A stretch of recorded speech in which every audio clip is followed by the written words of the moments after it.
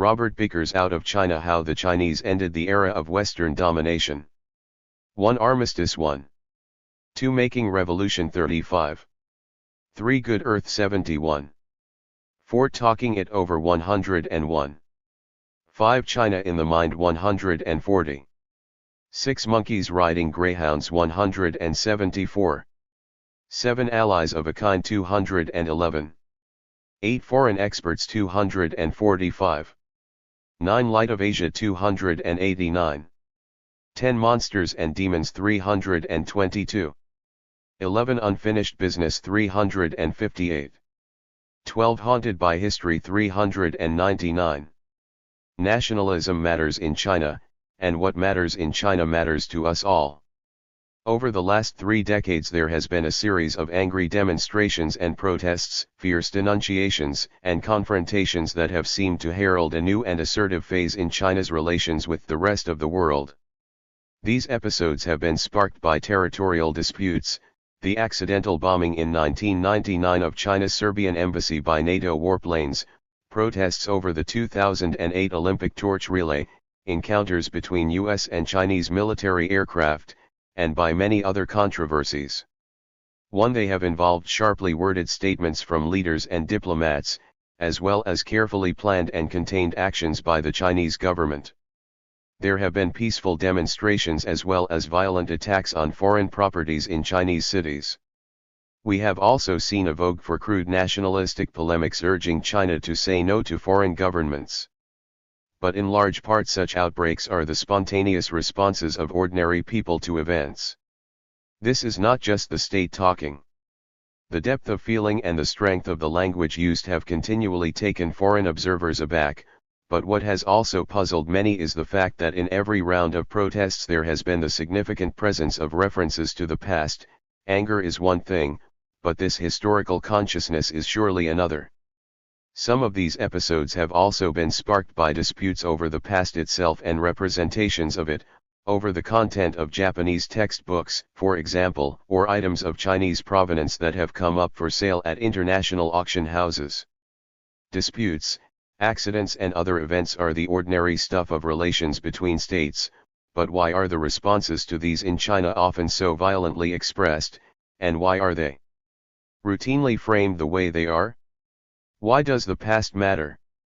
The era when China was subject to foreign invasion, when parts of the country fell under Japanese or British control as colonies, when British, American or French gunboats patrolled the Yangtze River and Japanese, Britons, Russians and Germans governed parts of a dozen major cities, has been over for 70 years. Is it not simply history, done and dusted with now? China's new nationalism needs to be understood. It has unfolded in tandem with the country's epoch-shaking economic development, and it is in large part a logical consequence of that new and hard-won strength. We can reasonably expect an economically strong China to assert itself in the world, and while this might take a little getting used to, it will happen. But we cannot make proper sense of this phenomenon, or learn how to engage with it, unless we understand how deeply it is rooted not in China's present power, but in its past weakness. These disputes have been couched in the context of the country's modern history, and its experience at the hands of foreign powers since the 1840s. China looks out at the 21st century through the lens of history. It judges the events of the present and the challenges it faces by those of the 19th and 20th centuries. If we too look through that lens, we can see how far and in what ways the roots of China's new nationalism lie in the capital cities of foreign empires, and in their colonies and other offshoots in China itself. But rather than simply acknowledging this, the contention of this book is that we can only make sense of the present if we actually understand this past and if we know more about it. This is not simply a discourse, it is a history and it lives on. Take the simple matter of a signboard that once stood at the entrance to a public park on Shanghai's riverside embankment, the Bund.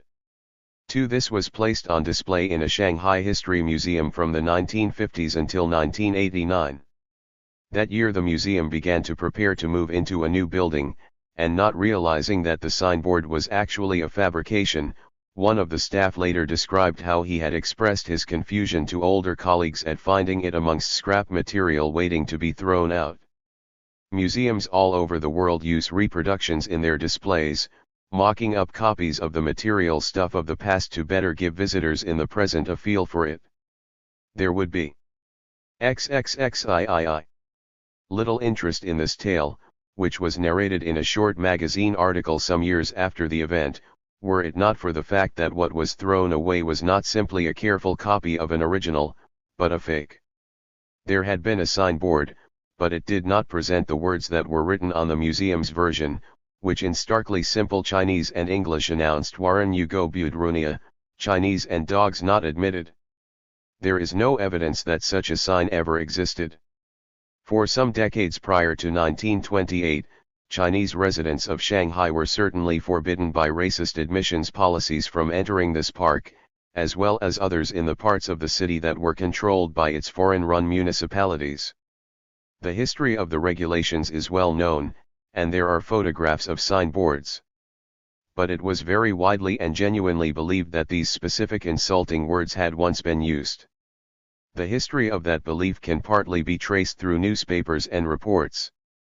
However, the story of the sign was an urban myth conveying a simplified version of a complex story that had gained significant political traction.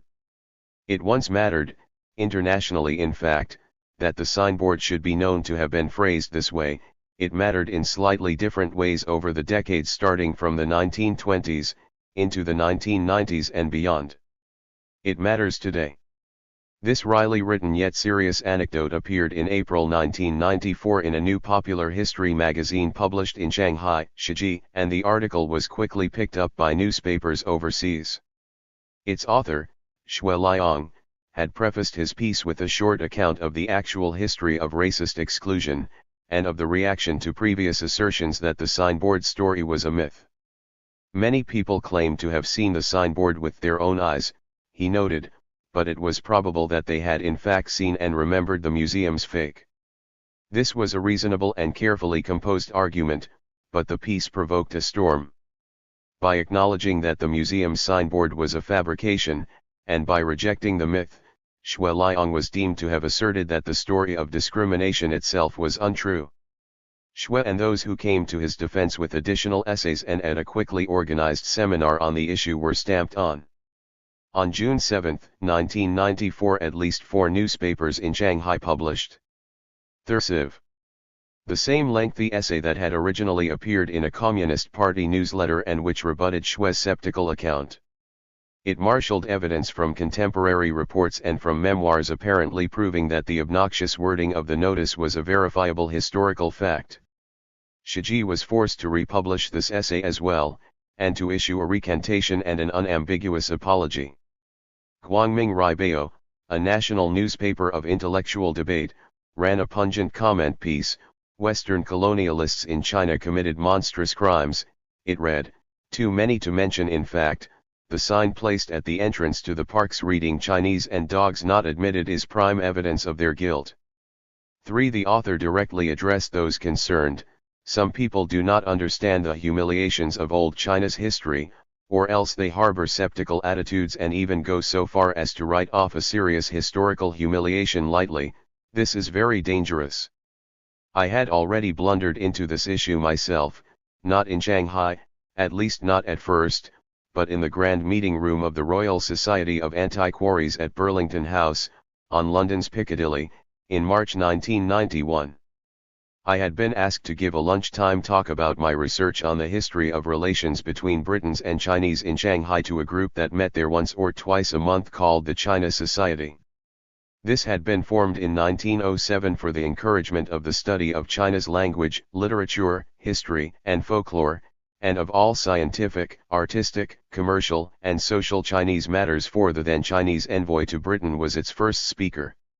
Over the years it had hosted some very eminent speakers and had members from across the diverse worlds of people working with China, British businessmen, diplomats and politicians, missionaries and academics, and many Chinese visitors as well.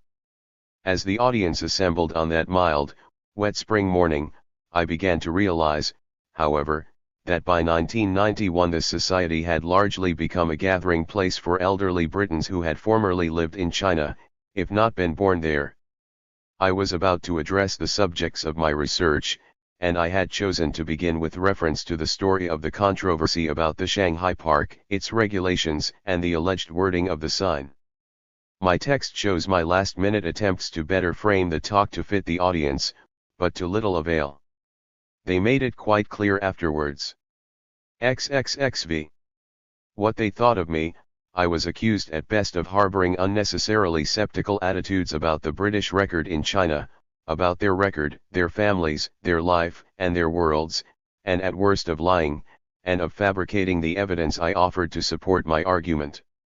They were tired of hearing about it, and of being told they had presented a problem, and they were tired of the blasted sign. They had all had Chinese friends, they said, and later some gave me examples, showed me photographs, and provided introductions to old friends in China. They were still in touch, they would say, with the old family servants. How could anyone think that they would inflict such a grotesque insult on the Chinese? Who did I think they were? Well, hard truths need discussing, although this was not quite the right audience for them. But I had chosen to talk about the sign because it had become such a potent emblem of the enduring and problematic legacies of China's experience of foreign power, that is, the legacy of the actual record, the uses to which that record has been put, and in what ways, and the problems of forgetting and of denial. You cannot avoid encountering the issue in historic archives and newspapers. The wording of the sign had been a subject of claim and rebuttal since at least the year the China Society was established, when a note about the allegation was published in a British newspaper in Shanghai. The story had been fought over in Shanghai itself, of course, and in the pages of the press internationally. In 1907 the story was circulating in pamphlets in China's southwestern Sichuan province. Press packs containing photographs of the signboards then actually in place were issued to journalists by the International Settlements Secretariat in the 1920s and 1930s. Foreign nationals who had formerly lived in China argued over it in the pages of Hong Kong's South China Morning Post at regular intervals from the 1950s into the 1980s. 5. At the same time, tour guides and a notice board in Shanghai retold the story to visitors to the People's Republic. In an iconic scene from a 1972 Hong Kong film that was a tremendous international success, Fist of Fury, the actor Bruce Lee destroys the sign with a powerful karate kick. Chinese audiences reacted with unabashed glee. Despite that kick, the sign lived on. It is one of the symbols of China's degraded status in the past that is still regularly rehearsed in its 30. present. But because the sign is a myth, it is also vulnerable to those who would seek to belittle the importance of that past, writing it all off as a fabrication. And because it has become an iconic symbol of a history that cannot be forgotten, and about which ideologically driven directives are given, it is also tempting to ignore it. Why should we take propaganda seriously? And the reality, too, behind it can easily be forgotten because it has been left behind in the great historical withdrawal from empire. The international settlement was surrendered in 1943. The wider world of the foreign-dominated treaty ports is long gone, reconvening only in such gatherings as those of the China Society, and not even there anymore. Time has taken its toll, the society is defunct. We live in the 21st century, China is not what it was. So hasn't the slate been wiped clean? Far from it. And this is not the only part of the wider story of the nature, impact, and legacy of the exercise of foreign power in China that is still alive today, and which has become more and more important within the new Chinese nationalism that has been developing since the early 1990s. We might note that Bruce Lee's character in Fist of Fury spends much of the film fighting Japanese, including 3 who had insulted him at the park gate, one of whom had suggested Lee pretend to be his dog in order to gain entry. It is hard in the Chinese context to think of a more combustible combination. The intermixing of issues of personal and national dignity, colonialist practice in a Chinese city, and hostility towards Japan and the Japanese, remained potent. And we should note that Fist of Fury was itself made in a British colony on Chinese soil. We need to remember and understand the world that gave rise to this myth. I do not mean simply that we need to know what happened so that the sins of the past can be atoned for properly in the present. Instead, I mean that it is vital we all understand the internationalized landscapes of 20th century China with all their contradictions, their violence, their cosmopolitanism, and their ambition. This book provides the story of that foreign establishment and its aftermath down to these history battles of the 1990s, and to the very end of that presence with the return to Chinese sovereignty of the colonies at Hong Kong and Macau. The more we understand that story, the better we can understand China's present, and future, use of the XXXVII past.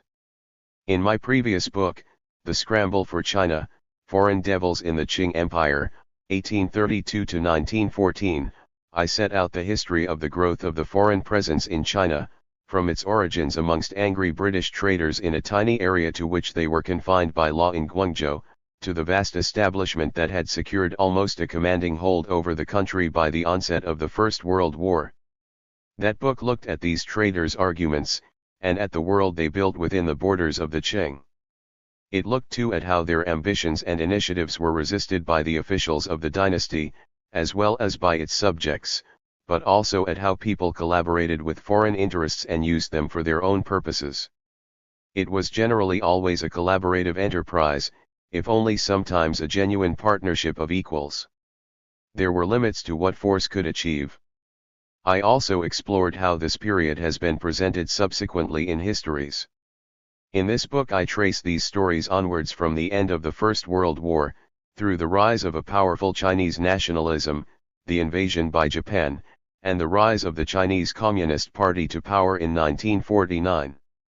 I will show how these elements fared in the new China of the Communists and how the legacies of the past were dealt with, and represented, and how foreign powers with a strong legacy in China before 1949 engaged with it afterwards during the Cold War, and the years after the death of Mao Zedong in 1976.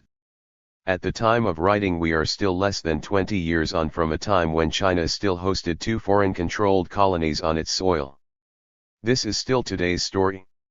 In the case of the Shanghai signboard we have a myth, certainly, but we have, too, a wider story of how an international consortium of foreign nationals, supported by an array of treaties and agreements, enforced by a military presence, established a municipal administration that controlled the heart of what would be China's most important city in the early 20th century. That administration built the famous riverfront, the Bund, established a public garden on its northern tip, and enacted a set of regulations that prohibited dogs and bicycles, the picking of flowers, and the entrance of Chinese. It recruited Britons, Sikhs, Russians, Japanese and Chinese into a police force that enforced these rules, amongst others. The society and culture of the foreigners. 38th. Who lived in the international settlement were infused with racist and chauvinist attitudes, practices, and policies, both conscious and unconscious.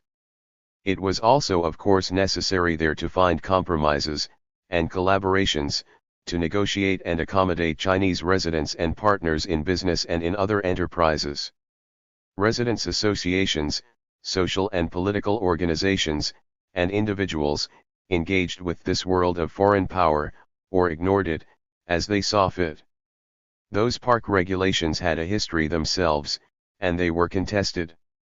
They were fought over in the vibrant multi-language press in the settlement, at public meetings and through social and political organizations, and in June 1928 they were changed to allow entrance to all on payment of a small charge.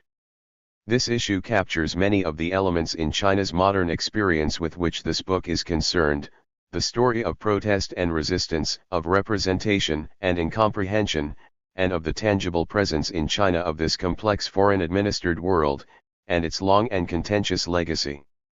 My core subject here is this foreign presence and how it fared throughout these periods, but that also requires a discussion of the growing importance of issues of national and individual dignity, and of the discourse of what is routinely called China's national humiliation, and of the persistent ambiguities in China's relations with the West. So this is the story of who controlled Shanghai, for example, and when and how, and who set out to build a new China that could contest that foreign power, and where, and when and how. There is a tale that needs remembering about foreign China helpers, and China critics, about humanitarians, political activists, and mercenaries, as well as banking experts and technicians. It is also the story of who controlled how China was represented, and how, who by, and where. Hollywood and Piccadilly were important sites of that story as much as Shanghai, Guangzhou, or the 90% of China's counties that had some form of foreign missionary presence. It is the story of China's foreign relations as they were made manifest in its cities and in its countryside, the story about who spoke for the country, how and where, and about how the problem of China was articulated, and what solutions were proposed for its resolution. It is also about the lure of the West, of the eager embrace of foreign things, ideas, and practices, of THIRD-6. How China started to dance, for example, and also of their rejection, who bombed the dance halls, and why, who burned the books, or suppressed the music. It is also a story of the routine ways in which the foreign was incorporated into the life of 20th century China. This world did not cease to exist on October 1, 1949 with the establishment of the People's Republic of China, as I found out on my first visit to Shanghai in 1991. "Call me TT, said Mr. Chen, the 77-year-old retired deputy director of a once British-owned utility company, to whom I had been given an introduction by one member of my audience at the China Society back in London. TT Chen had been the first Chinese graduate engineer employed by the company, and his flawless pre-war English diction was itself part evidence of his background in Shanghai's Anglophone community in the Old City. Such families patronized English-language schools and colleges, and they found employment within the world of foreign-owned firms and institutions, but they were no less Chinese, and no less ambitious for their country. When I first encountered Chen, he lived in the same home the British company had provided for him, although over the decades he had steadily lost more and more of it as other residents were moved in, and he was reduced to the use of one room when we met. For 3 years after 1966, Chen had been jailed in the house, his personal history and foreign connections having served to damn him by the standards of the tumultuous Cultural Revolution. TT was accused of being a foreign spy. An important part of modern China's history can be seen in the story of the reputation of such families and communities and in how individuals like Chen suffered as a result of the twists and turns of state policy after 1949, and in the face of China's attitude towards the past. China is more than Shanghai, and the world of its TT Chens. How New China after 1949 aimed to redress the imbalance between rural and westernized urban worlds, between indigenous and foreign influences, and between self-reliance and external aid, is a core theme in the book. Moreover, before the 1940s few but cranks and aesthetes would think of looking to China as a model for anything, but after 1949 it suddenly became a revolutionary beacon. New China seemed to offer a new world that could teach the old one, and it caught the XL imagination across the globe. And at the same time as this new vision of China bewitched and inspired observers from Paris to Peru, it became practically isolated as almost never before in its history. As the country started to reopen in the 1970s, it became clear that the business of the past was still unfinished and formed a prominent and explosive issue in the diplomacy of the present, and in the fashioning of a Chinese identity for the 21st century. This book brings together the various perspectives that in effect came to claim ownership of the story of the Shanghai Park sign, the careful scholars who sought to present a robust and true account of their country's history in the pages of Shiji magazine, the ideologues who emphasized the primary importance of a political understanding, for we need to get to grips with that too, the residents of the foreign communities, for we need to know what they were doing, and why, as well as their successors in the story of China's foreign relations after 1949.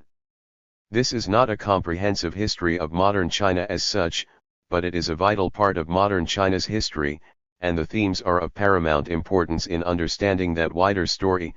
They shape it, and in turn of course are also shaped by it. The book draws on research in archives across China, Britain, and the United States. Access to some of the Chinese records used here has been restricted since I first looked at them, primarily because the evidence from the past that was uncovered proved to be too much at variance with the official version of history that is promoted today. It undoes or contradicts, we might say, the official version of the story of the sign.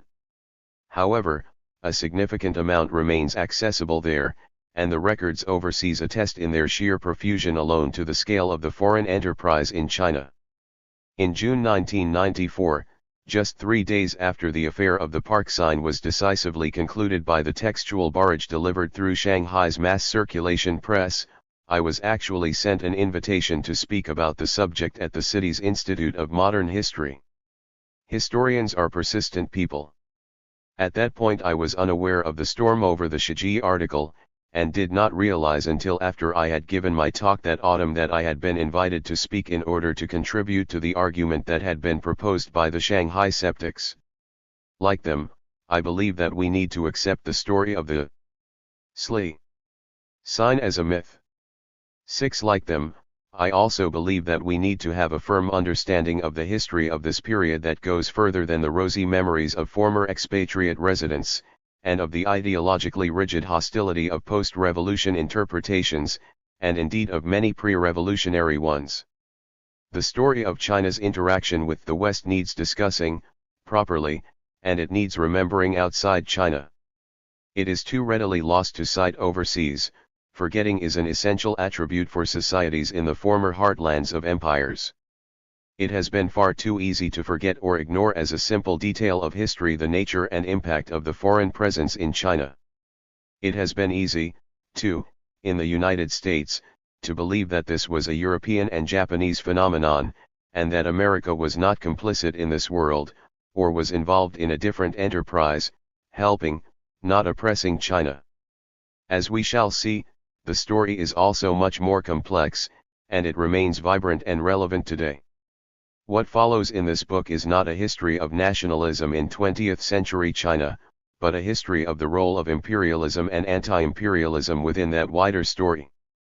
Although, as we will see, their impact and legacy have been and still are profound, for political reasons they have again and again been made to bear a far greater weight in understandings of modern China's history than is objectively justified.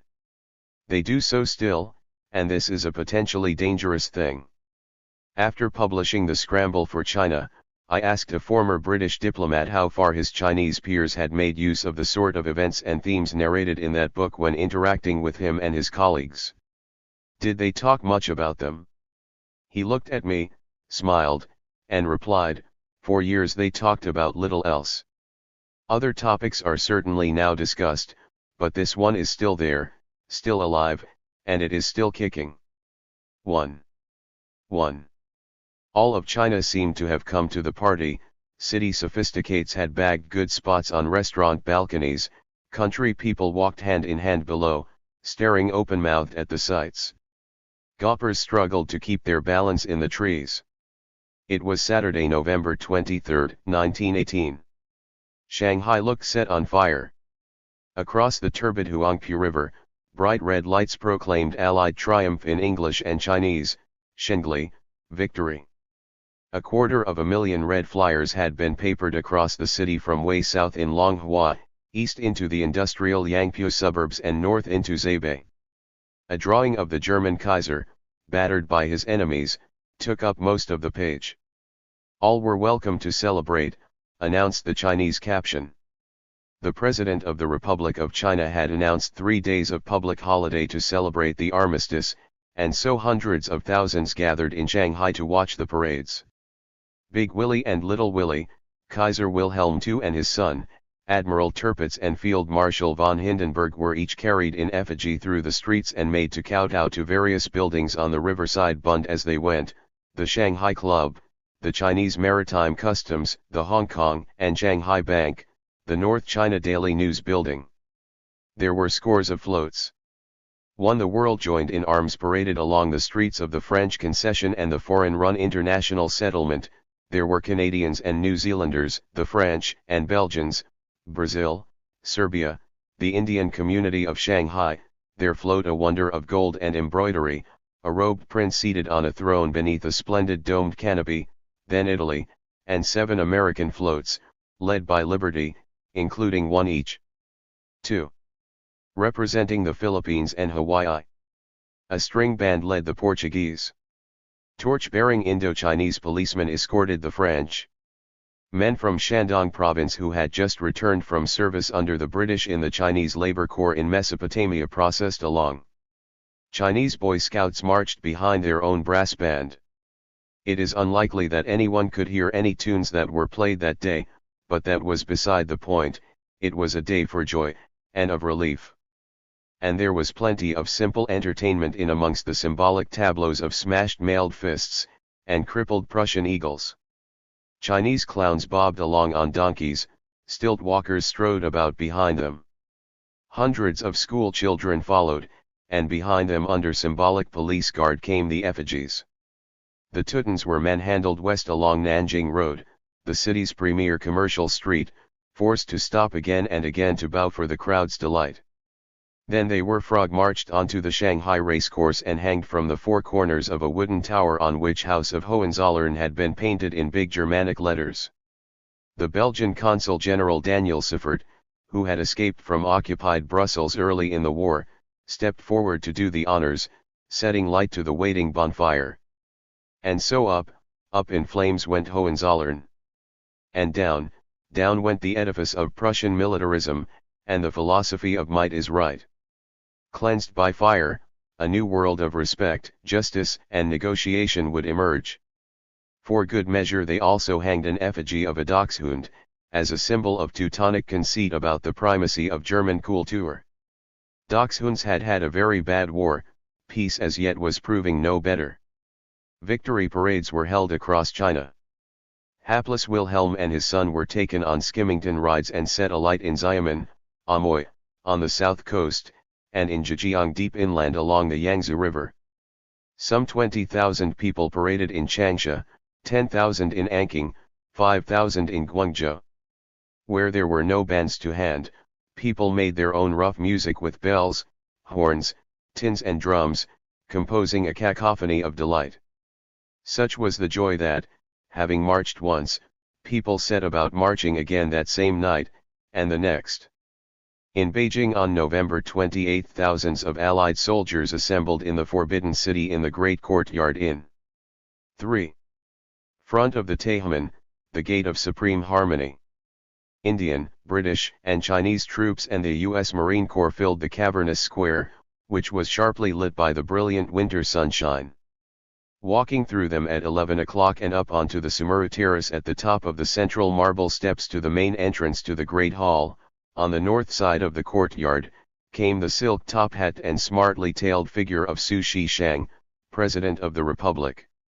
Barely a month into his 3rd such stint, Su was a scholarly man who had held a high position under the former monarchy, but who was now a rare civilian holding an office that was to be dominated by soldiers. As Su processed, China's then current national anthem was played, and he was followed by his cabinet and by the capital's diplomatic corps, all cocked and braided. The gold threads and 6,000 bayonets all glinted in the light, and the standards of the victorious allies were carried forward to be arrayed along the balustrade of the terrace. Taking off his white gloves, Su read a statement extolling the great principles on which the Allied victory had been based. In both Chinese and European culture, he announced, you could find similar maxims highlighting the principle that might cannot conquer right. In the shuffling of the watching crowd, and as an aeroplane flew nearby, his words could hardly be heard, but in the reports on the speech the message is very clear. China had chosen in 1917 to join the Allied cause, President Su claimed, because of the commitment of the powers to the principle that justice and respect should shape relations between the nations. Hereafter, he said, right will shine with the brilliance of celestial bodies and the merit of the Allies shall be everlasting. Then the circling aircraft flew directly overhead, dropping celebratory messages on red paper, volleys were fired and the troops marched out through the city. Many in the crowd then took advantage of a day's free entry into the former palace of China's emperors, where the last of them, Eisenjuropui, still lived. The abdication in February 1912 of the 268-year-old Qing dynasty was still so fresh in people's minds that some must have sensed a delicious chill in trespassing on an emperor's private realm. For some days there had been parades and celebrations in Beijing. Allied troops had marched backwards and forwards. 2 weeks earlier students had paraded through the city carrying banners proclaiming in English 4. and Chinese the victory of justice, and demanding that destruction is over. Reconstruct, that militarism must go, and long live freedom. To peace offered relief, but opportunity too, to confront the greater problems facing the world in 1918, and facing China in particular. On display in Beijing and in Shanghai, at Changsha and Guangzhou, amongst officials and the populace, Chinese and foreigners, there was an apparent historic unanimity of purpose and of language. Their words matched and, more tellingly, if you looked from European diplomats to President Xu, or from the Chinese Boy Scouts to their British peers, then there seemed also to be a single shared culture. Certainly in amongst the photographs of the November 28 events you can see Manchu women in their distinctive costume, their hair worn the traditional way, but they stand out as different to the norm on the streets. The exotic, alien China of Western caricature that had such a grip on the foreign imagination seems a world away from the city and fate celebrating the armistice. And this new, modern China seems to be on a level par with the victorious Allies. How things had changed. Barely 18 years earlier, troops from most of those same powers, as well as defeated Germany and Austria-Hungary, had marched in triumph through the same courtyard in the Forbidden City. The soldiers of the expeditionary force had celebrated, with hard boots and martial tunes, their defeat of the forces that had been unleashed upon them in North China by the Qing court, as well as the great peasant Boxer uprising against foreign power that had thrown China into turmoil. All that was now gone with the winds that blow down from Mongolia across the capital. It seemed that by November 1918 China had earned a rightful place amongst the community of nations. But in fact the seeds of China's 20th century tragedies, and the scale of the task that faced those who wished to shape the country, lay also in those same words and in the slogans shouted out by marching students. The route back from the devastation and abject humiliation of 1900 was still unclear. Chinese and the foreigners marched together but mentally lived far, far apart. The clothes, the tunes and their words were deceptive. We celebrate headlined the advertisements in Shanghai's British-owned North China Daily News in mid-November. 5. Ahead of the parade. But for all that it looked like a cosmopolitan and inclusive festival, that we was fatally compromised and insular, residents in China of the Allied powers living in the treaty ports, those cities open to foreign trade and residents under various Sino-foreign treaties, had no true conception of any new equality with their host. This view was widely shared outside the country, amongst politicians and diplomats, analysts and journalists. They all went through the motions in speech, but not in actions, and their hearts were set against it. Within 6 months this would all become starkly clear. In fact, the Allies would soon start to forget that China had been on their side in the Great War. They did not even fly China's flag during their celebrations in Tianjin's British concession. 3. The Great War Memorial that would be unveiled on the Bund at Shanghai in 1924 failed to recognize China's dead. The thousands of Chinese Labor Corps workers who had died in France and in the Middle East, and at sea, would have no such monument, saving gravestones in Belgian and French cemeteries. Or if they did remember, the Allies did so with bitterness at China's seeming utilitarianism, opportunism, and greed. Those Shandong laborers had come at great cost to the Allies. There had been no real sacrifice on China's part, as the self-styled Allied defenders of freedom had sacrificed their millions of young, including over 200 foreign residents who had sailed to their deaths in action just from the treaty ports. The Chinese, in the view of some, deserved no thanks for their part in the war. China still hoped, and dreamed, nonetheless. The Republic had joined the conflict on the Allied side in the expectation of plenty, or at least justice, at the conference table, hoping to recover the former German territories in Shandong province seized in November 1914 by the Japanese, who had held fast to them thereafter. It also anticipated that the solidarity of victory would enable the Chinese to roll back a wider Japanese move on China, which had traumatized the country in 1915. 4. While Britain, France and Russia struggled to gain their military balance as the year began, Japanese diplomats had pressed on the then President, Yuan Shikai, a list of what became known as the 21 Demands, which aimed to force the Republic to accept Japanese rights to significant commercial and political 6. privileges, and effective control of Manchuria in the northeast as well as the provinces of Shandong and Fujian. Some of those parading in November 1918 had been marching 3 years earlier as a great anti-Japanese boycott took hold, to protest against Japan's lunge for primacy amongst the foreign powers feasting on China. Although some of the most egregious demands had been evaded, UN had acquiesced to others. And the British and French had also secretly agreed in 1917 to support the Japanese cause for the formal transfer to them of German possessions after the war, not just in China, but also the former German-owned islands scattered across the western Pacific. But President Woodrow Wilson had seemed to have made it clear in his January 8, 1918 address to the U.S. Congress that colonial as well as European questions needed resolving at the war's end. The principles underlying Wilson's 14 points offered a path forward for China, so it was widely believed, in China. Wilson had telegraphed his congratulations to Su Shishang on his installation as president on China's National Day on October 10, 1918, and had expressed strong hopes that the country would pull back from its incipient civil war, unite, and assume its rightful place in the councils of nations. For Wilson's hint to Su was reinforced by further diplomatic notes, and made a great impression in Beijing.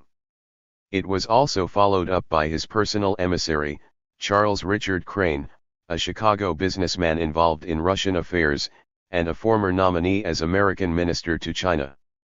Crane was on a fact-finding mission to China and Japan, and arrived in Shanghai just after the victory celebrations there. He delivered precisely the message his Chinese audiences expected to hear in his public speeches. I think it is important for China at this time not to scatter too much the opportunity which lies immediately before her, the opportunity which I am sure she is going to have at the peace conference. 5. China's diplomats and current affairs commentators were already planning for that conference, with very high hopes for it. Now they heard almost directly from Wilson himself, it seemed, promises of change to come. You know what the principles of the president are. You may be sure he is going to continue to observe those same principles at the peace conference that he has applied to the other problems in the world. I will tell Wilson. 7. Crane promised, how loyal you are to his ideals. He lectured them, as he had in private and in public throughout his trip, on the need to end civil strife. Just a month earlier Su Shishang had issued a mandate recommending unity and peace, and on November 17 had ordered forces answering to his government to cease military action ahead of a peace conference that aimed to repair the political fissures arising from the Republic's difficult history. So Chinese crowds celebrated 2 armistices in their November days and nights of carnival and light, Europe's, and their own. These hopes seemed well founded, and many Chinese felt more anchored now than ever before in the global community. This went far beyond the promises held out by Wilsonian rhetoric. Almost 200,000 men had gone overseas to serve in the labor corps. With them went many young intellectuals, as translators, or as educators or social workers. Over the previous 70 years hundreds of thousands of Chinese had moved overseas, to settle or work, following gold rushes into Australia or California, indentured to work in plantations in Cuba or Hawaii, on railway construction in North America, or mining guano in Chile and Peru. Merchants formed large communities across Southeast Asia. China's foreign trade had always partly been based on its traders sojourning abroad. The scale of the new migration, happening as the Europeans were themselves colonizing and settling their new territories, posed problems for those who looked for them. Racists sought those territories, and so too did those seeking to define and shape the new societies in the great zones of European settlement. They wanted white states, stocked from Europe. So immigration politics in Australia, Canada, and the United States had led to laws and regulations that inhibited a free flow of Chinese migrants, and in some instances attempted to repatriate them. 6. The Great War's Chinese Labor Corps drew on those 7 decades of foreign organized shipment overseas of laborers, but at the same time marked a radical new departure. The Chinese went in common purpose with the Europeans, as equals of a kind, and Chinese intellectuals and laborers worked together. China did not send troops to Europe, but its contribution did release tens of thousands of Allied troops for the front lines. Education programs also sent increasing numbers of Chinese. 8. Students overseas to schools and colleges. Many began to find their own way to Japan, Europe, or North America to study. Students undertook advanced degrees in engineering, medicine, and the sciences, went to military colleges in Japan, or to business schools and commercial colleges. A project would soon start to send some 1,600 students to France, many of them earning money to pay for their studies by working in factories. China's future leader Deng Xiaoping was one of them, spending a year making rubber overshoes in a factory near Paris. Political science, law, and history students investigated the puzzles in international relations and in the history of recent Sino-foreign interaction that bedeviled their country. More than any generation before them, Chinese intellectuals in 1918 had an acute grasp of the technical details underpinning the issues they faced. Many in the Republic's Ministry of Foreign Affairs were now getting ready to deploy this at the Paris Peace Conference. Qing officials had never been supine in the face of foreign pressure, and had in many ways, and at many times, handled their foreign problems adroitly. They knew what they were dealing with. But the military power and technological edge of the foreigners, and the great internal crises facing the dynasty, had compromised their ability to act. Now, however, China's aspirations seemed to match the world's. The leader of the now supreme Allied power was personally offering a better future for China, and its talented young diplomats were ready to claim what was theirs. So were the generals in Beijing. Well, wrote one caustic observer in the first week of December 1918, now we are smashing windows and our generals puff themselves up in all their plumed martial finery and claim a share of the Allied victory. But what did they do? What did any of the Allied generals achieve? Whose victory was this? The writer was 29-year-old Li Dazhao, chief librarian at Peking University, who had studied political economy in Japan for 3 years, and who was heavily engaged in the city's febrile intellectual debates about constitutionalism and reform. Allied nationals in the city had reacted to the news of victory by first setting out to wreck the premises of the Deutsche Asiatische Bank and German-owned businesses in the Legation Quarter, where foreign embassies had been concentrated since the Boxer Uprising. They had also attempted 9. To demolish the Ketteler Arch, a huge monument demonstrating China's regret at the murder in 1900 by Qing soldiers of the German minister to China. Li Dazhao saved his fire for his compatriots, for those who joined in the smashing of German shops, shouting hurrah in the streets, and for politicians like Su Shishang and the generals who backed him, who strove to bask in the reflected glory of Allied might.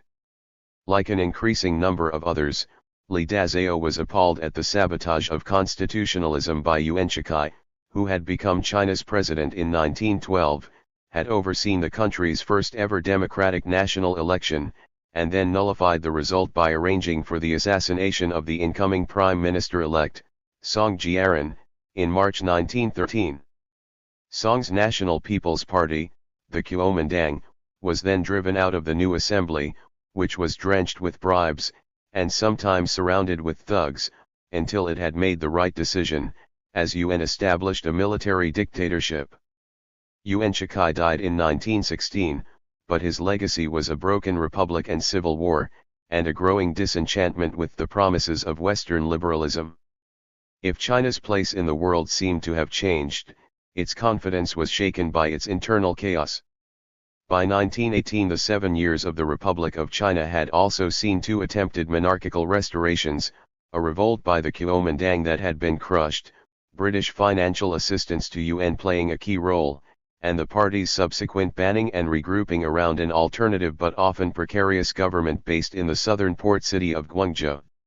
Yuan's former military subordinates had assumed power, but were hardly united. The consistent factors in a Byzantine story were, first, that all the functions and offices of a central government continued to operate in Beijing, and were recognized internationally, although this administration was wholly subordinate to the military, operating in alliances that were far from stable. The state was bankrolled by foreign loans, and by the revenues of the foreign-staffed Maritime Customs Service, whose chief, the Englishman Sir Francis Aglen, would sometimes be referred to as China's Supreme Minister of Finance as a result. But there were other foreign loans too, secret ones to politicians and generals, and these loans often came with conditions. Opposition to Yuan's own attempt to become emperor. 10. Had provoked regional declarations of independence that had persisted, as the opportunities provided to provincial militarists by a weak center, or strong local cultures of independence and new thinking about federalism, saw such provinces increasingly assert their autonomy. There was also a widespread fear of foreign intervention. All the warring parties, in whatever constellation of alliance they had moved into, pledged themselves to the same task of maintaining or restoring national unity. They feared that a divided or chaotic China would invite foreign intervention, and the loss of territory to control by the Western powers. For their part, foreign observers viewed all this as farce. They made jokes about the warlords, and about how they evaded fighting, for how can a warlord be a warlord without an army, which might be lost through battle? One satirical child's primer of things Chinese, published in Tianjin in 1923, and penned by an American doctor working in North China, began its lesson 3, Civil War, with the lines: "Now here, my child's a how to do. Watch Wang Lochsin and Hui are you. AC accompanied by 10,000 men. March up the hill and down again." But this was no picnic in a dell, as the stanzas concluded, for the financial and human costs of military rule were immense, and steadily increasing. The militarists at the center pledged themselves to defend the nation, and took both the customs revenue and cash from Japan. In the localities soldiers defended themselves, and took all that they could lay their hands on. The price was paid by a traumatized populace, and generated a widespread feeling of powerlessness and humiliation.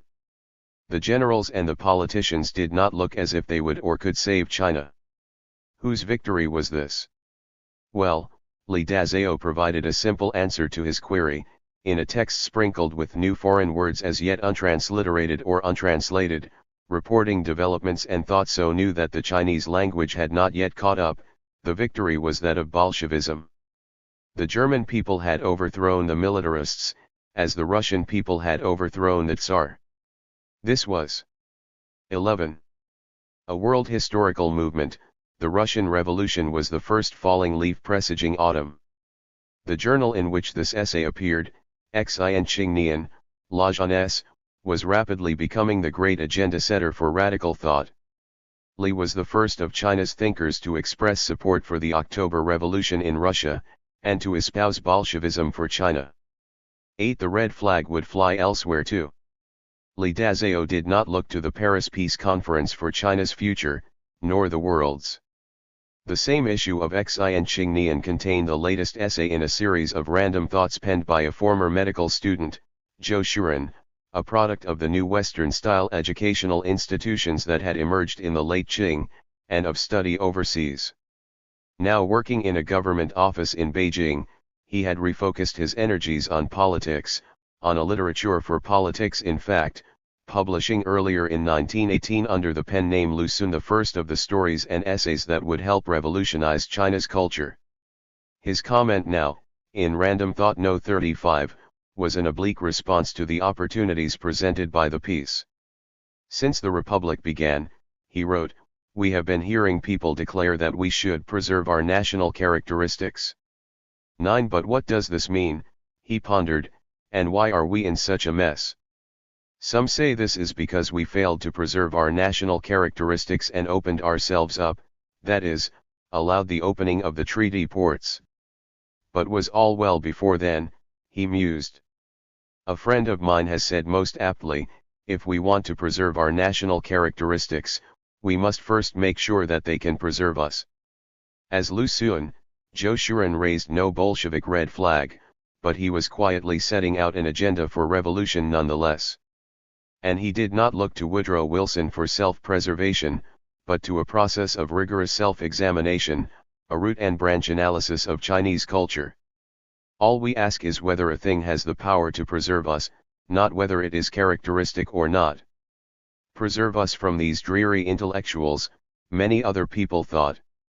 For every revolutionary who later rehearsed in memoir a story of radical awakening and enlightenment, inspired by new youth and its champions, there were other students immersed in the sybaritic pleasures and excitements of youth. We should acknowledge the sense of crisis, but not assume that it in any way dominated. 12. Everyday life. The war had unleashed an economic boom for China, especially in the cities, and that brought with it social and cultural change. Expressing this most dramatically were the two great department stores that opened their doors during the conflict within 10 months, and 50 yards, of each other on Shanghai's Nanjing Road. The Sincere Company's 5-story, Beaux-Arts-style building, equipped with lifts, clock tower and roof gardens, housed retail space and a hotel, and 10,000 people visited it on the day it opened in October 1917. Its owner, Ma Yingbiao, was born near Guangzhou, but had emigrated to Australia, where he had been impressed by the department stores he saw in Sydney, establishing his own in Hong Kong in 1900. The Wing On store opened by fellow Australian returnees, the Guo brothers, on September 6, 1918 was just as sumptuously built and stocked, and just as crowded. Its customers emptied the store of half its stock in its first 3 weeks, their demand far outstripping the predictions of its owners. Both stores saturated Shanghai's press with advertisements. They were presented in these as modern, often a synonym for Western, but not always, and the meanings would be changing. They were sites of entertainment and display. They sold lifestyles, new ways of living and consuming for a new youth. Nanjing Road's new stores helped shape a market, but that market was already emerging. President Su wore his top hat and tails. Chinese men and women changed their clothes, shoes, and headwear. They changed the ways they exercised their bodies, and tended to them. They changed how they lit and lived in their homes, what goods they used and how they were displayed. 11. They rode bicycles, listened to gramophones, learned to play foreign musical instruments, and they sang and danced together to different tunes. All this changed their patterns of consumption and interests. Focused on the cities of China, this changing culture percolated along the shipping lines, railways, and postal routes into the hinterland. Advertising reflected and helped shape this. A foreign company, British American Tobacco, was the largest player in this field, but others, Chinese and foreign-owned, followed its lead. Like BAT, they employed Chinese artists who evolved a new, consciously modern visual style, modern women, with unbound feet, fashionable clothes, a cigarette tube. 13. Hand, and a nationwide marketing system that took the women portrayed in its popular New Year posters in particular into households far from the Nanjing Road. 12. This new world of consumption would become a major political arena in the 2 decades after the end of the war, but as the wartime economy boomed, it was dominated by the bright shining lights of Shanghai stores, and the hotels and the new forms of urban pleasure they represented and sold. Lu Xun worried about Chinese culture and China's national characteristics, and argued that they should be re-examined root and branch. Urbanites in Shanghai and other cities took a different route, fashioning through consumption a modern, Chinese culture. Even the word was foreign. Many remained outside Wing On looking in, of course, poverty, genteel or absolute, holding them back. But rather than a stark divide between a westernizing urban elite, for example, and a traditional majority culture, the evidence shows a steady diffusion of the new across the country. The shacks of even the very poor hosted BAT's visions of a glamorous new life, as often as did the wealthier homes.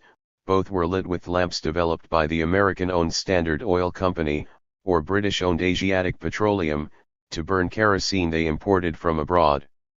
13. China, however, had its share of natural disaster, at times more than its share, and man-made disaster too, and life in the Chinese countryside, or on the margins of city life, could be hard.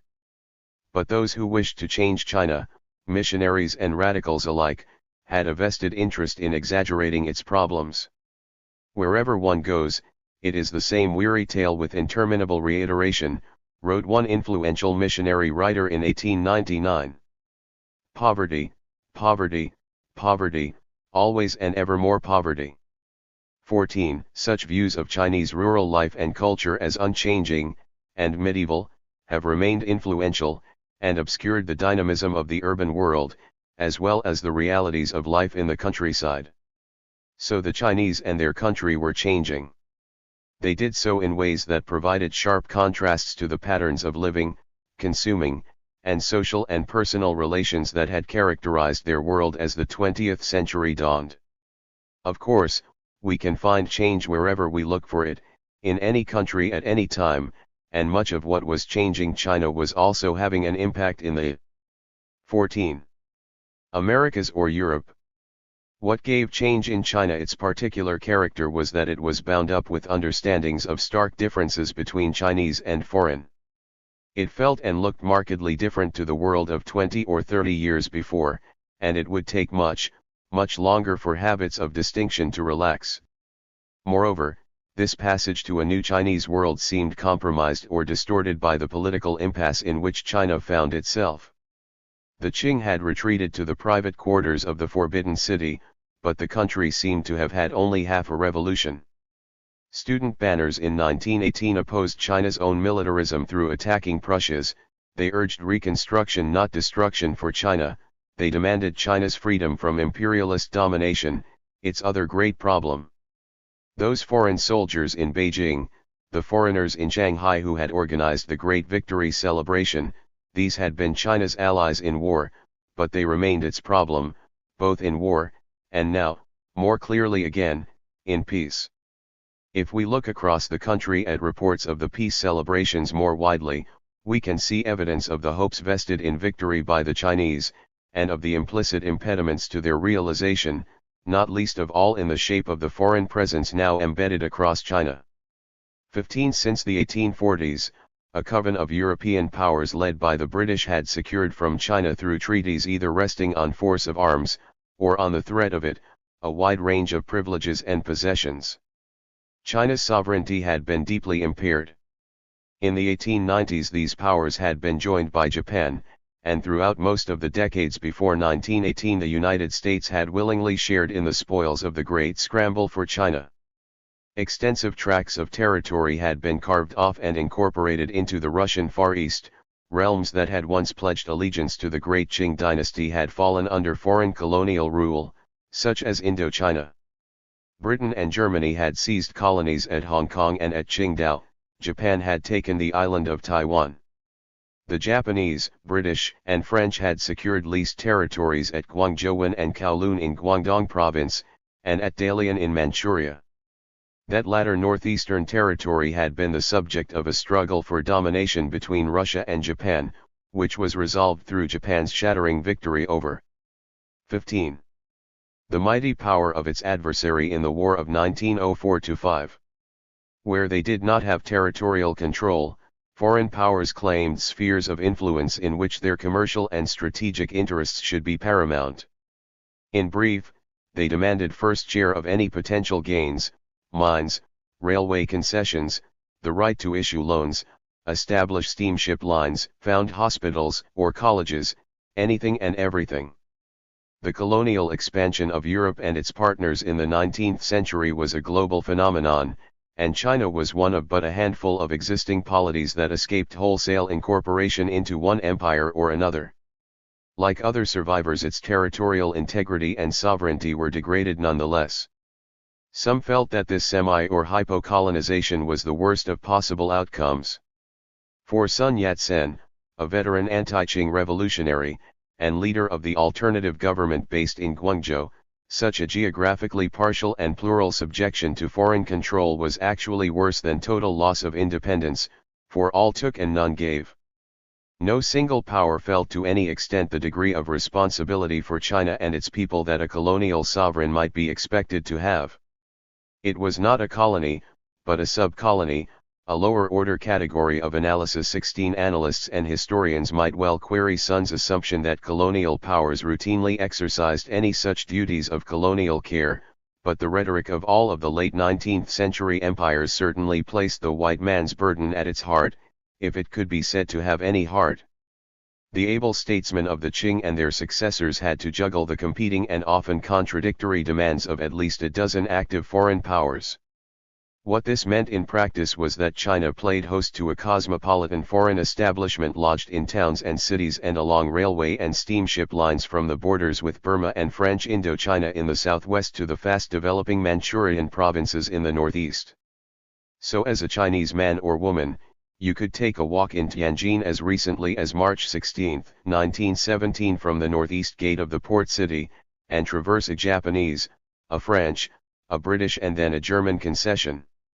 You could cross over to the north bank of the High River into the Belgian concession, then saunter along through the Russian, then Italian, and then lastly the Austro-Hungarian controlled district.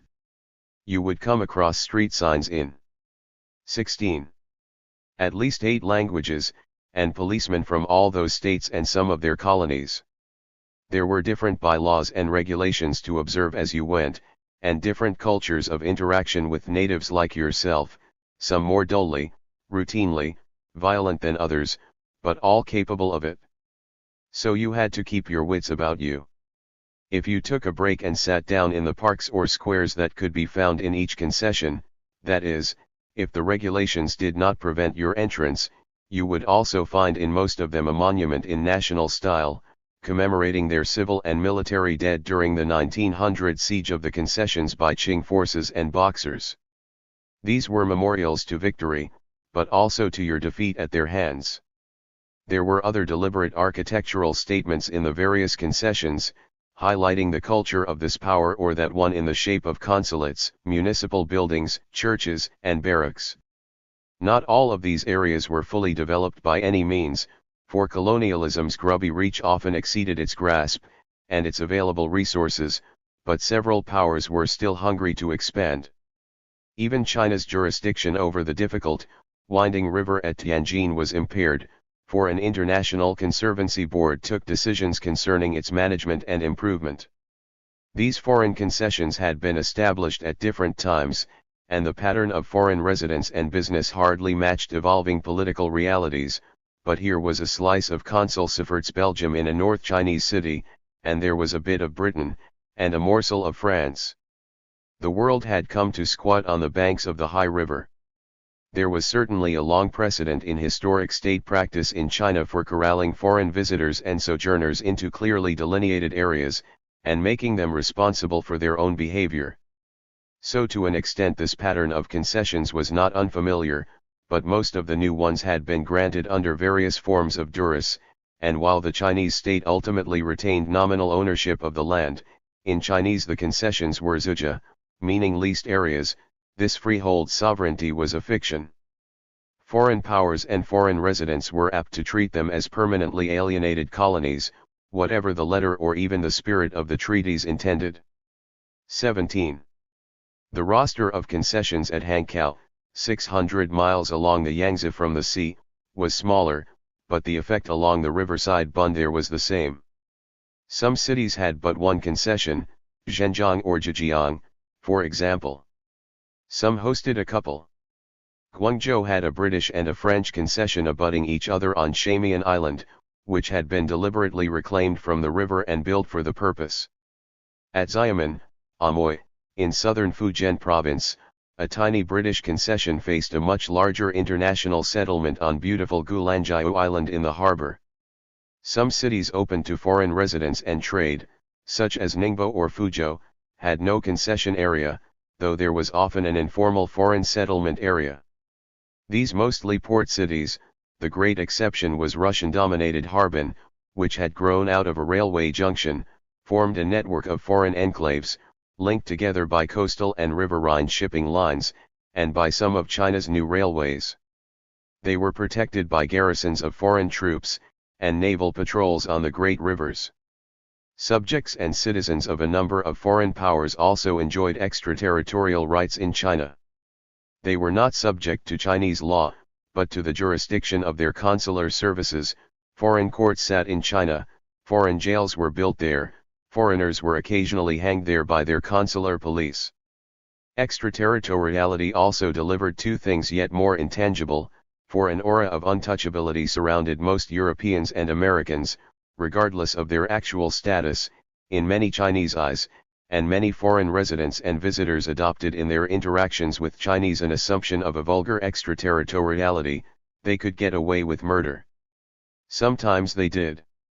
17. The infrastructure of this world is written all over its daily press, in English, American or British owned, French, German, Russian, and Japanese, which is full of advertisements and news of banks, shipping and railways, telegraphs, posts and insurance, consulates and courts, councils and chambers of commerce.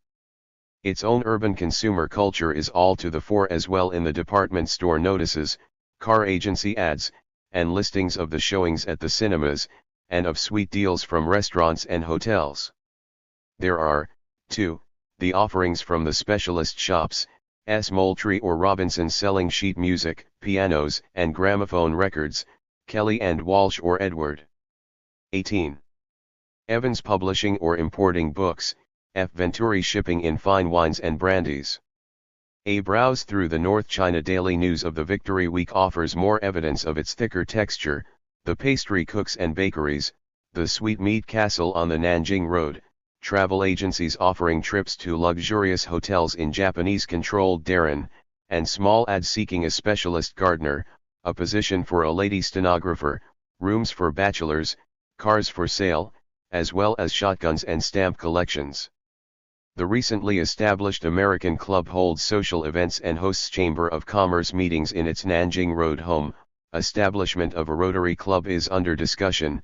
The Shanghai Volunteer Corps American Company holds its annual summer camp and rifle meeting.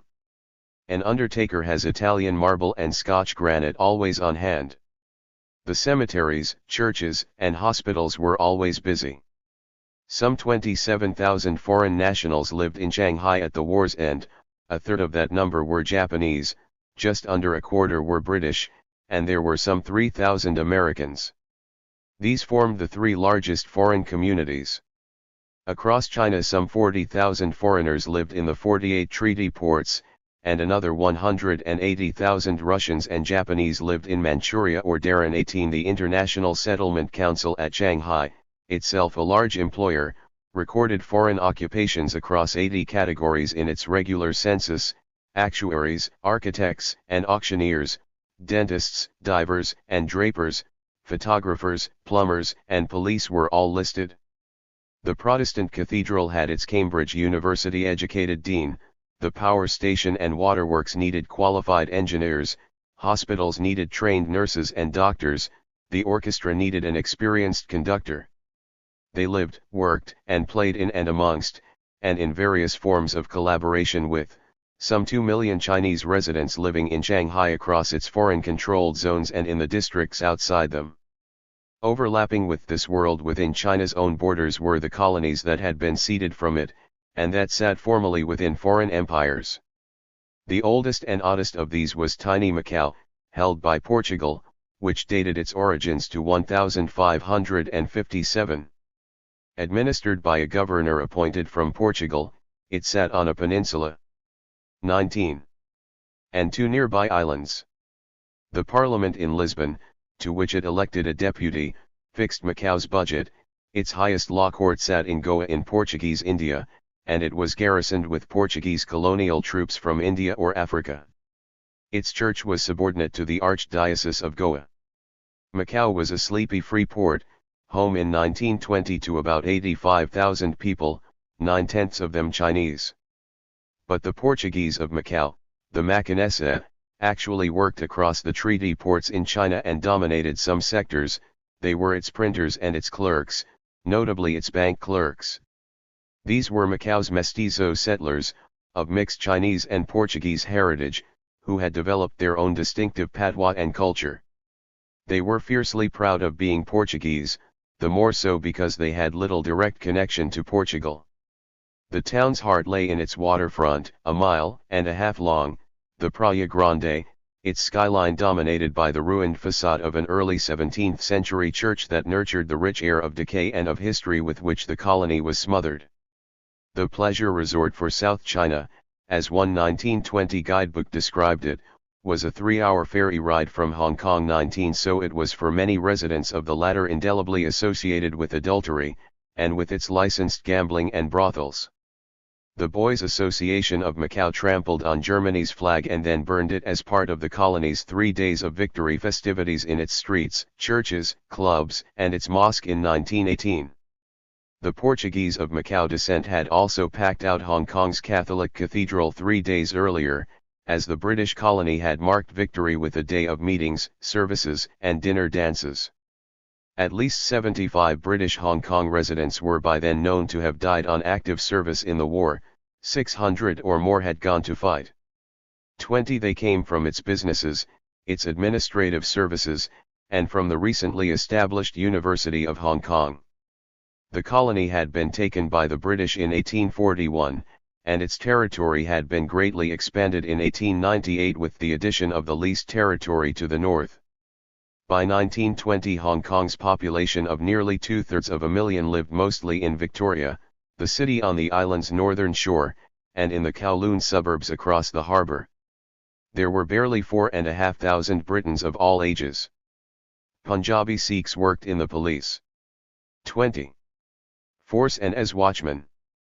Parsis, who had once been prominent in business and in society, were dwindling in number.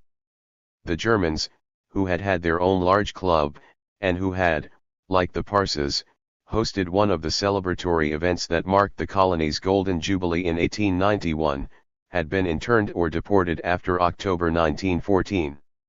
Some 1,500 Japanese and 500 Americans were counted in 1920. There were just over 2,500 Portuguese, mostly then living in the New Garden City-style suburb in Yau Ma Tei. Hong Kong had long lost to Shanghai the paramountcy in China's foreign trade that it had itself seized from Macau in the 1840s, but it remained an important entrepot, had a slowly developing industrial sector, and was an offshore base for many British interests in China itself. The Crown Colony was marked by its snobbery, the elite British clinging to fine-grained social distinctions as their houses clung to the higher slopes of the island, and by the fast turnover in its British population, which was almost entirely refreshed every 5 years.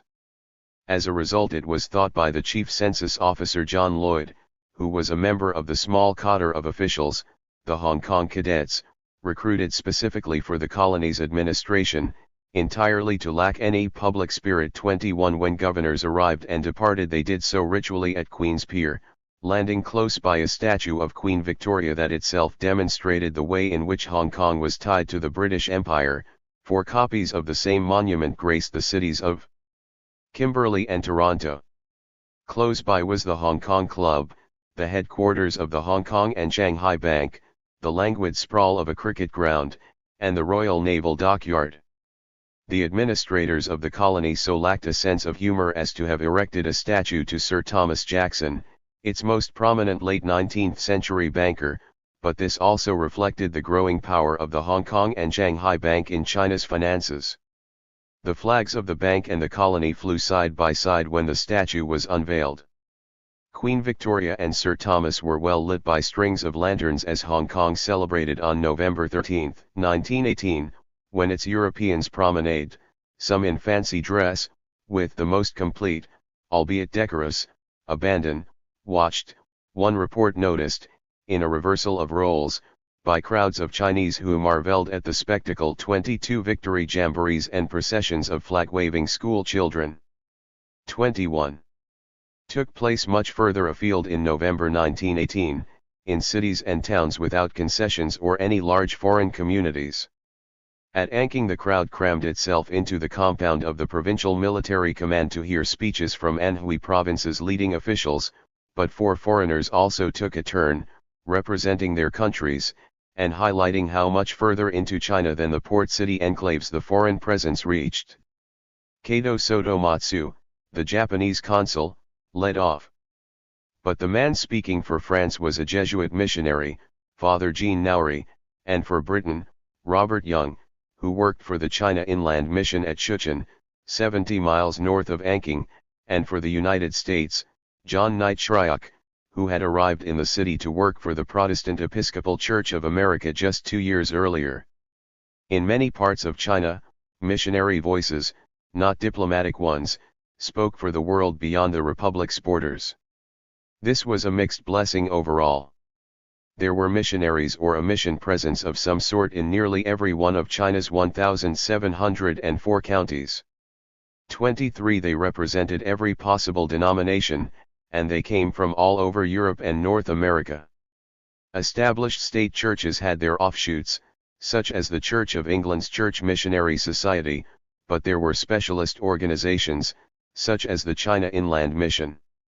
Through contacts with individual evangelists and outposts, communities overseas often became deeply intertwined with China. Mission work in China became an embedded feature of Norwegian rural life, for example, and news from China missions a steady strand in the activities of towns in the American Midwest and English provincial cities. 24 The Catholic Church had a long-established infrastructure across China, and large communities of adherents in Shaanxi Province, Shanghai, and elsewhere. Chinese orphans were ever in the minds of French congregations.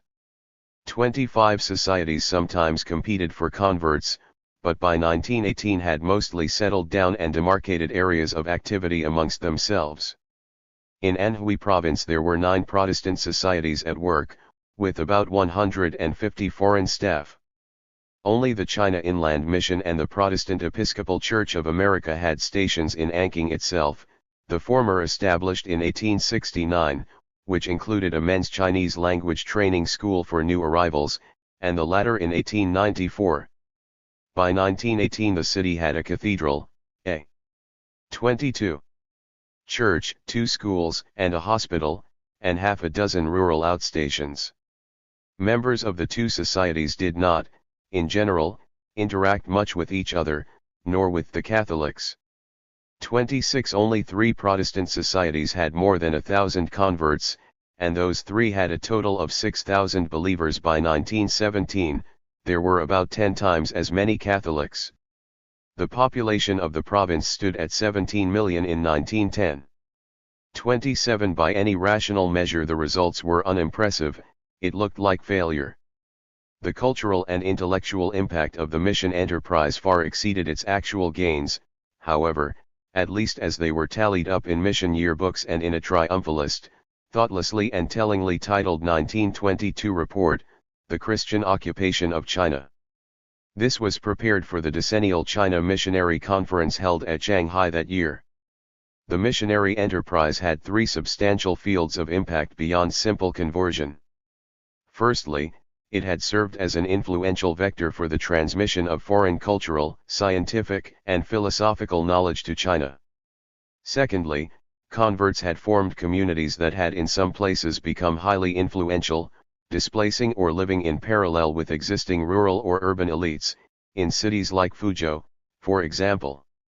28 Thirdly, missionary educational, medical and, increasingly, social initiatives had their own dynamic.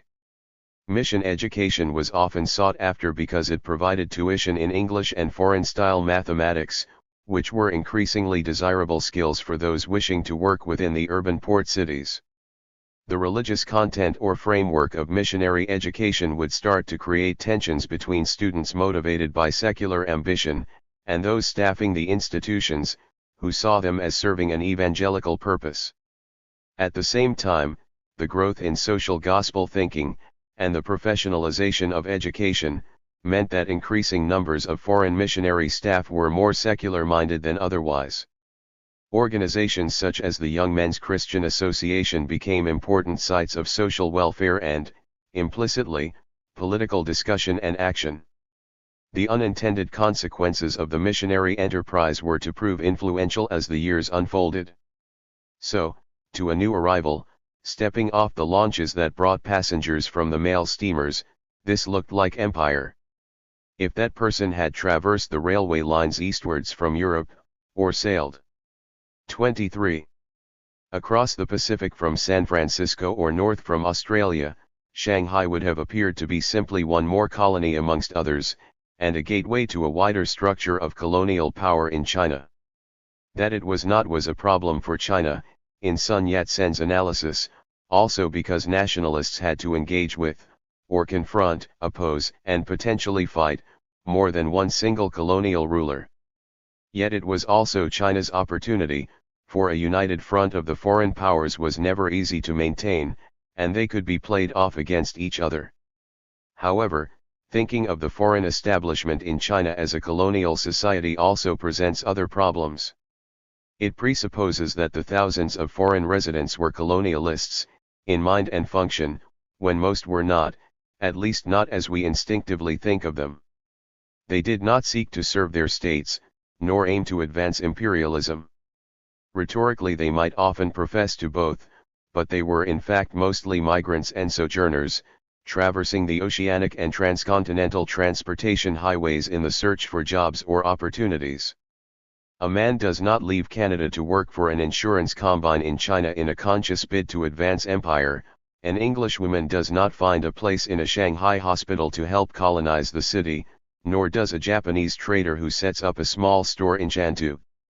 Rhode Island native Lester Knox Little did not join the customs, nor Thomas Millard found Shanghai's China Press newspaper, to help subordinate the Chinese state to American interests. Instead, the main factor would have been personal advancement against the backdrop of a world of opportunity that was certainly shaped by colonial power, that much always needs remembering. 29 each made their choice alone. This is not to say that amongst these were not many, a majority, whose worldview was shaped by empire and imperialist instincts, and by the rising tide of scientific theories of, and justifications for, racism, and their popularizations, in the later 19th century. The ways in which foreign residents in China thought about, and acted on, their views on race and relations between races, was routine for its time. They were ordinary men and women, so they were in the main ordinary racists. There was little that was distinctive about the easily aired, fluently obnoxious views held by the foreign residents, nor about the ways they dealt with the Chinese people they 24 lived amongst and worked with. And, given some hold on power locally, as was secured at Shanghai, in Tianjin, Hankow and other cities, backed up with treaties and agreements and by simple brute foreign military force, they sought to preserve it.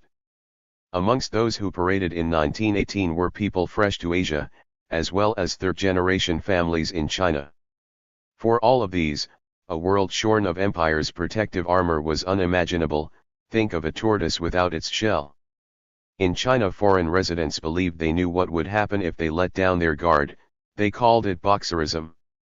The events of that 1900 Boxer uprising, hundreds of foreign men, women, and children killed, thousands of Chinese Christians slain, had left a permanent fear of Chinese popular nationalism, which could only ever be, in the eyes of foreign residents, murderously xenophobic. They saw all foreign weakness, which they were quick to spot, and guard against, as encouraging, directly or indirectly, the fanatical Boxer who lurked in the Chinese shadows. While the Qing state had mostly failed when it fought, its opening to foreign power had been less dramatic and sustained than later political analysis would usually claim. Opponents and critics of the Manchus would routinely state that Qing weakness and incompetence had recklessly imperiled China, while nationalistic agitation would lack bite if its cry had been tempered to fit the objective facts of the limits to foreign power. The Qing had more or less effectively managed their unwelcome guests, and Chinese society, and the Chinese economy, had proved resilient and adaptable. China had not been extinguished. It had survived. The greatest problem for the Manchus in the 19th century had been the Taiping Rebellion, which, although shaped and arguably sparked by the disruptions caused by the assertion of foreign power after 1839, had been a domestic crisis. 30. The peoples of the Qing Empire and of the Republic that had then taken over most of the land within its borders, had mostly, if often warily, come to terms with the steady enforced integration of their realm into a world dominated by empires. On an individual level this found expression in their ready adoption and adaptation of foreign goods. The Boxer Uprising was the great exception, not the rule. Measured assessment carries little weight, however, if it is not believed, and if it is politically inconvenient and out of sync. 25. With its time. For all that it was hemmed in and contained, foreign power still seemed to many to lie at the heart of China's problems, and of its unfinished revolution of the body politic, and of the mind. This paradox had already found bloody expression in Shanghai earlier in 1918. On the night of July 19, Chinese and Japanese had fought in the streets of the Shanghai International Settlement's northern district of Hunkao, not far north by rickshaw from the site, but 4 months later, of the Carnival of Peace. A dispute 3 days earlier between Japanese sailors and a Chinese shopkeeper had spiraled into a lethal ethnic clash. Organized groups of Japanese residents had attacked Chinese policemen and civilians. Police based in the local station feared further attacks, and on the sultry Friday evening of July 19 groups of Japanese men attacked them in the streets nearby. Several people were injured, and 2 Japanese bystanders, a draper and an off-duty policeman, were shot dead. An investigation blamed a virulent culture of antipathy between Chinese and Japanese for fueling the events. 31. Japan's 21 demands in 1915 had aimed to reorientate the republic towards its eastern neighbor, and diplomatic demands had their counterpart and prompt in a fast-changing reality on the ground. The size of the Japanese population in Shanghai had been rising steadily, doubling between 1910 and 1915. Wartime volunteering by Europeans from the concessions and settlements had left gaps in the ranks of the police, for example, that Japanese diplomats were happy to help fill. The Japanese share of foreign trade in Shanghai also doubled between 1914 and 1918. The general picture from Customs Service statistics was of a similar increase in the scale of the Japanese presence across China since the start of the war, but the broader context was of a 20-fold increase in Japanese residents and firms since 1903. 32. The canker in the sweet rose of victory in November 1918 did not stem simply from the underlying intransigence and resentment of the Europeans, but from the fact that they were also increasingly being challenged by Japan, this imperialist interloper, which had defeated the Russian Empire in the War of 1904-5 for predominance in China's northeastern Manchurian provinces, and attacked Germany's Shandong possessions in 1914. British reports indicated that the Chinese police concerned in the 1918 Shanghai affray had been recruited. 26. From Shandong province, and were acutely sensitive to Japanese aggression there, declining to bow to it on the streets of the settlement. But this was no longer a Shandong problem. Most worryingly for many observers was that the Japanese diplomats seemed to have no control over their countrymen, and that they responded in the aftermath of the riot with aggressively partisan demands. They wanted more Japanese in the settlement police, and a greater formal say in the running of the settlement. They wanted, it seemed, their own colony in Shanghai. The Hunkao disturbances were hardly Shanghai's first riots. But they were the first arising from the deliberate actions of a part of the foreign community. Never mind the reason, go for the Chinese, one of the groups was heard being told on the night of July 19, and they involved an assault on the colonial status quo. 33. The constables were attacked because they were Chinese, but they were also employees of the British-dominated international settlement. The assertion of Japanese power in China, by its diplomats and by ordinary Japanese residents, was already targeted at the Republican state, but now also, and thereafter increasingly, at the other foreign powers in China. Legal disputes over the July riots were still in train when a new round of conflict with the Japanese swept Shanghai, as it had swept across China. This had its origins in Paris, not in China, although the great optimism displayed on city streets across the country in November 1918 was also a critical factor. Woodrow Wilson went in person to Paris to the conference that would shape a peace treaty and that new world order called for on China's streets and from the podiums. China sent a large delegation too. It brought with it a wide range of issues for discussion. Proposed questions for readjustment covered the renunciation of spheres of influence, withdrawal of foreign garrisons, abolition of extraterritoriality and return of foreign concessions. All of this was extraneous to the main order of business at Versailles. But the Chinese in Paris, at home and observing from across the world, took confidence from Wilson's 14 points. From the sympathetic reception given them by American officials and diplomats, they also believed that their specific case for the return of German possessions in China would meet with success, and this did fall squarely within the remit of the Paris Peace Conference. 34. 27. The delegates brought together in the Chinese delegation were talented and articulate advocates for their country, representing different generations of China's response to its challenges. Shanghai-born Liu Zhangxian was Minister for Foreign Affairs, and had graduated from the Old Interpreters College, the Tongguangan, established in 1862 to create a cadre of new officials versed in foreign languages and knowledge. Joining the nascent diplomatic service in 1892, he had served in Russia and at negotiations in The Hague and elsewhere, had married a Belgian general's daughter, and served as the minister to the Netherlands. Wang Zhengting, the Kuomintang's representative in the delegation, had been born, like Liu, into a Protestant family. He had studied in Japan, and at Michigan and Yale universities in the United States. Heavily involved in national politics since the outbreak of the revolution in 1911, he was also a leading light in, and in 1919 national chairman of, the YMCA in China. The star of the team, however, was the youngest, Columbia University-trained Dr. Gu Weihun, better known as V.K. Wellington Koo. Koo's doctoral thesis concerned the status of aliens in China, and his clear ambition was to change it. Joining the Ministry of Foreign Affairs, he had swiftly risen to become an ambassador, first to Mexico, and then to the United States in 1915. He was a charming and persuasive speaker. China was not wholly new to participation in international conferences. Liu had represented Chinese interests at the Hague Peace Conference in 1907, but this was a gathering of a different order.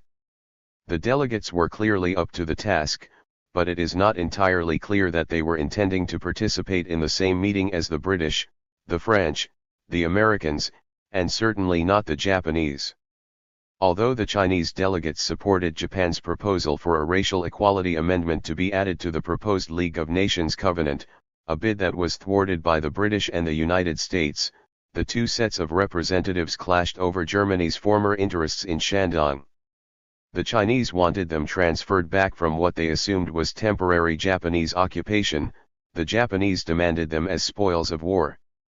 It did not help that the Chinese representatives, even Foreign Minister Liu, were unaware of the fact that on September 28, 1918 the militarists 28. Controlling Su Shishang's government in Beijing had secretly recognized a Japanese military presence in Shandong in exchange for Japanese loans. Koo's well-articulated claims for restitution, grounded in diplomatic precedent and garnished with claims that Shandong was the cradle of civilization, a holy land for the Chinese, fell by the wayside. China had little standing at the conference, its assumption of the shared mantle of Allied victory proving even less persuasive when articulated just 30 miles from the furthest reach of the German advance in 1914 than it did back in the foreign concessions.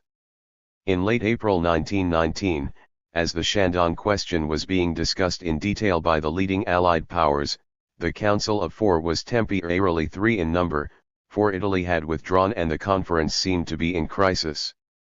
Wilson, not in the best of health at this point, feared that everything was falling apart, that his plans for the League of Nations would be thwarted and that war would restart. The Japanese, angry at the rejection of the racial equality proposal, were intransigent over Shandong, and the British and French were compromised by commitments they had made in 1917 to support such a claim in return for Japanese naval assistance in the Mediterranean. Japanese help was urgently required, noted British Prime Minister David Lloyd George in justification, for at that point in the war Britain had been very hard-pressed. Wilson was eventually persuaded to accept the Japanese claim, not without some anguish on his part, but having secured from them what he confidently felt was a very clear commitment to restore eventually to China the core rights transferred from Germany. This was not embedded in the treaty, but was given in a form that the Japanese delegates argued was all that their own public opinion would accept. After all, they had fought Germany from the start of the war, and needed to show some fruit for their sacrifice. The compromise secured what Wilson is recorded as describing as an even break, the best that could be gotten out of a dirty past. Most of the American delegation was appalled, but his chief advisor Edward House assured Wilson that it is no worse than the things we are doing in many of the settlements in which the Western powers are interested.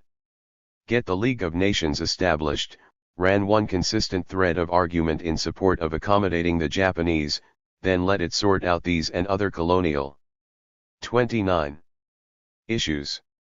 Even so, Wilson did not sleep that night.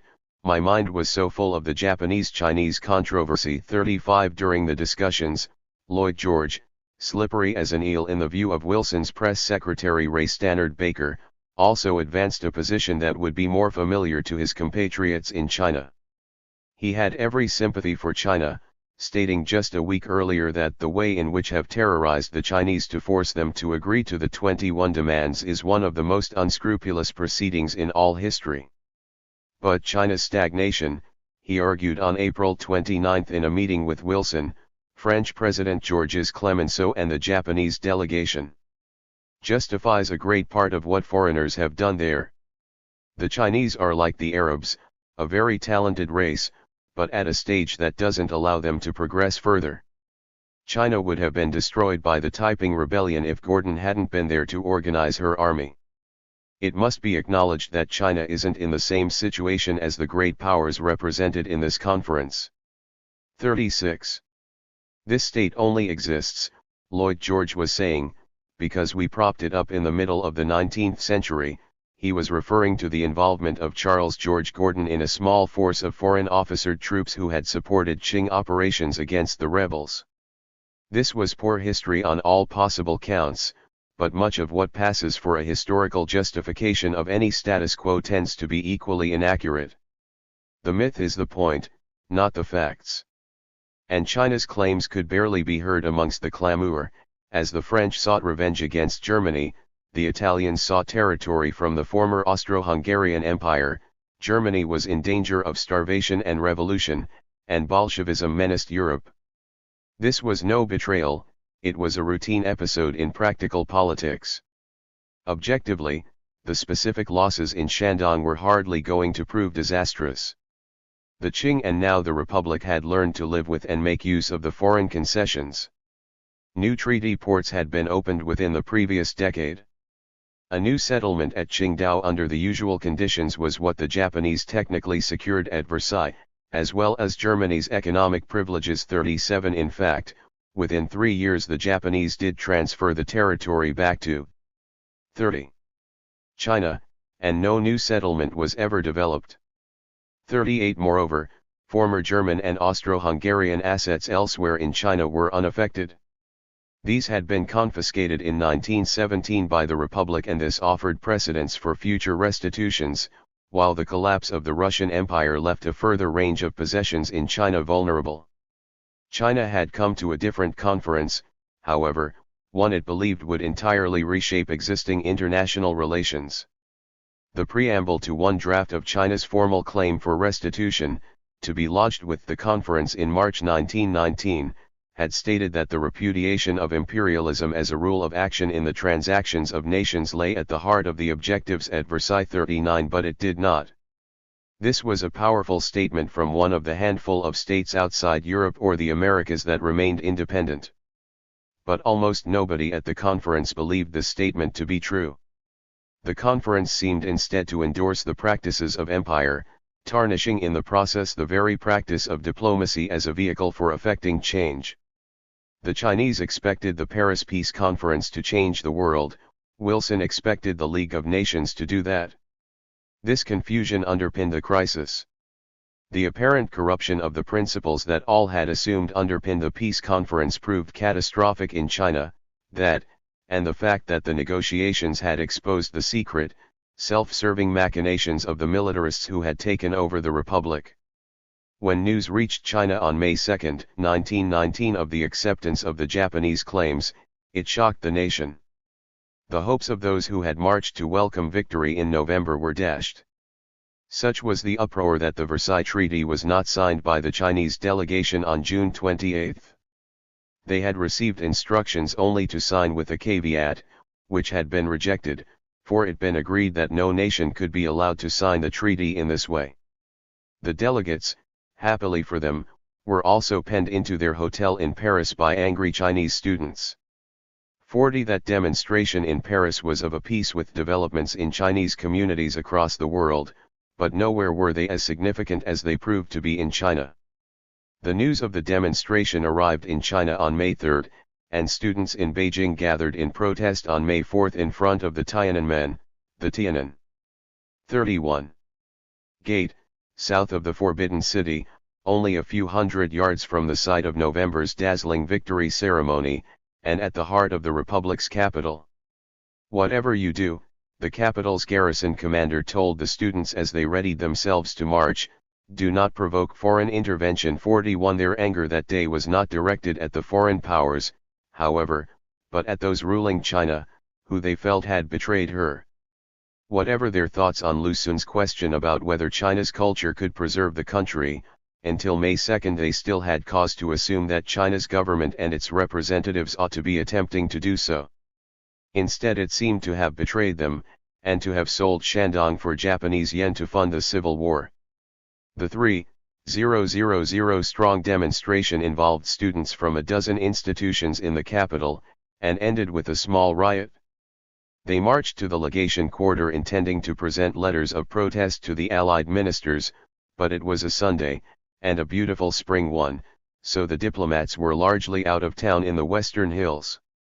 After some hours of confrontation with police, the students marched to the home of Cao Rulin, then Minister of Communications, but formerly Vice Minister for Foreign Affairs, and deeply involved in the 1915 negotiations with Japan and the secret loans of 1918. Some of the marchers broke into the compound and set part of the house alight. Cao himself fled to the safety of a hotel in the foreign-controlled legation quarter. He would not be the last to do so. Imperialism's friends and foes alike found it convenient to have such safe havens just a short hop away. The Chinese minister to Japan, who was also in the house, was less lucky, and was badly beaten. 3 dozen of the students were arrested, and as their peers organized themselves to try to secure their release, a national student movement was born. The marchers did not set out on the afternoon of May 4 to change the nation. But their able diplomats at Versailles had failed to, and they perceived the government in Beijing as unwilling to confront Japan, and China's wider difficulties. This became a nationwide assault on imperialism, and on China's prevailing culture. Demonstrations began to be held across China, and across Chinese communities overseas. The most potent weapon available was the boycotting of Japanese goods or the services of 32 Japanese firms. This was a tactic first developed in response to American anti-Chinese immigration legislation, and had already been used twice against the Japanese, in 1909 over disputes about Manchuria, and in April 1915 over the 21 demands. Why did Korea perish? Asked one Shanghai placard. Because her people lacked the sense of unity and heroism and patriotic shame. 43 A patriot would not buy a Japanese product. Between May and June 1919 in cities across China radically new coalitions of interest groups came together in protest. The student movements led the way, but to achieve any success they had to join with and encourage others, merchants who traded Japanese products, shippers who moved them, dock workers who unloaded them. After all, 3,000 students had assembled at Tiananmen, but 10,000 people poured into the Sincere department store on its opening day, and thousands more every day thereafter. If the potential political power of those consumers could be harnessed, then perhaps it could be a more potent force than the disgraced armies of the new republic. Where sympathies were not already found, and persuasion failed, boycott committees used blockades or intimidation. They marched, leafleted, and plastered public walls with posters. In Shanghai, when news arrived of the arrest of hundreds of students in Beijing, their peers launched a concerted week-long citywide strike on June 5 that involved merchants and shopkeepers as well as industrial laborers. Local authorities, Chinese and foreign alike, responded with new press regulations, bans on demonstrations and the display of boycott movement badges, and sometimes with violence. 44 such responses encouraged old demands to resurface, and triggered new ones, while the very forms of organization that had sprung into being became the vehicles for challenging the status quo, and foreign and Chinese authorities alike, across China. As they articulated their grounds for a boycott, the students and their supporters more and more started to follow Lu Xun's advice, and the explanation for China's political, if not moral, impasse was more and more conceived of as being cultural. What sort of a culture encourages its leaders to so lack self-respect and a sense of national honor as to sell their country in order to pursue their own selfish, short-term objectives? If China's culture could not save it, then it 33 needed renewing. The May 4th movement, as it became known, embraced an already developing current of intellectual change, the New Culture movement, which advocated a reassessment and renewal of the Chinese language and literature, social and gender relations.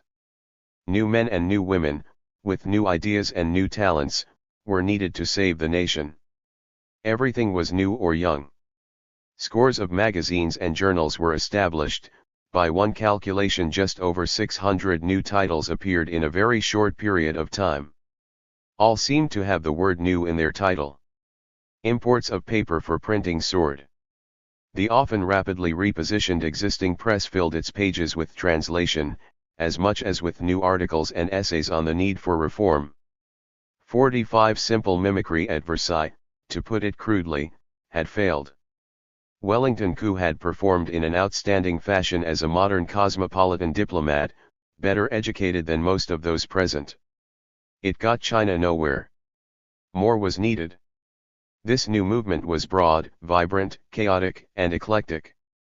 Often contradictory, it embraced the new, wherever it found it, for the old had failed. That other peace conference, China's own, which Su Shishang had set in motion when he had called a halt to military operations in November 1918, equally bore little fruit. Delegates from the Beijing government and from the Kuomintang-led South met intermittently in Shanghai between February and May 1919. Their failure was directly intertwined with the failure at Versailles, for the Shandong question, and the issues of the acceptance and use of Japanese loans by the northern military, were placed high on the agenda by the Kuomintang delegates. Barely 2 weeks after the May 4th incident, and as students demonstrated in the streets of Shanghai, the negotiators chose to resign their commissions and the peace conference collapsed. 46 The great problems besetting the still young republic, and those engaged with it, had been starkly highlighted in the victory celebrations and the attitudes of those participating in them.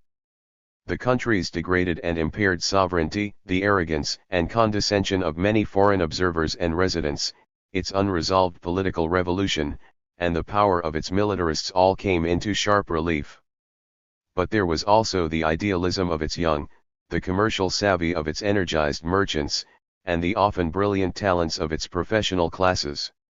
There was, too, the sympathy and 34 commitment of some of China's foreign allies, in and amongst the missionary communities, amongst professional advisors working at the heart of its government, visitors like Wilson's personal emissary Charles Crane, and the many foreign servants of some of the agencies of its state. But they all faced a challenging task. For others, the situation in China seemed to have got simpler. With the departure of the SS Anti-El-Akis from Shanghai on April 3, 1919, the last of almost 2,200 German residents in the country had been forcibly expelled. The process was chaotic, and the atmosphere vindictive. 47 Japan was not alone in seeing new opportunities in China. Many on the Allied side now felt that they had freedom from German competition, and that the great game of jockeying for concessions could begin afresh. At Shanghai, the international settlement authorities even lobbied for an extension to the territory they administered. But in November 1918, on the streets of Beijing, Shanghai, Anqing and many other cities, people had expressed their desire for a new order in relations between nations that would salvage Chinese honor, and the hopes of the new republic. The revolution that had created the new state in 1911-12 had been bloody, but far less destructive than might have been the case if both the revolutionaries and their enemies had not feared foreign intervention.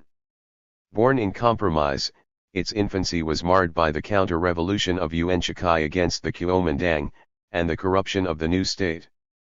The experience of the first 6 months of the new post-war world had wrecked many of the hopes for the republic, or at least degraded any confidence in Wilsonian methods to achieve change. Might seem to have conquered right after all. So, some started to think, if we are to restore to China its dignity, independence, and power, then we will need to do so by force. 35. 2. The world seems simpler when looked at along the barrel of a gun. You certainly know that you have the ability to change something, the course of a life not least, your own, somebody else's. At the very least you can defend yourself, and when negotiation and compromise fail, then there are moments when recourse to violence seems the inevitable and only path to a different future. China needed change, and after the disappointment of the Versailles Treaty many believed it needed a new revolution. All that urbane talk, all those marches and boycotts, the excited chatter in all the new magazines and in lecture halls had left the country exactly where it was in November 1918, under the heel of the generals, disunited, vulnerable. China was steadily fragmenting into a set of unstable and shifting fiefdoms where power lay in the hands of militarists, the warlords, who fought each other for supremacy, sucking their territories dry with their demands for revenue. Reformers despaired. These militarists would need to be fought if China was to be saved. And those diagnosing the country's ills would increasingly see another set of interests lurking behind and propping up the soldiers, the powers, or the imperialists, as they were increasingly being routinely described. To use a weapon effectively you need to be trained, and to deploy violence to maximum effect you need to be organized and disciplined, you need money, numbers, a secure base. The Kuomintang leader, Sun Yat-sen, had never been a man of peace. In the years before the accidental and unplanned uprising against the Qing in 1911, launched after a careless revolutionary blew up an underground bomb factory with a discarded cigarette, he had organized and launched a series of violent revolutionary actions against the 36 Manchus. Instead of provoking the hoped-for wider rebellion against the dynasty, these had usually just added new names to the roster of revolutionary martyrs. Sun had also never been shy of seeking foreign assistance, or permission to base his organization overseas, or requesting supplies of munitions, often seemingly unperturbed by the onerous conditions that might accompany financial support. Won by the summer of 1926, Sun's party was ready again to fight its way to power, and it was in a new set of alliances that would eventually change global politics, let alone China. The Chinese did not lack for foreign friends, even if most foreign governments had turned their backs on Sun Yat-sen. And a whole class of advisors had emerged, sometimes well-intentioned, sometimes serving two masters, one Chinese, the other their own nation, and sometimes simply parasitic. There were good salaries to be earned as a political or military advisor, or in helping draw up new codes of law, planning administrative reforms, or running publicity campaigns.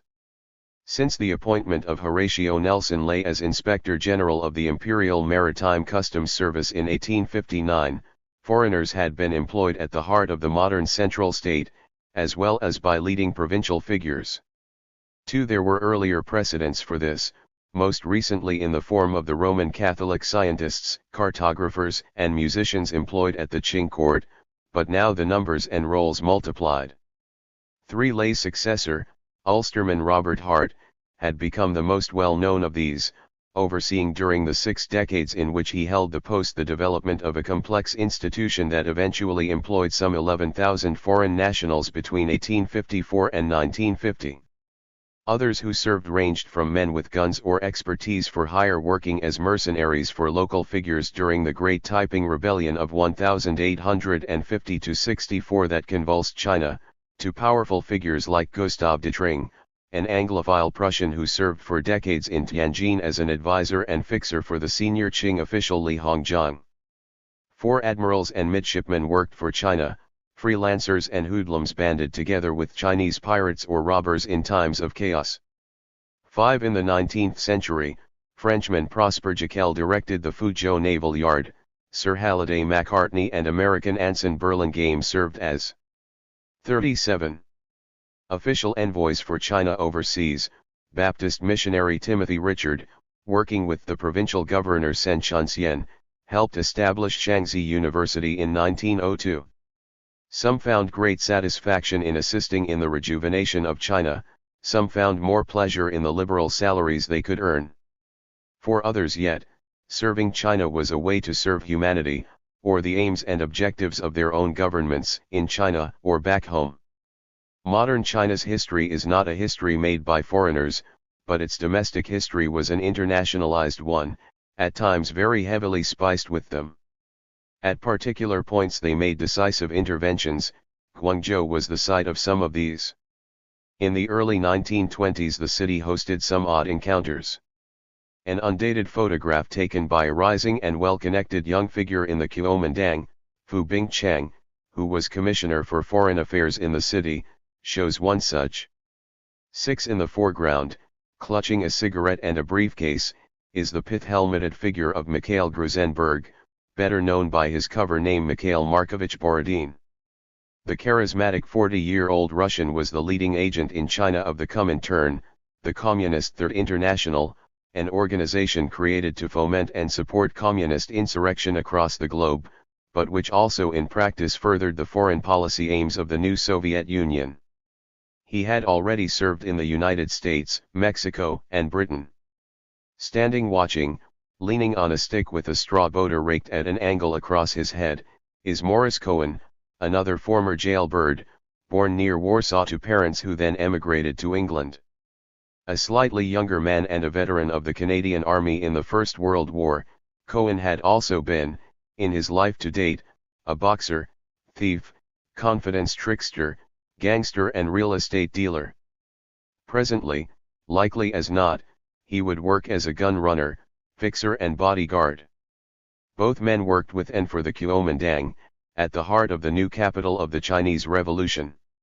Now entering a dramatic new phase, the business of solving China's problem had brought to the country the high and the low-minded who found a place, for the moment, within the emerging dispensation.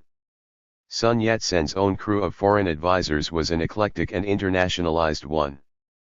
Partly it was used to mediate between the 38 revolutionary and foreign officials, although the men concerned, Morris Cohen least of all, did not always impress the diplomats.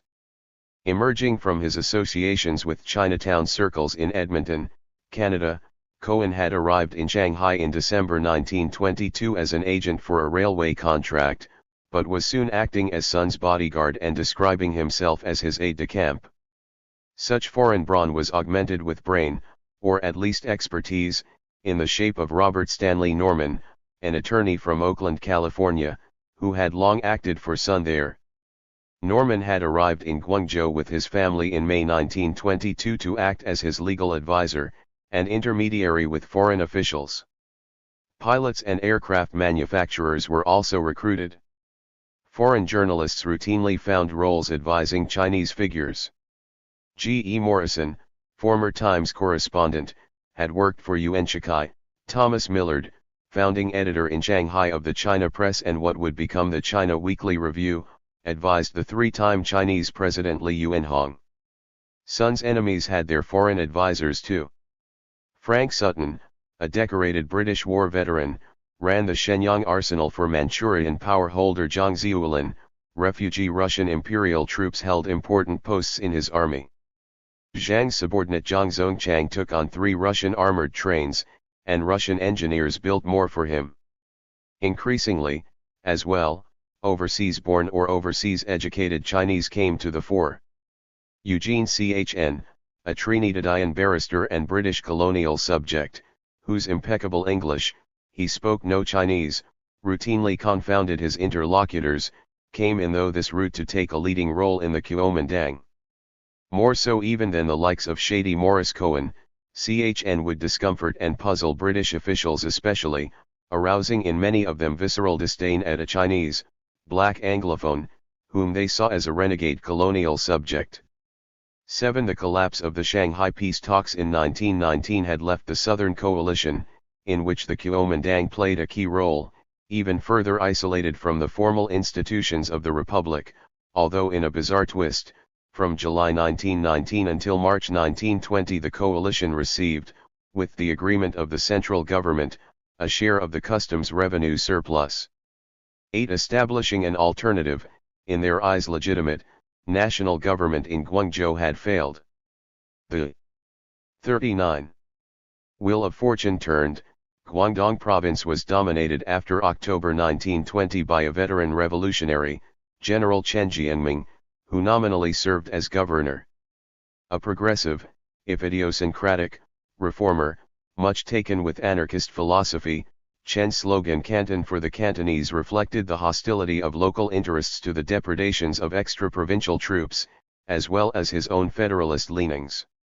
Whereas Sun Yat-sen aimed to reunite the nation, Chen, and an increasing number of others, wished to explore a federal solution to China's problems.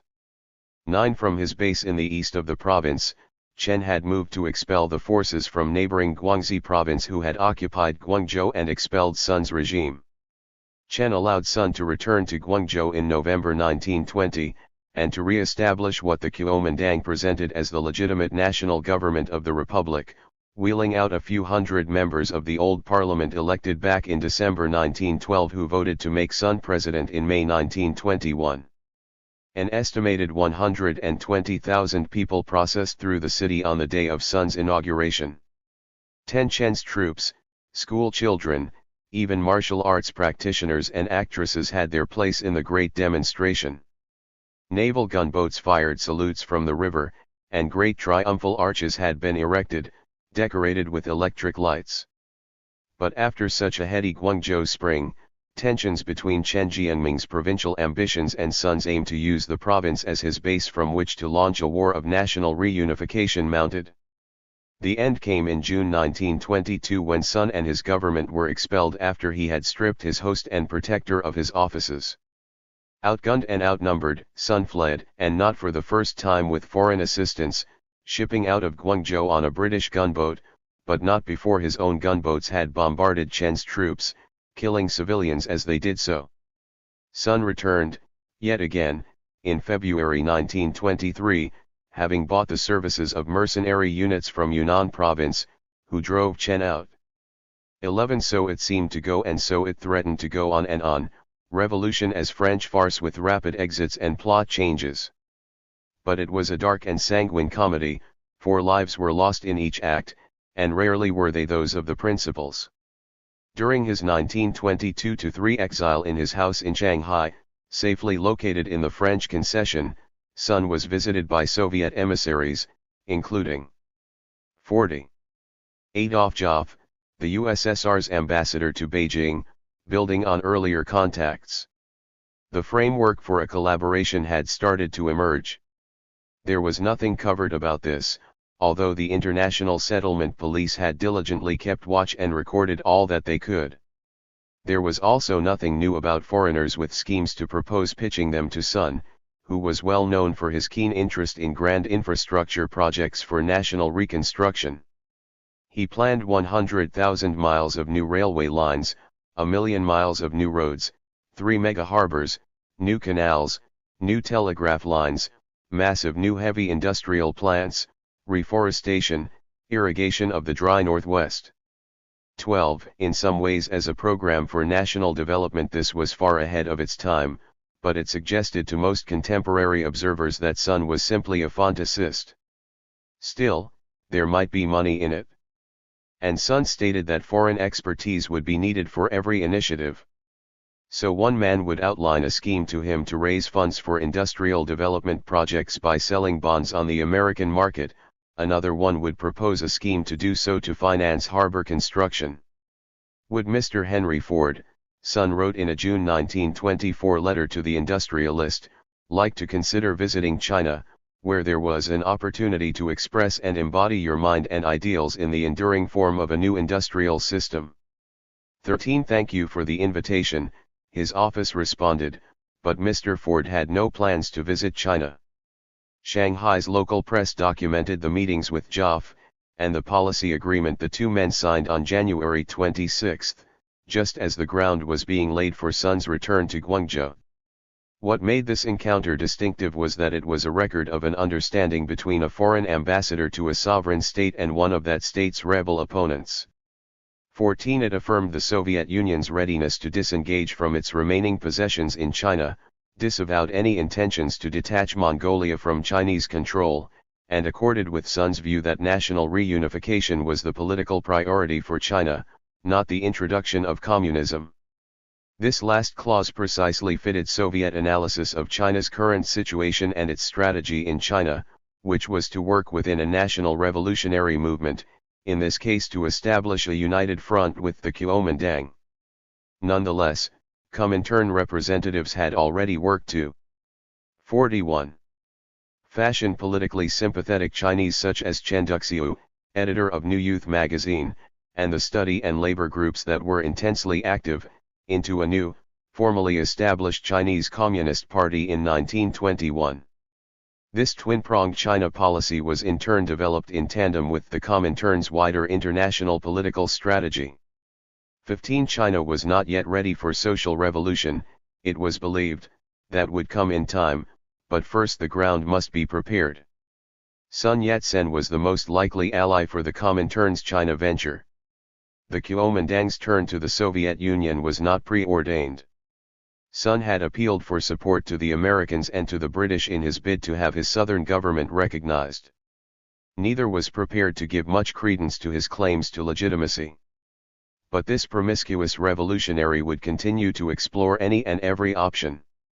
Sun had even made a triumphant visit to Hong Kong on the way back to Guangzhou in 1923, lunching at the governor's, and taking tea at the Hong Kong and Shanghai Bank, before speaking at Hong Kong University.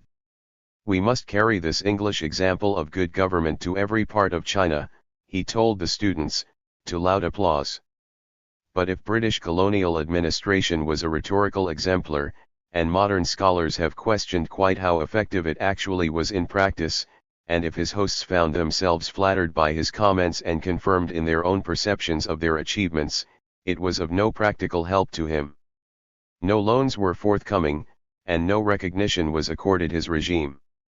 The British, like other foreign powers, also remained largely confirmed in their own assessment of Sun as yesterday's man, and a verbose troublemaker.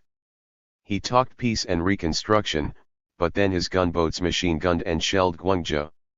So they debated the virtues of other figures on the national scene, mostly the militarists, Feng Yuxiang, the Christian general who caught the attention of the Japanese, Zhang Ziulin in Manchuria, an old-style strongman who the British rather liked, and Wu Peifu, who was increasingly the real power in the Beijing government. 16. Joff's agreement, however, led to the dispatch of Soviet advisors, munitions, and money to Guangzhou.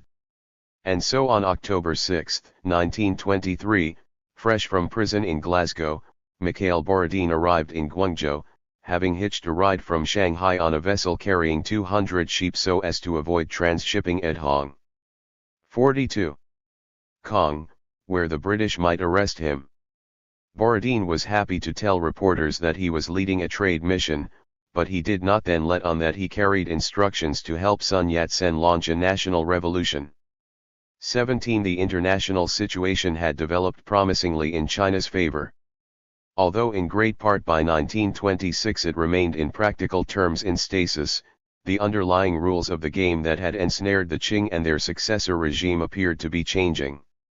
The young Bolshevik regime in Russia had made its dramatic pronouncements, the so-called Karakan Declaration, repudiating Tsarist privileges and concessions in China, and while these had in reality not all been implemented, for as it consolidated its rule the Soviet Union did not, for example, surrender its railway holdings in Manchuria, the impact on Chinese public and political opinion had been significant. Secondly, the 1921-2 Washington Naval Conference, designed to prevent a Pacific arms race, also involved the signing of a nine-power treaty, which affirmed the American government's open-door policy for China. This doctrine had been given its most famous articulation in an August 1899 note originally drafted by an English senior member of the Chinese customs, Alfred Hipp Isley. It sought assurances from the powers involved in the aggressive late 1890s scramble for concessions in China that they would not exclude other foreign powers from new spheres of influence, and asserted the continued primacy of the institutions of the Chinese state. All would still be free to share the spoils of the new phase of plunder. Reaffirmed in 1922 in order to restrain Japan, these somewhat vague principles prompted the signatories to the Nine-Power Treaty to agree to respect the sovereignty, the independence, and the territorial and administrative integrity of China, and to refrain from taking advantage of conditions in China in order to seek special rights or privileges. At the same time, Japan agreed to relinquish the gains it had been so uncompromising about in Paris. German rights in China then transferred to it were to be surrendered in full within 6 months. 18. Those negotiating in Washington had not gone there to abolish what were now routinely being described in China as the unequal treaties, not least by Wellington Koo, who had led yet another large and optimistic Chinese delegation to the conference. 19. Once more. 43. High hopes had been raised, and Koo and his colleagues lobbied for the negotiators to revise wholesale China's position. But the agreement of the powers in principle to call a halt to further foreign incursions was important, for the inescapable logic of agreeing to respect China's sovereignty, independence, and territorial and administrative integrity was that where these had already been compromised, such infringements would need to be re-examined, and corrected, when conditions were right. Expressions of pious intent predicated on the restoration of suitable conditions in China were made, and noted. These generally included internal peace, stable central government, and rule of law. In this way, Japan's actions in Shandong, like the Soviet declaration, quietly called time on the other treaty ports and concessions. The British even committed themselves to returning the leased territory of Weihaiwei, ostensibly to encourage the Japanese to do likewise, although this Shandong base had long been surplus to their strategic requirements in East Asia. 20. But as the unsettled conditions at Guangzhou showed, the realization of these preconditions for revision of the current agreements seemed so remote a possibility that it was easy enough for foreign diplomats to make such statements. This was such a republic of dreams that even foreign diplomats could safely relax and enjoy the reverie. So talking, yet again, had not got China anywhere, at least not immediately. And whereas in 1919 Wellington Koo and his colleagues had charmed their interlocutors and public opinion, and won at least the moral argument, in Washington in 1922 Chinese demands were thought to be tiresome, and their ambitions for the conference were entirely oblique to the matter at hand. Nevertheless, detailed precedents were set during the negotiations to which Chinese diplomats would return, notably commitments from the treaty powers to allow China's customs tariffs to be raised, if only temporarily, for these were not under its control. This would be discussed in 3 months' time, it was agreed, by a further conference, which did not in fact meet until October 1925, and on the understanding that China would abolish taxes on goods in transit within the country. This served for many to indicate that China in fact had a right to see the restoration of sovereignty over the setting of its tariffs. This was hardly what was intended by the powers, but by acceding to a process through which 44. Negotiation in one area might commence, foreign diplomats created a space towards which nationalist demands and aspirations might increasingly be channeled. That space, the powers trusted, was capacious enough to satisfy Chinese honor, but bounded enough to perpetuate foreign privilege. For example, the establishment of an international commission of judicial experts agreed at Washington was also delayed until 1926. It was charged with investigating the possibility of the foreign powers relinquishing extraterritoriality, and after 9 months, much talk and more paper, as well as tours of inspection of prisons and courts across the land, an awkward process given the continuing violence and political instability, it reported, to no one's great surprise, that until China's legal system was truly independent the end of extraterritoriality could not be countenanced. 21 Thus, again, the status quo was reaffirmed, but with piles of neatly assembled and nicely printed evidence and reasonable argument to back it up. Where once the powers had routinely resorted to gunboats, now they resorted to commissions. The results looked very much the same, but at least nobody was killed. The Southern leaders had been represented in Paris in 1919, but Sun Yat-sen was excluded from sending representatives to the Washington Conference, at which only the internationally recognized Republican government in Beijing was present. The foreign powers did not wish to seem to recognize the legitimacy of the rival regime in Guangzhou, and its fluctuating fortunes hardly impressed them. In the developing and confusing maelstrom that was the China of the warlord era, in which militarists fought or fainted at national, provincial, and local levels, Sun's government looked like just another of the warring factions, flimsily dressed up in the clothes of a legitimate regime. Denied recognition, Sun would denounce the Washington agreements, and concentrate instead on building up a secure revolutionary base at Guangzhou. To prepare that, the Kuomintang oversaw and encouraged the growth of China's model modern municipality, staffed by energetic young men mostly educated abroad who were committed to scientifically and rationally developing the great southern metropolis. 22 The city of Guangzhou had formerly symbolized all that foreign. 45. Opinion saw as dark, decayed and decrepit about China. It was in this view an obdurate city, administered by reactionary officials in league with a xenophobic population. It had certainly been the site of some of the bloodiest and most sustained campaigns of the mid-19th century opium wars, and it had held out against foreign access even when this was required by treaty. This had caused British officials on occasion to resort to force in order to make their feelings clear. This was the only language it seemed that the British actually understood. This approach had not endeared them to the recalcitrant city and its suffering populace. Representations of Guangzhou in word or image were also hostile.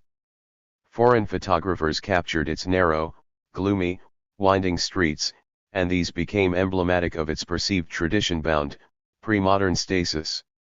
While a darkened street was a sensible way of dealing with the city's hot and humid climate, for foreigners it came to symbolize backwardness and decay. Many such criticisms were also later taken up by Chinese reformers. 23 Guangzhou's floating brothels and large population of tanka boat dwellers added to the mix. The city was for most the antithesis of cosmopolitan, internationalized Shanghai. But any objective visitor to Guangzhou in the 1920s would find a city that defied such archaic caricature. It was a confident, self-consciously modern metropolis with an estimated population of 1.3 million that was undergoing a process of rapid urban renewal. 24 Chen Jianming, who more often than not before 1923 ran the city, was a reformer, and in 1921 a pioneering municipal government was established at his initiative, with Sun Yat-sen's son, Sun Fo, as mayor. Already, between 1918 and 1922 the city walls had been pulled down, and a new road system built in their stead. Stone blocks reclaimed from the walls were used to pave and line an extended and increasingly vibrant Bund. The city of benighted alleys was now a city of parks, wide new roads, tall government buildings and high-rise department stores. Such contrasts were highlighted in detail in new guidebooks. 25 These developments would continue apace despite the twists and turns of politics locally. Entrepreneurs, many of them émigrés, were also reshaping Guangzhou. Its own Sincere Company store predated Shanghai's by 5 years, its Sun Company building was a 12-story palace to consumption on the now high-rise fronted. 46. Bund. New districts were being laid out, old ones were being renovated. Guangzhou's urbanites wore fashionable Western-style clothes, played foreign sports, went to their cinemas to watch foreign films, danced cheek to cheek, or at least arm in arm, to Western tunes played on up-to-date Victrola gramophones, and considered themselves no less patriotic for their personal embrace of each other and of China's internationalized modern culture. There was a lively local press, and Hong Kong newspapers were sold as well. Still, some worried about decadence, and others saw the city as a trap that ensnared and depraved the young and innocent. For others, however, it was a paradigm of Chinese modernity, not a city mishaped and thwarted, as Shanghai seemed to be, by overwhelming Western power. Guangzhou was a city partly shaped by imperialist power, nonetheless, for it hosted two foreign-controlled concessions on the small 50-acre island of Shamian, Shamin the foreigners called it, that had been reclaimed from riverside sandbanks after the 1857-60 era war. Pennsylvanian Quaker Nora Waln moved to a house on Shamian in 1924 when her British husband, George Osland Hill, was appointed postal commissioner in Guangzhou. Waln, who had come to China in 1921 to work for the YWCA, would later pen a well-received book, The House of Exile, which purported to chart her deep immersion in the life of a Chinese family, but she was mostly embedded in the life of the foreign establishment and the degraded Chinese state.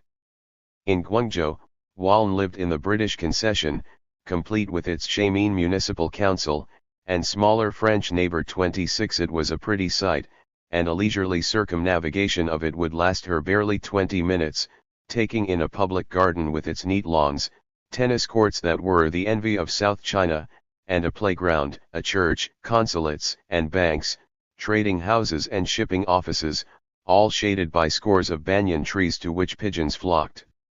Shamian was connected to the mainland by two bridges, but this was also designed as a way to control access. Waln noted, as others did too, that even though it was a site that attracted tourists and sightseers, Shamian remained a place of exclusion and restriction. Chinese could not even use its benches. 47. Excepting servants supervising foreign children, and then only until the late afternoon.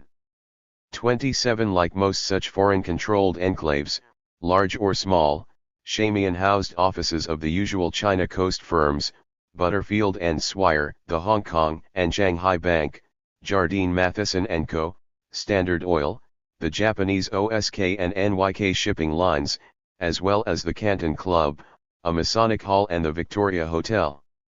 The Customs and Post Office headquarters were on the Guangzhou Bund, but their commissioners lived on the island, along with about 350 other foreign nationals and just over 1,000 Chinese.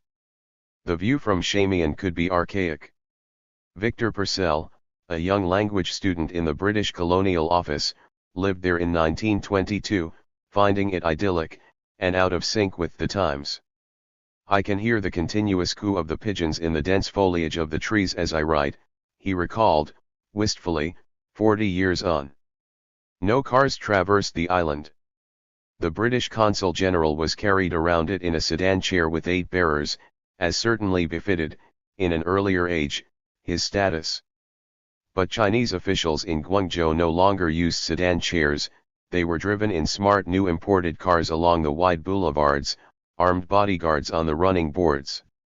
The Consul General's display of prestige was stuck in a pomp and glory long ago past, so too, at times, was British thinking. It hardly helped that some of those Purcell met had family connections stretching back to the old pre-Opium War Guangzhou, nor that the church and churchyard were providing new homes to gravestones and memorials now being cleared away from the old foreign cemetery that lay in the path of new road development. History hung heavily over Shamian, and there seemed world enough and time for boorish Japs with no serious consequences for Purcell and his peers.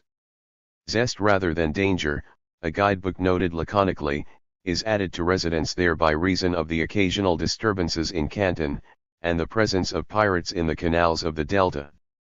28. Guangzhou hosted a foreign presence in other important sites. Each of these seemed very different, but each shared an underlying ambition to help change China, the Canton Christian College, and the headquarters of Mikhail Borodin's growing Comintern advisory team. while the American Presbyterian and Baptist missions had 48. Various centers in the city, and on Shamian, the college, known in Chinese as Lingnan University, was the most significant missionary enterprise based in Guangzhou. Established in 1888, it occupied a large and prominent campus on Hannam Island on the opposite bank of the Pearl River to the city. An interdenominational enterprise, Lingnan's funding was originally supplied mainly by American donors, but by the 1920s, unusually for a missionary institution, it mostly came from Chinese sources, not least overseas ones. Its faculty were in large part American, who outnumbered Chinese staff by 2 to 1. Lingnan was emblematic of great changes underway in the missionary world internationally, and also in China, though their things always seemed to lag a decade behind. The college represented both the new and the more traditional faces of missionary life. While religious worship on Sunday remained compulsory, many in its student body were active participants in the nationwide anti-Christian movement that had swept across campuses and schools in China since 1922 and forced many college administrations onto the back foot. This was leading to significant changes in curriculums, daily routines, personnel, names, and even ownership of institutions. But even at progressive Lingnan some old ways still stuck.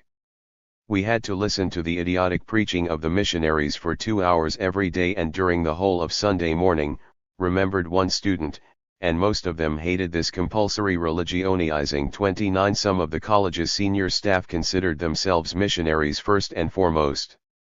However, other, younger men were barely observant Christians, they were there as educators. One young American lecturer, Earl Swisher, contrasted the Western comforts of academic life at Lingnan with the hard conditions endured by a Canadian woman missionary, living alone on a gospel boat moored upstream along the Pearl River in amongst tanka boat people.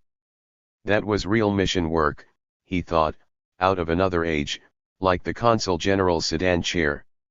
The college did not take advantage of its American status to secure extraterritorial protection for its properties, but it was still nonetheless an organized target of anti-imperialist political boycotts and strikes. 30. 49. At their headquarters the Russians were hardly roughing it, although the first of the military advisors accidentally drowned on a visit to the front line. They were mostly based in houses at Tongshan, a suburb in the east of the city, and although they kept themselves apart from other foreign communities in Guangzhou they were hardly alone in this. Missionaries and businessmen did not mix, and the social niceties of home were always exaggerated abroad. But Victor Purcell, who lived in the same apartment block with some of the group for a while, only met them when a fire threatened the building, and they probably did not, as he did, dip into a bar-cum-brothel-cum casino run by Petrov, a white Russian refugee of a different political stripe, where narcotics were easy to secure. There were other advisory teams in North China, and almost 270 different men and women worked in these groups between 1923 and 1927. The political agents were also joined by film teams, and later on, in a surreal moment in revolutionary Wuhan, by a troupe of dancers led by Irma Duncan, the activist daughter of the dancer Isadora Duncan. The Soviet advisors at Guangzhou lived very much as other foreigners did in China, although their sexual mores were the stuff of public gossip. They took rickshaws and toured the city, shopped and went to the movies. They patronized the tailors, and like all expatriates in China located a reliable seamstress, in their case a francophone African woman married to a Cantonese man. And they sampled the local food. Children were born within the community, and when trouble flared, families were dispatched to the safety of Hong Kong. Borodin later sent his children to the American school in Shanghai. Tensions developed in the group between newer arrivals from Russia, who thought their longer-established colleagues had succumbed to these minor pleasures of colonial-style life, and between the military and civilian officials. In their memoirs the advisors would romanticize their relations with the Chinese, unlike the advisor condottieri from the capitalist countries, wrote Alexander Cherepanov, we made friends in China easily. 31 But there was plenty of scope for a profound mismatch of cultures, their music is awful, the food smells, they cannot run meetings, complained another of the Russian advisors of his Chinese colleagues, nor could they hold their drink. 32 With the exception of the last, these were standard foreign moans. 50. Asked by Lingnan University's president in December 1925, in a private meeting, whether he actually liked the Chinese, Borodin seemed surprised by the question, and after some thought said that he had not given the matter any consideration. 33 It was ideologically an irrelevant question. Like the missionary educators at Lingnan, the Soviet advisors were technical experts, although like most of those they held a wider brief as well. They too were missionaries for a revolution, albeit a political one, not the spiritual or ethical revolution of the religious evangelists. 34 Shamian, however, not Tongshan or Lingnan, remained the most prominent site of foreign power in Guangzhou, and though it seemed innocuous and quaint, it proved to be a site of vivid controversy. The crises that it engendered exemplified how, more widely, small sites of foreign control could have an impact on their host cities, and on Sino-foreign relations, out of all proportion to their size and identifiable utility. In times of disorder, if they could not get out to Portuguese Macau or British Hong Kong, Guangzhou's people sought refuge for themselves or their possessions in the concessions, as they did elsewhere in China, and as Cao Rulin, the Minister of Communications, had done in Beijing on May 4, 1919. Shamian's council would lock the gates it had erected on the bridges, and its police force would guard them, while Marines would be landed if necessary, and a gunboat or two would moor in the Pearl River nearby. Boats full of Cantonese would crowd the island's waterfront, nonetheless, seeking what safety even that slender shadow of extraterritoriality might provide. Since 1920 the foreign authorities had been tightening up the rules. The land regulations and bylaws, which governed the British concession, did not proscribe Chinese residents, but they had always regulated it. All Chinese residents, who were assumed to be either servants or employees of foreign households and businesses, were required to register with the police. A more archaic rule, still on the books in 1924, insisted that Chinese visiting the concession after sunset had to carry a lantern. Neither of these regulations prevented a Vietnamese nationalist from attempting to assassinate the governor of French Indochina at the Victoria Hotel in June 1924. He missed, but killed 5 other French citizens with a grenade. Further restrictions were rushed in. 51. Requiring all those wishing to cross the bridges to Shamian to have a pass. While the bombing prompted the new rules, it was also argued that if the concessions were known as a site of the storage of goods then they would attract looters in a crisis, and the ebb and flow of Sun Yat-sen's government certainly generated enough of those. But the regulations were also designed to keep Chinese sightseers and undesirables out of Shamian, and to stop people using the concessions as a shortcut to and from the fast-developing Bund 35. This sparked a furious reaction locally. A month-long protest strike by Shamian's Chinese employees and a boycott saw the desertion of the small police force, and forced the authorities to revise the rules. You did not have to be a Bolshevik to be outraged by the quotidian petty affronts of imperialism, and the assumptions that underpinned them. Indignation knew no political boundaries, and the indignant formed a broad church of protest. Disputes over access to the concessions and restrictions on Chinese within them had long been a source of minor and generally localized disturbances in Sino-foreign relations in China. But the new politics of the post-May 4 world saw such incidents through new lenses, and forms of social and political mobilization that had evolved and been tested during the May 4 movement were now deployed against the foreign authorities. There were labor unions and boycott committees to deal with, strike pickets and propaganda teams, and these were disciplined and effective. A whole new repertoire of protest was now in play, as the latest protesters learned from the last movement, and as channels were opened to link previously disconnected social groups, channels that were reactivated with each fresh controversy and getting stronger each time. The great turning point was the Hong Kong seamen's strike between January and March 1922. Undertaken by the newly established Seamen's Union to press shipping companies to raise wages in the light of post-war commodity price inflation, The stoppage developed stark political dimensions and forms when the Hong Kong colonial government responded by trying to break it. It outlawed the union and then police shot dead a number of seamen. A general strike was called, and amongst the 100,000 who stopped work in the colony were the staff at Government House. This could not get any closer to the heart of 52. British power. The governor backed down, and the strikers won. Not for the first time, nor for the last, the actions of those opposing what they saw as organized political radicalism actually inflamed it.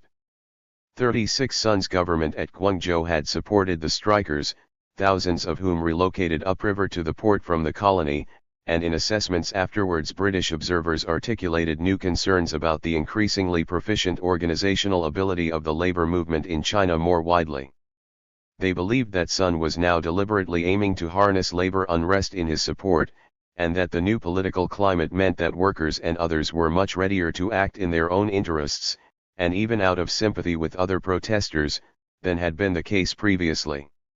New strategies were needed to head off unrest, and this included encouraging new attitudes amongst employers.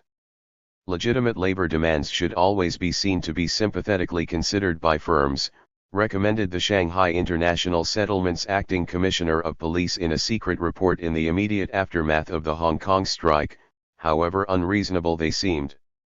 But he also believed that smarter intelligence was needed about what might be developing. We can no longer issue bombastic proclamations or expect a show of force to solve things, he wrote. 37 This was a prescient report, and as a result intelligence gathering activities in Shanghai were stepped up and state of emergency plans refreshed. Generally, of course, such institutions and organizations are always better prepared to handle the last crisis than the next one. But this was a sensible and unusually forward-looking analysis and set of recommendations. The report's prescience was rendered superfluous, however, on May 30, 1925, when a British inspector in the International Settlement Police, Edward Everson, panicked in the face of a large and boisterous demonstration, and ordered his Sikh and Chinese subordinates to open fire on the crowd at point-blank range. 12 died. Students and laborers lay in pools of blood on the Nanjing Road close by the department stores, those sparkling twin beacons of Chinese modernity. What had originated in a protest against conditions in a Japanese-owned mill exploded instead into a sustained and nationwide anti-British movement. 38 Inspector Everson thought that the crowd was on the verge of taking the police station he 53 commanded, and in his eyes he saved the station that day, but the British lost the conflict that ensued. The echoes of this cruel day in May were heard across China, and across the globe. They were certainly heard in Guangzhou, and the city was ready.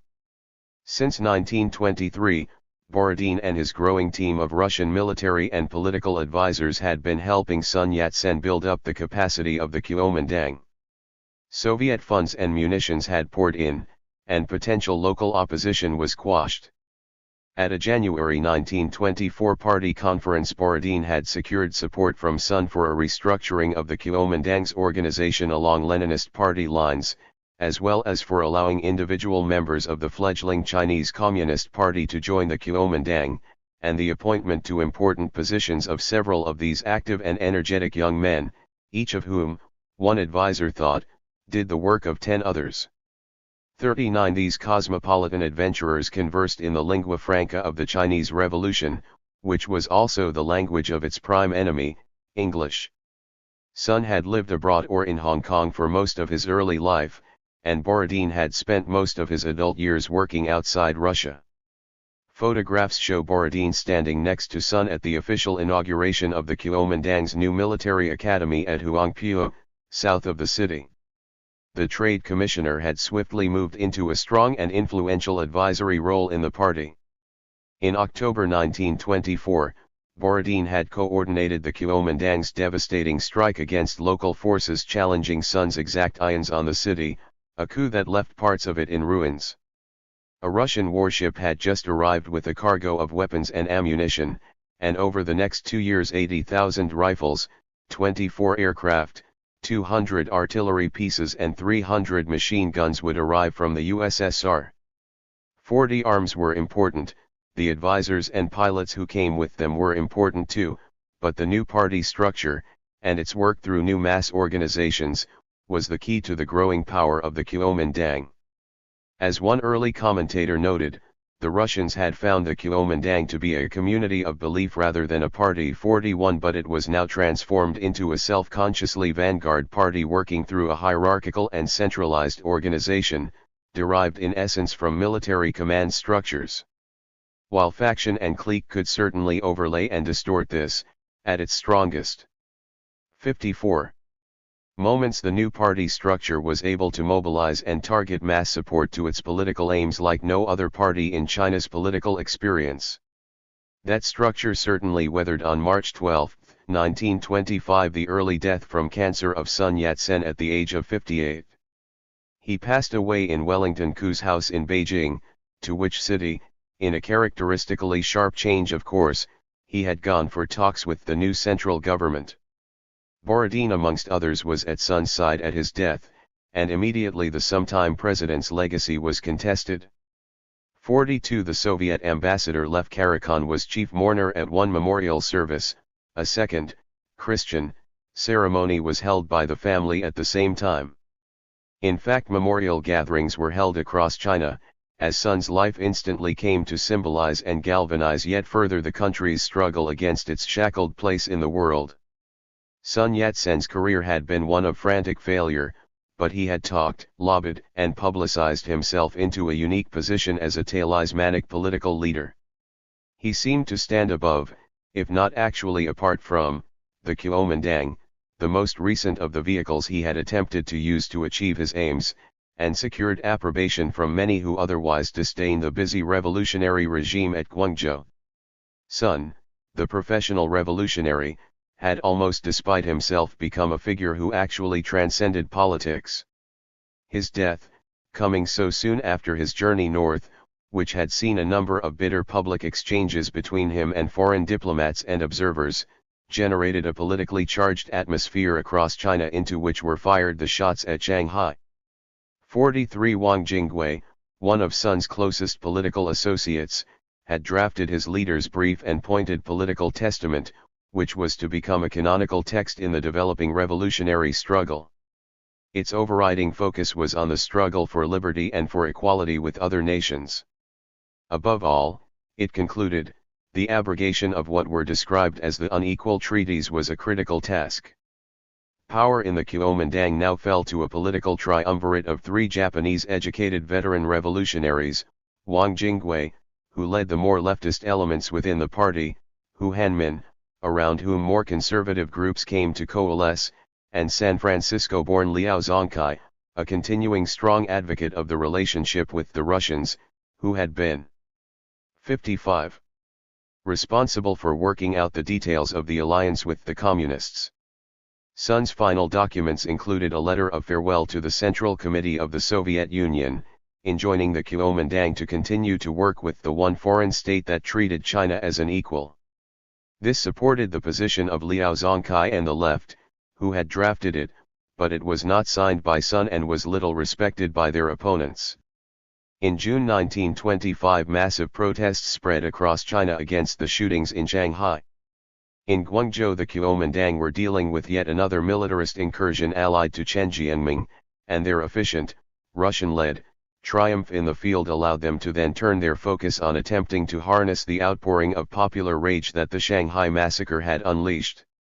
After communist activists persuaded labor unions in Hong Kong to go on strike in protest, a rally was held in Guangzhou on June 23, which was followed by a large parade, including amongst many other contingents a Boy Scout band, a 100-strong contingent from Lingnan University and armed cadets from the Huangpu Military Academy.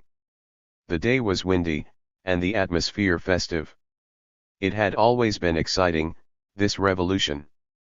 Guangzhou, its Mecca, attracted the ardent young from across China. They could live, work and read Chinese futures there. Nowhere else were communist books and magazines on open sale, and there were posts for new arrivals in the organizations being set up.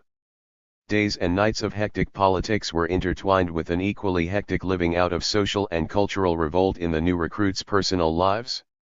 Love has not yet been achieved, comrades must still bend every effort, the young radicals joked, spoofing Sun Yat-sen's widely known statement about the tasks of the Chinese Revolution not yet having been accomplished.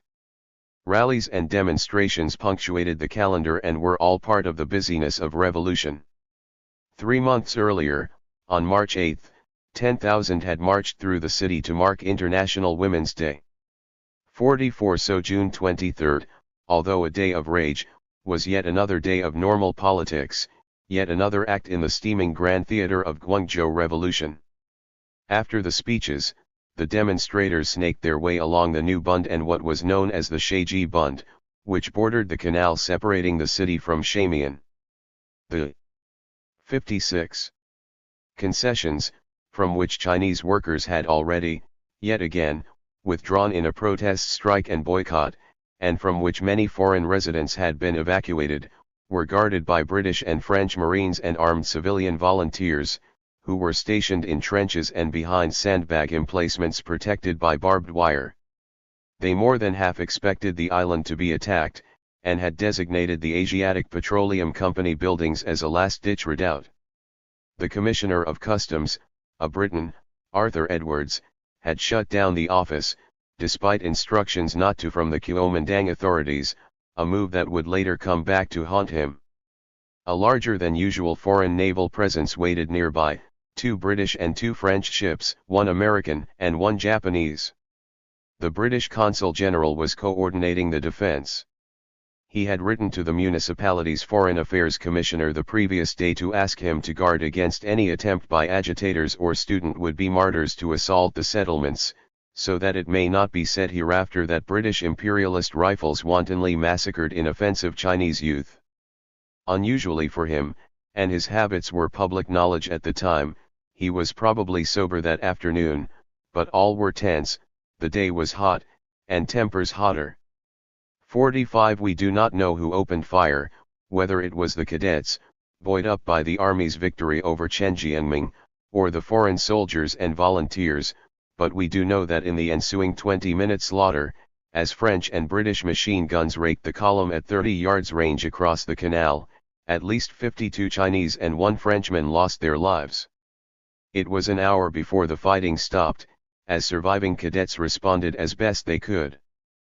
Postal Commissioner George Osland Hill, revolver in one hand, tiller in the other, evacuated some of the remaining foreign women and children onto a motor boat as bullets flew overhead. Scores of people were wounded. Red Cross workers appeared, and observers on Shamian could later see photographers capturing grim memento mori, individual portraits of each of the dead as they lay in the doorways or by the heaps of rubble where they had tried to seek shelter from the storm of bullets. A Shaiji Incident Investigation Committee made up of individuals from across Guangzhou society and politics provided details of the victims. Half of them were cadets, but others were 57. University students, shop assistants, laborers, and school children, they ranged in age from 15 to 70. 46 Another photograph captures the grim, yet clearly satisfied faces of European men in the porch of the Victoria Hotel after the shooting. American journalist Halit Abend would note that the hotel still bore evidence of the previous year's bombing, and that dried blood still caked the walls in its restaurant. Now fresh blood congealed on the street opposite the pretty, bougainvillea-dotted island. The acts of violence at Guangzhou, and of the Hong Kong and the Shanghai International Settlement Police, were contingent events. Tempers were inflamed, the situation was brittle, things happened. People lacked patience, restraint, or common sense. The absence of these qualities also stemmed from an embedded culture amongst many foreign officials and residents in China that still expected a show of force to solve problems, and which patently seemed to belittle the value of Chinese lives. Machine gunning at a range of 30 yards hardly displayed civilized restraint. In most foreign eyes, every gathering was a potential mob. Each demonstration, however well marshaled and organized, equipped with banners and slogans agreed in advance, was for many foreign residents a potential xenophobic riot. What was a wholly contemporary political movement was viewed as an archaic one. The British and others often did not see party cotters, military cadets, and unions. They only saw the same rioters whose attacks were the stuff of treaty port history, the Yangtze riots of 1891, riots in Shanghai in 1905, and so on. Most of all they saw boxers. They did not see nationalist, mobilized, political anti-imperialism, they saw boxerism, by which they meant xenophobic, murderous violence. This was strongly rooted in foreign cultural understandings of China, from sociological treatises to pulp fiction.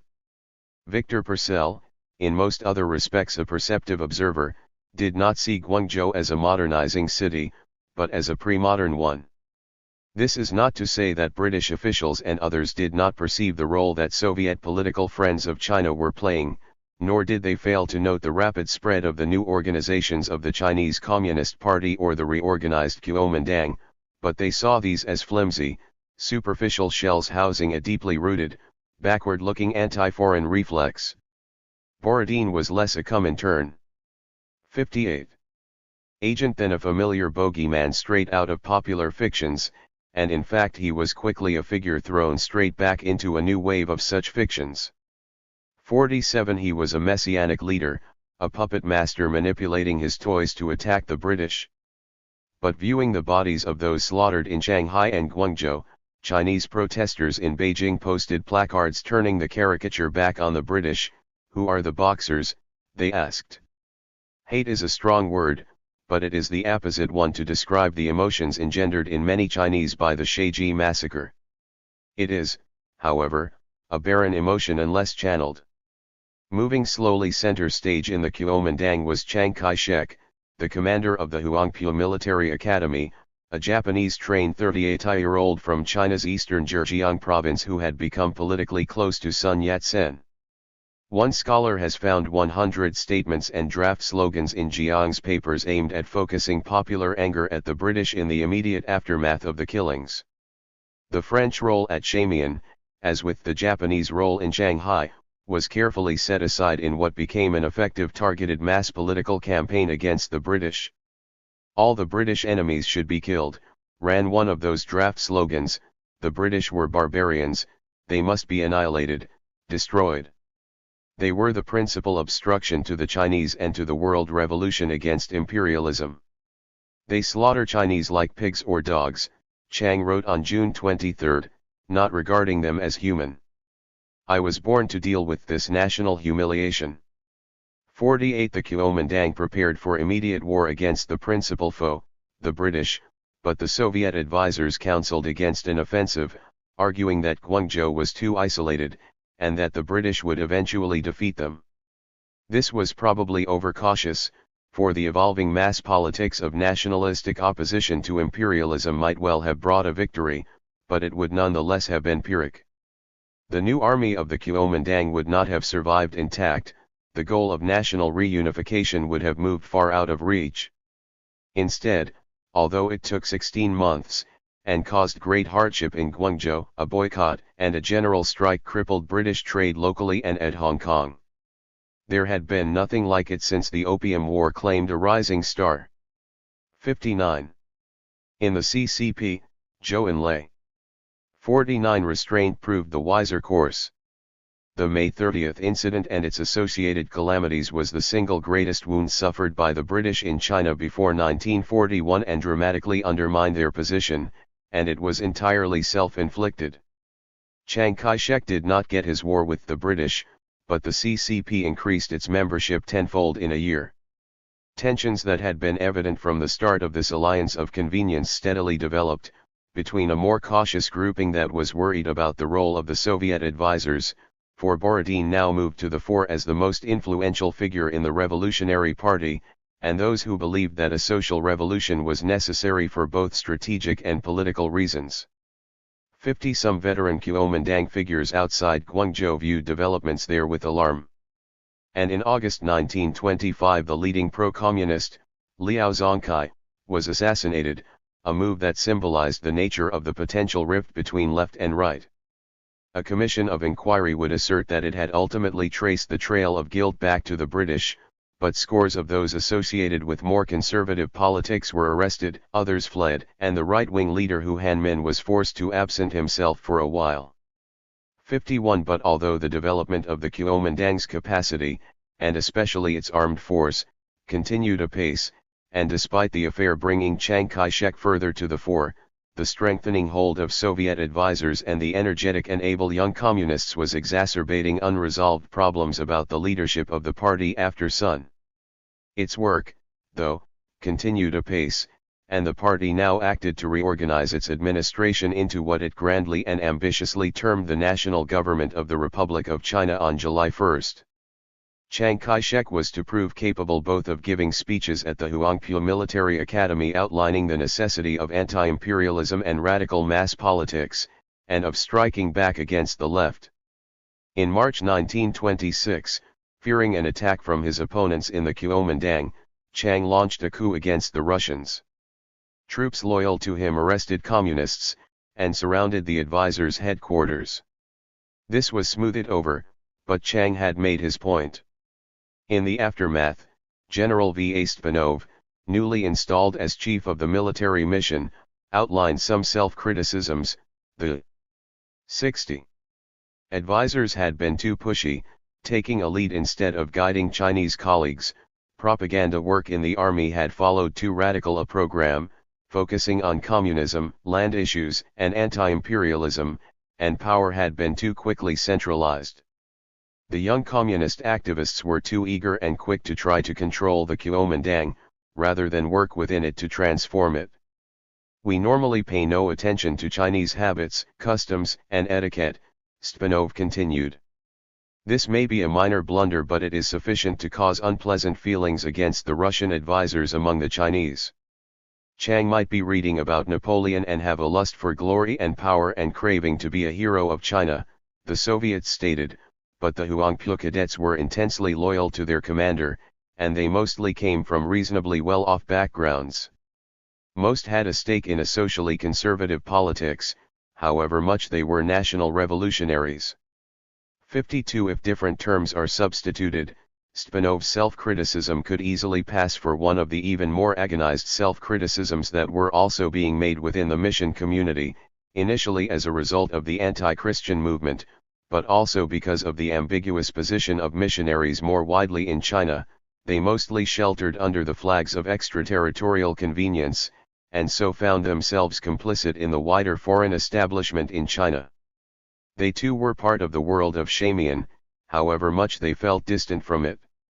The actual, or perceived, overbearing attitude of foreign personnel in their relations with Chinese co-workers helped inflame the anti-Christian movement. The shootings at Shanghai and Guangzhou forced foreign staff to take a public stand and identify themselves, and in many cases in doing so they failed to please either the Chinese or the wider foreign community. At Lingnan, in the immediate aftermath of the Sheji massacre, the one Briton on the staff, an old-school Congregationalist evangelist, was spirited off campus and out of Guangzhou via Shamian. Earl Swisher was one of a number of American faculty members who signed a statement condemning the killings, but their text accepted the Chinese claim that the first shots came from Shamian, and stated that the marchers were all unarmed. Swisher and his colleagues were drummed out of Hong 61 Kong by the British when they tried to take refuge there from the rapidly spreading general strike that shut down the college. 53 Chiang Kai-shek's assertion of his leading role in the Kuomintang was demonstrated as he pushed forward plans for a northern expedition. The tensions between Sun Yat-sen and Chen Jianming had partly arisen from the fact that for Sun, Guangzhou was a provincial means to a national end, a base from which his military force would achieve the reunification of China, whereas for Chen and many other interests locally, such ideas distorted or even impaired the city's and the region's development and prosperity. The Kuomintang's National Revolutionary Army, as it was officially constituted and named in 1925, was 150,000 strong by August 1926. It was a well-trained and well-organized force, a party army loyal to the Kuomintang, in which political work, directed by communists mostly, was vitally important. but the officer corps was heavily shaped also by strong ties of personal loyalty to Chiang. These overlapping cultures would prove important, but not before the NRA had marched out to set China ablaze and to bring about a national reunification under the rule of the Kuomintang's new national government. There is a bitterness that chokes the romance of the northern expedition, but it was nonetheless by any standards a magnificent and daring enterprise. 54 Put briefly, from their base in the south the soldiers of the NRA struck north on July 9, carrying all before them. They took Changsha in Hunan province on August 11, 1926, then dashed further north to the great Yangtze cities, besieging Wuchang for 40 days until it fell on October 10. Zhejiang fell on November 5, and Nanchang, capital of Jiangxi province, 3 days later. A second force launched itself east from Guangzhou and into Fujian province, then pushed northeast from there. The NRA eventually enveloped Shanghai, and the Kuomintang made Nanjing the seat of their new capital, opening a fresh chapter in Chinese history. For a country that had endured large-scale destructive internecine warfare between militarist factions in 1924-5 involving upwards of 500,000 soldiers, a set of conflicts led by men who paraded in public their credentials and ambitions for patriotic national reconstruction, but who were in practice prolonging the country's fragmentation, here was the real thing. 55 The following year the NRA mopped up. 62. The North, moving into Shandong province, and sending troops on to Beijing. The opposing forces of the militarists crumbled, were defeated in the field, maneuvered themselves out of the way, or switched sides. Feng Yuxiang had thrown in his lot with the Kuomintang a year earlier, and a Soviet mission had also been active at his headquarters in Kalgan. Their foreign mercenaries fled if they could. Expert advisors like Zhang Ziulin's arsenal director Frank Sutton sashayed overseas as fast as passages could be purchased. For 2 further summers the new Nanjing-based regime would have to fight the forces of rebellion or reaction, but it grew stronger as each year passed thereafter. The Russians remained vitally important into early 1927, they advised on strategy, and some led units in the field. They flew reconnaissance missions and strafed enemy positions and transport. Several died in action. But it was the politically committed and courageous performance of the NRA in battle, and the practical popular support it was given, that won it victories. Crucial too was the hectic parleying that went on between Kuomintang agents and their enemies. The troops of the NRA fought hard, and many opponents, sensing the changing wind, fell into step with it rather than suffer annihilation. This was to dilute and weaken the political coherence of the army, but the flag of the Kuomintang state, of the national government of the Republic of China, flew now instead of the 5-barred flag of the discredited Beijing government. This was the cue for panic in the foreign concessions in China, in legations and consulates, amongst China trade lobby groups, in the press and within clubs and business offices, and in foreign ministries across much of the world. Those long incubating political tensions between the left and the right, between the communists and more conservative factions, between civil and military leaders, between Chiang and the Comintern advisors, were to pull the coalition apart at its moment of victory, but not before it had delivered a revolution that utterly unnerved the foreign powers. Hysterical tomes tumbled into bookshops, their titles matching the panic of the foreign language press: A Bolshevized China, The World's Greatest Peril, What's Wrong with China, Is China Mad? However, the fact was that it also utterly unnerved more conservative factions within the Kuomintang. 63. The mobilization of anti-imperialist sentiment, and the harnessing of all that bitterness and anger over the 21 demands, Versailles and the Shandong question, the Nanjing Road and Shaiji shootings, had in large measure delivered a mass base for the nationalist revolution. The astute linking of militarism and imperialism, as mutually reinforcing threats in analyses of China's predicament, proved potent. They made for powerful pairs of slogans that were painted on walls across China, printed on posters and handbills and chanted at rallies. But this drive also proved potentially uncontrollable. And while many Kuomintang leaders, and those now quickly becoming sympathetic to them, supported the cause of the national revolution, they had little stomach for a social revolution, and even less for their allies on the left, and for Russia. The national government at Guangzhou moved to Wuhan in December 1926, Borodin and his team with them, but power in the movement was moving towards the army, and towards Chiang Kai-shek. Whilst political activism more radical than any seen in Guangzhou now inflamed Wuhan and its province, Chiang Kai-shek and others established a rival, they claimed legitimate, government in Nanjing. The northern expedition brought the Kuomintang into skirmishes with the foreign powers, and almost into full-scale armed conflict with them. Sensing a head-on conflict, Eugene Chn negotiated to bring an end to the Hong Kong strike boycott in October 1926, but relations did not improve. British and American warships would lay down a barrage on NRA troops who had attacked foreign-owned property and killed foreign civilians at Nanjing. Tens of thousands of foreign troops were dispatched to defend Shanghai, Hong Kong, and Tianjin. A large British Royal Navy flotilla was assembled and patrolled the Yangtze. A state of war seemed to be developing, but war between whom? For some observers, including many Britons, the confrontation between the Kuomintang and the British, who were sullen and bitter after 2 years of conflict with the Chinese nationalist movement, was in fact a proxy war with the USSR. China was but one more front on which this conflict was being fought. The 1926 general strike in Britain seemed to have opened another front, and in May 1927 British police raided the Soviet Trade Commission, Arcos, in London, seizing documents and shutting down an 64 organ that was clearly engaged in subversive political work. Diplomatic relations with the Soviet Union were broken off. There was a great deal of belligerent talk. But the changing reality on the ground led the British to evolve and broadcast in December 1926 a new China policy, reinforced in January 1927 with a further set of substantive and unilateral proposals for reform. 56 This was too late.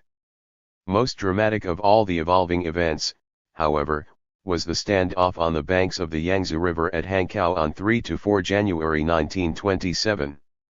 The small, 75-acre British concession there had been a source of tension and dispute for some years, most notably over such familiar issues as Chinese access and residence, and the erection of gates and walls in 1911 that enabled its British Municipal Council to guard access during times of strife. Disagreements with the city administration and the Chamber of Commerce over this were exacerbated by other routine controversies about the treatment of Chinese, and were then inflamed by the killing of 8 people in Hankow by British civilian volunteers during the May 30 protests. Anti-imperialist slogans helped fire and channel the mass movements that took the NRA to victory. Its political cadres moved in with the army, and the concession areas became the target of sustained political attack in late 1926. Anti-Kuomintang action on the part of British concession authorities at Tianjin, which led to the arrest and handing over of party agents for execution by their enemies, inflamed the situation. So, over 2 long days in January 1927, a small unit of British Marines held back a politically charged crowd. To avoid a catastrophe unfolding, they were then withdrawn and NRA forces moved in to guard the concession. 2 days later the council formally handed over administration to a newly established Kuomintang municipality. The same day, the even smaller British concession at Zhejiang was seized by demonstrators, and much of it was looted. The withdrawal of the Marines from the Hankow Bund on January 4 was, in its understated way, a moment of great symbolic importance in the wider and steadily unfolding history of Asian nationalism's contest with foreign empires. For the first time in history, an outpost of European empire had fallen to its nationalist opponents, and it would never be retaken. What next? Where next? This was all the stuff of nightmares. They had feared a rush at Shamian in 1925, and they had long indulged in 65 fantasies of Chinese attacks on their settlements, finding in the Boxer uprising only a generation earlier the fulfillment of all those dark dreams. Now, as the NRA moved north, and with the atmosphere still rank from the May 30 movement and Shaiji massacre, every one of the hundreds of sites of the foreign presence in China, every concession, settlement, and mission station, every foreign-run school or hospital, every foreign-owned steamer even, became a site or potential site of the nationalist upsurge against imperialism. Every relationship with Chinese co-workers, or servants, employees, or communities, was put to the test. Students and servants went on strike, congregations demanded autonomy from mission societies, consumer boycotts hit British trade badly. An accident on the street could quickly turn into a political incident. And war of course brought disorder with it. Defeated or deserting soldiers turned bandits, weapons flowed out of military formations into criminal hands, robbers took advantage of collapses in order, victorious units put into practice the anti-imperialist slogans they had imbibed. A bigger flight to the coast than had ever been seen ensued. Starting in late 1926, thousands of foreigners made their way to Shanghai, Guangzhou, and Tianjin, and many sailed out of China, with significant numbers of them, especially missionaries, not returning. Barely 500 out of 8,000 Protestant missionaries remained at their posts during the evacuation. 57. This felt like a global crisis. The potential for a domino effect was widely assumed. After China, Vietnam, or Korea, perhaps India, as the key prize. The man who would become better known as Ho Chi Minh, Nguyen Ai Quoc, worked as a translator for Borodin at Guangzhou, and established the forerunner of the Communist Party of Vietnam there in the spring of 1925. The Indonesian revolutionary, later communist leader, Tan Malaka, also spent time in the revolutionary city. South Asian nationalists were active at Wuhan, printing literature that circulated across China. The British government of India dispatched an intelligence agent to Shanghai to coordinate surveillance of activists. It felt like a world war against communism. American, French and Japanese forces were strengthened. Italian, Spanish, Portuguese, and Dutch marines and ships were available. The British sent a 20,000-strong Shanghai Defense Force to protect the international settlement, their largest deployment of forces. 66. Between 1918 and 1939, Royal Navy reinforcements arrived, many spoiling for a chance to bloody the noses of the Reds. "I trust," wrote Winston Churchill, to British Prime Minister Stanley Baldwin, "that there will be no false logic and false sentiment and false humanity against using gas." 58. At Shanghai the international settlement authorities waited. Defense plans were put into action, and barbed wire barriers erected, foreign military reinforcements were housed in readiness. The news from Hankow was worrying. The foreign police in Shanghai continued to work closely with the military authorities allied to the enemies of the Kuomintang, to identify and arrest the party's agents in the settlement and the French concession, and hand them over. Most were promptly executed. In late January 1927 the police force's political unit, the Intelligence Office, discussed commissioning cartoons for propaganda handbills and posters to bring home the wickedness of Chiang Kai-shek, representing him as an unscrupulous, avaricious, and bloodthirsty traitor. It would be best to portray him as a tortoise, a leech, a cobra, a wolf, and a running dog, they concluded. 59. 10 weeks later, on the night of 11 to 12 April, the police closed the protective barriers and gates, allowing through only a convoy of trucks that headed north into the district of Zebei, carrying hundreds of armed men loyal to a powerful local underworld figure, Du Yuz Hung. As dawn broke next morning these gangsters attacked labor headquarters and other sites housing the organs of a Kuomintang allied, communist-led uprising, which had seized Shanghai just ahead of the arrival of Jiang's forces. NRA units came forward to support the attacks, a counter-revolution had begun. This was all planned. Chiang Kai-shek had arrived at Shanghai on March 26, and Du Yuz Hung and his associates were some of the first people he had met. The revolution splintered, the once competing, now fighting, factions coalescing around rival centers of power and self-proclaimed national governments at Wuhan and Nanjing. On April 13, on Shanghai's northern base Han Road, a peaceful march protesting against the crackdown was machine-gunned by NRA troops. Almost 10 times as many died at the hands of the Kuomintang as had been killed 2 years earlier on the Nanjing Road by the International Settlement Police. 67. The Soviet intervention in Guangzhou had been crucial to the revived fortunes of the Kuomintang. It led to the reorganization of the party and the creation of its army. Soviet arms, cash, and advice were vital to its reformation and the revolution that had secured for it the control of central China and the at least nominal allegiance of much of the rest. For the first time a foreign power had intervened directly and overtly in China's civil conflicts. Its aims were greatly compromised. The Russians mixed ideological communist internationalism and a strategy to outflank the young Soviet Union's European enemies by striking a blow at their colonial possessions and setting China on fire. The missionaries of revolution generated a moment of intense, internationalized political conflict centered first at Guangzhou, which became a headquarters for a wider revolutionary initiative, and then across southern, eastern, and central China. The impact on foreign governments and on public opinion was immense.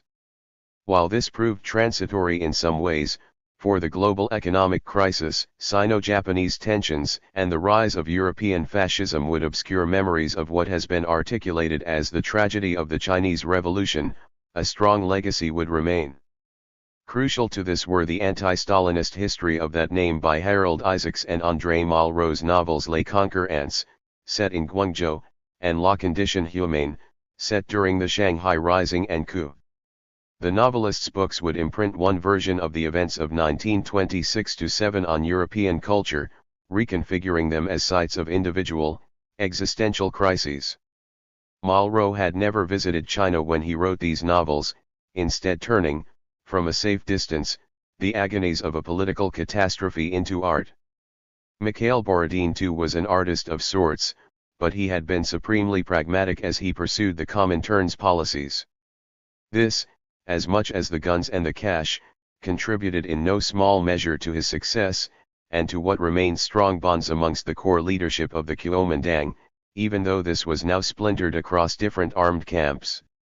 Borodin's approach was sharply criticized and challenged by some of his colleagues, not least in the crucial period after Jiang's purge at Shanghai. Leading the charge was a newly arrived Comintern representative, Manbendranath Roy, a 68. Veteran anti-British Indian revolutionary, a star of Asia, in the words of Chinese Communist Party leader Zhang Qiuhao, but also a scholar and ideologue, full of empty talk. By contrast, Zhang thought that Borodin attached the utmost importance to reality 60 reality closed in, and gave little quarter. The Soviet establishment in China had been assailed in the north, east and south. On April 6, 1927 the leading foreign diplomats at Beijing, still controlled then by the Manchurian militarist Zhang Ziulin, gave permission to the city police to raid the Soviet embassy. British troops manned the wall of their neighboring legation to ensure that no one sought refuge there. An enormous cache of documents was seized, which is the reason now that so much is known about the inner workings of the Soviet teams in China, and 22 Russians and 36 Chinese were arrested, including senior Communist Party leaders and members of the Kuomintang. The Russians would eventually be freed. At least 20 of the Chinese were swiftly executed, including one of the founders of the Communist Party, Li Dazhao. At Tianjin and Shanghai, Soviet consulates were raided or blockaded. Diplomatic couriers were detained, and correspondence was seized. Borodin's wife, Fanny, was arrested, and only later sprung from jail by a well-bribed judge. Between 9 and April 15 forces allied to Chiang Kai-shek and the conservative Kuomintang factions attacked leftists and communists in Xiamen, Ningbo, Nanjing, Shanghai and even back in Guangzhou, home of the revolution. Not even the headquarters of the Hong Kong Strike Committee survived. Hundreds of people were killed in this wave of repression. Terror begot terror, leftists struck back in Wuhan and Changsha, arresting and killing political and alleged class enemies. But when the leftist Kuomintang leaders in Wuhan, their military strength ebbing, were shown by Manbendranath Roy, still failing to grasp reality, a telegram sent by Joseph Stalin to the CCP, ordering their own removal from office and the acceleration of a rural revolution across the areas under their control, they too decided that they had had enough, turned on their allies, and made moves to reconcile themselves with Chiang Kai-shek. 61 One of the last photographs of Borodin taken in China shows him hunting grouse from a makeshift camp in the Gobi Desert in 69. September 1927. Earlier that month a convoy of 5 cars and 5 trucks had set out from Yinchuan in Ningxia province, carrying a motley complement, Soviet advisors who had left Hankow with Borodin in late July, his bodyguard, his cook, 2 of Eugene Chn's sons, and an American communist journalist, Anna Louise Strong. 62 They had been seen off with due courtesies from the Kuomintang leaders in Wuhan. Sun Fo, Wang Jingwei, and others had come to the railway station, notwithstanding the fallout from the Stalin telegram. Given a safe passage through territory controlled by Fenyuxiang, they were heading north to Russian-controlled Mongolia. The game was up. Although it looked like any one of a number of foreign expeditions that tramped around the sparsely populated Northwest in the 1920s and 1930s, few of the others will have traveled with a radio operator. This was a party in flight, not exploring. The Russian venture in China had collapsed, and those who could got out of the country. Comradeship and the shared experiences of 4 hard years counted for something, and Borodin was steered safely to a route that avoided those who now placaride Kuomintang-held cities with posters offering rewards for his capture. Many of those who did escape would, in time, perhaps regret their successful flight north to Ulaanbaatar, which they reached in late September. Very few of them would survive Stalin's purges, the dapper Mikhail Borodin not excepted. 63 As the move against the left intensified across China in the spring and summer of 1927, the communists themselves, on the orders of the Comintern, staged a series of open revolts, throwing off any pretense of working with or through the Kuomintang, seizing and losing Nanchang, Shantou and other cities and towns. If these futile gestures were not so bloody we might think of them as farce. On December 11 a mixed force of armed workers, rural dwellers, and military cadets seized control of most of central Guangzhou and proclaimed the establishment of a Guangzhou Soviet. A grand program of social and economic reform was announced. Red flags flew. But popular support for the revolt was not forthcoming from the exhausted city. Shops stayed shut. The workers of Guangzhou kept their own council. The city bore 2 days of communist control, and then on December 13 army units loyal to the Kuomintang landed on the Bund from Henan Island and assaulted the underarmed communist 70 forces. Days and nights of slaughter followed. The Russians who survived the attack, including the vice-consul, were marched through the streets and then executed. Thousands of people were seized and shot. Some were captured rebels, but mostly they were suspected sympathizers or hapless bystanders. Many were bound, shoved onto boats and drowned in the Pearl River. Photographs of carts loaded with bodies circulated across the globe. Lingnan University's Earl Swisher saw the revolution and the revenge up close. The streets, he reported, were piled with dead. Women's bodies lay stripped after slaughter and mutilated. 64 One symbol of Guangzhou's smooth modern cosmopolitanism had been the chic Western clothes and hairstyles of its emancipated young women.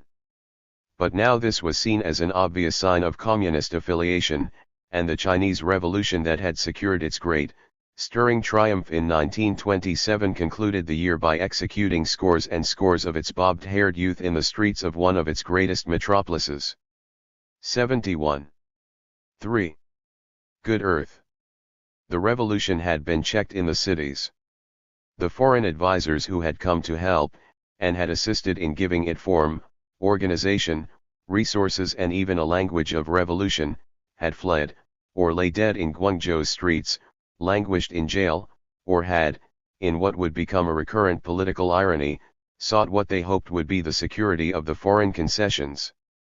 The foreign interests in Shanghai, and their diplomatic backers, had now formed a rough alliance of purpose with the Kuomintang, first sealed in blood during Shanghai's sanguine April coup. In this Cold War of the 1920s they had joined together to fight the USSR, the Comintern, and its agents in China. It would not be an easy relationship, and would remain brittle, not least because Chiang Kai-shek and his allies remained no less committed to rolling back foreign power than their former comrades in arms from the Communist Party. For now, the new regime worked to consolidate its power, authority, and finances, dunning the wealthy of Shanghai for loans and contributions through a mixture of extortion, exhortation, and persuasion. A little bit of kidnapping helped, but expunging the taint of communism helped too. It looked and felt like a counter-revolution, especially as the foreign diplomats and concession and settlement authorities started to work with the Kuomintang. So, if the new world of the cities had failed the revolution, might not the old world of the countryside redress the balance? Peng Pai set out to find out. One day in May I started the peasant movement, begins the engaging account of a one-man campaign of rural reform published in 1926 by Peng, the 29-year-old son of a prominent family of landholders in eastern Guangdong Province's Haifeng County. Peng's family were relatively comfortable and 72. Well connected, their fortunes established by his grandfather who had profitable timber, nut oil, and real estate interests, which he parlayed into land ownership and all the affectations and ambitions of rural gentry status. 1,500 people lived on the land the Peng family owned in Haifeng. The revolutionary militarist Chen Jianming, Sun Yat-sen's sometime ally, was also a native of the county, and in 1918 after a largely old-style classical schooling Peng was one of a number of local students selected to go and study in Japan at Chen's initiative. At Waseda University in Tokyo, Peng encountered the internationalized modern, studying political science and subjects a world away from the Confucian education of his early years back home. Like many students who went overseas during these heady years, Peng also threw himself into political activity. Waseda was a hotbed of socialist activism and those Chinese studying in Japan were also electrified by the Shandong controversy and the fiasco at Versailles. Peng returned to China in 1921, and Chen, by then provincial governor, appointed him as the educational commissioner in their home county, Haifeng. Chen's aim was for young men like Peng to feed back their new learning and to lead a wholesale reform of schools in Guangdong province. New schools with an overtly modern, scientific curriculum would underpin the revitalization of China. Chen's modernizing zeal encompassed pulling down the walls of Haifeng town and laying out a new highway to link it directly to Guangzhou in the west and Shantou in the northeast. But instead, Peng, who seems to have joined the Communist Socialist Youth League in Guangzhou shortly after returning home, instigated a series of radical initiatives in Haifeng County and its neighbors that would capture the horrified attention of observers the world over. For the movement whose roots seem so innocuous grew into a bloody rural revolution, its name a byword for savage butchery. It is easy to be seduced by the bright, shining modernity of China's great cities, but in the 1920s this was still an overwhelmingly rural society, with the vast majority of its people living on the land as farmers. Patterns of land ownership varied greatly, as did the nature of local rural society across the country's vast land mass, which encompassed a subtropical climate in the south in which 2 rice crops a 73 good earth year could be grown, together with the harsh, dry landscape of the northwest, where barely a single grain harvest could be managed. Subsistence farming coexisted with pockets of highly commercialized agriculture.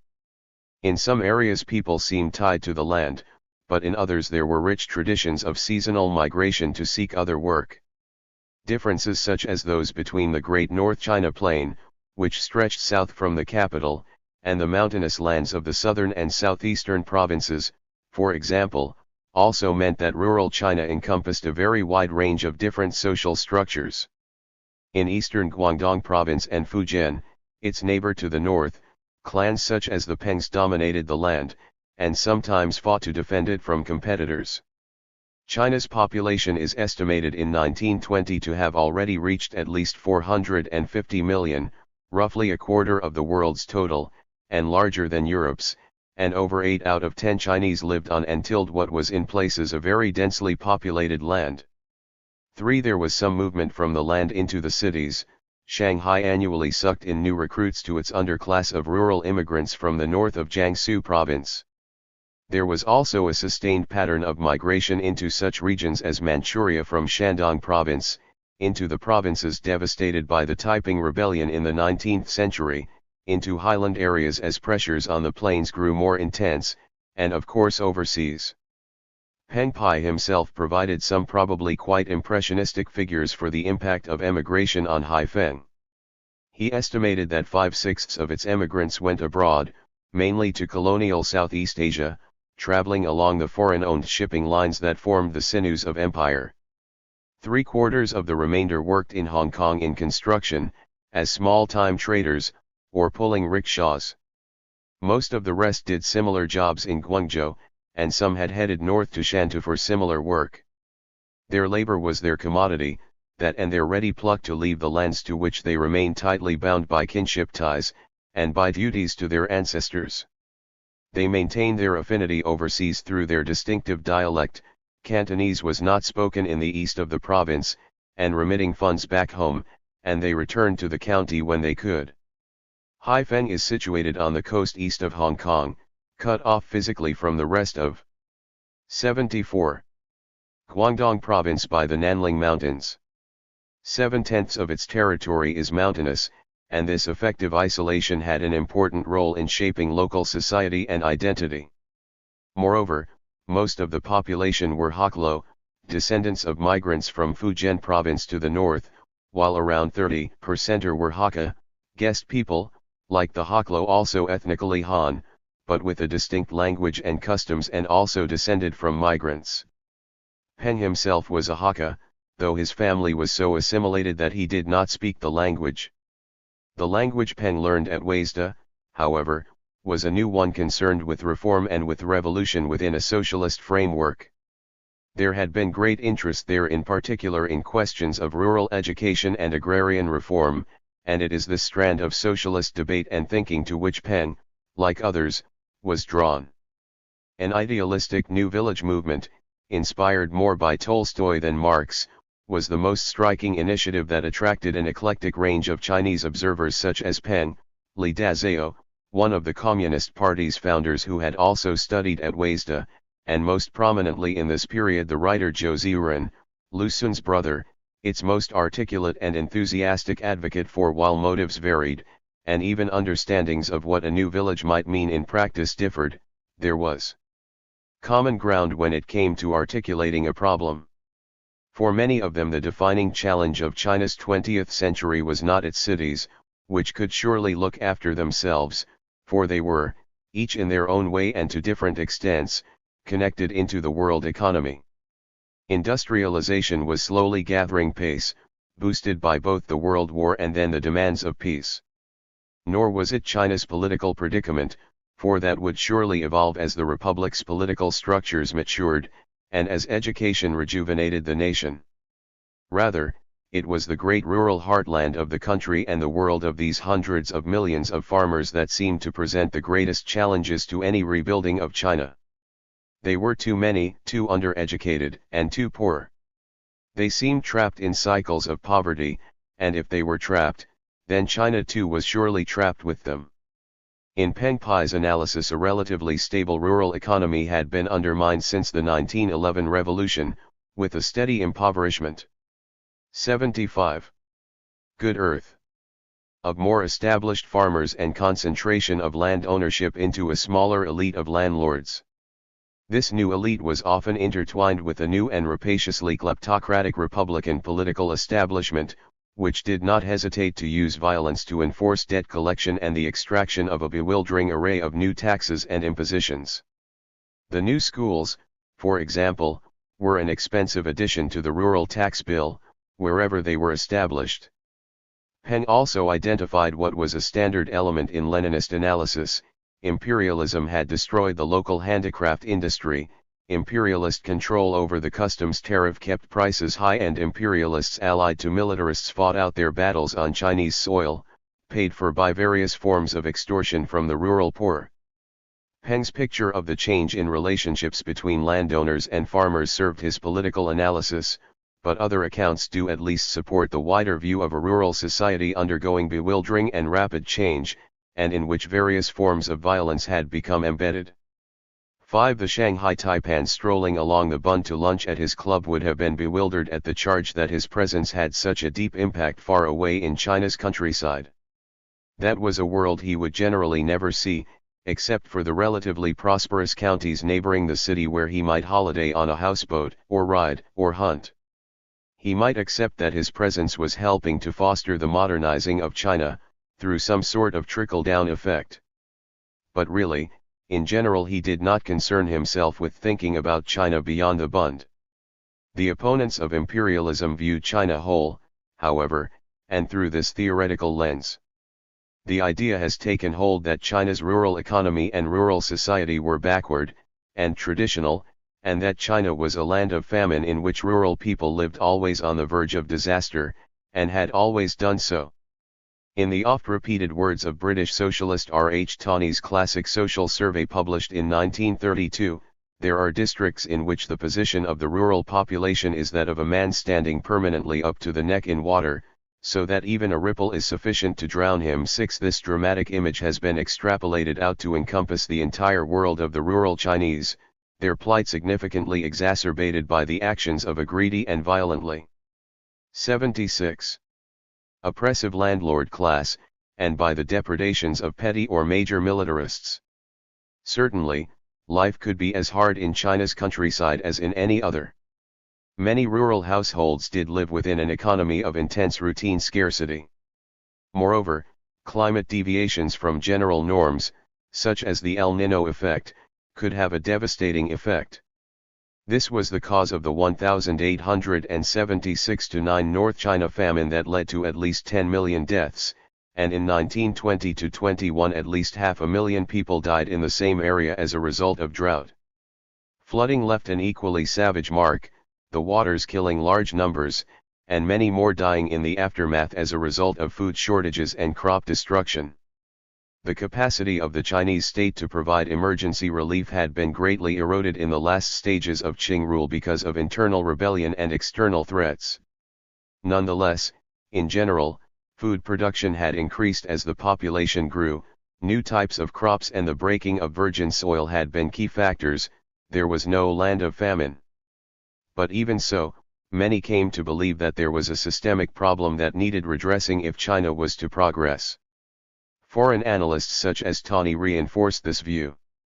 Missionary involvement in famine relief in the 1870s, and in later episodes, was accompanied by globally circulated publicity efforts, aimed at raising awareness and funds to help famine-struck districts.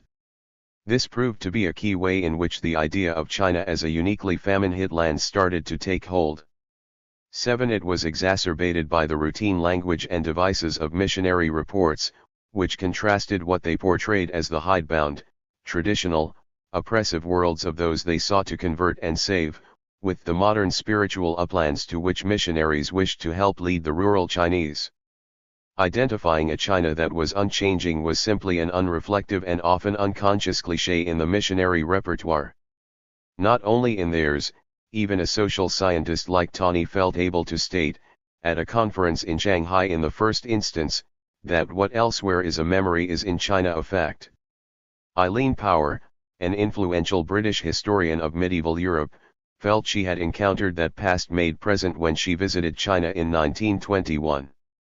8. To any visitor fresh off a smart steamer from overseas, to a missionary or a traveler like Power, or even in fact like Peng Pai himself the same year, the Chinese countryside resembled the European past, unmechanized, feudal in its social 77. Good earth and family relations, trapped in superstitious rituals and beliefs and fearful of change. It looked that way to many young urban Chinese as well who had never been abroad, who looked out from the cities and saw a world from which they were increasingly disconnected. But whereas the consumers of revolutionary chic in Guangzhou, all dolled up in their swanky department store finest, had played politics and pursued romance, Peng Pai had put his money where his mouth was and set to work to make change happen, almost literally, for he reformed even his own family lands.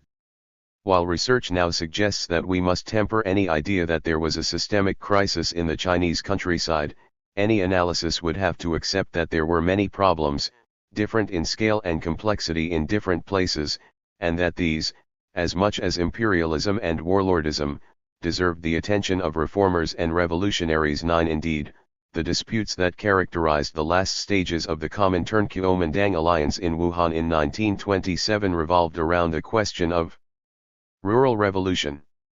This was Munbendranath Roy's particular field of expertise, and reports such as Peng Pai's offered much food for thought about the capacity of China's countryside and its populations to undergird the struggle. This was not simply a question of urgency or priorities, but one of tactics. Might not the rural masses provide an unstoppable force for revolution? 10. Could China be regenerated from the countryside rather than the town? Back in 1900, as large numbers of men in rural North China combined in armed bands aiming to extirpate foreign influences during the Boxer Uprising, observers such as Robert Hart pondered what such energy and power might do if properly organized and led. Imagine, he wrote, 20 millions or more of Boxers armed, drilled, disciplined, and animated by patriotic, if mistaken, motives.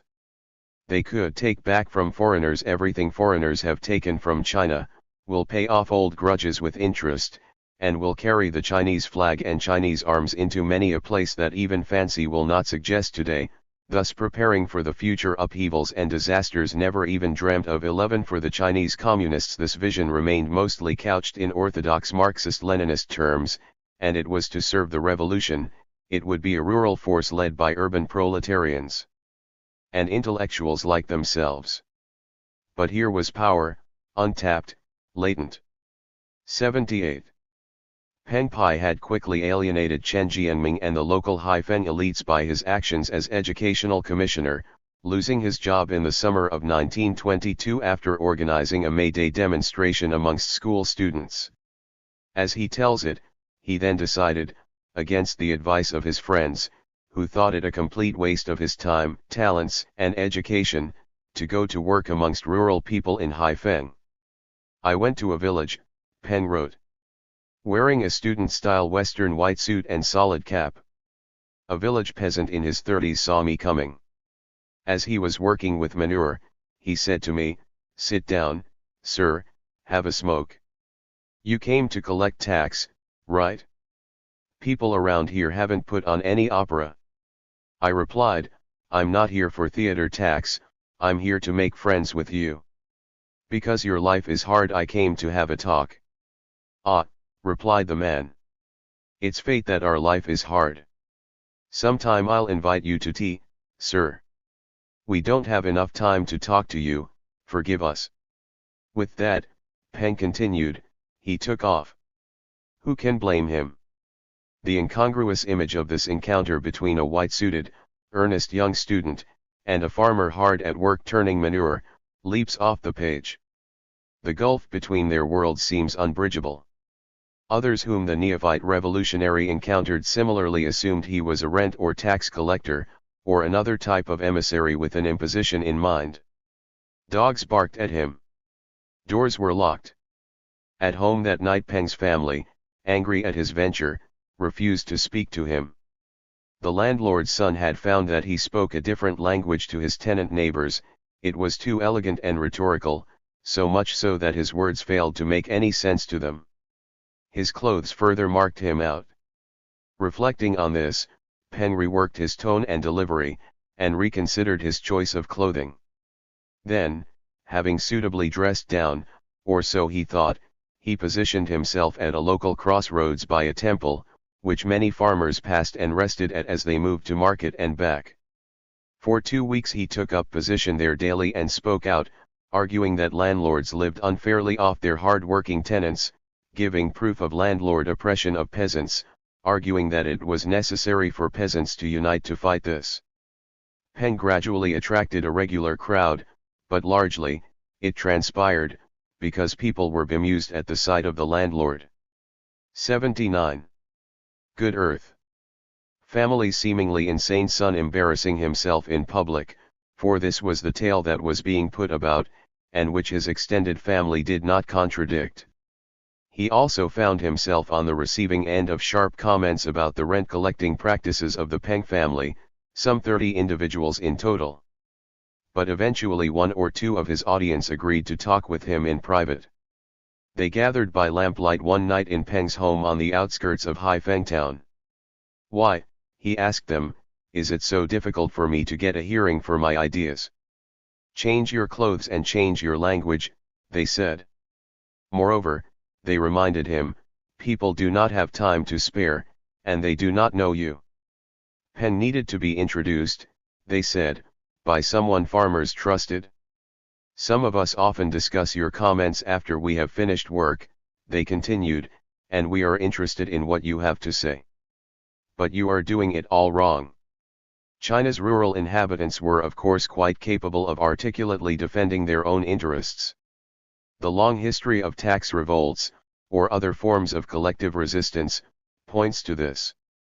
Country people did not need cityfied radicals like Peng Pai in order to understand their own situation or find ways to defend it. In Haifeng itself there was a robust tradition of collective self-defense through red flag and black flag organizations, which defended their members' interests, and fought for resources or to redress wrongs, and triad organizations had also been active. Peng also claimed that in 1895 there had been a revolt in the county, which although suppressed, was widely remembered. An older farmer, Yang Kishan, celebrated locally for his martial arts prowess, was already recognized by local people as a natural leader, and he sought out Peng to explore what the landlord's son was up to. Without such allies within local society, Peng was unlikely to have made any headway. Moreover, aside from the seeming hypocrisy of calls for action against landlords coming from the scion of one of the more notorious local families, people voiced a pragmatic caution. Peng Pai, well educated and well connected, could get away with saying such things. The social elite would ultimately protect its own, and the long-established tradition of tolerating the protests of the educated young, grounded in the profound respect accorded education, would also buffer him. Indeed, Peng was always treated with elaborate politeness, tea being 80. Offered cigarettes too, when he met even those opposing the peasant union, at least in its early phase, and he still found it easy to secure audiences with Chen Jianming. But ordinary rural folk could pay a much higher price for protest. Despite this inauspicious start, there was enough interest in what Peng had to say for the small group that met in his home to establish what they called a peasant union, and to agree to accompany Peng on his trips into the villages. "Success is on its way," he gleefully wrote in his diary that evening. They went to villages at night, after the day's work was over, for in the rural economy people really had no time to spare during the day. Peng's new associates would introduce him, and instead of lecturing his audiences as before, he would engage in question and answer sessions with them, gaining more attention and bigger audiences with magic tricks and a gramophone. Christian missionaries and British American tobacco cigarette salesmen used the same devices as they sold their respective wares in the countryside. There was precious little to do in the rural evenings, despite such recent innovations as lamps fueled with imported kerosene oil, which brought some light to the dark, so Peng now had no difficulty in securing audiences. But they would not join the peasant union. Peng built rhetorically on their own cautious responses. Joining the peasant union was like crossing a river, on this bank, misery, on that bank, happiness, but who wants to drown in the water, he said. If all join the union together, he reasoned, then each would be able to help each as they ford their way to a different future. The nascent organization started to intervene directly in small disputes to successfully secure redress for its members. Actions spoke loudly to the power of combination. Out of Peng Pai's naive and initially maladroit venture into the villages near his family home emerged an organization that gained traction rapidly with local farming communities, to the consternation and eventually the violent opposition of local power holders.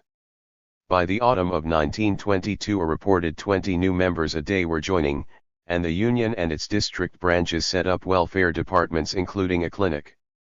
On January 1, 1923, a Haifeng General Peasant Union was established that claimed to represent some 20,000 households, and therefore an estimated 100,000 people, about a quarter of 81. Good Earth. The population of the county. On 3 March the Union organized a Peasants' New Year celebration. Some 9,000 people, 2/3 of them already members, enjoyed a rally that included lion dances and fireworks, the usual fare of a New Year festival, but also political speeches and a decidedly radical play about rent disputes that further reinforced an overtly revolutionary message. 12 Peng assumed the chairmanship of the union, and Yang Qishan was vice-chairman. Ostensibly, and to outside eyes, this was a mutual aid and self-defense organization. The union had a department that arbitrated disputes between members and non-members, and undertook educational initiatives. But an agenda for radical social change was also discussed within the union leadership. As news of the venture spread, other young, educated people came to support it. In a rent dispute that year, Peng mobilized 6,000 people to march on a magistrate's office to protest the illegal jailing of union members, who were subsequently set free. Unions began to be formed in the neighboring counties, notably in Lufeng, and fierce debates started to be held within the union about strategy. Now that it had reached such a size, and secured such loyal support, what should it do with its power? Despite Chen Jianming's support for the association, which waxed and waned in inverse proportion to his military fortunes and his need for a secure base in Haifeng, the local elites rallied, cracked down on it in July 1923, and jailed many of its leaders, including Yang, who was also badly beaten. The cause was an escalating dispute arising out of a series of natural disasters, several typhoons that one after the other ravaged the coast, destroying crops and causing damaging floods. Customarily, landlords would lower rents to allow tenants to recover, but in an atmosphere made fractious by the success of the union, leading landlords now refused to do so. In protest, the union campaigned for a rent strike, the first in a series of events that led to the crackdown and the dissolution of the union that July. Its headquarters was attacked by armed men and police, its archives destroyed amid charges that it was fomenting rebellion as well as the communalization of wives. Peng fled to Guangzhou to seek support from Chen Jianming, but nothing tangible was forthcoming. 82. However, loyalty to the organization remained embedded within the rural society of Haifeng and Lufeng. Although the activists attempted to revive the union, its opponents persuaded Chen to finally and definitively order the closure of all such associations in March 1924. Peng Pai took a post in Guangzhou within the reorganized Kuomintang's new revolutionary apparatus, as secretary of a new peasant department. Peng had discovered what other rural activists would also discover, that rural activism was a slow business that required great patience, and sympathetic allies from within. His was not the first of these ventures, nor the only one in the province. Others too were inspired by debates about socialist agrarian reform. 13. They found, like Peng, that rural communities were slow to start to mobilize. They had too much to lose, and were too conscious of the ways in which power could be deployed against them, legally or illegally. The jailing and treatment of Yang seemed to show this afresh. But these rural activists nearly always had some form of existing organization that might come into play. When pushed in extremis, they could certainly act to defend themselves, but the type of organization that Peng and his associates wished to set up proved harder to realize, for they appeared to be challenging fate, as Peng's first interviewee had put it, not some clearly identifiable wrong. Here we need to think about terminology. For the communists, but for some others too, the country people of China, its farmers, were peasants. But Nongman, the term Peng and the communists used, was a new word, imported like very many others from Japanese. It was created there as a translation term for the new concept of peasant that was encountered in foreign works. A very large number of foreign books published in Chinese were in fact translated indirectly, from versions translated into Japanese, and terms such as peasant, as well as communist and socialist, for example, all entered the Chinese language this way. Accompanying the term Nongmin was an integrated system of analysis of feudalism and feudal society, their characteristics and historical trajectory. Before the 1920s, most foreign observers would use the term farmers, and the most common Chinese term in use was the direct equivalent of this, Nongfu. Turning farmers into peasants this way served a specific vision of society and, implicitly, laid out an agenda for change. It turned what? 83. Good earth was historically honored as the bedrock of Chinese society, and much of what was traditionally regarded as good, into a benighted, backward class that needed salvation. Likewise, anything feudal was old and bad and oppressive, and in Marxist analysis was bound to fall to a rising bourgeoisie, while feudalism alongside warlordism and imperialism was identified as a target of the revolutionary assault. At Guangzhou, Peng became the first director of a new peasant movement training institute, and the sole teacher of its first cohort of mostly young, male urbanites. 14 Over the next 2 years the institute trained some 770 activists, who would then go on to undertake organizational work in a countryside that was largely and incomprehensibly alien to most of them. In Peng's class there was a strong emphasis on practical training and experience. He led the students into the countryside around the city, and took them through all the discoveries he had made in Haifeng, about dress, about speech, and how to build trust and find local interlocutors. Members of the last cohort, the largest, trained under the directorship of a young Hunan farmer's son, Mao Zedong, would even make a trip to Haifeng itself in 1926. Peng had lectured them in Guangzhou on conditions in the county and the wider East River area, but now they got to see things for themselves. This class was also able to learn from his report on the movement in Haifeng down to 1924, which he started to publish in January in 1926, in a new journal edited by Mao, Zhongguo Nongmin. The network in Haifeng had proved resilient. On both occasions in 1925 when the Kuomintang's new army struck east to fight Chen Jianming and his allies, the organization that seemed broken in 1923 was revived. Peng led graduates from the institute into the field. As the army moved in, he and his team came quickly behind, holding meetings to which large numbers of country people came. Amongst others, Yang Qishan, now released from jail, led bands of farmers who attacked Chen's troops and made their retreat difficult. 15 Over 30,000 people were reported to have attended a victory rally at the headquarters of the reconstituted Union, which now became the real power in the land. And blood started to flow. Many of its opponents who had not fled were put on trial, and killed. The land of some of 84 them was confiscated to support the activities of the organization. A general rent reduction of 25% was ordered, and an armed force of local people established. Religious institutions of all kinds were attacked. Clan loyalties brought in en masse yet more supporters, and by now most of the Peng clan had joined their miscreant in his venture, but these also worked to add to the enemies of the new dispensation. Unsettled conditions caused by the fighting brought more violence and provided opportunities for smuggling and banditry, often the recourse of the defeated soldier who put his weapons to freelance use.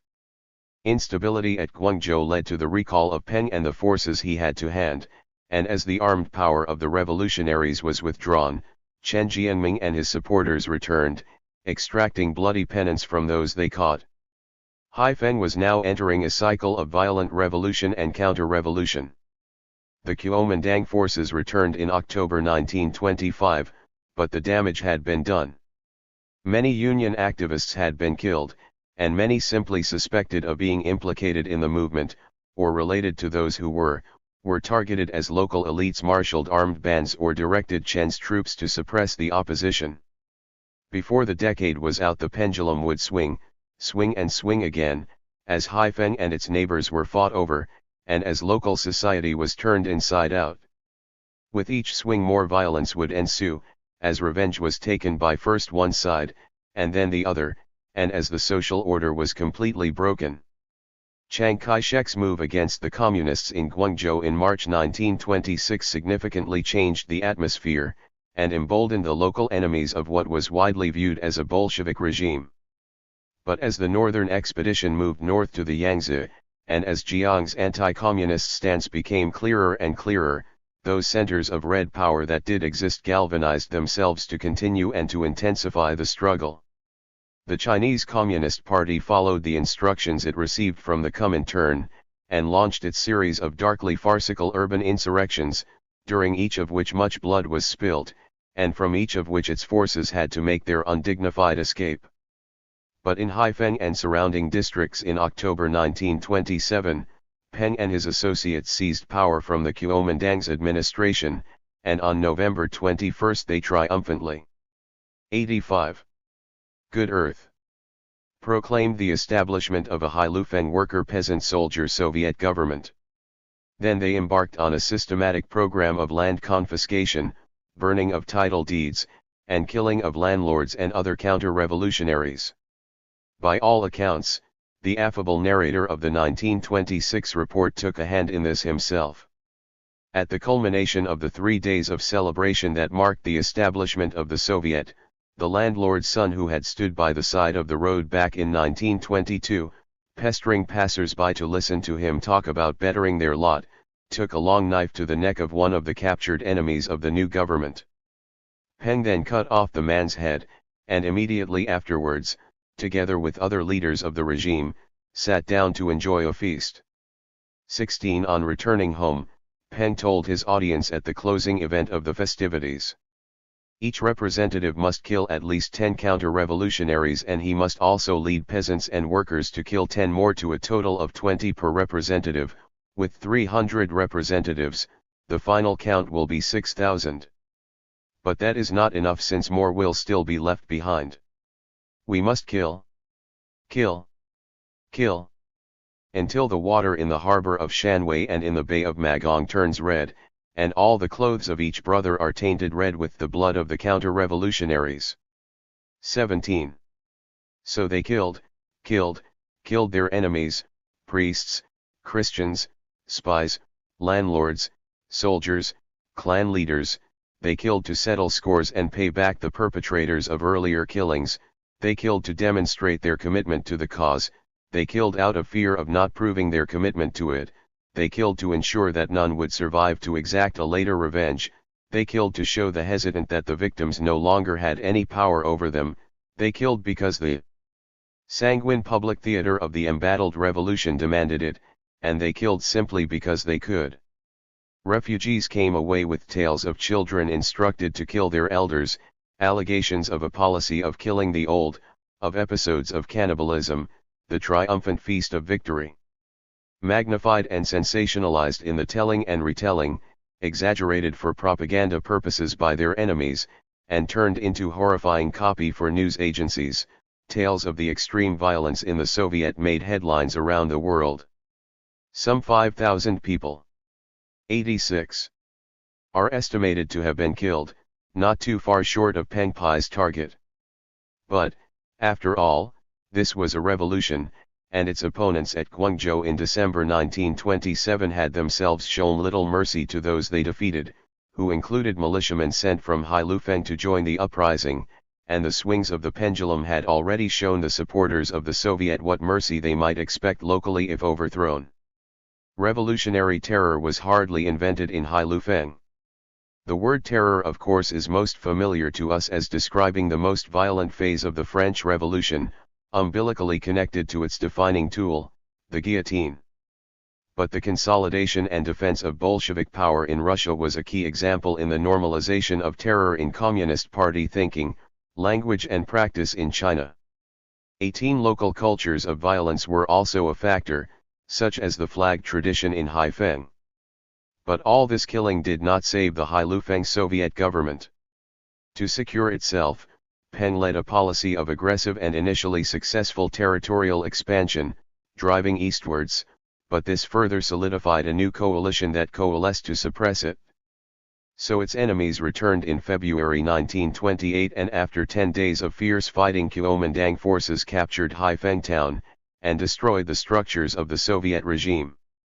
The peasant army stood and fought, but this militia was no match for its professionally trained opponents.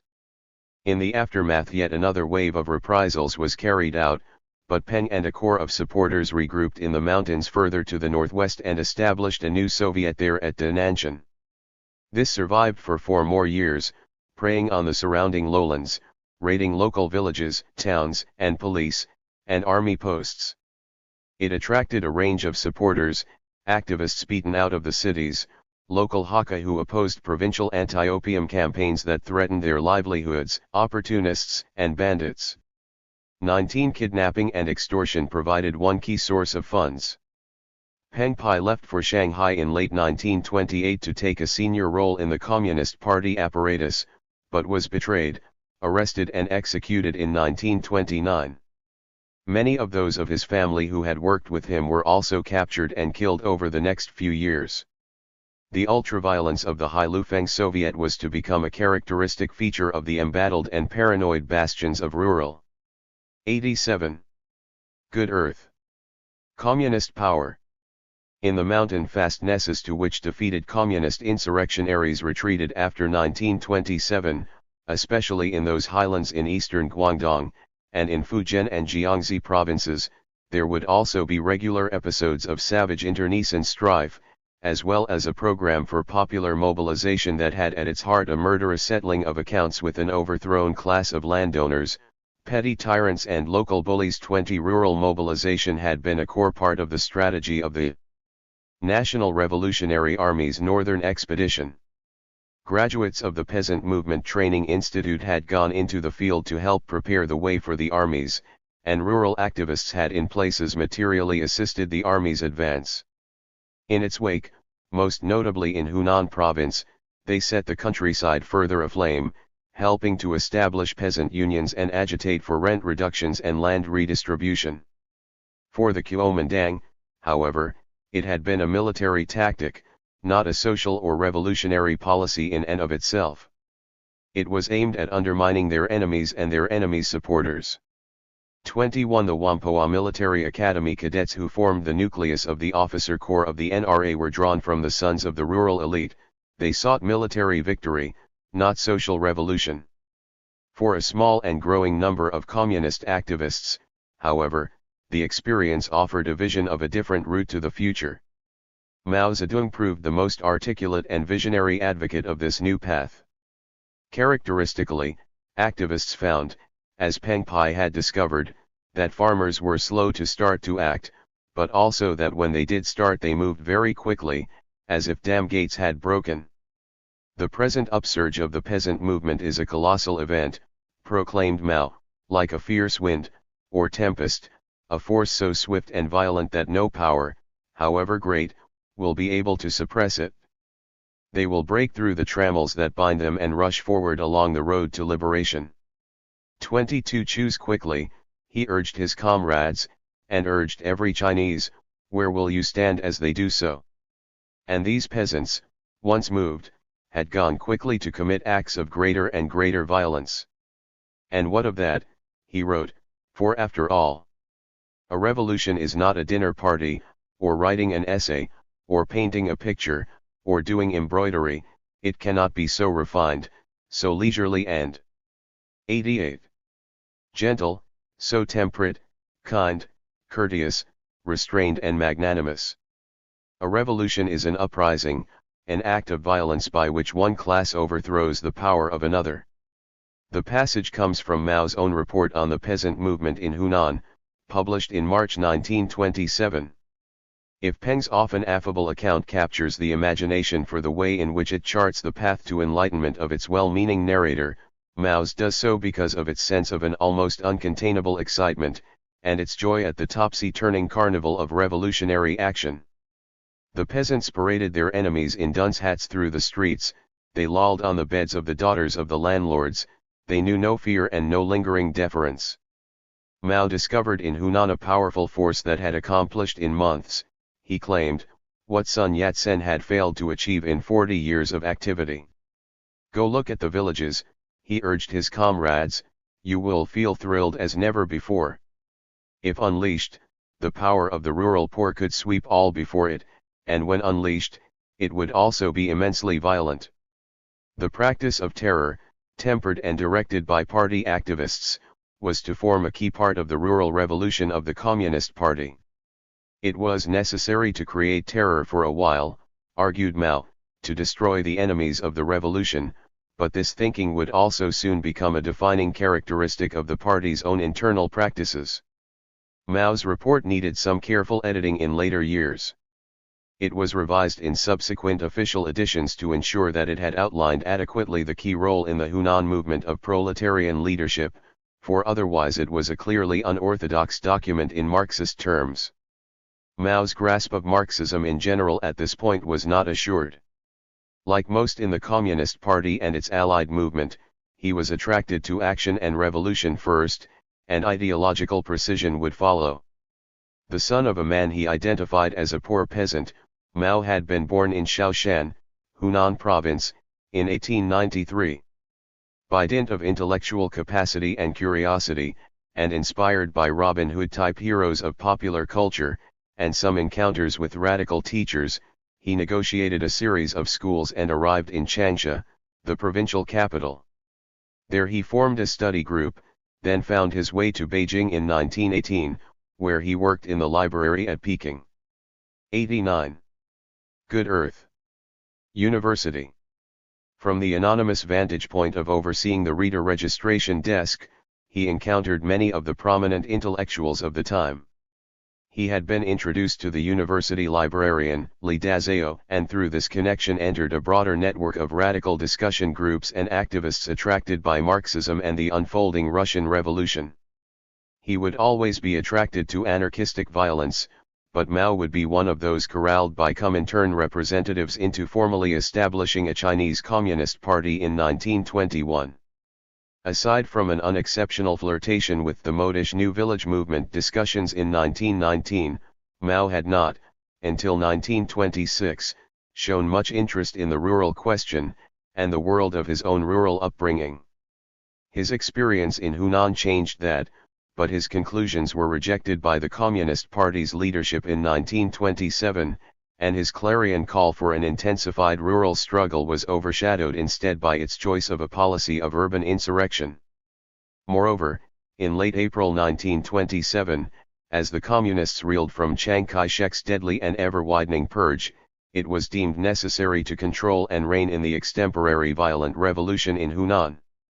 23 As Mao published his triumphant manifesto on Hunan, another telling contribution to the discussion about the problem of China's rural economy was being prepared for publication.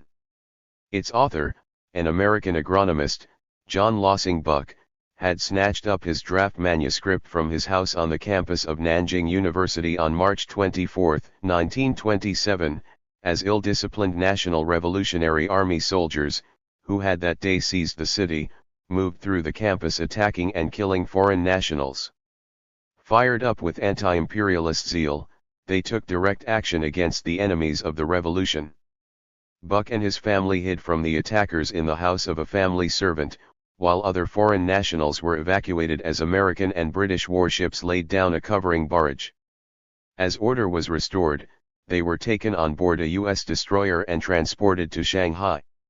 24 Buck's book was published in 1930 as Chinese Farm Economy, and was the first fruit of a long-term research endeavor that would continue to generate a great deal of data about the predicament of Chinese rural society. With Buck's work, two strong strands came together: the New Republic's zeal for investigation and 90. The generation of statistics, and a developing concern within missionary and Chinese Christian work for rural problems. The survival of the Buck family in March 1927 also meant that a third strand would soon blossom. Buck's wife, Pearl Seidenstricker Buck, was already mulling over the characters and incidents that would find expression in her Pulitzer Prize-winning 1931 novel about Chinese rural life, The Good Earth. Pearl Buck attempted to communicate the textures and mentalities of Chinese rural life. Lossing Buck wanted facts. To solve a problem, in most instances, you first need to be sure that there is one, and to know its precise contours, and to enact legislation or support policy, you need data. To build a state you need to know what it is that the state represents, controls and marshals. The new Republic of China established in 1912 had been most attentive both to the forms of what it felt a state should have, an anthem, flag, honors and decorations, ceremonial uniforms, and to data, voluminous amounts of data. 25 The Kuomintang's nationalist government seemed even more fond of surveys and investigations than the regime it overthrew, certainly to foreign diplomats, who wearied of complaints from foreign firms and other interests about the endless barrage of statistical queries. This was not simply a Chinese phenomenon, but the frequent foreign charge that China lacked data was one that stung. Chinese, like other Orientals, care absolutely nothing for statistics was a not uncommon aside, and the new government's departments, Chinese universities, and other research institutions embarked on all sorts of survey and data generation initiatives. 26 Even Peng Pai's 1926 report provides one glimpse into the statistical mentality of the moment, for he was careful to provide in his text what purported to be survey data about land ownership and forms of tenancy, education, emigration, and so on. Surveying was much easier than doing, of course, but data was nonetheless felt to be needed, about the rural world of China not least of all. Lossing Buck had arrived in China in 1915 to work as an agricultural missionary for the American Presbyterian Mission at Nansizhou, in Anhui Province. A farmer's son, almost a requirement for the U.S. missionary enterprise, Buck was a Cornell University graduate, and the Nansizhou initiative seemed a good fit with his. 91. Good Earth. Private interest in agricultural work. Such initiatives might help develop the church, even help fund it, but Buck was steadily moved to focus on his development work as an end in itself, rather than as a means to evangelization. In 1920, when funding for his model farm and local agricultural education programs at Nansizhou was discontinued, Buck took up a post in the College of Agriculture and Forestry at Nanjing University. There he steadily developed a statistical initiative that attempted to provide hard data with which to understand the problems, some of which he had encountered in Anhui. 27 China needed reliable statistics, he asserted, if it was to take its place in world statistics, but also because there needed to be self-knowledge before there can be self-improvement. Reflecting on his findings, Buck concluded that China's farmers needed most of all to gain access to credit. In his eyes they also needed education, but in general, as long as there were no meteorological or other emergencies, they seemed to get by reasonably well, at least as far as his survey subjects were concerned. In practice, as we have seen, this was based on the idea of there being a peaceful and stable status quo that was absent in much of rural China in the 1920s. Buck was selective in the information he sought, and seems to have ignored evidence presented to him about the fracturing of social relations in the countryside. Even being shot at by bandits did not much turn his head from his carefully assembled statistics. 28 The data does not reveal the harshness of the experience of living in Nansizhou, which lay not far from the Nanjing to Tianjin railway line, some 300 miles northwest of Shanghai. Pearl Buck's private letters, and the Good Earth itself, do however communicate much of the draining, alien texture of the rural world the Bucks encountered. 29 Marjorie Clements, a young English Congregationalist, arrived a decade later at Kangzhou, 375 miles further north, and in her own letters displayed this all too common despair at dirt, noise and confusion, disease, thoughtlessness and immorality. 32 Much can be made of this, however, and like most missionaries she saw only what she wanted to see, including what she did not want to see but could not but avoid, instances of violence, poverty and a lack of understanding of standard hygienic or other practices. Although missionaries like the Bucks or Clements 92 lived in the interior, amongst rural communities, they remained as culturally bound to their home societies as did the foreign communities on the coast, in Shanghai for example, or in Zhenjiang on the Yangtze where Pearl Buck had spent much of her childhood. 31 The plight of the farmers, their ignorance, and the incipient violence and filth of Chinese rural life exercised the epistolary and literary talents of many foreign observers. They are common themes, common enough to suggest veracity in reporting, but then you can find similar strands in most writing about country life in most places, whether it was J.W. Roberts and Scott's angry essays on English rural poverty in the journal The Countryman in the 1930s, or even Pearl Buck's comments about losing Buck's own family farm in New York State. 32. The shock facing urbanites on encountering rural society anywhere was profound, but even the shock of encountering the life and raw world of the urban poor could be shattering. Henry Mayhew's sketches of city lives in London labour and the London poor seemed like dispatches from another planet to the Victorian Londoners who read them, as did in Darkest England, William Booth's accounts of the life of his country's submerged 10th. Exposés of life on the breadline were as much a feature of Edwardian and post-World War British life as they were of reports on China. Even such key themes as dirt, ignorance, and the noxious smells pervading the life and world of the poor can be found in reportage from European cities. George Orwell put it bluntly in The Road to Wigan Pier. The lower classes smell. This was the belief of those who believed that they were not working class, he wrote, and with good reason. Cleanliness costs, retorted Orwell, so of course they smell. Orwell's comment was illustrated with a Chinese example, from W. Somerset Maugham on a Chinese screen, which set out the same argument for the English poor. The Chinese do not notice, Maugham claimed, whatever their station in life, for they live all their lives in the proximity of very nasty smells. 33. The question of how this rural China was to be understood and on what terms was not a new one. The Connecticut-born Congregationalist missionary Arthur H. Smith, who was based in North China for almost 50 years after 1872, had published a pioneering account of village life in China, a study in sociology in 1899. The village was 93. Good earth. The empire in small, he claimed, and when that has been surveyed, we shall be in a better position to suggest a remedy for whatever needs amendment. His was, we might think, a predictable answer. There were many problems, and Christianity alone in time can and will solve them all. 34. By August 1927, Lossing Buck had moved definitively away from the view. He was arguing that conducting rural community surveys ought to be undertaken to find out what problems the church should attack.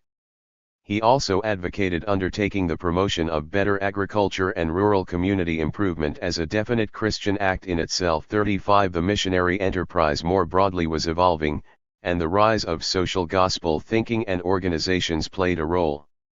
Many missions had always undertaken medical and educational work, mostly as part of a strategy to engage with potential converts, but also and increasingly in many cases on the basis that these were, as Buck argued rural work should be, a Christian good. But this type of activity began to become more prominent in China, as in other mission fields as the 20th century progressed. A wider range of social welfare initiatives, not least those associated with the YMCA movement, also developed. The student-led anti-Christian movement of the early 1920s, and the association of missions with the wider foreign presence and imperialism, also accelerated this change. Crisis in the missionary establishment, precipitated by the nationalist revolution of 1926-7, led to a strategic reorientation in many quarters towards engagement with social reform and social welfare activities led by the Chinese National Christian Council. If missions were to survive, such thinking went, and to have any chance of proselytizing, they would have to be seen to be genuinely aiding China in practical terms. 36. Lossing Buck's career developed dramatically as he scooped up large grants from the U.S. Social Science Research Council, and from the Rockefeller Foundation through its funding of the Institute of Pacific Relations. This nonpartisan research organization was established in Honolulu in 1925 in the spirit of Wilsonian internationalism, to better understand the problems of Pacific Rim countries, to build coalitions among the like-minded, and dialogues between its various antagonists. 37. Chinese Farm Economy was published under its auspices, and Buck then led a much larger team that worked on 94. Collating and assessing data from almost 17,000 farms across China. This was published in a 3-volume survey of land utilization in China in 1937. His work also attracted the attention of the national government, and some funding from it as well. A large cohort of Chinese students was trained by Buck and his growing number of Chinese and overseas colleagues at Nanjing. Their publications were widely distributed and findings disseminated through forums such as those held annually by the IPR. The world of statistics now knew a great deal about, for example, the economy of that sample of 17,000 farms, the size and types of land holdings, types of crops grown, as well as the minutiae of household economies, and even inventories of furniture they owned. It was avowedly descriptive, and offered no recommendations for policies, nor even beyond 5 lines of text any assessment of where problems might lie. 38 And as the book was being prepared for the press, a devastating new war with Japan was erupting. At the same time that it was being researched and written up, the communists were engaged in what they later termed a land war, the conflict in places like Domination, and most dramatically in what became the Jiangxi Soviet Republic, where they instituted revolutionary land policies. Lossing Buck described the Chinese rural world. The communists were aiming to change it. But they were not the only people trying to change that world. Lossing Buck himself, when he did point to solutions in his early work, highlighted another important approach to the predicament of rural China: education. Debates about the role of rural education had inspired Peng Pai, and the Peasant Union in Haifeng had embarked on a number of educational initiatives that are easy to overlook, for they lack the drama of rent strikes and land confiscation, the raising of militia, and the violent excesses of Soviet power. But Lossing and Pearl Buck both returned again and again to issues of education, and in North China, Yan Yangchu, better known as James Yen, was building an important movement for rural reconstruction. Yen was born in Sichuan, educated in missionary schools, and in 1916 went to Yale University. A Christian, he became involved in YMCA activities, and was one of many young Christian intellectuals who went to work with the Chinese Labor Corps on the Western Front in and 95. Good Earth. Just after the First World War. There he quickly moved from running literacy classes for the laborers to founding a vernacular newspaper for them. As it did for many of his peers, the experience suggested to Yen the supreme importance of a new mass education movement in the rebuilding of Chinese society. 39 Democratizing and expanding education lay at the heart of the new culture movement, and May forth thinking, even the very written language, it was argued, needed reform. Classical or literary Chinese was largely and quite rapidly abandoned as a result, as a movement to write in and teach using the colloquial language gathered pace. Yen learned of 2 kinds of ignorance on the Western Front. First, he found it in the behavior of the Chinese workers, whose personal deportment, spitting not least of all, shamed China in the eyes of foreigners. But much more importantly, he learned about his own ignorance of the great mass of his compatriots, who were hard-working, able, and eager to learn when given the opportunity. The shock of the encounter with rural China that we find expressed by Pearl Buck or Marjorie Clements was equally strong for men like James Yen. What the foreigners found uncomfortable and alienating was difficult too for the hundreds, if not thousands, of young men and women who were inspired by the movement Yen led. The Yale graduate, like Peng Pai, looked overseas for inspiration, and like Peng's comrades in Guangzhou, for funding too. But whereas Peng was inspired by an increasingly radicalized socialist agenda, Yen grew steadily more and more involved in a cross-Pacific network of connections, which would eventually reach into the White House. But he began in the countryside, 120 miles southwest of Beijing, in Dingxian, Ding County, then commonly transliterated as Tingxian. Returning to China in July 1920, Yen had first been involved in masterminding a Chinese YMCA-inaugurated mass education movement, which used a wide range of mass mobilization strategies in order to attempt to embed a new and sustainable infrastructure to raise levels of literacy. This initiative used inspirational rallies and exhibitions, and created new 1,000-character primers for its volunteer teachers to use in classes to which people flocked in large numbers. The story of the movement is impressive, and it used imaginative marketing and publicity initiatives in order to garner support. 96. And funds. Yen, with his American connections, was one of its greatest assets, and he was able to secure substantial funding from supporters in the United States. Literacy was the key to reforming the citizen and the nation, enabling men and women to better their personal lot, as well as China's cultural and political standing. And imagine, Yen told audiences in America in 1928, literacy helps people raise their income, and even if that rise is small, they will be able to buy all your expensive farm machinery, and if all 400 million Chinese could each put a little more cash towards buying only 2 copies of the Saturday Evening Post in a year, can you imagine the additional income of the Saturday Evening Post people? 40. The far-fetched, yet cannily homely reference, played on a long-standing vision of the massive potential of the China market in foreign eyes. Dollars rolled in. But Yen and others found that the focus on the education campaign alone had its limitations, and that there was a compelling logic towards a deeper and more wide-ranging approach to the problem. Yen started to think about identifying a model district, which would serve to incubate through example a nationwide program of what he came to describe as rural reconstruction. Serendipity led to the choice of Dingxian, which had a recent record of educational initiatives, largely through the efforts of a powerful local elite family. Its population of some 400,000 was similar in size to Haifeng's, but they lived in a very different landscape, the flat, dry North China plain.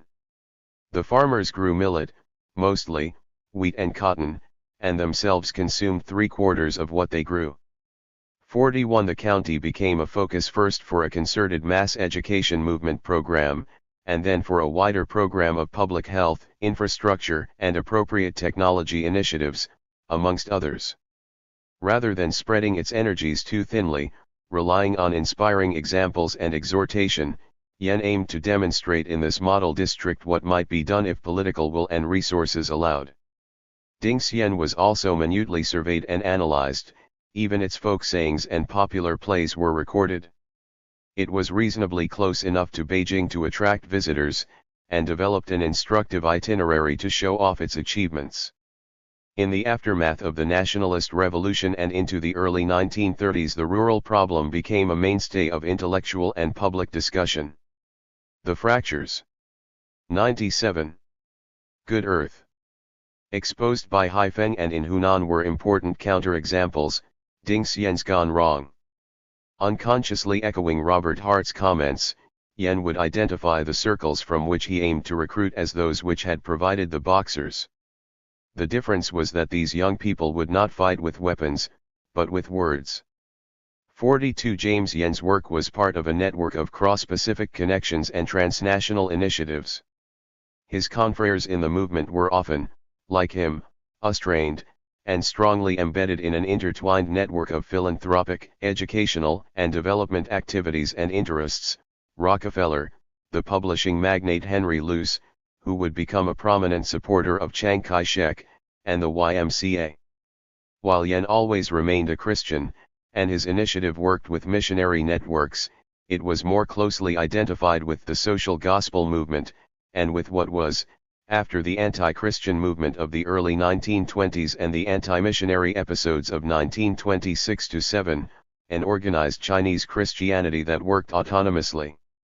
It was also staffed by many, like him, who accepted Christianity, but rejected any notion that foreign Christian or mission institutions had a leading role to play. The Christian Occupation of China, as the title of a mammoth 1922 missionary survey had it, was being dismantled. 43. But another important rural experiment was entirely independent of any Christian or mission roots, or socialist ones, although it was equally inspired by the education movement. In fact, it was also significantly shaped by Peng Pai's activities in Haifeng, but in opposition to them. Liang Shuming was the son of a sometime minor Qing official, Liang Ji. The father was famous for committing suicide in November 1918, just as the war in Europe ended, in a somewhat amorphous protest about the corruption of the times in which he found himself. 44. The son also found himself out of sympathy with the times. in which Marxism or a heavily Americanized liberalism seemed to have captured the imagination of so many of those who wished to bring to fruition the project to rejuvenate China.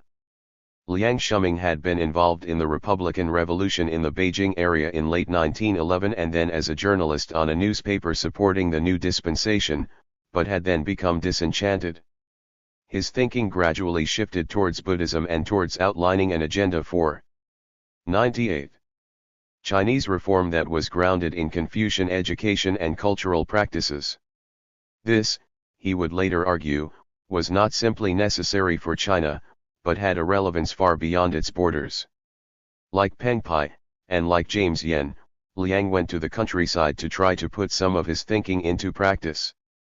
In Zuping County, Shandong Province, eschewing funds from the types of transnational sources favored by Yen, Liang embarked upon an otherwise similar rural reconstruction initiative. On a visit to Guangdong in the summer of 1927, he had witnessed at first hand the ways in which communist activists managed to galvanize rural communities. Whoever won the farmers, he concluded, would win China, so rural mobilization was vital for the country's salvation, not least for its salvation from those same communists. 45 By the early 1930s, the Chinese countryside might seem to be bursting with different species of experimental initiatives and model districts, schools, and agricultural stations. The rural or agrarian question seemed never to have been so prominent, nor to have exercised so many different strands of thought. 46 There were hundreds of initiatives, great and small. Rural issues, themes, and locales formed an important strand in the work of an influential set of modern writers, such as Shen Kongguan, and in journals and magazines in which articles about agrarian questions sat alongside pieces about Shanghai film stars and society events. The various initiatives attracted energy, funds, and political support, though the latter were not always connected. Both Liang Shuming and James Yen would be co-opted into the new establishment of the Kuomintang Republic. So too would be the National Christian Council's rural movement. Through Chiang Kai-shek's Wesleyan college-educated wife, Song Meiling, sister-in-law of Sun Yat-sen, whom Chiang married in Shanghai in 1927 after publicly proclaiming his conversion to Methodism, the former Red General would often call on the goodwill, funds, and connections of the missionary movement. As the menace from the Communist Party's rural revolution began to grow, rural reconstruction also came to be associated with finding ways to rehabilitate territories captured back from communist control, or to bring about reforms that would make it much more difficult for communist mobilization. But there was to prove to be no political will within the Kuomintang for any. 99. Good Earth. Substantive land reform program, even after it actually promulgated a new land rent law in 1930. It was precisely fearful of what Mao Zedong celebrated in his 1927 Hunan Peasant Movement report, but it also had no taste for alienating its supporters. Moreover, the party's aim to control and shape political activity in the new state meant that it grew intolerant of any autonomous initiatives. 47 Continuing political instability would eventually also see the curtailing of the Dingxian and Zuping model experiments as the threat from Japanese aggression grew in the 1930s. For all this frenetic activity, the plight of the farmer in the decade of the global economic depression and Japanese invasion only grew worse. Instinctively, most of us would find that the vision of the Chinese rural world conjured up in the decades before the Communist Revolution is a dark one. The picture is assembled through an eclectic mixing of the portrayals to be found in Pearl Buck's writings, in missionary accounts, Chinese Communist Party reports, as well as those of its foreign supporters, most influentially William Hinton in his book Fanshan, an account of land reform in Shaanxi province in 1948.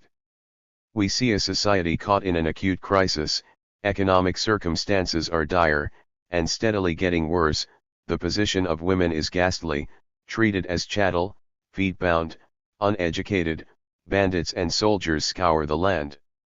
Drought and famine are ever close at hand, landlords feed off the labor of their tenants, taxes multiply like bacteria. It is a harsh world.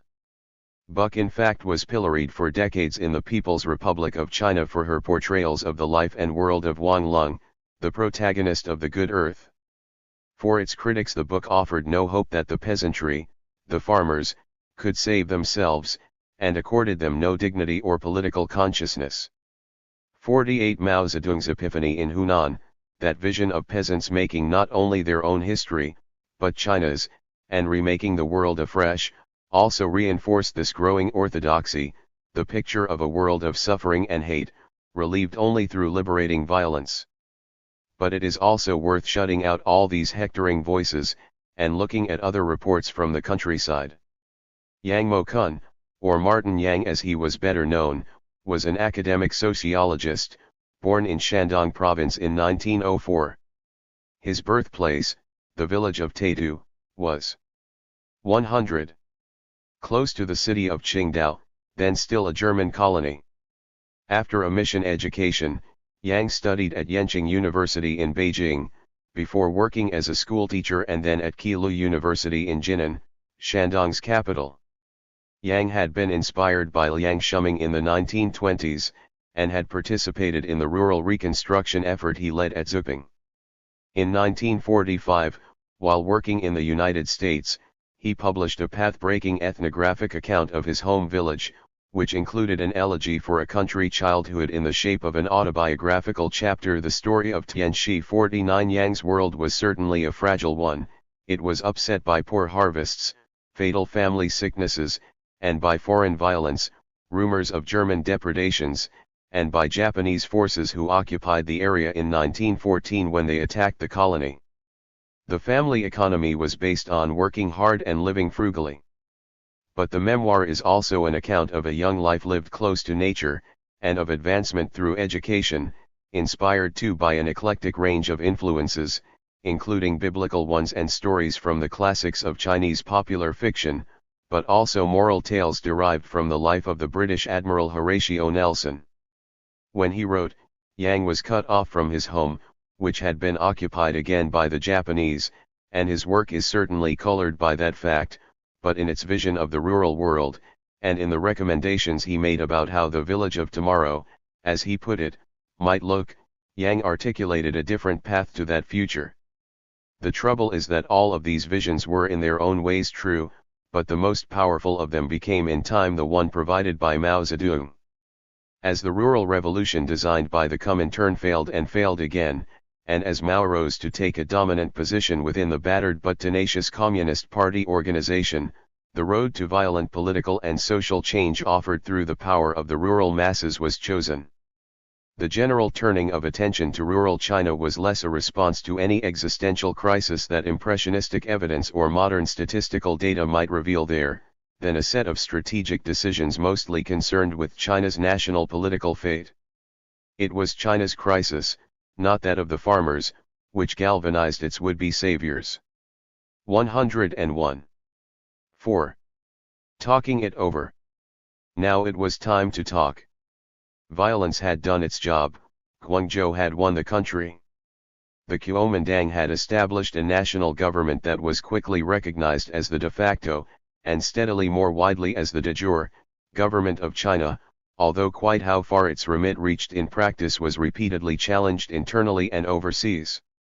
But even if much of the country remained only nominally under the authority of the new government, the same had been true of its internationally recognized predecessor in Beijing.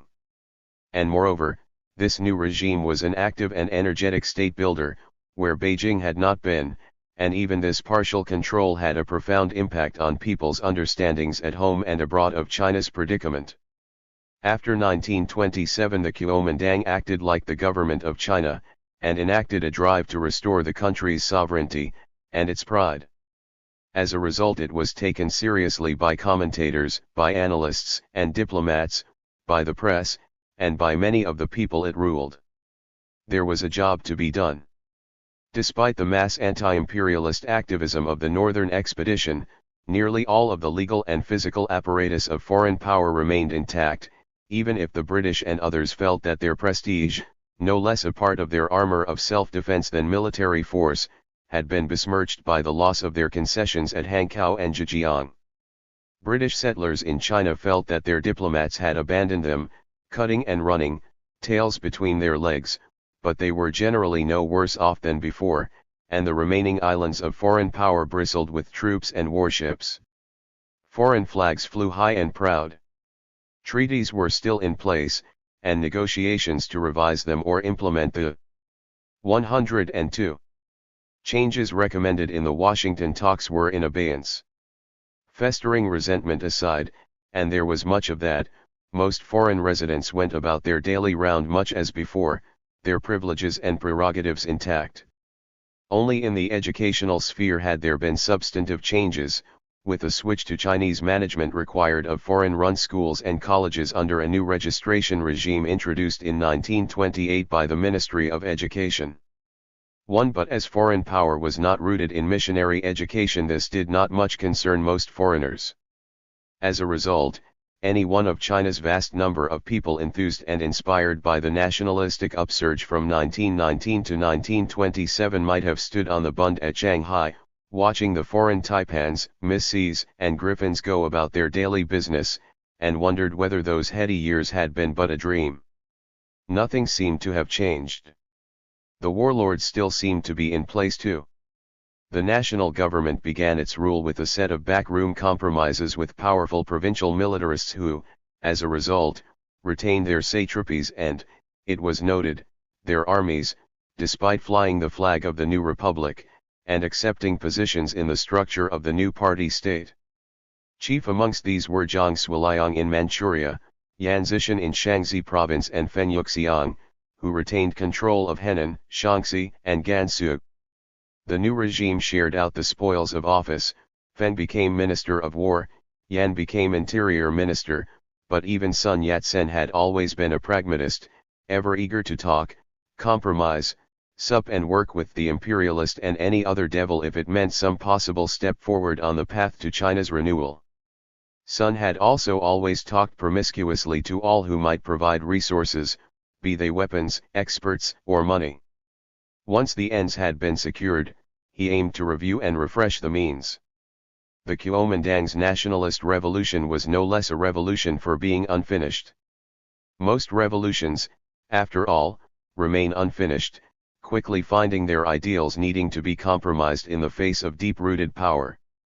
This is an old story. The hardcore Jacobins dominate for a while, but the pragmatists eventually gain the upper hand, while Robespierre and other revolutionary purists get the chop.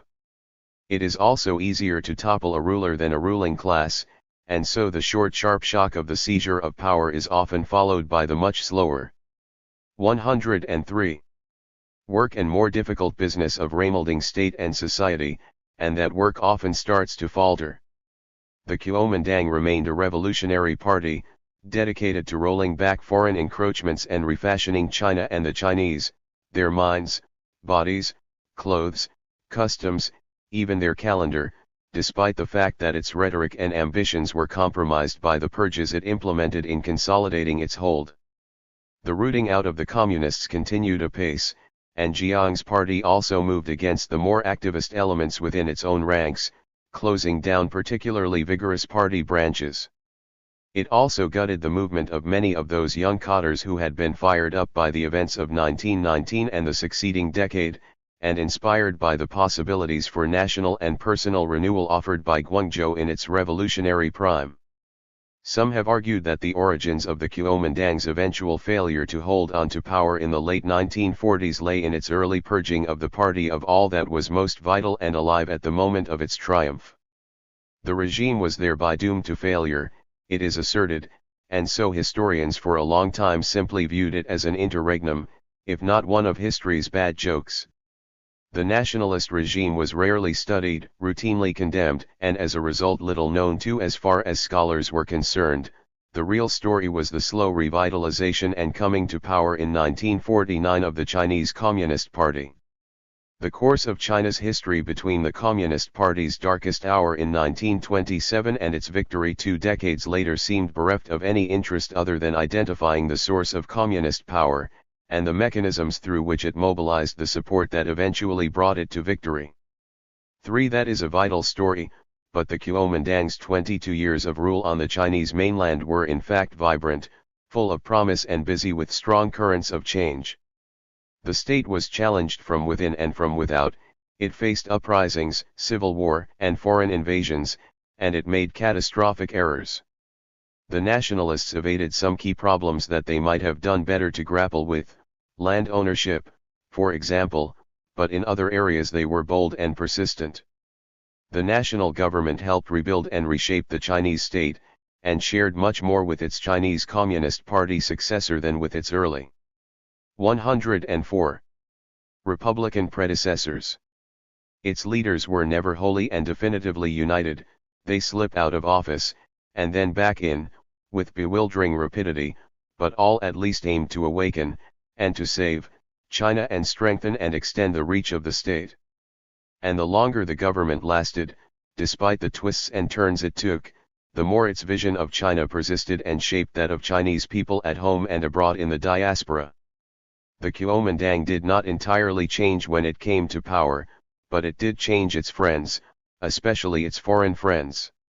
And it began to talk to them, and talk, and talk, and talk. If revolutionary power would not move them, the thinking went, then perhaps negotiation would undo the position of the foreign powers. Revolutionary power had proved too volatile and unpredictable, mass activism had proved too capable of running loose from those directing it. For all that it continued its rhetoric and pronouncements about regaining sovereign rights, steeped in the era's dominant May 4 movement thinking, and the political mobilization of the Guangzhou years, the new regime wanted a managed process that would be negotiated, signed, and sealed, and then smoothly implemented. Talking had been tried before, and had failed, at Versailles and in Washington, but there was now diplomacy in a new vein, for the Kuomintang could talk from a position of comparative strength. So it played the diplomatic game of nations, and its foreign ministers at Nanjing, first the Japanese-educated Huang Fu, then Wang Zhengting, parleyed formally with foreign diplomats and envoys, with some success until late 1931. These were talented, cosmopolitan men, and they were well supported by their diplomatic staff. First they talked about Hankow, Zhejiang, and Nanjing, and other unfinished business of the revolutionary upsurge of 1926-7. True to type, and to established diplomatic practice in China, foreign interests affected by disorder or depredation totted up their losses and filed their itemized and often generously calibrated claims for compensation with their consuls and diplomats. The latter then worked to secure financial redress from whichever authority looked most likely to deliver it. With the consolidation of Kuomintang rule, these claims now made their way to Nanjing, and diplomatic files are rich. 105. With detail of losses of stock, damage to property and looting of personal items. If you want to know details about the way a missionary lived, or what could be found in a China trader's upcountry office, then you can find this information in such records, carefully costed to the last penny. Those filing such claims would eventually include the staff of the former British concessions at Hankow and Zhejiang, for these had been surrendered for good. Activist press commentators would lambaste the diplomats for the apparent neglect into which these former British outposts fell, but even the most belligerent of them knew that the deed could not be undone. The British and the Kuomintang first properly met and talked together over the question of what to do about the seizure of these Middle Yangtze concessions in January 1927, and a modus vivendi was negotiated by Owen O'Malley, councillor at the British legation, and Caribbean-born Eugene Chn, a leading left-wing Kuomintang figure, who continued to confound his interlocutors. O'Malley was a diplomatic high-flyer who had no prior Chinese experience before his appointment in 1925. He later remembered Chn simply and obnoxiously as a nigger from Trinidad, for despite these gulfs in their background and political stance, and despite this fundamental contempt on the British side, the two men contrived a deal allowing for joint Sino-British administration of the British concessions. Chn made it clear that this set no precedent for any future discussions about other concessions, and the British vouchsafed that they had no intention of reoccupying Hankow and Zhejiang by force, and that the Shanghai Defense Force sent to the city in 1928 would only be used for self-defense. Hankow, in this way, became the first of Britain's imperial possessions in the 20th century to be cast adrift in the face of Asian or African revolt. This role in the great unfolding of Britain's empire has largely been forgotten, but the surrender embittered the China Coast British at the time, and worried British officials more widely about its impact on nationalist thought elsewhere, especially in India and Afghanistan. 5. There was considerable disagreement amongst British diplomats, as well as within the already splintering revolutionary leadership. 106. About the wisdom of making any deal, let alone the content of this one, but the agreement held. Neither man lingered long enough in post to have to review it. CHN fled the anti-leftist purge. O'Malley was permitted to resign after being implicated in a currency speculation scandal. British concession employees filed those claims for lost pension rights, and debenture holders for compensation, but mostly to little avail. Others accommodated themselves to what effectively proved to be a solely Chinese administration of Hankow, under the same terms as those allotted to residents in the former German concession there, and they found that the sky did not in fact fall on their heads. They joked that their lives were now sad, for their little bit of Britain on the Yangtze became a special administrative district of the Kuomintang city government.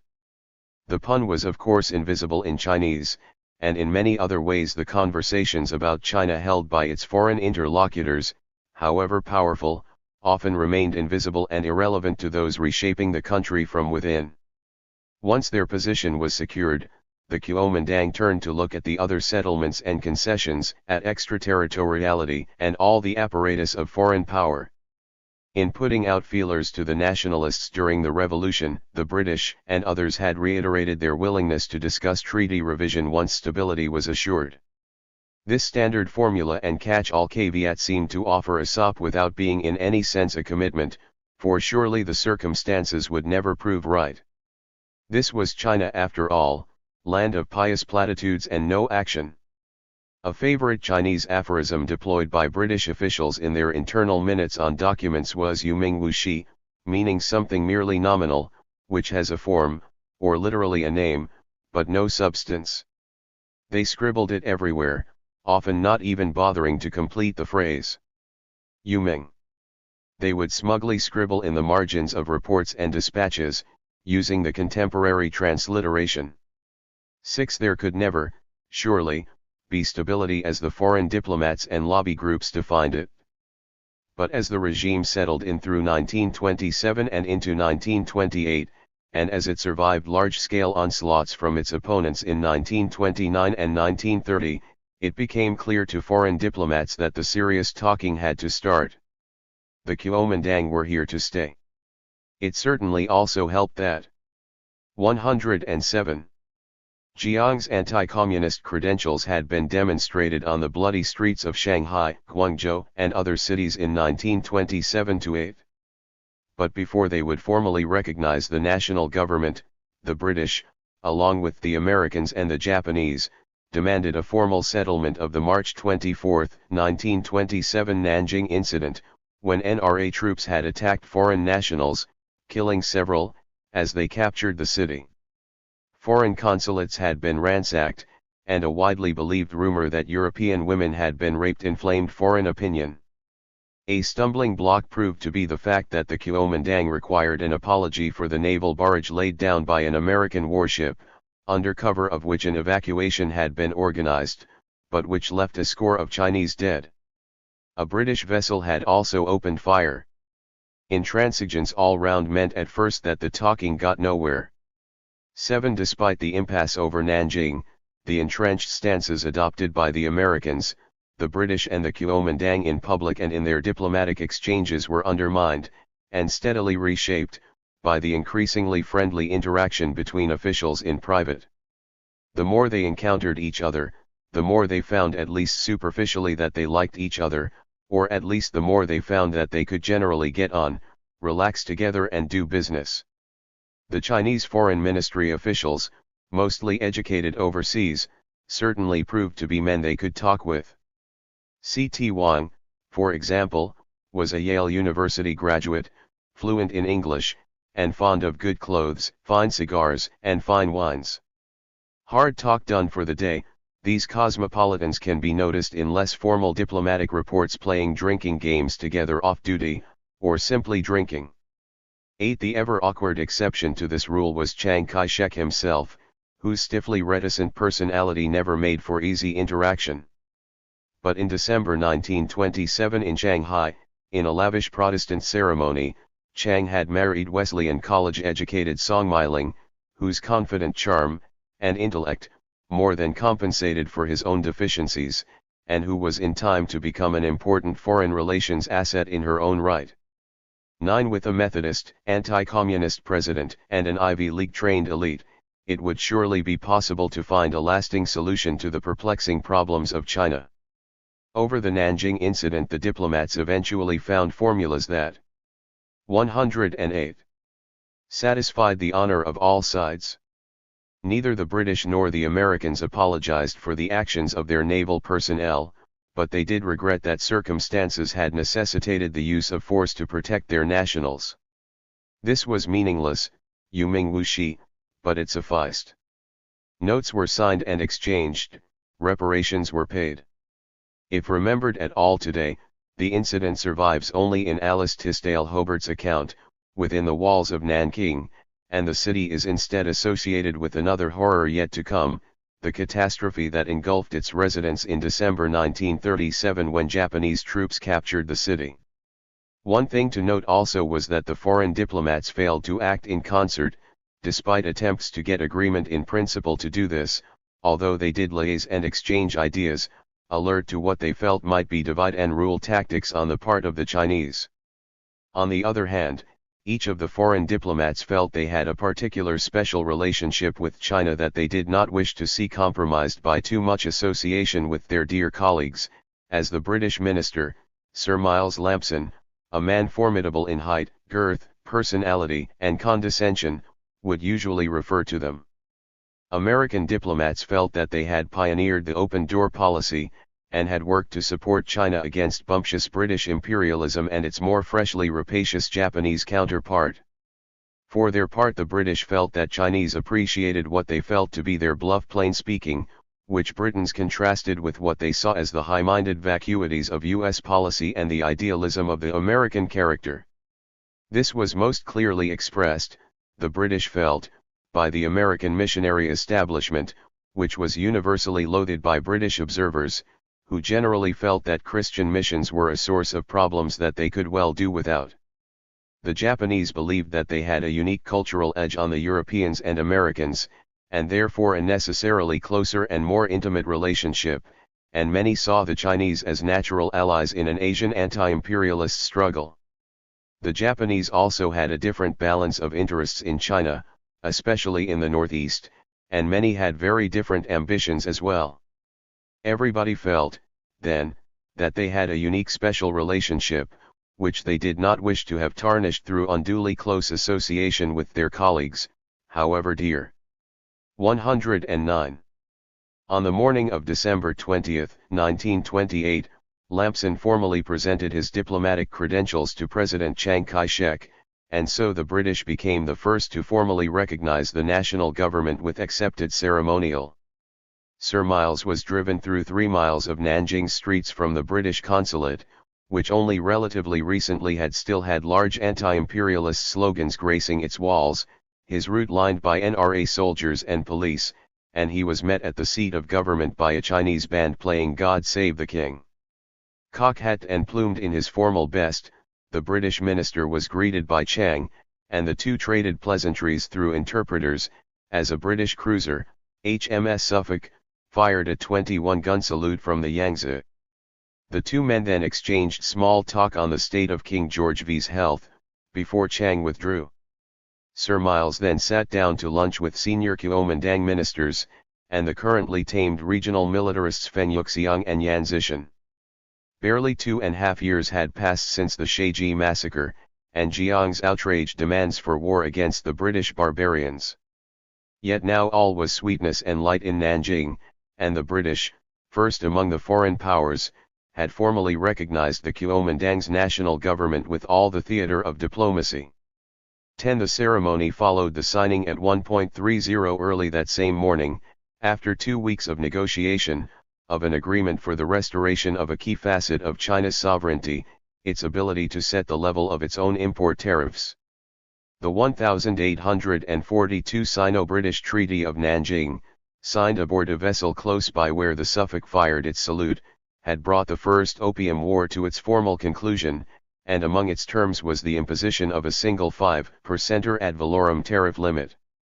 Most favored nation clauses in other treaties had entrenched this, but on July 25, 1928 the American minister, John V. A. McMurray, had relinquished the concession, following up commitments that all the powers had made at the Washington Conference and subsequent meetings. For the foreign powers this was a heavily symbolic issue. It had long been seen as a foundation of the treaty system, preventing discrimination against foreign goods, but to unpick any single part of the web of treaties that bound China was also to risk the whole. For the nationalists it was a simple question of Chinese sovereignty, but 110. It was also a pragmatic one. Customs revenues were to remain the single biggest source of China's state finances until 1941. The restoration of tariff autonomy allowed them an enhanced ability to shape the development of the Chinese economy, and to raise much needed funds, and tariffs could also be a potent political tool as well. They could be used to protect nascent Chinese industries while they grew. Crucially, the new agreements were reciprocal ones. Even though British diplomats joked in private about how very unlikely it was that Chinese manufactured goods would ever be pouring into the British Isles, China was accorded the right to reciprocal treatment. 11. The British had really had no choice but to acquiesce, given earlier commitments, but here was the preeminent foreign power in China, not only in their own eyes, but by any objective assessment, permitting the unpicking of its foundational treaties. It was also significant that their treaty followed 5 months on from the breakthrough signing of the US-Chinese Agreement, which was to come into effect on January 1, 1929.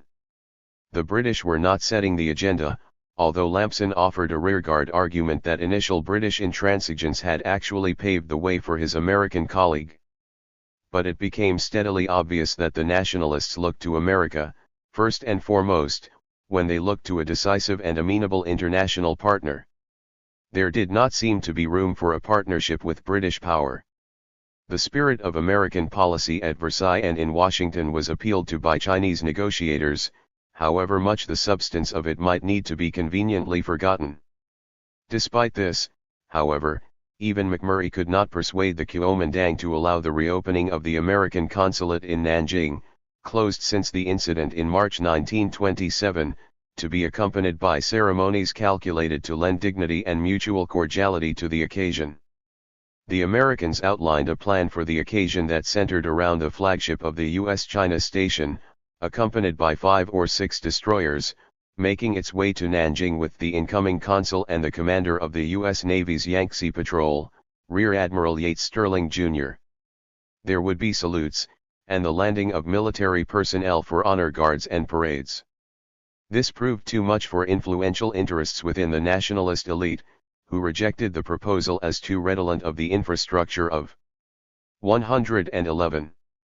Imperialism that they were pledged to remove, and instead the consulate reopened on December 15, 1928 without any fanfare. 12. The fact that Nanjing was now definitively the capital of the Republic heightened anxieties around this issue, for Beijing was downgraded, and even formally renamed. McMurray had argued that it would demean the United States in Chinese eyes not to insist on such formality, and that it would imperil American consular officers, who would not be seen to have formal recognition by the Kuomintang. 13 Symbols remained obsessively important for all concerned, even for America, a power that conspicuously disowned the trappings and pretensions of imperialism. The resulting minutely detailed choreography of visits, negotiations, and exchanges of notes was complex. The public performance of diplomacy could look awkward, if not tortuous. Since their arrival in China in the 1830s, foreign envoys and diplomats had campaigned to secure courtesies, treatment and recognition from the Chinese appropriate to their status, as they saw it, and tried to force the Qing to adopt new procedures and language in its interaction with them, but with mixed success. The whole issue was entangled with ideas about national pride, culture, and increasingly race, as much as it was ostensibly about the operation in Sino-foreign relations of agreed international diplomatic norms and practices. McMurray, who had deeply imbibed the settled customs and attitudes of the diplomatic establishment in China, now asked his superiors in the State Department how he should in future acknowledge the officers of the Kuomintang authorities if they were to be prevented from such dignified and important ceremonial. Accord to them the courtesies of a fully recognized foreign state, came the curt reply. 14 The old diplomacy lingered, not least in the foreign imagination, but also because the legatians remained in Beijing.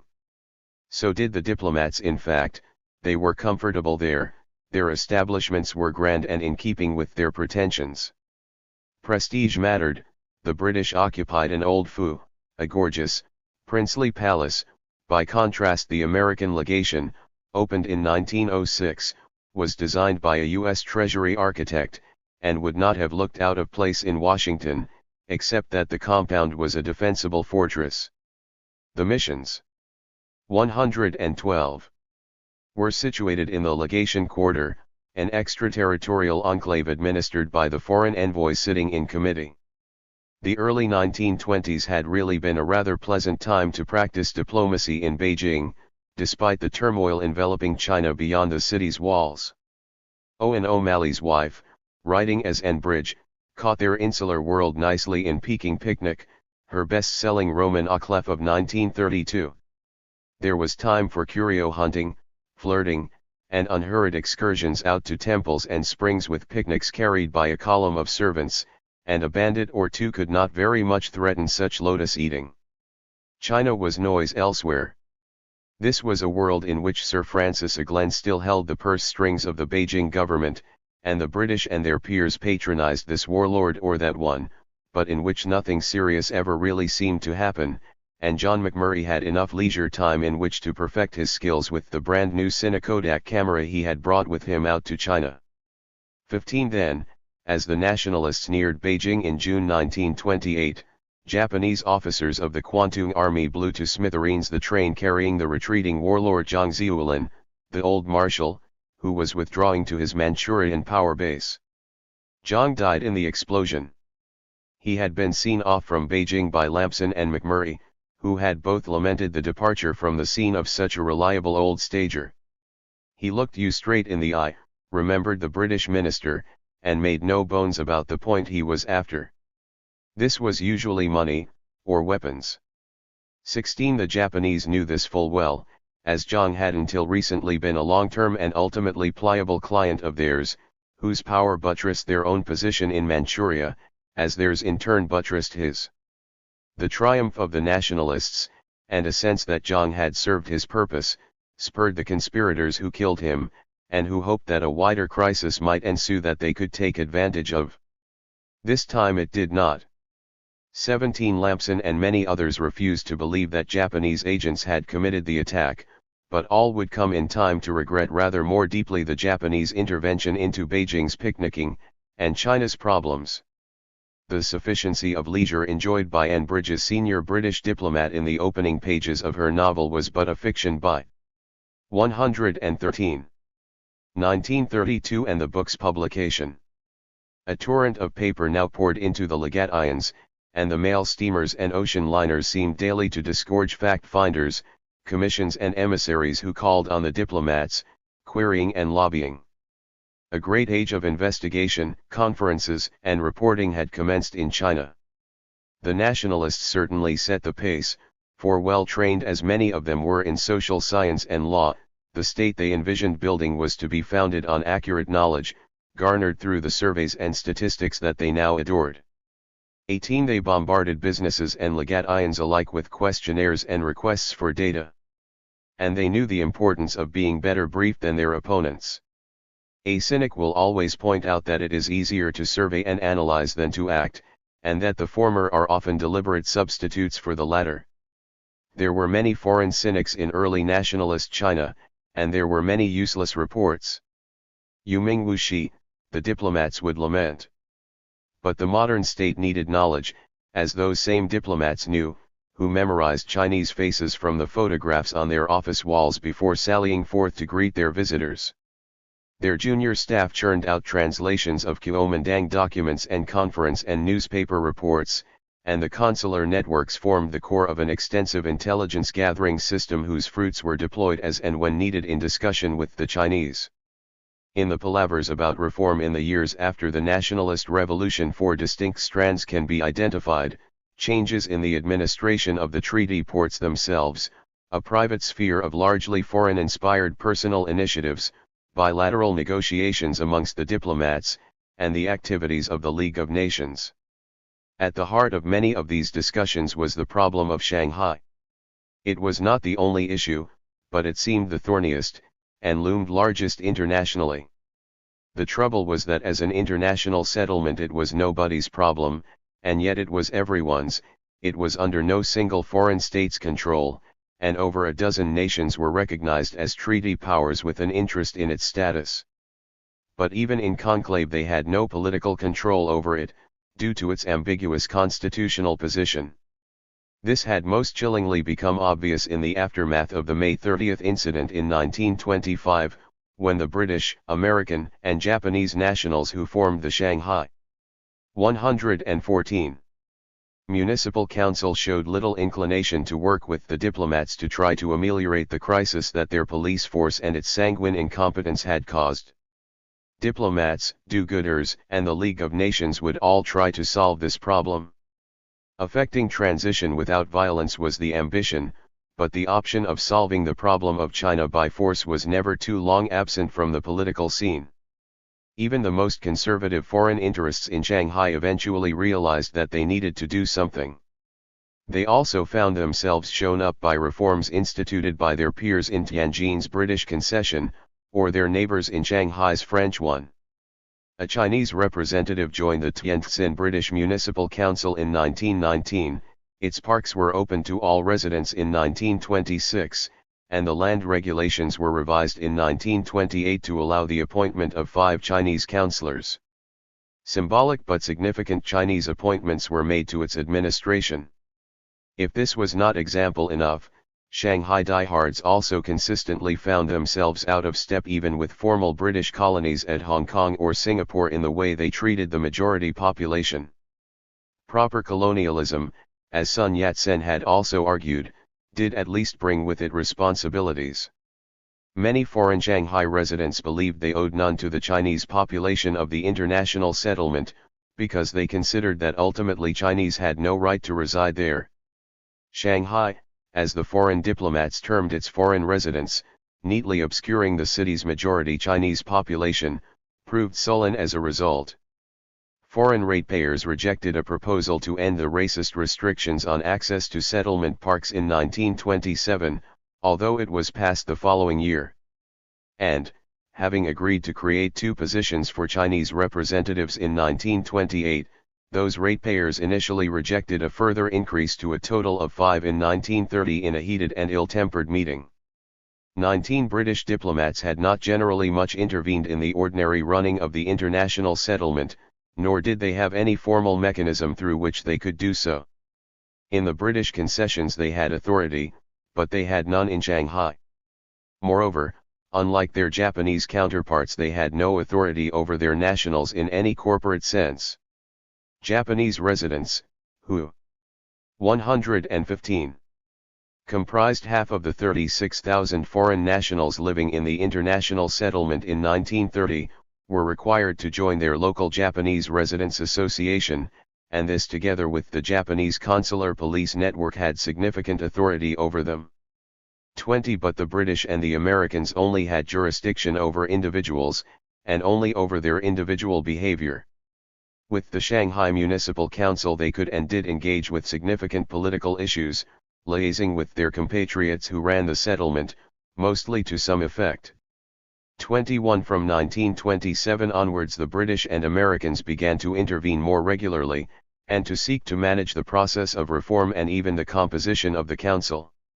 This was not easy, for the company managers, property developers, and professionals who dominated municipal affairs guarded their autonomy jealously.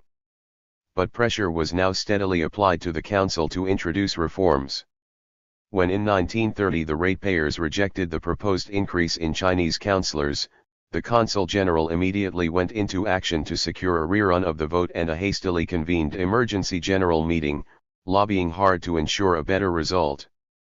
The English-language press was also a worry, so editors were encouraged to be less inflammatory, proprietors urged to reconsider editorial appointments, and in at least one case an egregiously racist small-time newspaper editor was hauled into court and the newspaper suppressed.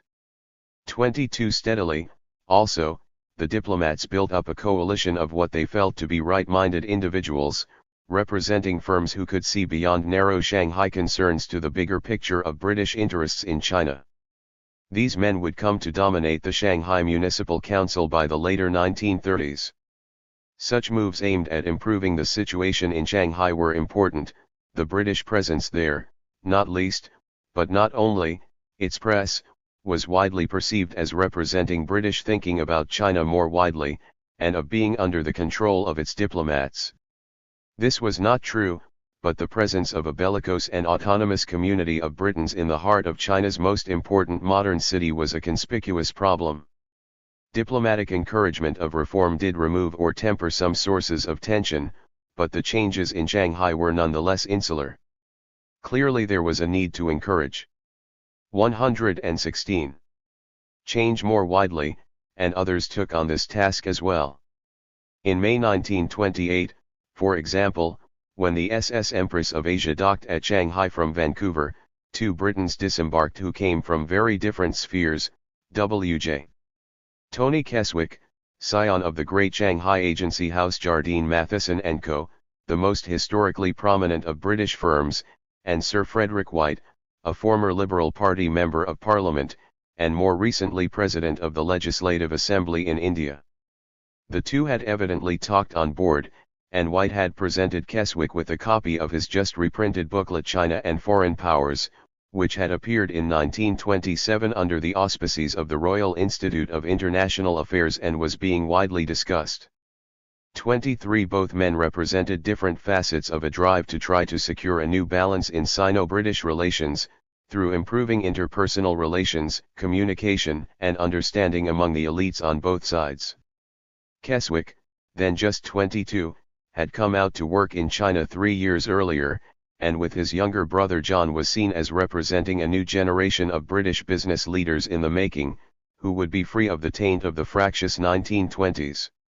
In their case they were entertaining high hopes, for the Keswicks led a firm tainted like no other with the opium trade and the mid-19th century British assault on China, but they were indeed to prove more affable and flexible than their predecessors. A wider easing of relations began between many of the foreign elites and their Chinese peers, smoothed in this sphere as in others by the common culture and in many cases experience that they shared. 24 Keswick may or may not have read White's booklet, but his firm was one of 10 that were contributing to the costs of White's mission to China, for Sir Frederick had a roving brief to try to build elite connections and understanding. Republican China did not lack for such visitors, some self-appointed, some invited by Chinese organizations or by the government, and others, like White, tasked by foreign interests to attempt to resolve the difficulties facing China in the international sphere. White was no China expert, but he had been asked to provide a disinterested survey of Britain's relations with China at the Second Conference of the Institute of Pacific Relations in Honolulu in 1927. In China, White networked and talked, building up. 117. Contacts deliberately, rather than allowing accident to bring people together, for such was the social and political gulf between elite Chinese and foreigners resident in China that they had almost no opportunities simply to interact. As an outsider to the scene, White was also not tainted, in Chinese eyes, by involvement in the local infrastructure of foreign control. 25 In the crisis years of 1925 to 1927 in Shanghai, for example, the local heads of such firms as Jardine Matheson, the Hong Kong and Shanghai Bank, Asiatic Petroleum and Standard Chartered had all served on the International Settlement Municipal Council when it was at its most hostile to both the Kuomintang and to nationalism in general. Police under their command had raided nationalist agencies in the settlement and arrested party activists, handing them over to their political enemies, in whose hands they did not fare well. Shanghai foreign businessmen had overseen the May 30th disaster, and had barely cooperated with the ensuing inquiry. For some years they had fought against the activities of the local Chinese Ratepayers Association, which had lobbied for fairer representation and taxation policies. The Shanghailanders' reputation stank, and tainted thereby were the foreign firms that now wished to build bridges. So, the businessmen congratulated themselves when White was invited to become an official advisor to the national government in 1929, although this apparent advantage was then comprehensively undermined in 1930 when he bolted for Japan with the wife of a Belgian steel magnate, and when she committed suicide shortly thereafter. 26 Without a culture and an infrastructure for communication and collaboration, Sino-foreign relations remained at the mercy of such random and unfortunate events as this one, or the suicide in 1929 of the Japanese China expert Saberi Sadao, who had established early ties with the nationalists. Saberi had just been nominated as Japanese minister to China. His successor was rejected by the national government for his association with the 1915-21 demands, Japan's wartime attempt to secure a commanding position over the Beijing government. The impasse that followed Saberi's death was not helpful. 27 White's diversion to Chinese matters came through the interweaving of two initiatives by non-governmental organizations fresh on the international relations scene, the Royal Institute of International 118 Affairs, established in 1920, and the Institute of Pacific Relations, founded in 1925. Both were influenced by the Wilsonian moment in Paris, and by a strong and novel sense that problems could be solved only if they were in the first instance properly researched and understood, and if they were then discussed as widely as possible by expert stakeholders, not least those well outside the foreign affairs establishments.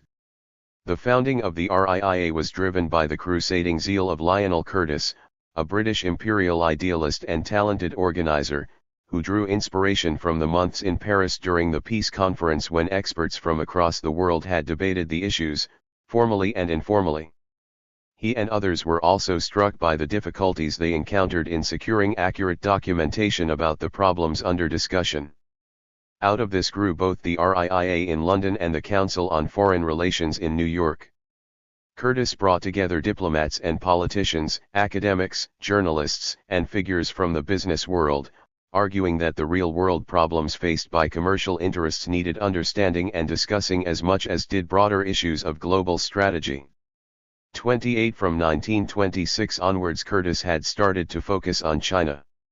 His vehicle for this initially was the IPR, which had its genesis originally in a plan for a regional YMCA conference that evolved into a plan for a conference on problems of the Pacific peoples in Honolulu, which then grew into the initiative to launch a research institute there. Like the RIIA, this was fairly elitist, and the IPR's biennial conferences were closed talking shops, but the bringing together of elites from across the racial divide, which was very much an IPR theme, was itself a significant step forward. While the IPR was significantly shaped by evolving American strategic concerns about the Pacific, it became an institution through which Chinese and Japanese voices were heard on a footing equal to those of the colonial powers. The fact that the first article in the first issue of the IPR's journal Pacific Affairs was by the Chinese intellectual and educational reformer Hu Shi was symbolic but no less important for that. And through its focus on a region, the Pacific, and one newly defined as such, the IPR was also a radical departure from the norm. While Curtis personally viewed the IPR as a vehicle for British imperial interests, his abiding vision was of a commonwealth, rooted in a 119 Federal British Empire. It became the foremost non-governmental vehicle for research and discussion about the problems of the Pacific, as the reports on its conferences were titled. This was a very substantial change. The region was not the Far East, a Europe-centric description that had Asia on the periphery of international concerns. It was now a region with its own center of gravity and its own concerns.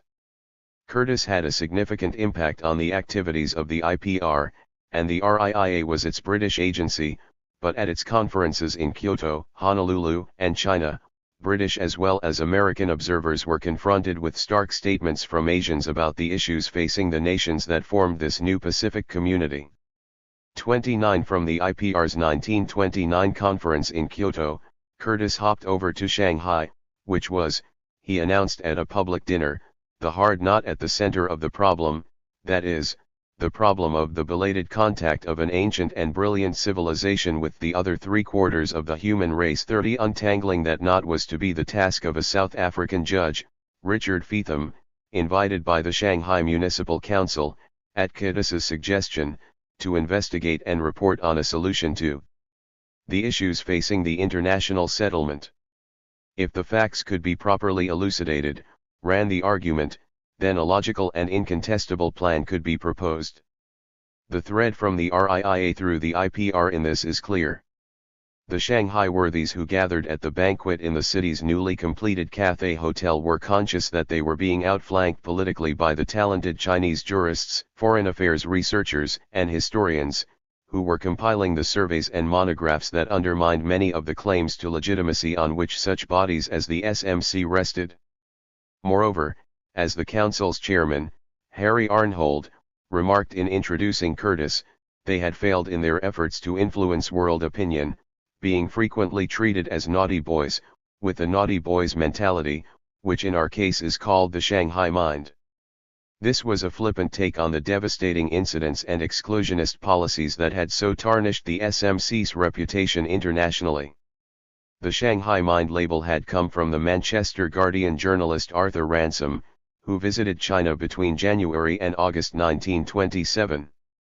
Ransome is better known for his later, hugely successful children's books, but amongst the 120 China hands he was remembered as the coiner of a catchy phrase that stuck.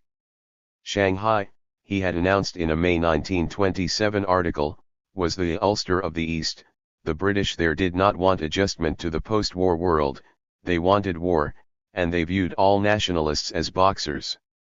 There was enough truth in his strictures to continue to sting men like Harry Arnhold for years afterwards. 31 Their fight back against all these challenges involved initiatives like the Feetham investigation, as well as their grudgingly instituted municipal reforms. It was all perfectly rational, but was in fact little different to an unworldly plan, seriously communicated less than a year earlier by a representative of various SMC councillors to the Foreign Office in London, for establishing Shanghai as a free port along the lines of Danzig, administered by the League of Nations.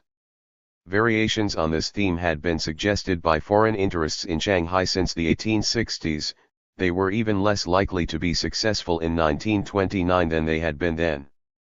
32 Feetham spent an expensive year and a half, he was very well paid, at SMC expense, nosing around the council archives, and soliciting what data he could, but was hamstrung from the outset by the fact that most Chinese interests simply refused to have anything to do with the initiative, and if they did respond to his consultation process they simply and definitively demanded the rapid retrocession of the entire settlement.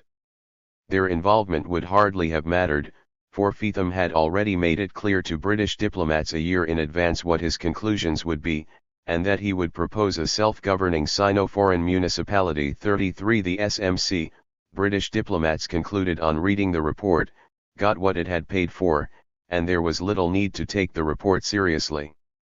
Chinese opinion was of course similar. It was of no value whatsoever, remarked one senior foreign ministry official. It was simply idyllic, said the Minister of Finance. 34 The Feetham report was premised on the belief of men like Harry Arnhold and the foreign interests controlling the international settlement that they could shape their own destiny. This was a Shanghai fantasy. Diplomacy was in command, at least where the British and the Americans were concerned. Elsewhere in China, as we shall see, views similar to Harry Arnhold's were held by men who actually had the means, and the intent, to put them into operation. 121. What most interested the Chinese, however, was not the IPR or the RIIA, but the League of Nations. Their diplomats had helped draft its covenant and were enthusiastic and attentive participants in its annual assemblies in the 1920s. While it would continue to disappoint them on one score, China was never given a permanent seat on the council that set League policy. It remained vitally important to the way in which China's diplomats viewed international affairs. Firstly, they aimed to use it, mostly indirectly, as part of their strategy to secure treaty revision. Secondly, it was a venue through which the claim for recognition of China's status as a great civilization could be demonstrated. The national government's predecessors, including Qing diplomats in the last decade or so of the dynasty's rule, and there was significant continuity of foreign affairs personnel across these administrations, had begun routinely to interpolate China into the circuit of international convention-making and organizations. Over such issues as international maritime safety standards, the 1899 and 1904 Hague Conventions on Warfare, and on opium, Chinese representatives came to the conference table arguing by their very presence that China was a state that needed respecting as such, and not simply the bad joke, the dying civilization or sick man of the East of its critics. The League of Nations offered a far better forum, a means to codify international law and practice that would demonstrate the profound inequities of those agreements the Qing had signed in the 19th century, and which were still in place. These unequal treaties would be discredited, and would simply come to be seen as archaic and redundant in the light of such new international norms. The League was routinely reminded of China's predicament and its aspirations for treaty revision, but the moral argument was accompanied elsewhere by the parallel and practical business of bilateral negotiation. 35 For their part, however, it is very hard to find references to the League in British deliberations about China before 1931. Foreign and Chinese diplomats drank and chatted together easily, and made real progress in meetings, but it should not surprise us that they were still not operating with the same frames of reference. In the 1930s there were development initiatives, focused around the work of League-appointed agricultural and other advisors, but 122. The most significant achievement was one in which China's rights recovery aspirations perfectly met the technical work of the League, and wider discourses about modernity and the functions of a state. This was in the arena of public health, and specifically quarantine. As far as they had been developed at all, Chinese quarantine functions had been handled by the foreign-led Chinese Maritime Customs Service. The establishment of a national quarantine service, headed by the widely respected plague prevention expert Wu Lianda in 1930, saw the transfer of those functions from the customs. These were by their very nature matters that properly attain to the sovereign rights of a state, noted the British Inspector General of Customs, Sir Frederick Mays, a man clearly incapable of irony, in a note to his staff outlining the transition of responsibilities and the history of Customs Service quarantine work. 36 Moreover, extraterritoriality had actually impeded the inauguration in the past of quarantine procedures, for it was deemed to be a hindrance to trade that was forbidden by the treaties. Establishing the new service was functionally important as a global health measure. Pneumonic plague had hit Manchuria within the past decade, for example, and cholera outbreaks were recurring, but it was also part of the performance by China of its fitness to be considered a modern state, one that undertook all the activities deemed appropriate and proper, and as a result one that should be treated with the respect due to an equal. For similar reasons Penang-born, Cambridge-educated Wu Lianda pointed out to foreign shipping managers in Shanghai that his staff were well trained and experienced. They had the necessary knowledge, manners, and deportment, and were trained in Europe, America, China, and Japan. They were equal to the world's best, and like China, he might have added, should be respected as such.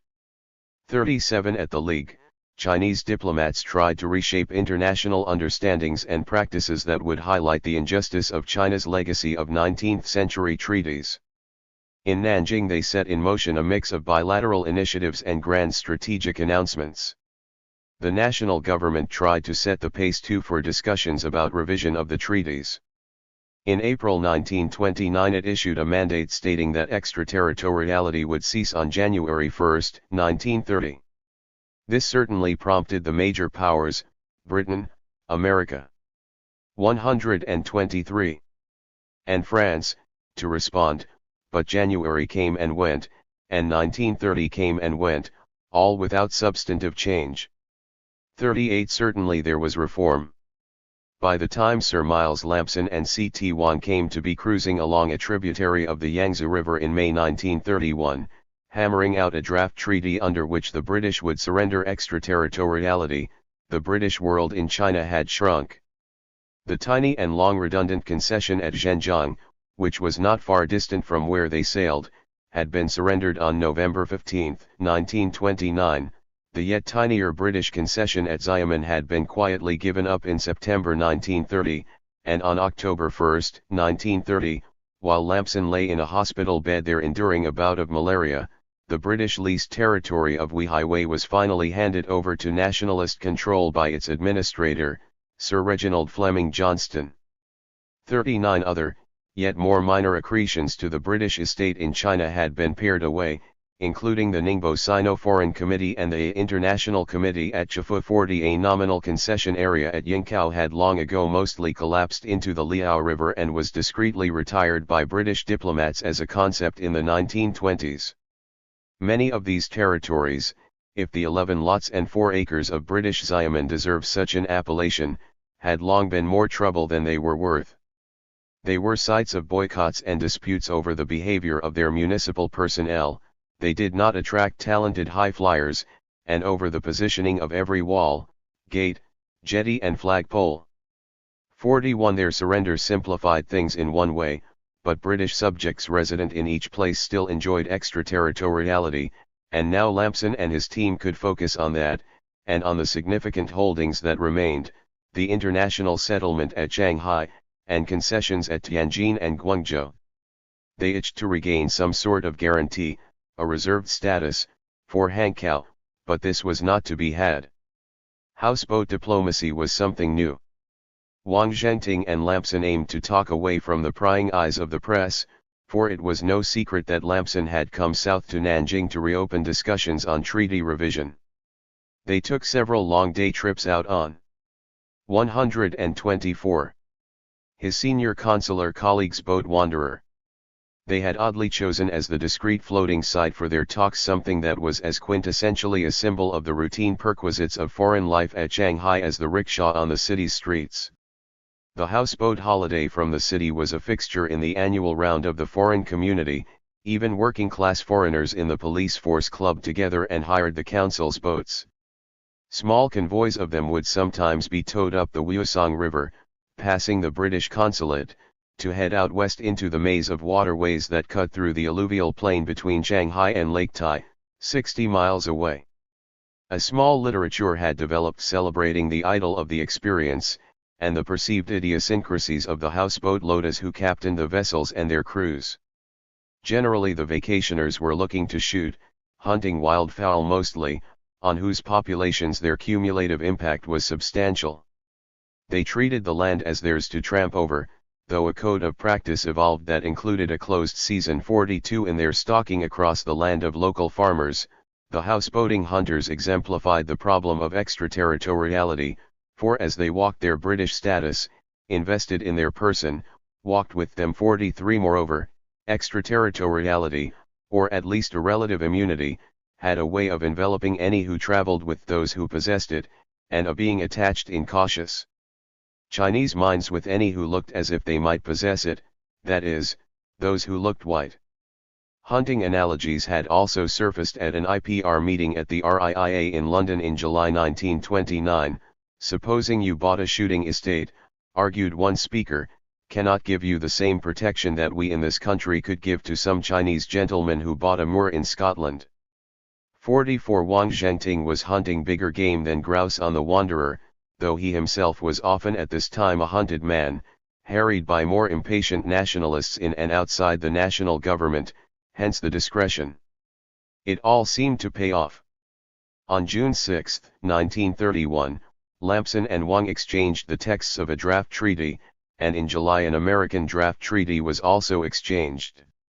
Shanghai was to retain a reserved status for 10 years, and Tianjin for 5, but that was to be all. The new treaties would remove the poisonous legacies of 125. Their predecessors. Other powers were more cautious. The French thought the British quite foolish to act, and told them so. The Japanese had initially stood outside this process, but were forced to engage as well, though their focus for a reserved area was to be Manchuria. 45 The Dutch had simply surrendered their position in late April, bowing to strength. Lampson expected the treaty to be signed in time to come into effect before the January 1, 1932 unilateral abrogation announced by the national government on May 4. But less than a week before the exchange of drafts, a young Briton had been seized and later killed 150 miles to the east, and as events unfolded in the aftermath of this incident, the process was stalled. John Thorburn was making his way alongside the main railway line between Nanjing and Shanghai in the dead of night, and was assumed to be a spy, a conclusion not helped by the fact that he was wearing what seemed to be military uniform, was armed, and had shot at and wounded 2 gendarmes when approached.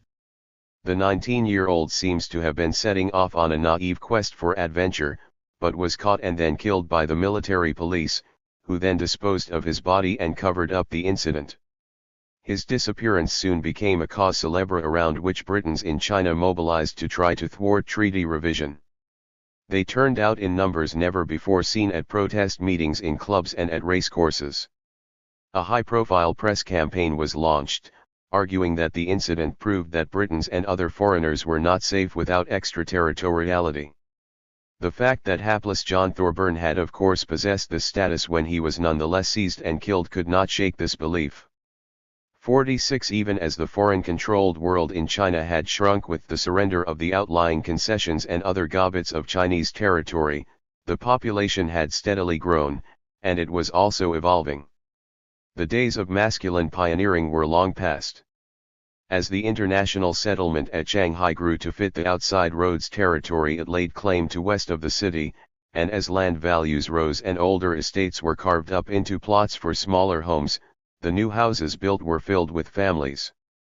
They had their servants, and generally rather more of those than their peers back home. Their memoirs are populated with their emmas, boys, cooks and garden coolies, and 126. They lived what was recognizably a British or American suburban life imported from home. There were tennis, lawn bowls, and amateur dramatics, flower shows, dog shows and charity work. The police court dealt with parking offenses and faulty brake lights. This was certainly flavored with things Chinese of course, as was their local argot with its mix of pidgin English and Anglo-Indian, tiffin, chit, masky, missy have got. A little book of verse for children written by the daughter of a local broker offers a glimpse of the world from the British Shanghai Lander house. Is very useful / I never have to dress myself and mother needn't knit. I carry small piece master / to school near bubbling well runs the poem Rickshaw Coolie. The little master wears a pith helmet. And there was of course the garden, the subject of handbooks and newspaper advice columns, with its weedy women. They'll sit on the lawn / in a long blue row / and chatter like monkeys / as hard as they go. 47 John Thorburn had joined this world at the age of 16, seeking to make good, and holding a series of menial sales jobs in foreign-owned showrooms. This was a colonialism of refrigerator salesmen.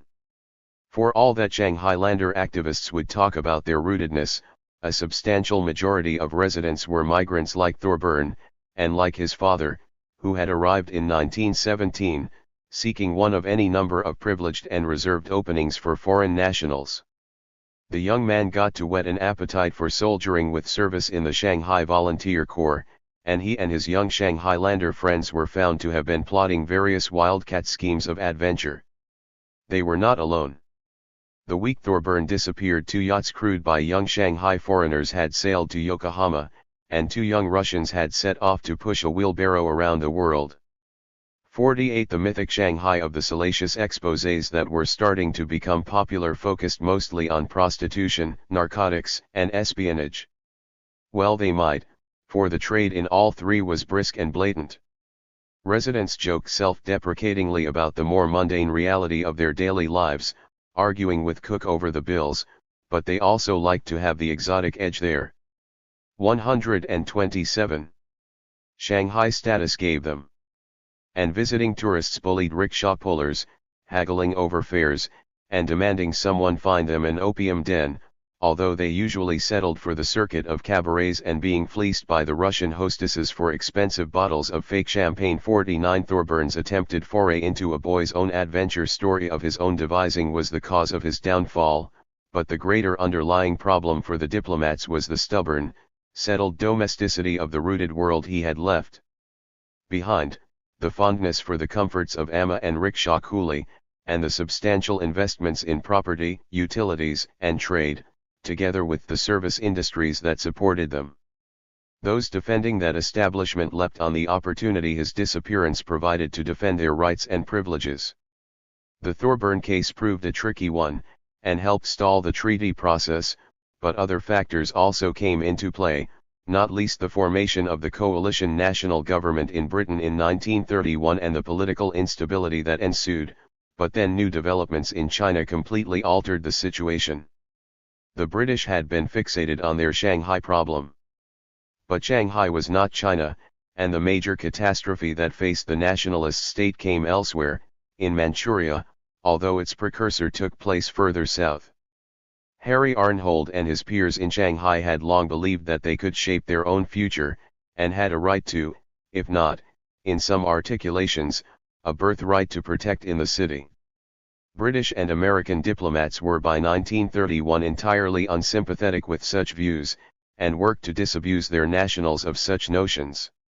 In Manchuria, Japanese Kwantung Army activists also believed that they had a right to shape their future, and with that, Japan's.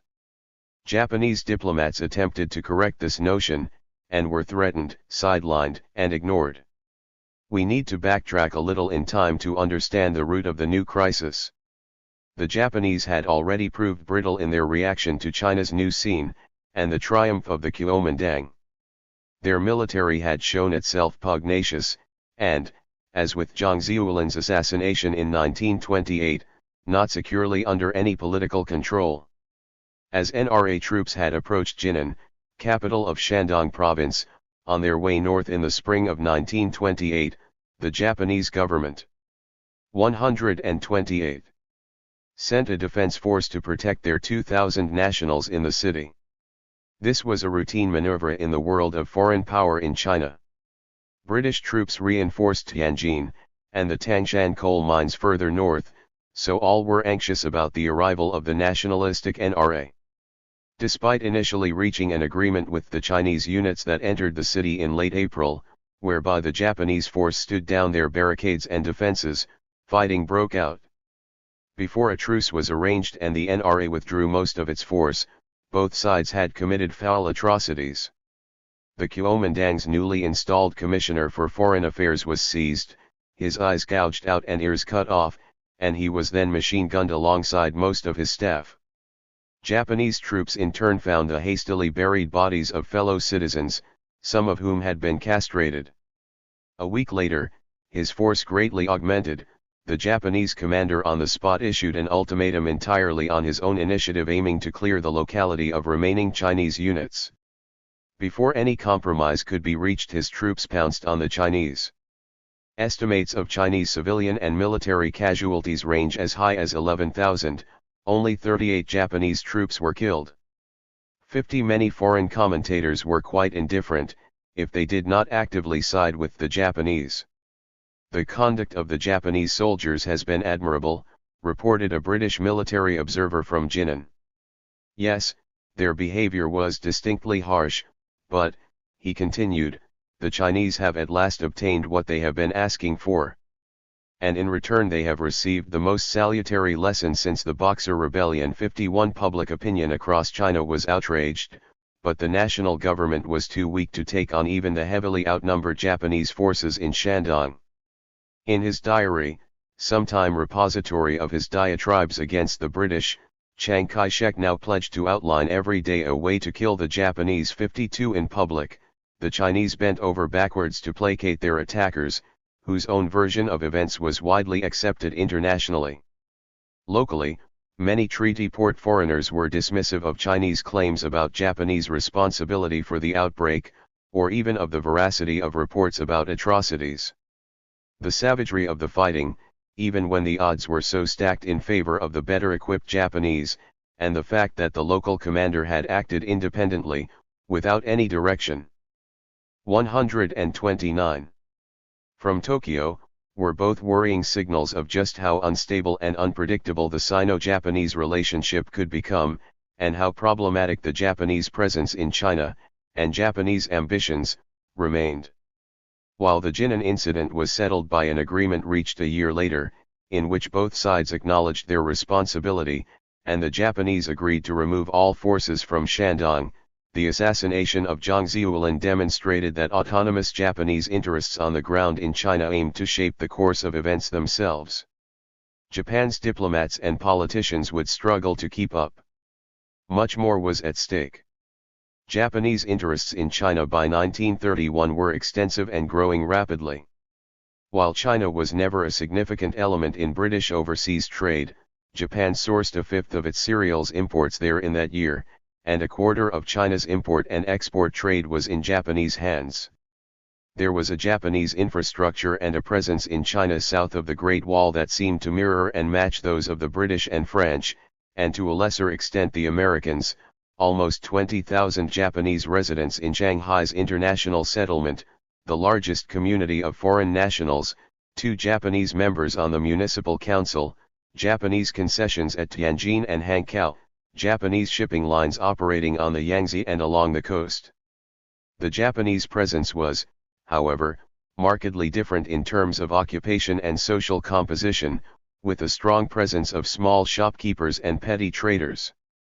In Shanghai there were bathhouse keepers, 1,000 clerks, 1,600 factory employees, 13 watchmakers, and 350 domestic servants.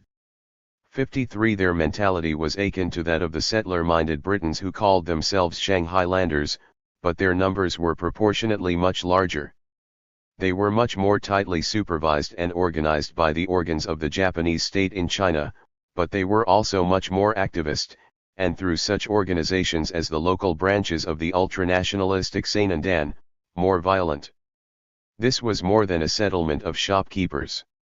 Like Britain and France, Japan also had leased territory, though seized from Russia after the War of 130. 1904-5, at Darren. But this was not Sleepy Wee Highway or inconspicuous Guangzhouwan. It was being systematically developed as a major port city, a sort of Japanese Hong Kong, as one British journalist described it, with a population of 400,000 by 1930, 1/4 of them Japanese. You might fancy yourself on the outskirts of a large English or German town, mused another British visitor, the historian Arnold Toynbee. The houses of its clerks reminded him of South London, but its grand public buildings would not be scorned by American railway kings. 54 Darren was China's second busiest port, and 2/3 of the world's soybean production transit its harbor, rolling into the port on the South Manchurian Railway. The railway extended the Japanese reach deep into the northeast, and over 100 towns and cities came under its jurisdiction due to their proximity to its 700 miles of track, and in each of these was a Japanese quarter. There was in addition a growing agrarian community, mostly migrants from Japanese-ruled Korea, Japanese imperial subjects whose presence was encouraged and facilitated by the agents of the imperial state. For Japanese residents and visitors, Manchuria felt comfortably familiar. These shoemakers, traders, and bathhouse operators meant that Japanese residents could live in much more of a familiar Japanese world in China than other foreigners. The greater intimacy of the relationship between the Japanese in China and those in their homeland was also helped by swifter transport links that not only meant quicker and cheaper means of travel for individuals, but also of moving goods. Fish from Japanese markets could be rapidly conveyed to shops in the Japanese-dominated Hankow neighborhood in Shanghai. 55 This made Japanese China contiguous with the home islands in practical and emotional ways that were vastly different to those experienced by Europeans or North Americans, who were separated by weeks of traveling from their home countries. This proximity was dangerously seductive. And Japan had already fought one major war over, and largely in, Manchuria, when it defeated Russia in 1904-5. Arnold Toynbee was disturbed by the museum commemorating the war that he visited in the leased territory at formerly Russian-held Port Arthur, and the town itself, this landscape, he mused presciently, electrically charged with the sentiment of a whole nation. 131. May prove the most dangerous obstacle of all to any settlement of the Manchurian question. 56. To the seductions of contiguity were added for some the emotional duty to those who fell in that war, and the temptations of greater gains yet to come fueled by beliefs that Manchuria was underpopulated, underdeveloped, and historically stood outside China properly conceived. And unlike other foreign institutions in China, the South Manchurian Railway also had an army. 57. Manchuria was not yet a Japanese issue alone. Distant Belgium, for example, could be bullied out of its concession at Tianjin and its 1865 unequal treaty when that came up for renewal, but the neighboring Russians were not to be shifted from their own prize asset in the northeast, the Chinese Eastern Railway. Opened on July 1, 1903, and shaving some 600 miles off the journey to Vladivostok by taking a southeasterly route through Manchuria, the railway was a small state within a state, and had occasioned the creation of the city of Harbin out of its key junction with its southern branch to Shenyang. The SAR had its own flag, education system, and armed force. It had a small river fleet, and over 16,000 employees. It dominated northern Manchuria, and this had always been the point. Tsarist administrators continued to run the SAR until 1924, when it was formally taken over by a Sino-Soviet administration. But in practice it remained a Russian-controlled institution. Zhang Zuoliang, the young marshal, who had succeeded his father as the dominant Chinese militarist in the three provinces that formed Manchuria, was determined to assert Chinese control over the SAR system, and more precisely his own. In December 1928 he began what became a series of challenges that over the following months included the arrest and detention of Soviet diplomatic officials. 3 years earlier, Soviet advisors working through the Comintern had helped fashion in Guangzhou the force that united China. But as much as it had been a vehicle for revolutionary internationalism, the Comintern always remained part of the foreign policy armory of the USSR. In 1929 foreign policy considerations triumphed, and it was policy of a kind that would also appeal to a die-hard Shanghailander in his club on the Bund, former Guangzhou. 132. Advisor General Vasily Blyukher led a Soviet invasion of Manchuria in November. Zhang Zuoliang's troops were noted to have fought quite well, though they looted rather better, but they had no stomach for standing their ground against Soviet aircraft, which flew unopposed to bomb and strafe them. Cossack cavalry proved highly effective too. The incursion was swift, well executed, and utterly successful. Over the course of the year the diplomatic war of words had drawn in the central government in Nanjing, which had been emboldened by Zhang's initiative and had assured him of military support, but now the Kuomintang folded. The Soviet position in the SAR was restored. Yet again, as over Jinan, the nationalists secured no international sympathy when their country was attacked and invaded by a foreign power. 58. There were two further forces present in the Manchurian provinces, quite different, but each inextricably linked to other powers outside, Chinese popular nationalism and the Japanese Kwantung Army. Nationalism took two forms. There was the impact of formal policies, such as the economic challenge being posed, now possible because of the recovery of tariff autonomy, which began to drive Chinese shippers away from the SMR and shipment of goods through the Kwantung leased territory. And there was the continuing populist nationalist wave that the Kuomintang attempted to ride securely in their public mandates and diplomatic démarques in the period 1929–31, which had its consequences on China's streets, in its newspapers, chambers of commerce, and schools and universities.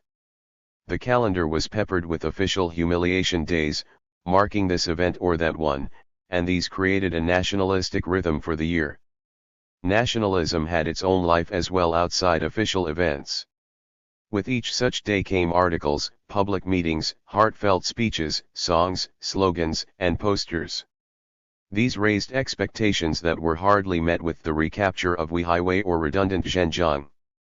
They also reinforced, in a circular process, the predisposition of national and regional leaders, such as Zhang Shuiliang, to act to restore China's sovereignty, as he had tried to in 1928-9 over the Saar. No one in public life could afford not to align themselves with the nationalistic consensus. But more important than any of these was the simple development and consolidation of an everyday sense. 133. Of national identity, an imagined national community shaped by these processes, by schooling, through the maps and geography textbooks published by the great commercial press in Shanghai, by transport networks that moved more people more easily around, by newspapers, advertising and national consumer products, and through popular culture. 59. This growing sense of there being a single China, shared in common with other Chinese, across the scores of languages and regional cultures within the borders of the Republic, from Manchuria to Yunnan, in its turn highlighted its antithesis, a heightening awareness of how this China was degraded by foreign power. What damaged Yunnan, damaged Manchuria, because it degraded both. This was by no means an even or a matured process, and it was fractured in myriad ways, but it was unstoppably in motion. Conversely, this mood steadily embittered the proponents of a different future for Japan's presence in China, relatively junior Japanese officers already at odds in their minds and attitudes with what they saw as their effete government and corrupt democratic society, and not infrequently with their military superiors. Two such men set in motion a conspiracy for catastrophe in 1931, Kwantung Army officers Kanji Ishiwara and Cease-Hiro Itagaki. Events this year moved them to strike. On May 4, a day of humiliation, naturally, as the anniversary of the Versailles Treaty betrayal, the national government promulgated the set of regulations extending from January 1, 1932 Chinese jurisdiction over all foreign nationals who had previously enjoyed extraterritorial privileges. The announcement came a day before the opening of a National People's Convention, part of Sun Yat-sen's planned process of constitutional development. The announcement did little to help the various sets of negotiations over treaty revision then actively in train, although it did reinforce the pressure on the diplomats. But so did events on the ground, which, as far as Britons or the Japanese were concerned, demonstrated that conditions in China did not augur well for foreign lives under Chinese rule. And while Britons mobilized that summer over the disappearance and death of John Thorburn, Japanese officials tot up over 500 incidents of Chinese failure to protect their nationals. But the two most damaging occurrences were the murder of a 134 Japanese intelligence office, Nakamura Shintaro, in Inner Mongolia in July, and a near-contemporaneous series of clashes at Wanbasehan near Changchun between immigrant Korean and Chinese farmers. This sparked an organized anti-Chinese pogrom in Korea, and resulting outrage in China that found expression in a sustained and effective anti-Japanese boycott, the biggest such movement since the May 30 campaigns that had struck British trade. 60 No friction could develop, no standoff or incident, no controversy over a canal could take place between Chinese and foreign nationals that was not viewed through a nationalistic lens. For Kanji Ishiwara, Cease-Hiro, and their co-conspirators, each contingent event was part of an unfolding project that would degrade and destroy the Japanese enterprise in China. And that enterprise was absolutely vital to the future of Japan. Little mattered more, as they saw it, and their concerns were magnified by the damage the Japanese economy was already suffering from the onset of the global economic depression after 1929. 61 Moreover, Zhang Shuiliang was clearly not turning out to be the effective collaborator with Japanese interests that his father had been. Zhang's entrenching of control over Manchuria also alienated many in the coalition of semi-secessionist Chinese military and civil interests that had supported his father. His nominal allegiance to Nanjing dismayed such interests as much as the Japanese. To their further alarm, in October 1930 his nationalist loyalty was shown to be even more substantive when he turned his troops on Yan Zishan, who was in rebellion against the national government, in a decisive intervention that sealed Yan's defeat. 62 The small group of officers around Kanji and Cease-Hiro began plotting a violent provocation that would precipitate action by the wider Kwantung Army, and drag in the Imperial Japanese Army and government into a decisive struggle to secure Manchuria's present and future for Japan. This was a classic operation on a colonial frontier by men on the spot to further the interests of the imperial state, as they saw them. Sometimes these operations fail. Jameson's raid on the Transvaal Republic in 1895 was one notorious example, an unofficial attempt to bring the Republic under British colonial control on the pretext of a restoration of order, after that order was in the first place unsettled. 135. Through a contrived uprising. But more often than not such actions succeeded because those acting knew that they had wider support, and that there was a taste for some decisive action to resolve the frustrations of an impasse.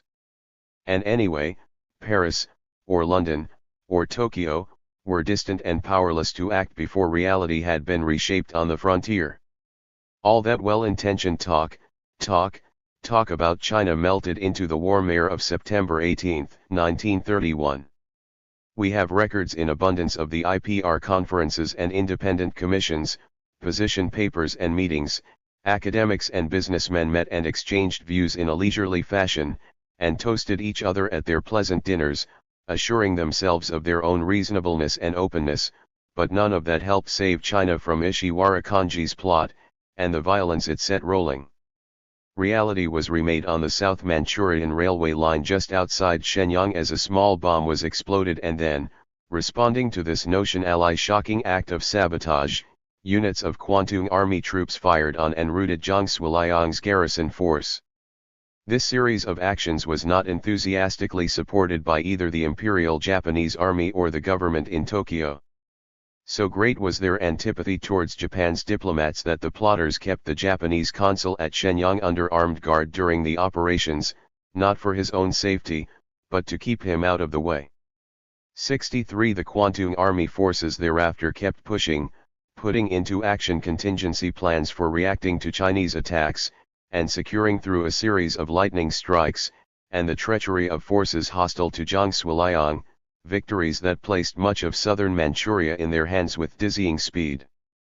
Civilians and soldiers in Tokyo kept trying to rein the adventure back in, but to little avail. They were ignored or evaded, or presented with too tempting fates accomplis. The sweet taste of success brought others on board, and then in early December the government in Tokyo fell, and more hawkish figures assumed command. These decided to seize the opportunity engineered for them by Kanji Ishiwara and the men on the spot. By August 1932 most of Manchuria, aside from the Saar zone, was secured. Zhongshuliang had withdrawn his forces from the province, pursuing, alongside the national government, a policy of 136. Non-resistance that aimed to allow other pressures to come to bear on the aggressors. Now indeed was the moment for the League of Nations to play a decisive role, and now indeed they talked at Geneva, and formulated resolutions, and attempted in the spirit of the new order of international arbitration mapped out by Woodrow Wilson to negotiate a fair and lasting resolution. On December 10 a commission of inquiry was appointed, led by the British peer Victor Bulwer-Lytton, 2nd Earl of Lytton. Its members traversed the troubled provinces and visited Tokyo and Nanjing. By the time they had arrived, Manchuria had been proclaimed the independent Republic of Manchukuo. The last Qing emperor, Puyi, was installed as head of state, having been spirited out of a playboy exile in Tianjin by Japanese agents. Nobody believed that any of this was real. It was a puppet state, a Wei regime in Chinese, a term of decisive negation. 64 And in Shanghai, where Lytton and his colleagues arrived on March 15, 1932, they were greeted by the ruins of the suburb of Zebei. The spiral of nationalistic outrage and provocative and often preemptive responses from Japanese units based in the city had precipitated its own vicious 5-week war across the north of the city. 65 The air reeked of the stench of the unburied dead, but the clubs of Shanghai also stank, the bars and smoking rooms rancid with foreigners gloating at the bloody good hiding that somebody had at last had the guts to give the Chinese. Zhebei was payback in too many foreign mines for Hankow, Zhejiang, and Nanjing. The foreigners climbed to the tops of Shanghai buildings to watch the Japanese fighter bombers. We might assume that a report drafted by, amongst others, a former governor of British Bengal, who was himself son of a former viceroy, a one-time governor of German East Africa, the French Inspector General of Colonial Troops, and a career U.S. soldier who had participated in the conquest of the Philippines, would simply accept and reinforce the colonial perspective offered by the Japanese.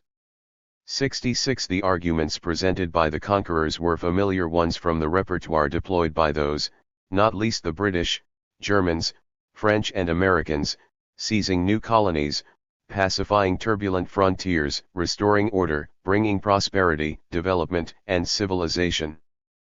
But while Lytton and his colleagues softened some 137 of their language, the conclusion of the report delivered in October 1932 was blunt and to the point. They did not believe in Manzukyo's independence, and they had not enjoyed the oppressive atmosphere that enveloped them there. They castigated the Kwantung Army's assault on the provinces, and while they carefully argued that Japanese interests should be recognized and respected, for they were based on internationally recognized treaties, they demanded that Manchuria be returned to China, albeit in a form that acknowledged an autonomous status. But it must be a state genuinely controlled by China. Japanese representatives in Geneva asked for time to consider the report and its recommendations in full, and then walked out of the League's council chamber and out of the League altogether in March 1933. Lytton's report signified nothing except the failure of the League of Nations. Manzukyo proceeded on its path as a model Japanese colony in all but name. Hundreds of thousands more Japanese settlers were soon encouraged to move there, and its cities were refreshed as a quintessentially modern public architecture was encouraged. 67 Puyi was installed as Emperor of Manzukyo, or Kanged Emperor, on March 1, 1934. The ceremony was somewhat less than modern, although in keeping with changed times he wore military uniform as Manzukyo's senior officials kowtowed to him in formal recognition of his new status. Far south in Guangzhou a monster parade was held in protest, and another boycott was launched. The enthronement was both a farcical comedy, and an act of high treason, declared Wang Jingwei, President of the Executive Yuan in Nanjing 68. The Far Eastern crisis certainly had many such multifaceted moments as the accession to the throne of Puyi, the Kanged Emperor, but there was nothing funny about its impact on the credibility and authority of the League of Nations, and the post-war international order. It was crippling. Until March 1933 many felt that the problem of China could be resolved through discussion and negotiation, through research, reports, and considered recommendations backed up with persuasive evidence. It was always an international problem, and not simply a Chinese, let alone a Manchurian problem. A new breed of internationalist global troubleshooters was emerging, and into China they 138 popped, and they talked with the other types like them they found there, or encountered at IPR or other conferences, or in Geneva or at Chatham House. This illusion would persist, but men like Ishiwara Kanji would actually effect change, and events not discussions were their method. For its part the national government secured tangible gains from its assertive drive to restore China's sovereign rights, even if these were overshadowed by the disaster in Manchuria. Despite its internal difficulties, a major rebellion almost annually, a developing communist insurgency in south-central China, the national government succeeded in dismantling key planks in the infrastructure of foreign power in China. The roster of foreign-controlled concessions was whittled down. The government also increasingly acted as if it had secured the restoration of rights, even where it had not, helped by the ambiguities in many instances of the minor privileges secured by foreign interests.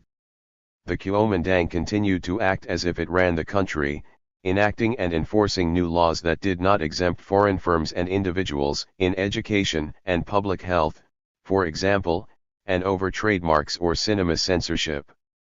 The foreign game in China had been always to maximize the reach of extraterritoriality, and to deploy it as supporting the exemption of foreign interests from almost any sphere of Chinese control or responsibility. The Qing and early Republican officials had always pushed back against this, but over the decades an accretion of precedents had developed, and their very existence seemed to provide them with an authority to persist. Now they were successively scrubbed away. But the formal process of treaty revision was suspended after the seizure of Manchuria. Realpolitik suggested it be set aside while the national government attempted to marshal a coalition of support for its resistance to Japan as it faced the greatest single threat any Chinese government had had to face from foreign imperialism. Tangible foreign interests underpinned resistance to reform or aggressive expansion in China, bricks and mortar spoke. The foreign-owned infrastructure had been built up over many decades, and new investment was still being attracted to China. The most symbolic expression of this was the Cathay Hotel itself, opened in 1929 at a prime spot at the intersection of Shanghai's Nanjing Road 139. And the Bund, and marking the arrival on the Shanghai scene of Indian tycoon Sir Victor Sassoon, who was relocating his investments from India to real estate in China. There was an almost 90-year history of such development, and a strong settler element within the foreign communities, some of whose families had been in China for 3 generations already, with a few closing on 4. Branches of the Sassoon family had been involved in the China trade since the 1840s. Beyond the ultimately narrow, if often deeply felt, concerns of such settler interests, there were calculations based on national interests, and in some cases on perceptions of national survival.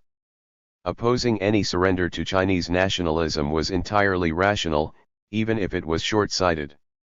But a wider problem underlying the question of responding to China was the more intangible one that colored and poisoned attitudes towards it, the widespread contempt with which China and Chinese culture was held by the 1930s, a contempt once memorably described as the barbed wire thread which wove together the whole fabric of foreign imperialism in China. 69 This could not be revised or reformed by treaty, but it also needed to be confronted.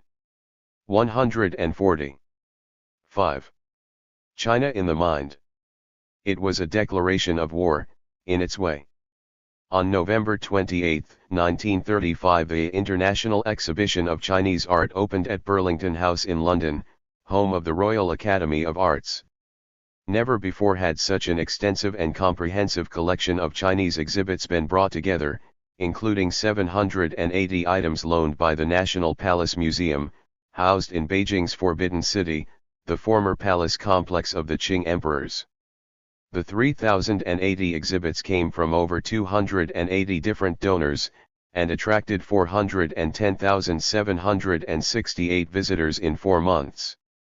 The catalog sold more than 100,000 copies, bookshops were soon full of other volumes on Chinese art, there were public lectures and radio talks, and the press was full of these unknown glories of China. There had never been anything like it before, and it transformed understandings of the country, and of Chinese civilization and culture. The first sight that greeted a visitor was a nearly 19-foot high, 300-year-old statue of a Maitreya Buddha, carved from a single slab of marble. Then, arranged across 14 rooms, packed with objects, visitors moved through over 3,000 years of Chinese history from the Shang dynasty to the end of the 18th century. It was a riot of unfamiliar form, and new color. Most striking of all were the paintings on display, for this field of art was largely unknown outside China and little understood by foreign audiences. Beyond a small circle of collectors, Chinese art was simply porcelain, and a narrow range of China's historic ceramic culture at that, or the scattering of small objects lumped together in foreign minds as curios. The British, for example, were fond of collecting snuff boxes.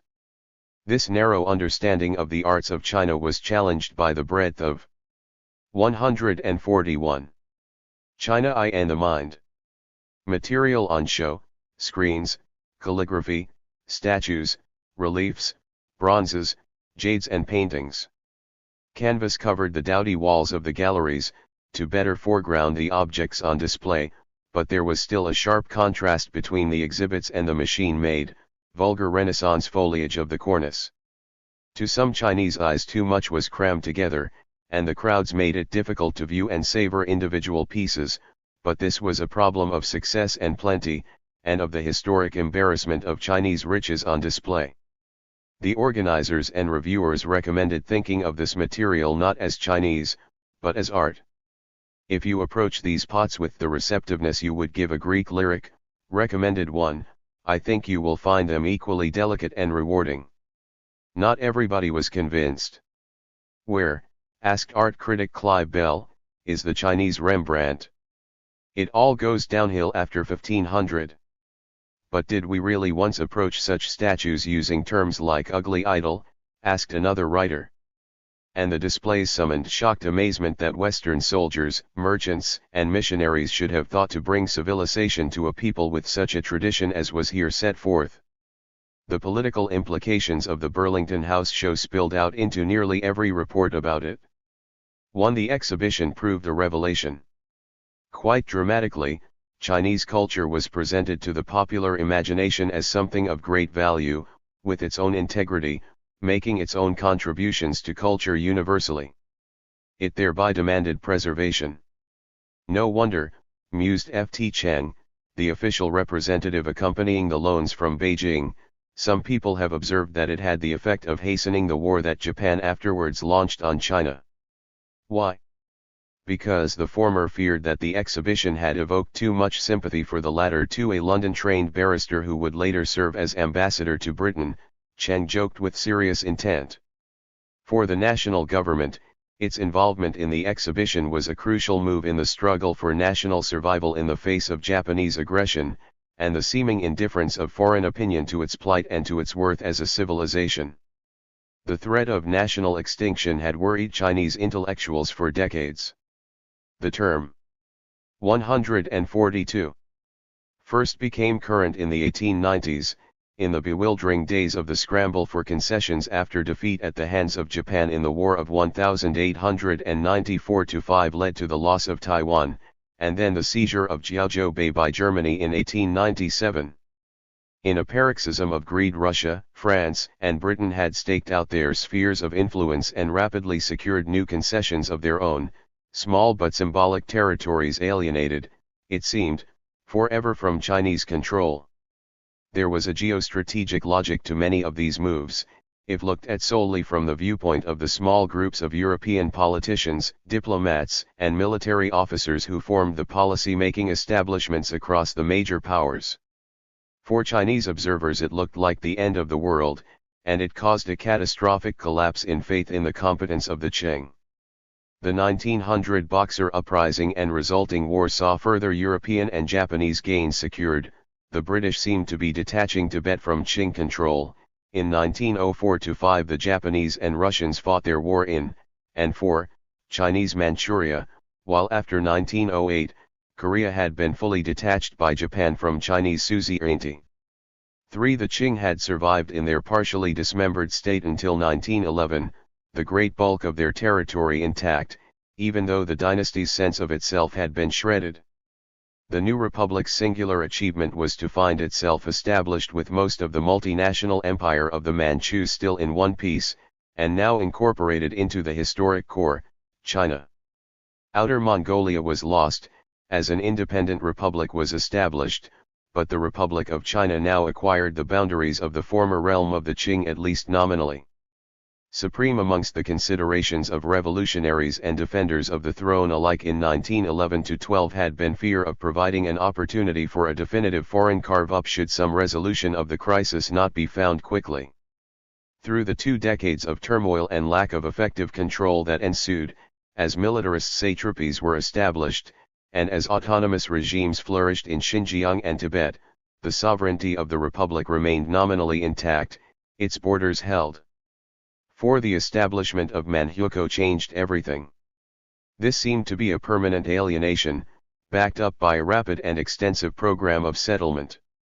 It was also reinforced by science, by archaeological and historical research by Japanese scholars who 143. China I and the Mind demonstrated, helpfully, serendipitously, disinterestedly, of course, that Manchuria had never been Chinese. It was historically part of an ethnically Korean empire, and Korea too was now incorporated into Japan's empire. But even though Han Chinese mass settlement in the northeast was of comparatively recent vintage, the historic ban on immigration was only lifted in 1878, it was nonetheless a fact. Manchurians were as Chinese as their peers across the nation. Lord Lytton's report was blunt: Manchuria was an integral part of China. And it said this more than once. 5. Accompanying these developments always was a noisy chatter abroad about dying nations and the rights of succession to them, and to their empires. There was also a wider cultural discourse in which it had become the norm to assume that China's civilization and its culture were degraded, or degenerate. At the end of the 19th century this had become entangled with the developing scientific discourse about race, and social Darwinist thinking. The extinction of China seemed perfectly to fit these models. Ever since the first British envoy to reach China, Lord George Macartney, had concluded in January 1794 that the Qing Empire was an old, crazy, first-rate man of war, which might drift sometime as a wreck, but eventually be dashed to pieces on the shore. The dominating voices had been -6. China would inevitably fall. The reality of dismemberment on the ground had been reinforced by a sustained assault on the very notion of China as a civilization. The books and essays published by members of Macartney's mission had helped bring about a definitive and fairly swift shift in attitudes towards China and its culture, driving them away from what had been a mostly uncritically positive attitude in the 18th century. That had been the heyday of chinoiserie styles, the pagoda in London's Kew Gardens, and a belief that China's government took the form of a rational, enlightened despotism. 7. Instead, increasing foreign familiarity bred heightened disdain as more and more first-hand accounts of China were published, as foreign intercourse through the China trade grew, and then foreign residents developed after the Opium Wars. Sinophilia was dislodged by sinoscepticism, and then replaced with simple contempt. China was decrepit. The defining visual account of China, John Thompson's landmark photographs. 144. First published in 1873-4, surveyed its capital, the treaty ports and different types across society, yet the presentation of exquisite but crumbling ruins, and fading grandeur, was striking. An English aesthetic privileging antiquarian and historic topographic subjects coincided with a colonial reflex. Degradation was a justification for mastery. Triumphant foreign power had much to gain from belittling its victim, but the problem for China was deeper than any simple model of foreign cultural superiority would suggest. When Macartney delivered his verdict about the Qing state, he did so with a confidence that in 1794 would probably not in fact have been realized on the battlefield. The dynasty was itself strong and confident when it met the envoy and his entourage. But in 1839-42 the industrializing British, with their steam-driven warships and more advanced weaponry and state organization, indeed trounced Qing troops, however well and hard those fought. The modern world, as contemporaries saw it, had triumphed over an archaic one, and this was only natural. This presentation of China as archaic, and at best static, at worst actually retreating from what were seen to be global norms of progress and modernity, became pervasive. China was the European Middle Ages made visible, announced the president of the American Sociological Association in 1911. In fact, China's peoples and its rulers readily embraced much of what they found useful from abroad. They were quite modern, on their terms. Foreign things and ideas found ready audiences. John Thompson's photographs captured a culture and society in transition, even though it was the ruins that spoke. But the desire to effect change on China's own terms and at its own pace was viewed by foreign observers and interlocutors as simply a smokescreen for conservative reaction, if not xenophobia. Because Qing officials cautioned foreign diplomats and advisors not to rush them, they were viewed as hostile to the modern world that was now camped on their doorsteps in the concessions and settlements in the great coastal cities. Pragmatic statecraft was interpreted as stubborn ignorance. After 1900, the Qing in its new policies had set in motion a process of rapid change, issuing new decrees and reforms that transformed the shape of China's government and its education system, abolishing 145. China I and the Mind. The civil service examination system that had been based on mastery of the Chinese classics, and mandating the study of Western learning. But this late flowering of reform generated popular expectations about further changes that it declined to meet. This, combined with vivid memories of its failures in the era of the scramble for concessions, had helped seal the dynasty's fate after the October 1911 military uprising that led to its overthrow. Even though its successor, the new Republic of China, had embraced all the forms of a modern state, down to those top hats and tails mandated as ceremonial wear, and on display at the victory celebrations in 1918, nobody abroad really took it seriously for a moment. The belief that China's was a degraded culture and civilization was only heightened by its ready adoption of the foreign during the Republic. Instead of being received as modern, Chinese culture was widely viewed as mongrel, and lacking roots in either world. There was effectively no form that the Chinese could adopt which would not be transformed by hostile Western observers into yet another sign of failure. There was little challenge to such views from scholars overseas. China had little presence in universities as a subject in any field of learning, although as a country with a civilization and history outside Western Europe and its worlds of overseas settlement it was hardly alone in this. The few individuals holding academic posts relating to China in European or North American universities were usually retired missionaries, diplomatic officers, or former employees of the Chinese maritime customs. The quality of their scholarship was in some few instances quite formidable, but the work of most was always unlikely to pass the test of time, and has not. Moreover, it was also usually conducted in a separate Oriental faculty or department, and China had no presence in the mainstream academic disciplines, in history or political science for example. In the early 20th century the professionalization of universities and academic research was still an evolving process, but the absence of China as a subject was even then notable, and noted. Such China scholars as did hold posts rarely had much to say about contemporary affairs, and were mostly engaged in teaching the language, but rarely other than to those preparing to work in the mission field, business or 146. Diplomacy. The study of China was a practical matter, not an intellectual exercise. It could offer nothing meaningful to knowledge. It was left to the press and to self-appointed experts to instruct audiences overseas about China. The nationalist revolution of the 1920s had led to a great outpouring of journalism and reportage from foreign writers. While some of this was excited and positive, there was, for every balanced account of the events of 1925-7, or Arthur Ransom's castigation of the reactionary foreign settlers in Shanghai, a score of critics who rushed to press.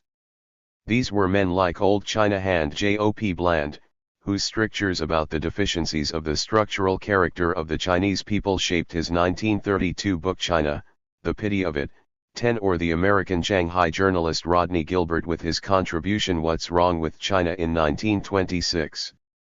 There was, it might be pointed out, no question mark in his title, and his answer was fairly comprehensive, for example that Chinese poetry is sentimental moonshine.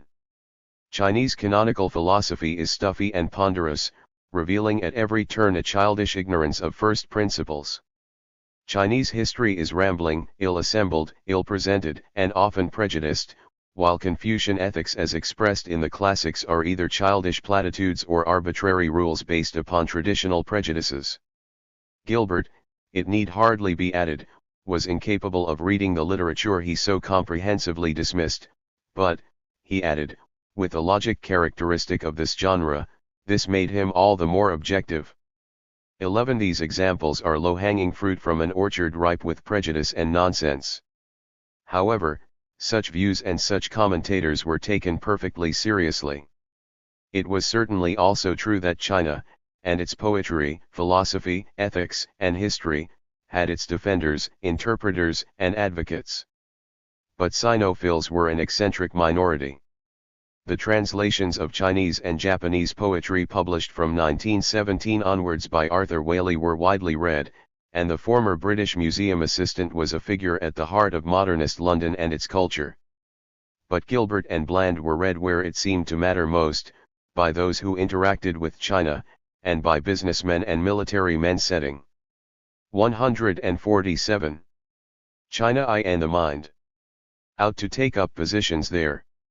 They were read, too, by Chinese readers, aghast at the travesties of their culture and society they found being peddled by mainstream foreign publishers and such widely respected experts. For the moment, Gilbert and Bland mattered much more than Arthur Waley. It might also be noted that Waley himself never once visited China. But Bland, for example, wrote with an authority based on almost 30 years of working there, including a decade as the Shanghai correspondent for the Times. Gilbert spent 17 years in the country, mostly working as a journalist. Any visitor to China could write a book about it. 12 But China Coast journalists like these dominated public discussion about the country and its travails, and until the 1930s virtually held a monopoly on news reporting from China. 13 Waley's was a China of the mind, but treaty port editors such as H.G.W. Woodhead, Putnam Will, or O.M. Green, like Bland and Gilbert, were the experts on China that publishers and magazine editors turned to for timely volumes or essays on Chinese upheavals. These writers were happy to provide material, not simply because this was their livelihood, but as activists and lobbyists. These pungent advocates catalogued China's ills and alleged deficiencies as a robust defense of the privileges of the foreign communities in China. Will worked for the Shanghai Municipal Council as a publicist in 1927. O.M. Green, having been engineered out of his role as editor of the North China Daily News by British diplomats in 1930, worked on a retainer in London as a lobbyist for the Shanghai diehards. Woodhead was a prime mover in the agitation within the British China coast communities against treaty revision in 1931 and over the Thorburn case. Gilbert's earlier career as a quack medicine salesman in China perhaps came in useful. It was but a short step from selling Dr. Williams' pink pills for pale people to touting his fake wares as an authority on China. Even when China was viewed positively from a distance, it could disappoint or baffle when encountered in the flesh. The British potter Bernard Leach's experience in Beijing in 1914-16 is suggestive of the problems facing any sustained and informed engagement with China. Leach, who would become one of the most important British ceramic. 148. Artists of the 20th century, moved to the Chinese capital from Japan, in part making a pilgrimage to the heart of the culture from which came the pots he revered. Leach was entangled with a Prussian musicologist and pedagogue, Alfred Westharp, who, amongst other concerns, aimed to bring together the Occident and Orient. This difficult personal relationship would come to define Leach's months in the country, and would in the main drive him away from it, but there were other difficulties. It was impossible to avoid visiting China at any point after 1911 when the country seemed not to be in some sort of turmoil. Leach's arrival coincided with the crisis of the Japanese 21 demands and Yuan Shikai's dictatorship. It was also, in the main, difficult to escape from the quasi-colonial world of foreign power and society that enveloped foreign nationals even in Beijing. And while Leach thought China deep, and Japan shallow, the life of its people hard, but natural and not evil in the way our great mechanical cities are evil, China failed Bernard Leach artistically. He would soon return to Japan to work and study, and his oeuvre owes much more to Japan, and to Japanese techniques and styles, and to the networks of potters there with whom he worked, than to China and its longer heritage. He found no like-minded potters in China. Japan proved alive to Leach artistically when China did not. 14 In the fin de siècle and after, Japonisme had an impact on artists overseas and modern currents in art that was far greater than any Chinese influence. Leach was not blind to China's artistic triumphs, and remained keenly interested in Chinese philosophy, but it was Japan that shaped him. Others adopted a response to the problems of China that was far less tortured than Leach's. In short, they felt that modern China could not be entrusted with its own past, and so they parceled it up and took it overseas. Archaeological expeditions such as those led by the Hungarian British Orelstein in 1907 and the Frenchman Paul Pelliot in 1908 led to huge volumes of material newly discovered at the Dunhuang cave complexes in Gansu province being taken abroad. Nobody much seemed to mind at the time. 15. It was really quite simple, the Swedish art historian Osvald Siren was told as late as 1921, just search. 149. China Eye and the Mind. 4 likely looking spots. When you have found what you think will suit you, your interpreter buys the land. It is then yours to do whatever you like, and I do not see how any power can prevent you from digging there if you so desire. If the authorities carp, the advice continued, offer them half the fines. 16. Siren never found that likely spot, and was content to purchase from dealers and through intermediaries, but thereby acquired a great number of significant items that went overseas. By the mid-1920s attitudes in China began to change, and such expeditions were robustly and effectively challenged and thwarted. But by this point a great deal of material that had by then started to be conceived of in terms such as national treasure had already vanished. Amongst the many perverse and contradictory defenses of this was that such cultural patrimony was better appreciated and safer overseas, and that foreign scholars were in fact best equipped and trained to interpret and conserve it. Modern China had failed its own past, Orelstein or Paul Pelliot could help save it for the future. The problem was deeper yet. It would not have surprised foreign readers to find that Chinese culture was decrepit, for its people were deficient too. There was no shortage of material available telling them so. Those overseas who wished to learn more about China, or who were preparing to go there, could turn to various texts written by the authorities who dominated discussions. Amongst other widely recommended experts on China was Arthur Henderson Smith, whose essays on Chinese characteristics were first published in the late 1880s and included the disregard of time, the disregard of accuracy, intellectual turbidity and indifference to comfort and convenience. The frustrations of missionary living amongst farming communities in the North China countryside clearly shaped this popular pseudo-sociological account of the Chinese that nonetheless still had a place on reading lists in the 1920s. But even by the time those interested had sought out such guides, the damage had been done. English-speaking readers, and not those alone, would also have already encountered an almost uniformly negative vision of the country and its people from the Chinese themes and racist caricatures that were firmly embedded in popular culture. Anxieties about 150. Immigration, fueled by racist labor agitation and exclusion laws in North America and Australia, certainly helped shape this vision of Chinese abroad. The heathen Chinese is peculiar, as Bret Harte's verse had it. 18 In this world, Chinese villains stalked London nights, Tongs fought violent battles in American Chinatowns, and opium and later cocaine-dealing criminals seduced and defiled young white women.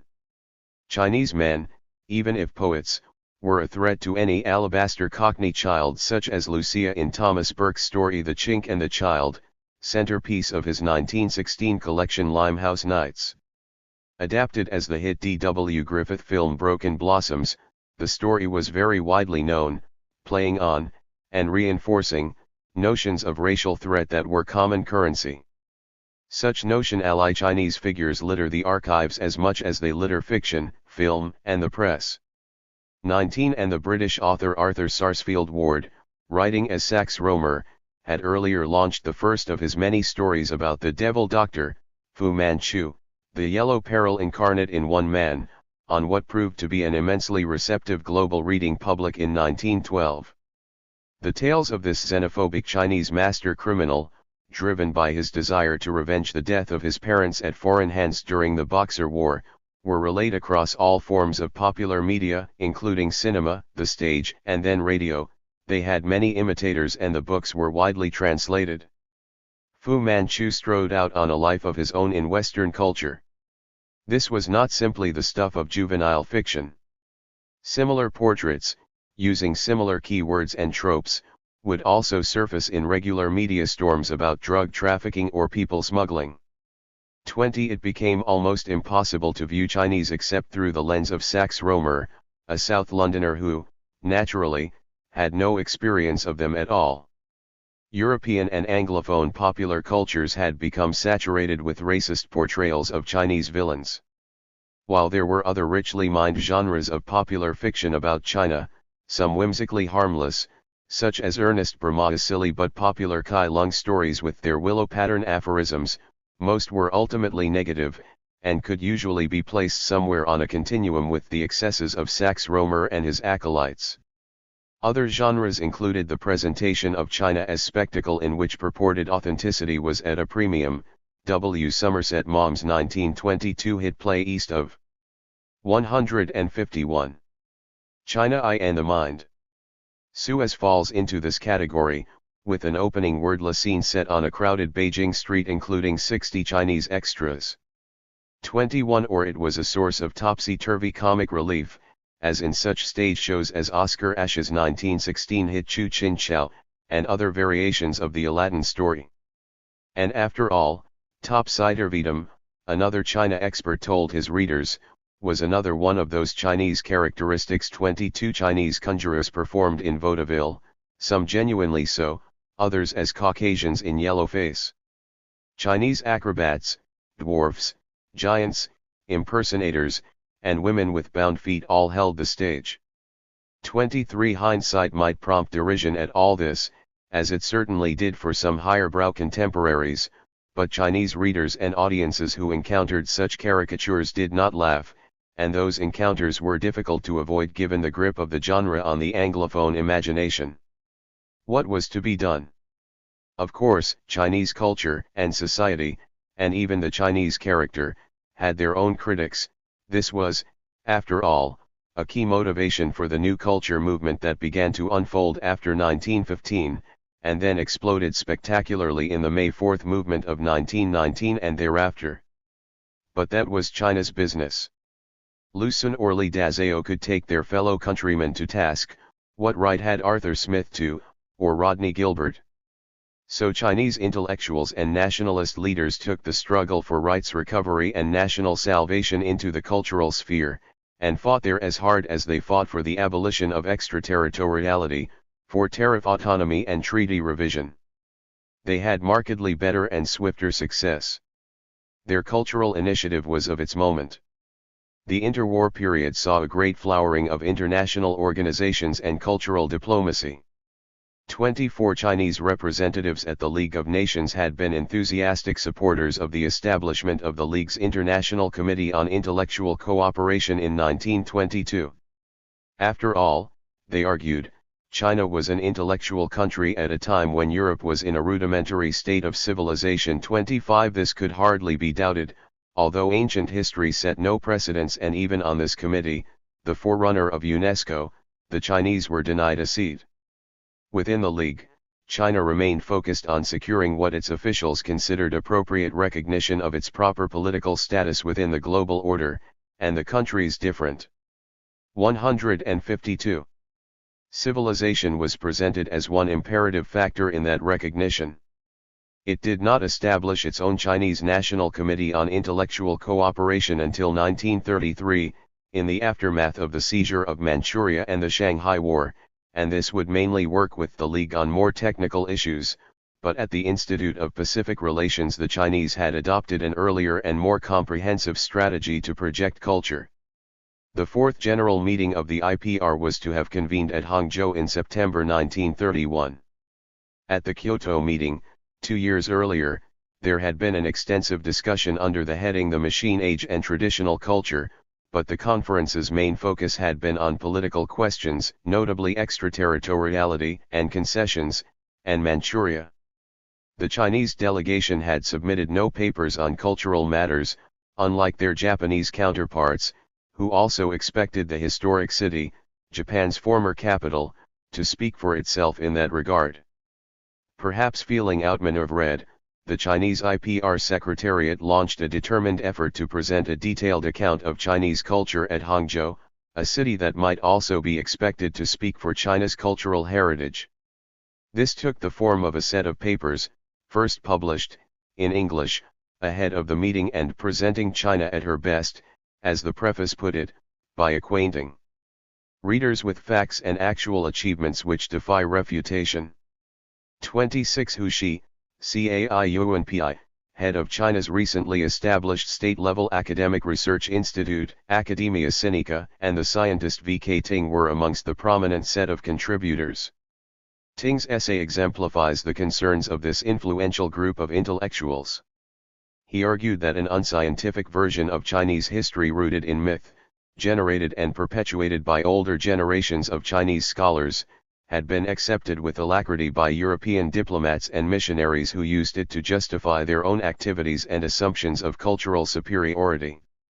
No doubt, he added dryly, modern sinologists are more sophisticated, but the old tradition dies hard. And, as a matter of fact, nothing is further from historical truth. Scientific research showed otherwise. China, he argued, had consistently been agile and adaptable, quick to learn from foreign influences, and the charge of unreasonable conservatism or degeneration is utterly unfounded. His targets were ignorant missionaries and traders. 153. China I and the mind. But also included Chinese who were despondent and despairing of their own culture as a result of the country's political crisis. Fellow contributors reinforced his picture of Chinese civilization, and added furthermore that it remained a culture in transition. The 1931 IPR meeting itself proved to be a conference in motion. The rapidly unfolding events in Manchuria that autumn forced the organizers to move the event into the international settlement at Shanghai, where the discussions were held instead in the awkwardly symbolic confines of the International Recreation Club on the Bubbling Well Road. 27 It was to be a continuing irony in the 1930s that colonial power provided such safe havens for China's efforts to combat imperialism. The IPR volume was concerned to place scientific achievement, and infrastructure, in the vision of Chinese culture it presented to the world as irrefutable fact. This was an argument about the authenticity and value of a uniquely Chinese civilization, but also about what that actively contributed to universal notions of culture and the human tapestry. China was of the world, and an attack on China, such as, implicitly, Japan's, was therefore an attack on the world. That assault continued. During the Shanghai War, the great Oriental Library of the commercial press at Shanghai was utterly destroyed. The wrecked press itself had supplied the great majority of textbooks for schools across China. In letters sent to Albert Einstein and other intellectuals overseas, CAIUNPI pleaded for international condemnation of such wholesale destruction of China's educational and cultural establishments. Chinese librarians petitioned Lytton on his arrival in the city, for it is a loss to our country, to the whole world as well. 28 The Lytton report summarized the continuing conflict in the autumn of 1932 as a war in disguise. 29 Culture was in the front line. London seems an unlikely battlefield in China's war against Japan, and its struggle for sovereignty and for respect. But it was important to take the argument overseas into the heart of one of the powers that had shaped the global order that the nationalists were fighting to change. They had some unlikely, awkward, but genuine allies, for the original impetus for what became the International Exhibition of Chinese Art in November 1935 came from a small group of prominent British collectors of ceramics, and in the main reflected significant 154 shifts in collecting over the previous 2 decades. The leading figures included Sir Percival David, whose family business concerns had included the India-China opium trade until its final suppression in 1917, George Eumorphopoulos, a wealthy trader, the poet Lawrence Binyon, who had recently retired from the post of Keeper of Prints and Drawings at the British Museum and was a scholar of Chinese art, and Robert Lockhart Hobson, the museum's keeper of Oriental antiquities. 30 Why was art important? One answer was that it was intimately intertwined with the history of foreign violence in China. The collapse of the Qing state and the turmoil of the Republic had created perfect conditions for a rapid expansion of the market overseas for Chinese objets d'art. The original field of collecting had largely grown out of the export trade that greatly expanded in the 18th century, and had created a strong market for Chinese objects, notably porcelain. This was in the main restricted to materials made specifically by the Chinese for export, and targeting European tastes. War changed all that. The 19th century conflicts had seen extensive and systematic looting by the armies of the victors and their camp followers.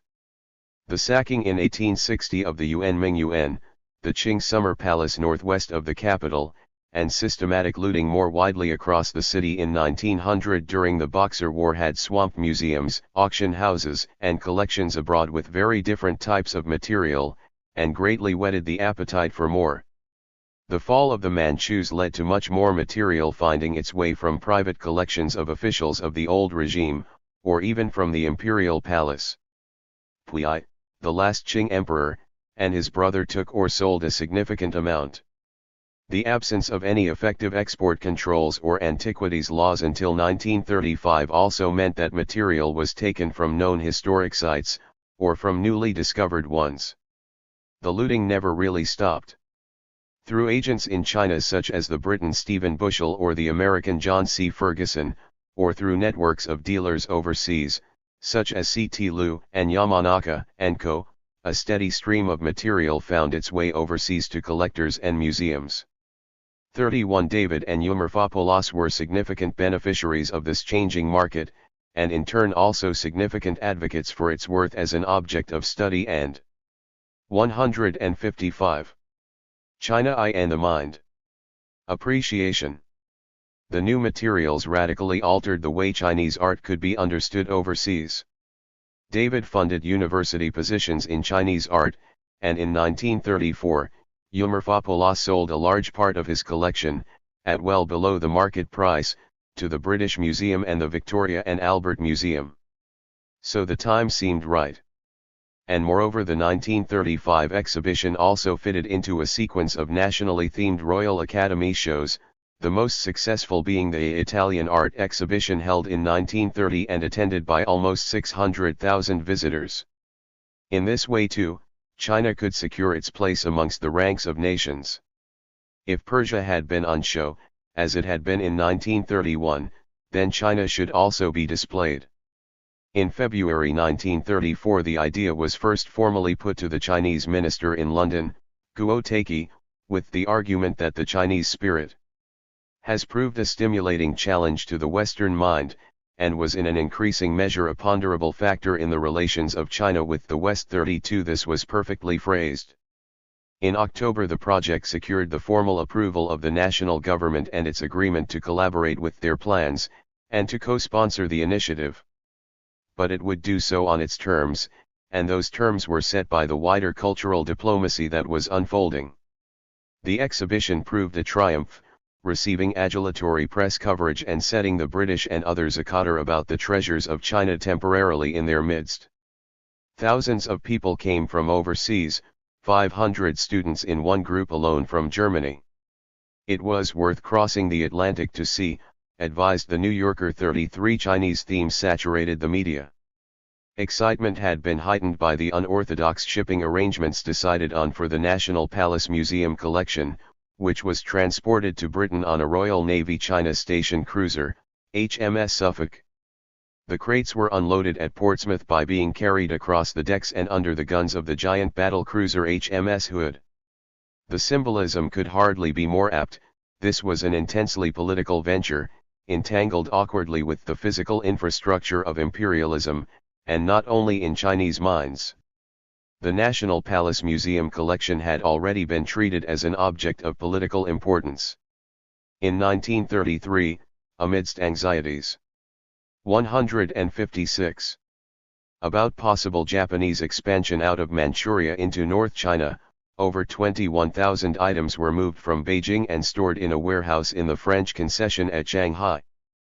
34 Chiang Kai-shek gave the London exhibition a strong endorsement, and the premier, Wang Jingwei, presided over the formal opening of the preliminary exhibition organized in Shanghai before the material sailed on HMS Suffolk. TV Seung, H. Kung and other senior leaders attended, as did all the foreign ambassadors accredited to China, including Japan's. A portrait of Sun Yat-sen hung over the gala dinner. This was all but a state banquet, with the Kuomintang's underworld allies in attendance for good measure. 35 And, just to rub it in, Lord Lytton, public face of the international condemnation of the seizure of Manchuria, had been appointed chairman of the formal organizing committee of the Royal Academy show. Despite this formal government support, Beijing-based intellectuals launched a public campaign to try to prevent the loan to London, further arguing that if it did go ahead only Chinese scholars should make any decisions about what was to be selected, and criticizing any involvement of Paul Pelliot in the organizing committee.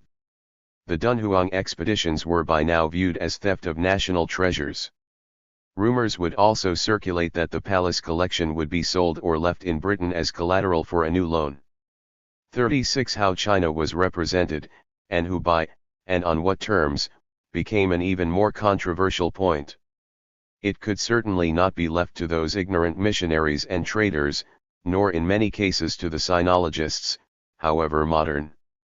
It should not be left to those who had robbed China of its cultural patrimony. It should not even be in the hands of those friends of Chinese culture who had set the exhibition in motion, the protesters argued.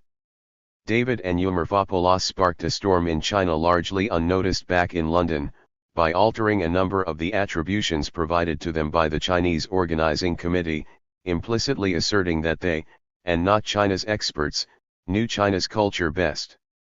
Meanwhile, the Japanese government took umbrage at Lord Lytton's involvement and initially refused to cooperate. Surely, Robert Clive, the British ambassador to Japan, quietly suggested to the 157. China I and the Mind. Vice Minister for Foreign Affairs Shigemitsu Mamoru, the decision cannot be based on the appointment of Lord Lytton, that seemed to me altogether too petty. 37 But this stance was also reinforced by lobbying from the influential Japanese art historian Taki Seiki, who appears to be extending the spirit of nationalism to the domain of art, as Clive put it. In the end, and after more informal lobbying by British diplomats, the Japanese imperial household led the way in providing significant contributions from Japanese collections. But the Japanese would counter with their own blockbuster show, tellingly entitled Art Treasures from Japan, and held in Boston in 1936, a year after the Chinese exhibition. While the Japanese show was successful, it failed to achieve the impact of its Chinese counterpart. 38 All London is China mad, wrote Nora Hyson, then an Australian art student, to her parents in 1935. People wear Chinese gowns, the shops are filled with Chinese materials and the antique dealers are filling their shops with Chinese articles of every description and the bookshops with books on Chinese art. Hyson pronounced herself stupefied with such beauty after visiting 39 reviewers generally reported themselves humbled. One cannot but hang one's head in shame, announced one reviewer. There was a lot of talk about China's spiritual civilization and the West's materialistic culture. Others had more functional responses, as Hyson had noted. The Chinese exhibition was the talk of the town, claimed the American magazine Vogue, everyone laying odds that it will influence fashion as much as the Italian exhibition in Paris did. 40 Queen orders jewel blue dress, ran one report, Fashion World rhapsodize read another. A trade body, the British Colour Council, recommended that textile manufacturers prepare relevant colors for the 1936 season fashions, Mandarin blue, Chinese green and Manchu brown. Joe Green, adapted from the colors of a 1,000-year-old vase, was tipped for autumn the following year, along with Canton, another green, a pale milky jade. The impact was felt widely in the interior design world, as Chinese wallpapers and wall hangings leapt into fashion. Storekeepers made sure that the housewife could find those Eastern touches in the shops. 41. 158. Britain had a long history of assimilating Chinese products, tea not least of all. Robert Hobson argued that while you could already find Chinese objects in every house in the land, they were grotesque, bizarre goods made to tickle the fancy of the foreigner. At the Royal Academy, visitors were confronted with real Chinese art. Nonetheless, the Academy Restaurant's Chinese cocktail, and the young Chinese women in red cheongsams who manned the postcard stall, might not quite have fitted with the authentic Chinese culture, as he understood it at least, that Hobson was aiming to share with the Western public. 42 We can link this discovery of Chinese culture, too, with the cultural pilgrims who started to sojourn in the country in the 1930s, seeking to taste it before it should perish, as one of them, Osbert Sitwell, put it. They hastened through Shanghai because it was not China, rented courtyard houses in Beijing hutongs, observed the changing of the seasons in their neighborhoods, tasted theaters and brothels, and later sniped in their memoirs about the foreign residents who had not, like them, gone native. As well as the sex tourists and snobs were some, like historian John Fairbank, whose studies bore fruit in work that came to be central to the shaping of understandings of China after the war. The Bernard Leach impasse seemed now to have been overcome. 43 But much of the impact of the Burlington House exhibition took place in realms far removed from the aesthetic sphere in which it was conceived. F.T. Cheng's speech at a press lunch ahead of the exhibition opening had deftly weaved the political implications of the show into what became fairly routine descriptions of the importance of the material. You will see, he told the journalists, not mere objects of art of China but, with your mind's eye, will see the culture and civilization of China as well, for these things were not created by the bayonet but were produced by the love of beauty, and nothing is, of course, more beautiful than peace, virtue, righteousness, and affection. 44. There were attempts to arrange for the exhibition to move on to the United States as well, politics and culture again intersecting in the moves that were made by the Metropolitan Museum of Art, the state. 159. China I and the Mind. Department and Chinese diplomats, but which had borne no fruit before the scheduled return journey of the collection to China. 45 Our sole aim is to make the West appreciate the beauty of Chinese art, ran the disingenuously phrased preface to the preliminary exhibition of the Chinese government loan, held in Shanghai in April 1935. But the political message was reinforced at each and every iteration of the show, at a related exhibition in Manchester that began in early April 1936, opened by Ambassador Guo, who thanked the locally based liberal newspaper The Manchester Guardian, renamed the Manchurian Guardian by critics of its support for China, he noted, and with Cheng in attendance rehearsing his bayonet/peace/righteousness formulation, and at the unveiling of the Victoria and Albert Museum's permanent display of the Eumorphopolis collection a fortnight later. 46 This was not simply a metropolitan or intellectual episode. Associated lectures and talks were held across the country. Slideshows and magazine reproductions took the exhibition into the provinces, and it was covered by the press nationally. The Chinese exhibition was a cultural and intellectual landmark in the development of a balanced, sympathetic, even scientific understanding of Chinese culture. It was certainly the indispensable social highlight of the season. The Mayfair darlings, poor things, have just got to go and struggle with it, joshed the New Yorker. But it was also a popular hit, made a success by the hundreds of thousands of ordinary Britons who threaded their way along the queues into Burlington House. While the doors of Burlington House were still open, Lin Yutang's landmark book My Country and My People was published in Britain. This was to become a best-selling, hugely influential, and witty salvo in the third front of the culture war. China wrote back against the China hands, and Chinese writers began to move center stage in the presentation of the country and its predicament to the world. Lin would become the most famous of these, but others, including playwright Shi Isiang, artist Chang Yi, and journalist and novelist Hsiao Chin, would become powerful advocates for understanding China as the Chinese understood it, or at least as this eclectic and diverse group of self-appointed cultural brokers wanted people to. Explaining China in English had long been a project of China's revolutionaries and radicals. Sun. 160. Yat-sen and Wang Jingui alike published books in English outside China. The aim was to communicate Chinese perspectives to Anglophone audiences in China and abroad and to secure support, and this included an increasingly important group, overseas Chinese who could not read, and often who could not speak, the language. The most overtly political of these periodicals was the People's Tribune, but more effective was the China Critic, established by a group of overseas educated writers in 1928 in Shanghai, and aiming to provide a fair presentation of all issues arising between China and the world. 47 It was probably funded, at least initially, from Kuomintang sources, but it took on a life of its own as the first Chinese-edited English-language periodical published in Shanghai, and secured a high circulation. This initiative was augmented in 1935 by Tianxia, a monthly cultural journal. 48 There is one activity of the League of Nations which has not been given the prominence it deserves, wrote the then Premier Sun Fo in his introductory essay in its first issue, the work of the International Institute of Intellectual Cooperation. To advance such work in China, Sun announced the establishment of the Sun Yat-sen Institute for the Advancement of Culture and Education, which published the new journal, aiming to bring about international cultural understanding. The journal lacked the spark of its earlier companion, not least, it lacked humor. Lin Yutang was from 1930 onwards one of the China Critic's star writers. Born into a third-generation Christian family in Fujian in 1895, he was initially, like his father, directed towards the priesthood.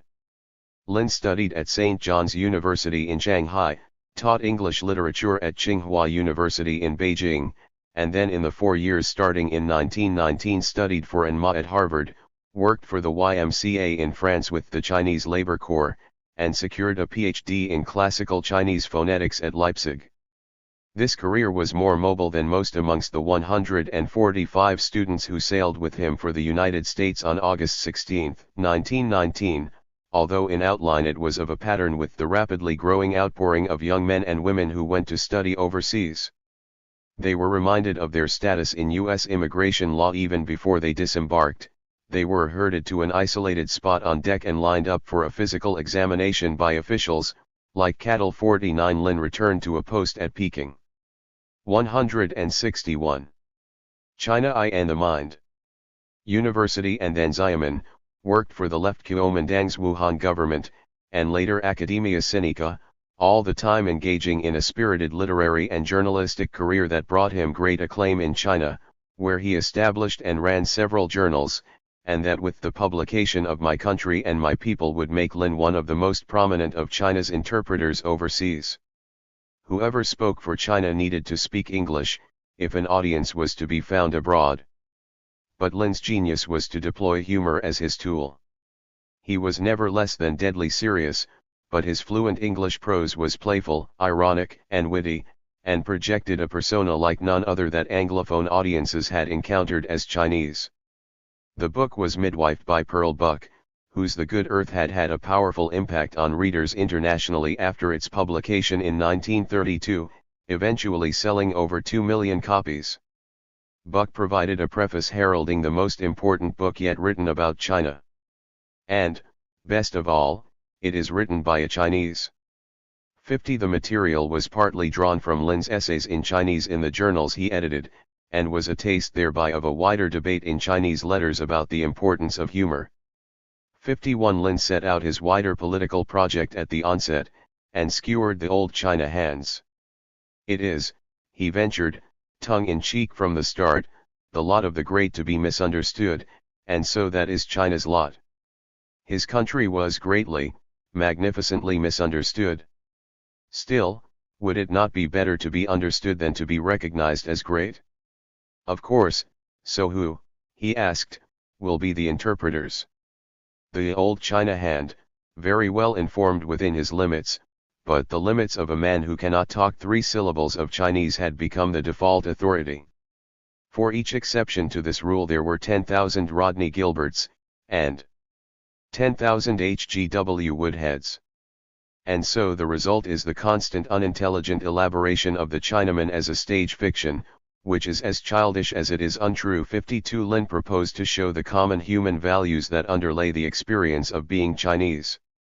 This is, he argued, the basis of all sound international criticism. He was quite happy, then, to discourse on the Chinese character, the joy of taking afternoon naps, reading novels slowly, the importance of theater, the literary revolution in China, and the need for moments of blissful madness. Lin Wood. 162. Spent the 3 decades from 1936 living in the United States.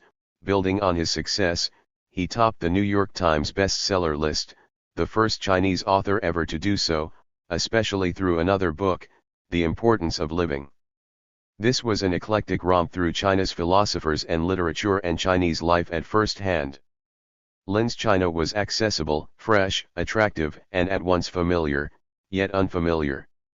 His methods seemed whimsical, but his aims were never less than serious. The Chinese vogue overseas in the mid-1930s was also in evidence on theater stages, on radio, and in schools.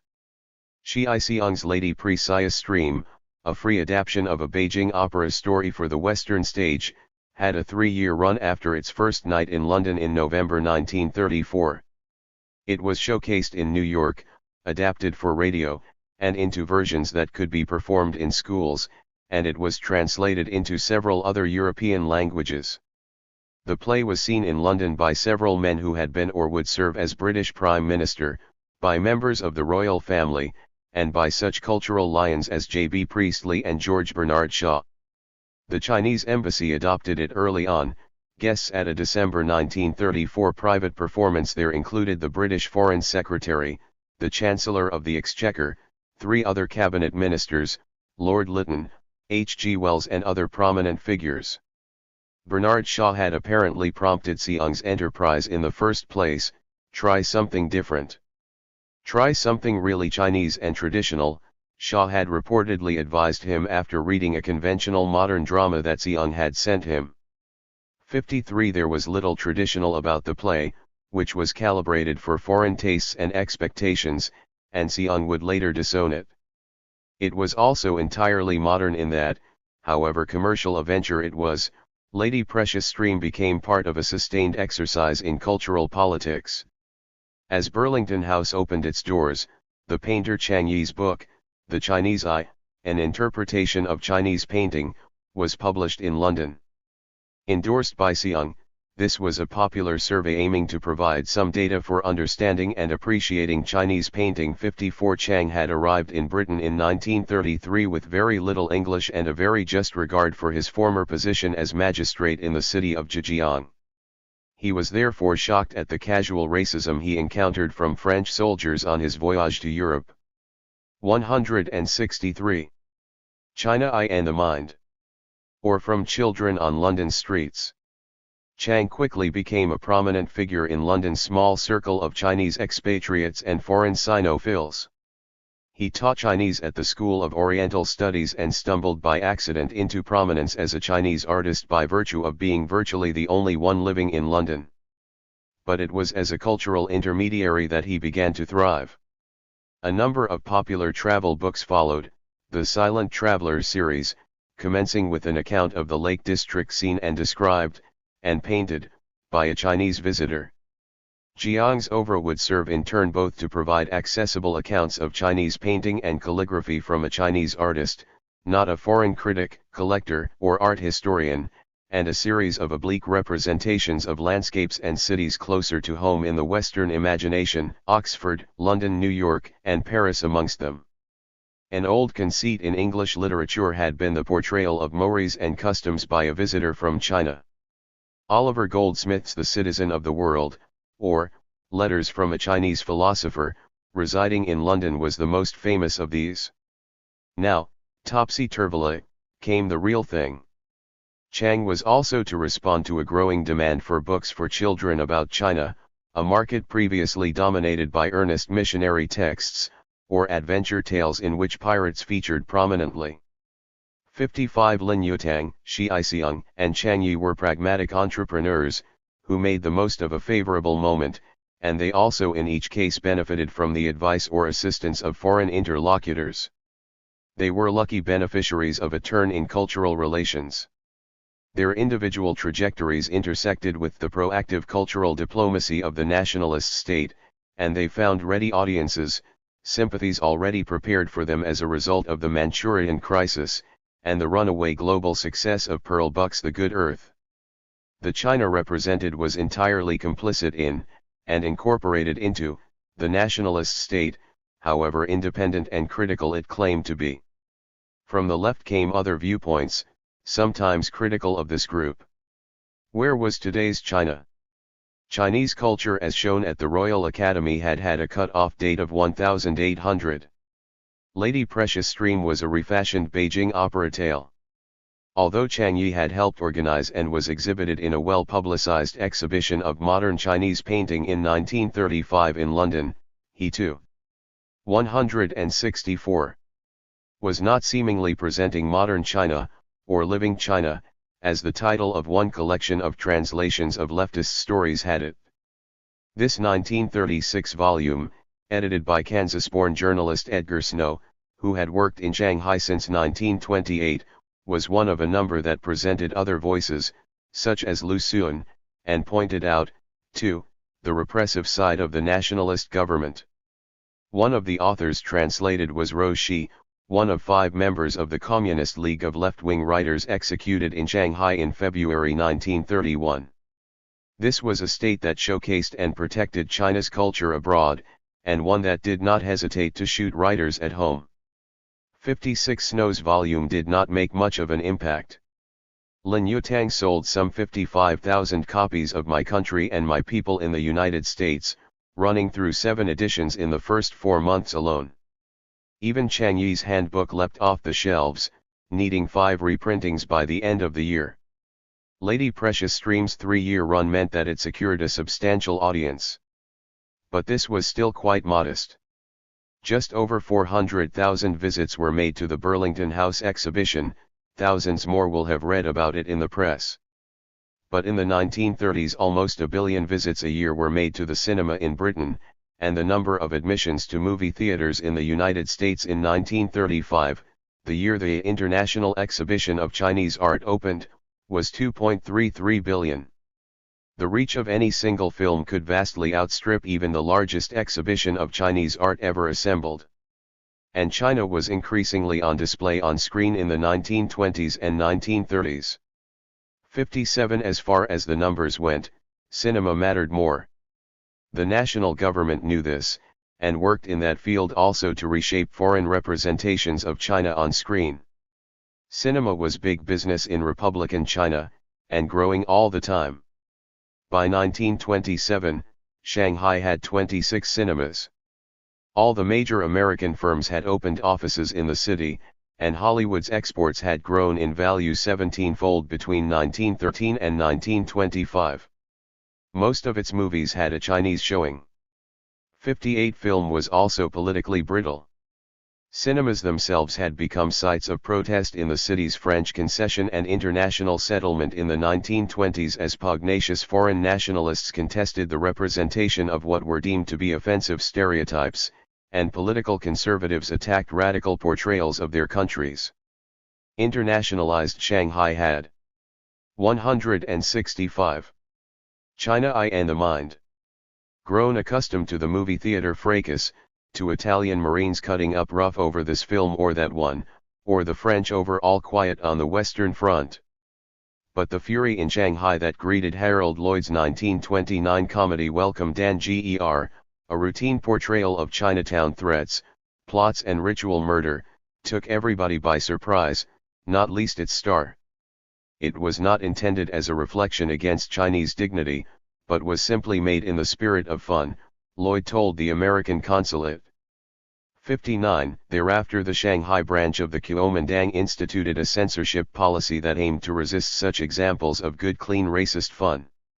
Chinese students studying overseas had for a while been the first to report on and protest about problematic stage shows or films. In 1928 they prompted their diplomats in London to protest formally about a raft of Chinese-themed plays and shows on the London stage, to the bemusement of the Foreign Office and of the Lord Chamberlain's Department, the agency that censored British theatre. Officials gave the complaint short shrift. It was quite unavoidable, as China was so picturesque, but such shows were too obviously staged in the realms of fantasy to be taken seriously by any discerning theatregoer. The Chinese, the Lord Chamberlain felt, should get a sense of humor. There was no other redress possible, other than satirizing such caricatures, as Xu Qingchun, who wrote under the pen name Lao Shi, did in his novel Ma, which was set in London and partly revolved around just such a controversy about the making of a Chinatown film. 60 Xu was teaching in London at the time of the controversy. Ma is a caustic account of the casual and yellow peril-inspired racism encountered by Chinese studying in London, and it identifies the film both as symptomatic of the problem and exacerbating it. In 1920, Chinese students in New York complained to the consulate about two films they took objection to little effect. But when Chinese students in Germany reported in 1933 that a new movie, Ta über Shanghai, ridiculed China and the Chinese people, action was possible in China. The Foreign Ministry formally protested, and the Kuomintang's National Film Censorship Committee, which had been established in 1931, suspended vetting all German films. 61 Appeals to the need for good cultural relations free of misconceptions fell on 166. Deaf ears, hitting the industry's bottom line would prove much more effective. Foreign films were banned in China if they portrayed Chinese with opium, or gambling, Chinese people as vicious, violent, comic, or backward, in subservient or menial roles, no laundrymen or servants allowed, or if films otherwise denigrated them or China. This left little out, for it was a fairly comprehensive summary of the variety of ways in which the Chinese and China were represented on screen. It left no margin either for satire of such themes. Censorship does not recognize irony. The censors moved from requiring passages deemed offensive to be cut out, to simply banning offending films in their entirety. This regime also encompassed the French concession and international settlement. Despite the Kuomintang having no authority there, cinemas and distributors voluntarily opted in on economic grounds. Censorship also encompassed other subjects, radical politics, sex, superstition, and strange topics. The foreign administrations themselves, as was the practice across the colonial world, policed the representation of foreign women in film. In 1936 and 1937 some 30 Hollywood films were banned, roughly 1 in 10 of those likely to be shown. The industry's own codes made some of these problematic anyway. Nobody was happy, audiences and studio aside, when Mae West announced that she was an Occidental woman with an Oriental taste for love in Klondike Annie, where her character had a Chinese boyfriend. In 1933, Chinese diplomats campaigned against Frank Capra's The Bitter Tea of General Yen through the State Department, and through its consulates in colonial Southeast Asia, leading the film studio, Columbia, to issue an apology and securing the addition of a prologue. This described the film as a literary fancy depicting the sentimental conflicts of two civilizations.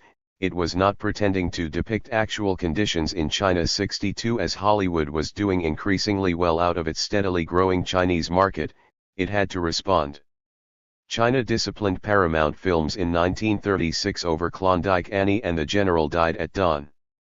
Facing a total ban on the import of its movies, 35 of which had been shown in China in 1935, the studio's head undertook that nothing will be incorporated in any picture which we may produce in future. Which 167.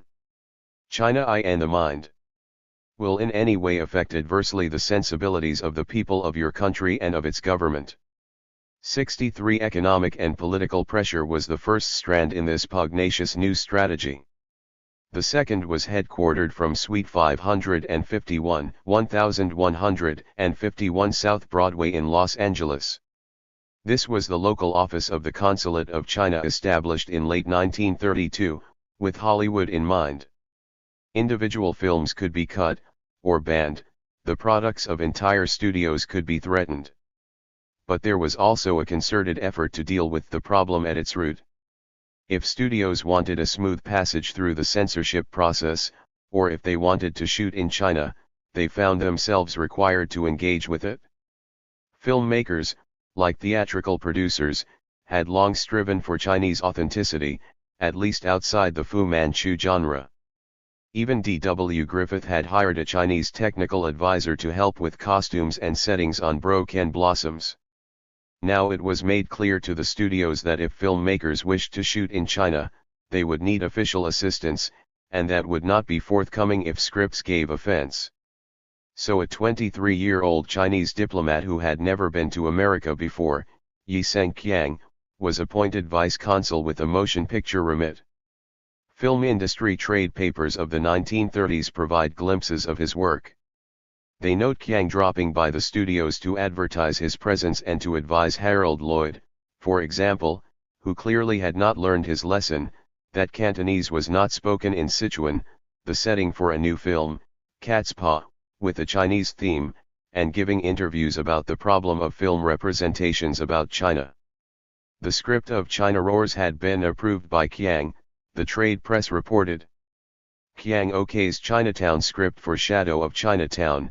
He filed legal complaints through an attorney about the use of the epithet chink, and he took on radio stations for playing Minnie the Moocher and Limehouse Blues 64. This was like building a dam, mid-torrent, but Qiang's remit was widely known, and the studios clearly engaged with him.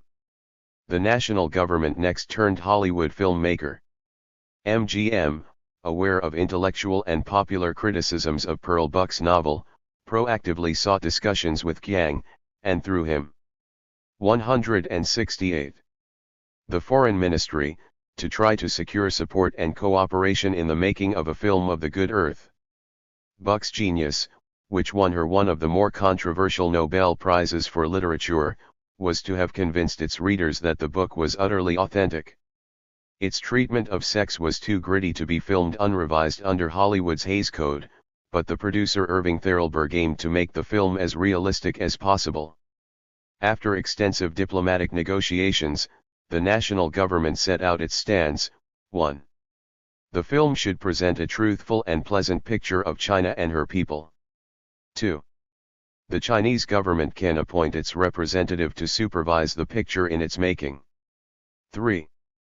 MGM should accept as much as possible of the Chinese supervisor's suggestions. 4. If the Chinese government decides to add a preface to the picture, MGM undertakes to do accordingly. 5.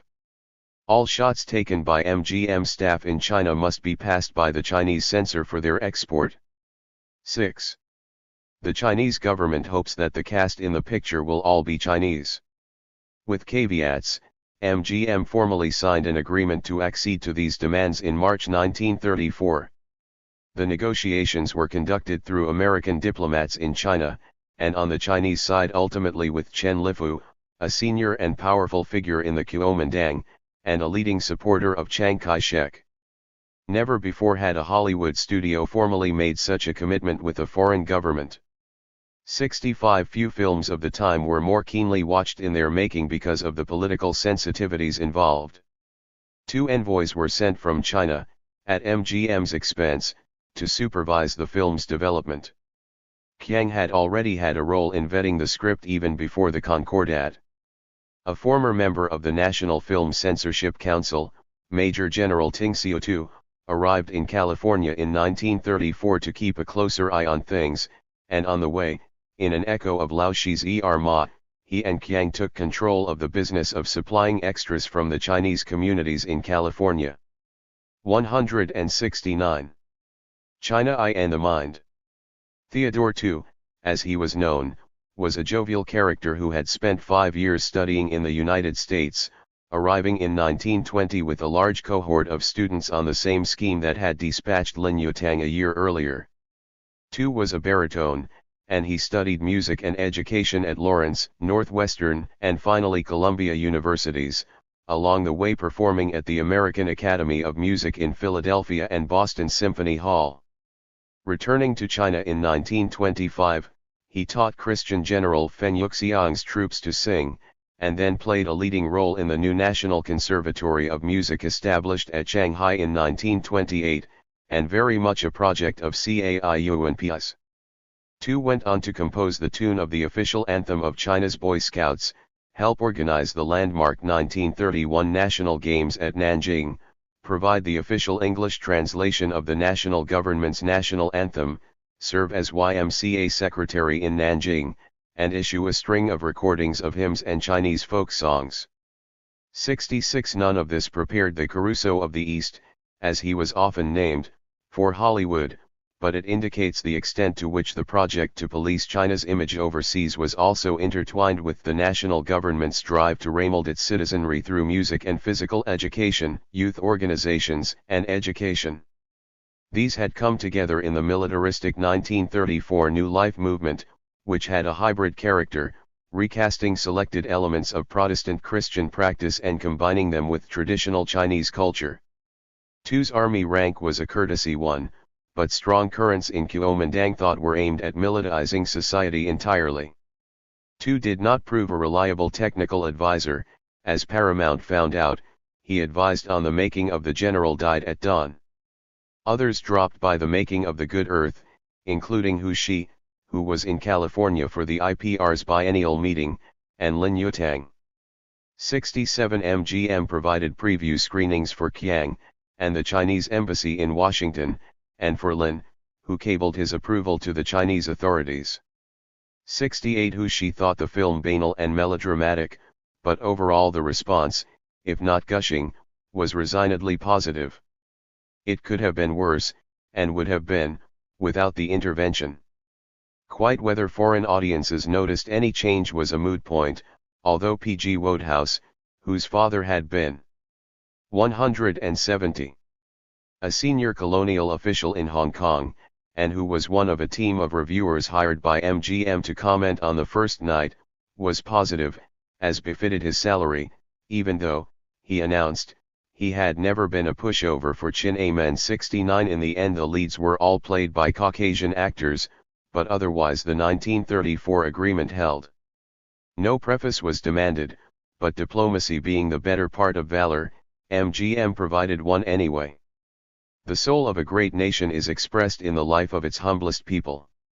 In this simple story of a Chinese farmer may be found something of the soul of China, its humility, its courage, its deep heritage from the past and its vast promise for the future. After only minor cuts the film passed smoothly through the censors. MGM got its film shown, and crucially, the rest of its productions were safe in the China market, where its business was as extensive as Paramount's. Vice Consul Qiang planted a Chinese beech tree outside the cinema where the movie had premiered, with a plaque commemorating the event.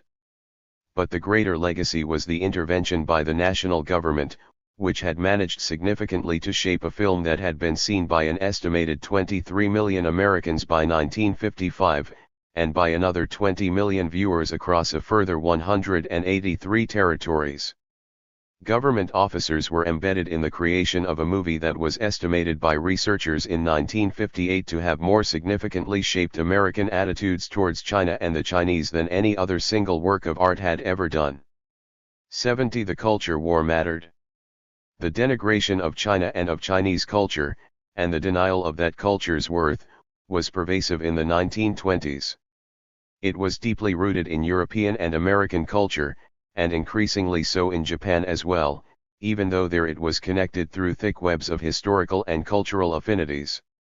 71 China provided antithesis, archaic versus modern, banal versus sublime, inferior versus superior.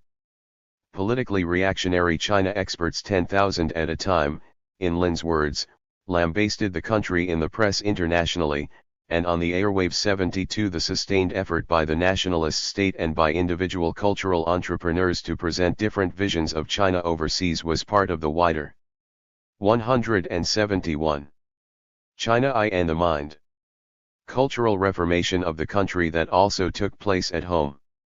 Hu Shi and Lin Yutang were no less critical of their own country and people, but they were theirs to critique. The place of China in foreign minds was absolutely intertwined with the colonial power in China that persisted into the 1930s, and was now advancing from Manchukuo in the north as Japanese penetration intensified. Rooting out colonialism involved challenging its cultural and intellectual foundations. Burlington House and Main Street movie theaters alike were front lines in that contest. Fu Manchu never stopped stalking the screen. Racist portrayals in film of Chinese, or others, would persist for decades to come, the picturesqueness of China retained its hold on European and American imaginations. But it would turn out to matter enormously nonetheless that between 1919 and 1937 foreign attitudes towards China and Chinese culture underwent what became a dramatic shift away from the negative and instinctively hostile towards a more sympathetic consensus. When the full-scale Japanese invasion unfolded after July 1937, public opinion globally was mostly sympathetic to China. The Japanese played catch-up, with increasing difficulty. The new image of Chinese and China that evolved certainly had its own problems. The impact of MGM's The Good Earth was to construct a new image of hard-working, noble Chinese farmers, aspirant Americans in many ways, and people who could be helped. There was nothing in the movie to suggest that the hero, Wang Lung, had problems that had any significant political context, or real-world solution. The Chinese writers translated in Living China had different ideas, and as filming wrapped up in Los Angeles, the book's editor, Edgar Snow, arrived in Yan'an, the headquarters of the resurgent Chinese Communist Party, to conduct the interviews published the following year in Red Star Over China, a book that would broadcast an alternative China to the world. The national government's diplomatic offensive was important in setting this process of change in motion, as China's struggle to be recognized as having a status that needed respecting moved from its bilateral negotiations with individual treaty powers, and then into the League and other international organizations. But the Japanese assault in 1931-2 also brought to China a new cohort of journalists.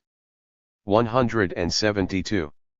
The war in disguise that followed and the rural insurgency of the communists, who were driven out of the cities by 1932, meant that there was always news from China that needed reporting. 73. The cultural about-turn was crucial also, and the sustained and unprecedented program of cultural diplomacy undertaken by the nationalists was key to this change. The national government formally negotiated with MGM, and with the Royal Academy of Arts, it funded Lin Yutang's sallies in the China Critic, and indirectly midwifed his career as the English-speaking world's favorite Chinese writer. It dispatched a cultural apparatchik to Hollywood, and policed foreign film imports. Of course, this new image of China, of noble peasants, of a people who were wise, spiritual, deeply cultured and artistic, adept with brush and ink, and infused with a love of connoisseurship, was as much a caricature in its way and as unrepresentative as any other. It was clearly of immense political help, as truce after truce with the Japanese in North China broke down, and as the Japanese army spread its zone of influence and concern. But it was politically conservative, if not reactionary, and it was also hardly chic, jazzy, or modern, or modern as they had it in Shanghai. At the Burlington House exhibition, Chinese culture stopped at 1,800, but in the studios, ateliers, coffee shops, and nightclubs of China's roaring cities, culture was being remade faster than ever before in the country's history, with never a Ming vase or a painting to be seen.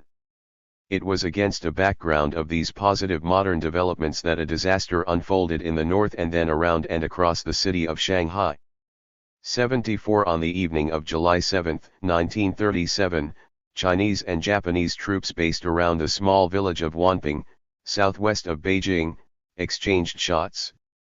Otherwise obscure, the village neighbored an internationally famous 12th-century architectural gem, the 900-foot-long Lugu Bridge, garlanded with 500 stone lions, and known in English, because it was the one thought to have been mentioned in Marco Polo's book, as the Marco Polo Bridge. The encounter was unplanned and accidental, and the local commanders moved after 4 days of escalating action to secure a ceasefire.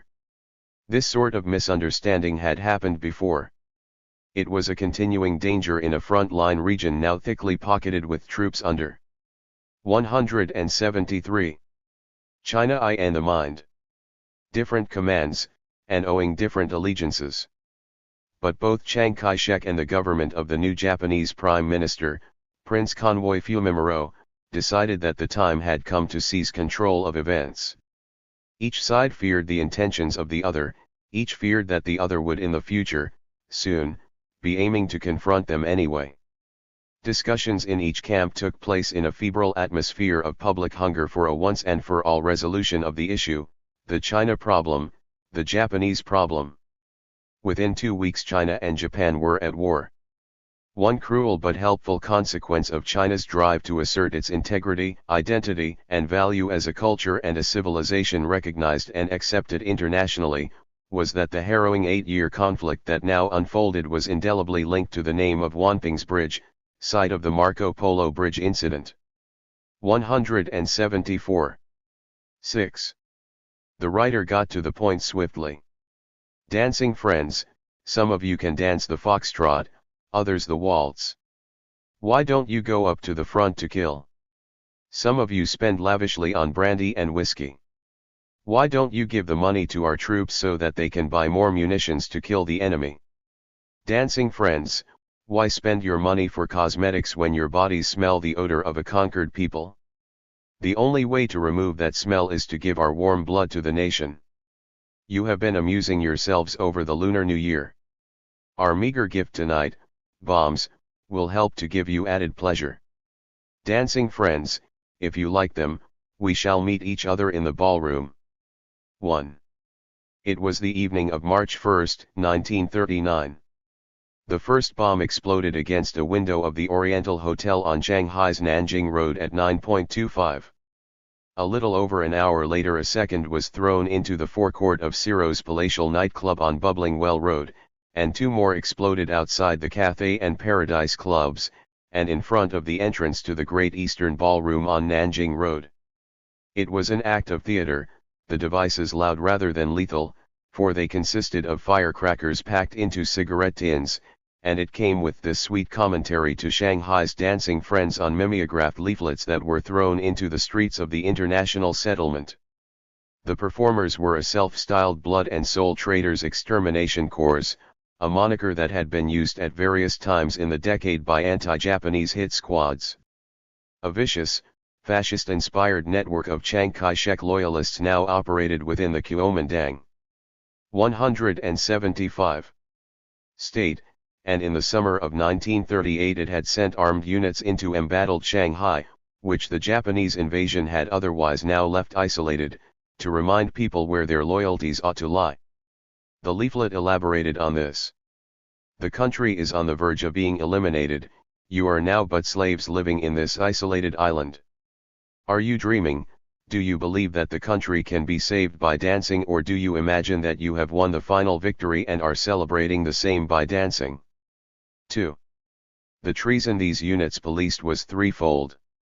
There was actual collaboration with the Japanese, there was a more widespread apparent passivity in the face of conquest and lack of commitment to the armed resistance to the invasion, and then there was a subtle treason of the soul, that odor of westernized modernity. The foxtrot and the waltz had once been acts of social and cultural revolution for educated urbanites, the types who flocked to Guangzhou in the mid-1920s and played at revolution. The country might indeed be saved by dancing, and by being in all ways modern and Western. That was part of their thinking back then. Now these steps were seen by some as acts of treachery. The Japanese invasion was in its 20th month. 3. The reach of the attackers stretched over 600 miles inland along the Yangtze River. Chiang Kai-shek's gamble on war had gone hideously awry.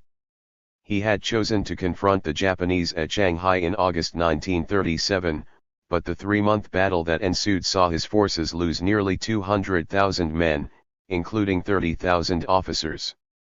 Facing strong resistance in the city, the Japanese had simply landed large new forces north and south of Shanghai, and forced the battered Chinese to retreat. They left a city whose northern suburbs lay in ruins.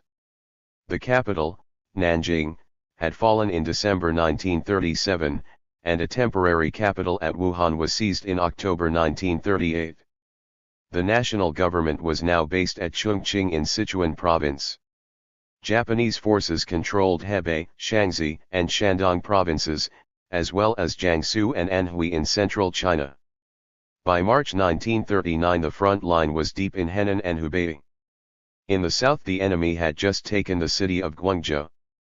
Despite some victories, the defenders had been rolled back away from the coast and any easy communication with the sea. The conflict had already 176. Cost hundreds of thousands of casualties, caused extensive destruction of cities and towns, and across the scarred countryside. At least 500,000 country people had died when the nationalist forces attempted to stem the Japanese advance by breaching the Yellow River dikes. They had been given no warning. At Nanjing in December 1937, tens of thousands of Chinese soldiers and civilians were murdered as Japanese troops were allowed by their commanders to despoil the captured nationalist capital, which had been abandoned by its defenders. For how, then, could the dancers dance, and how could the bombers bomb? Answering this question highlights the peculiarities of China's bitter war. Whilst it faced its gravest existential crisis ever, and just as Wang Jingwei, one of its great political leaders, defected to the enemy and started to form a Japanese-sponsored government, China still harbored within it the fruit of its historically fractured sovereignty, 10 foreign-controlled settlements, concessions, and leased territories. These were symbols of its degraded sovereignty, but they also now became hugely valuable wartime assets, gaping holes in Japan's zone of control from which war could still be waged, both the war of words for international public and political support, and a war of assassination and bombing against collaborators. And the issue of the status of Shanghai dragged British and American diplomats back to the China problem again and again, as the Japanese also contested their own control of the international settlement there. But it kept China visible, too, in ways that the struggle inland failed to do, even though the nationalists initially exercised very little censorship on the foreign press, aiming that way to get their story told sympathetically. The destruction around Shanghai and then the events at Nanjing had shocked the world. W.H. Auden slipped the traumatized Chinese capital into a list of places whose names had suddenly become redolent of evil, but shocks like these passed and were soon forgotten. 5. Surmounting such indifference was vital for the Kuomintang. The national government needed to be clearly of the world of the West if it wanted to survive, and wanted to be so, but its ambivalence about that westernization and its manifestations, the music, those dancers, their clothes, their odor, was so great as to be almost unresolvable. It fought for the West's attention, and fought against the West at the same time as it fought the Japanese. 177. The intertwined problems of the war and of the West that beset China in the 1930s and 1940s were most clearly seen on the streets and in the darkened dance halls of Shanghai. The city became a front line in multiple conflicts, over different forms of modernity, between competing and warring political regimes, and between imperialism and its opponents. Shanghai seemed to stand outside the Sino-Japanese War, because of its internationalized status, but also because of its raucous urban culture. Blood and soul or blood and iron zealots hated Shanghai, and the Chinese communists, driven out of it by 1933, deeply distrusted it, thinking it a collaborator city. 6. Its fragmented administration, and the British, American, French, and Italian troops quartered there, provided havens from conflict. But as in-between zones, where no single sovereignty was effectively exercised, and there was no single set of laws, the French concession and international settlement were sites of opportunity, where authority was always playing catch-up, if it was not itself complicit in whatever was the profitable speculation of the moment. Shanghai had never been more globally prominent than it was in these decades in the period before the Japanese invasion, as China had never been so globally prominent either. Globe-trotting tourists dropped in, liners on world cruises had started calling at Shanghai from the mid-1920s, roving reporters and special correspondents, itinerant entertainers, playwrights, novelists, and poets swung by. There were around 60,000 foreign residents by 1935. It was more American than it had ever been, more Japanese, and more European. It remained still utterly Chinese, and in that it was eclectic, polyglot, and utterly problematic. The anomalous position of Shanghai after the onset of the Japanese invasion in July 1937 prompted a new wave of studious analyses of the Shanghai problem. Chiang Kai-shek deliberately took on Japanese forces locally in a bid to fight in open sight of the Western powers there, and not hidden away in the north, where the fighting had erupted. Residents in the foreign areas had climbed to their roofs once again to watch the battles. The war could get no closer than it did, devastating the northern suburbs, and bringing death and destruction into the heart of the international settlement. One Chinese bomb fell into Nanjing Road on August 14, 1937. The street was 178. Packed with refugees, and hundreds were killed on the doorsteps of Sir Victor Sassoon's Cathay Hotel. Even though parts of the city resembled one of Bruegel the Elder's grimmest scenes of butchery and death, the war left it behind after 3 months. Jiang's forces, his best, German-trained, were crushed in the battle around Shanghai, and driven inexorably westwards. Left behind, housing hundreds of thousands of refugees, were the French concession and the international settlement, as well as other settlements and concessions in Tianjin, Xiamen, and later Wuhan, all similarly isolated.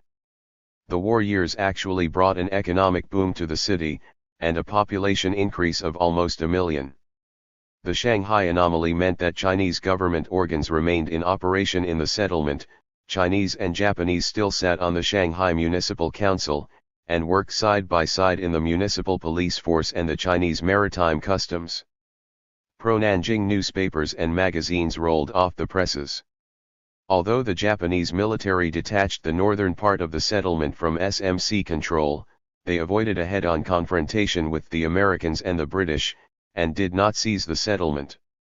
The multinational condominium of foreign interests persisted for another 6 years after 1937. The boundaries, institutions, and rhetoric of the international settlement were, at least nominally, preserved and perpetuated, even as the Japanese and their collaborators violently contested control over areas outside the formal boundaries of the settlement where the SMC had long exercised authority. 7 researchers at the Institute of Pacific Relations and the Royal Institute of International Affairs got to work, believing, as ever, that objective analysis could help provide a template for a solution. 8 hope sprang ever eternal in the academic heart. Their reports were extensively documented, rigorously argued, and delivered compelling conclusions. But they were wholly redundant. Soldiers did not stop to read them. Those aiming to revise definitively the imperial status quo in China were not going to linger long to look over the arguments of foreign think tanks and professors. The League of Nations was, of course, now entirely irrelevant. Meanwhile, Shanghai's leading foreign interests blithely assumed, as they had so many times before, because war was part of the routine in Shanghai, that they 179 could secure agreement for recognition of the city as a neutral zone, somehow situated outside the unfolding conflict. Unreal as such analyses were, it is important to understand 2 deeply embedded ideas that partly informed their work: the didactic example provided by Western-style governance in Shanghai, and its internationalized, cosmopolitan character. Both linger still in memoir and myth about the history of the international settlement.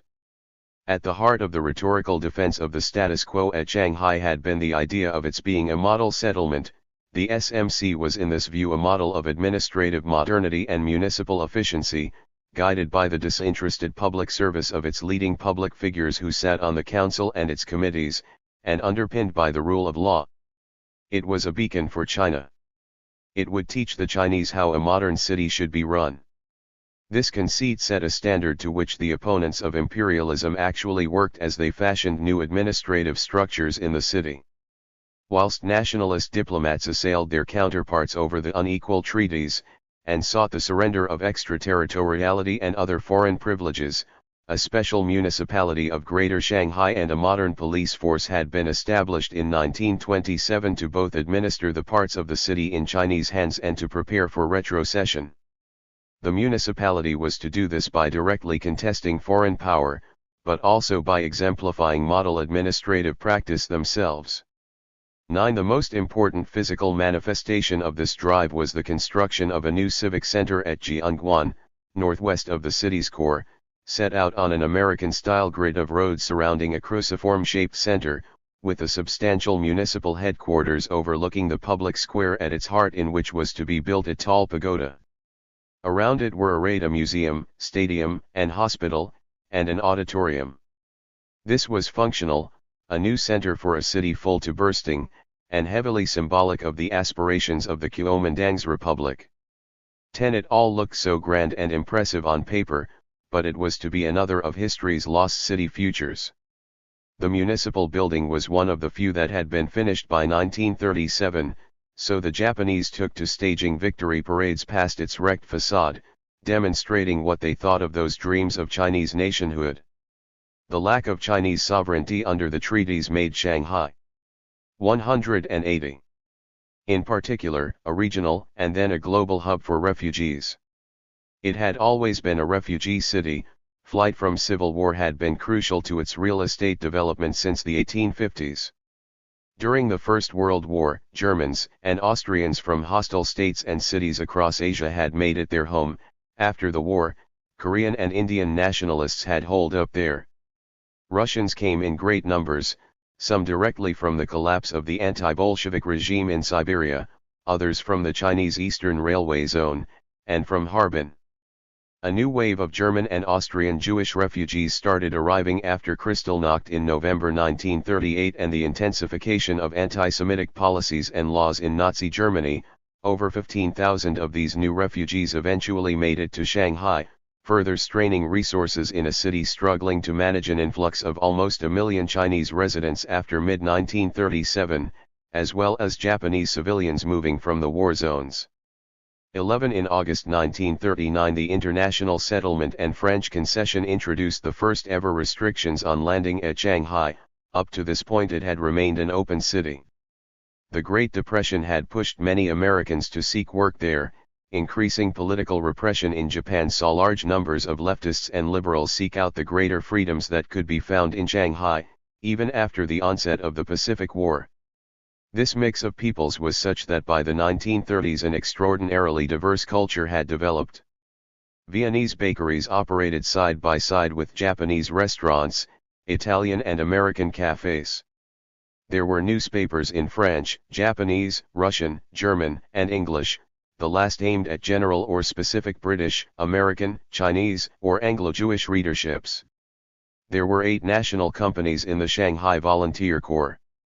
The municipal council funded an orchestra with an Italian conductor, and Russian, German, Hungarian, Filipino, Portuguese, Chinese and Italian musicians. Couture à la mode, fresh from France, was to be found on Avenue Joffre. There was a British publishing house, and a Russian opera company and choir. And as one flippant handbook reminded its readers, there are also some Chinese in Shanghai. 12 There were 21 foreign consulates in 1935, 11 national chambers of commerce, and 1 government in exile. This multinational 181 mix had its echoes in other Asian port cities, but never on the scale attained in Shanghai. The guidebooks were smug about it, and many histories have been mesmerized by it. An authentically cosmopolitan culture was certainly created by those who came off the ships and trains at Shanghai. It was also proclaimed by fiat. The International Settlements Administration was bumptious enough to have its own flag, which at one period flew tall from a flagstaff on the Bund, proclaiming ownership.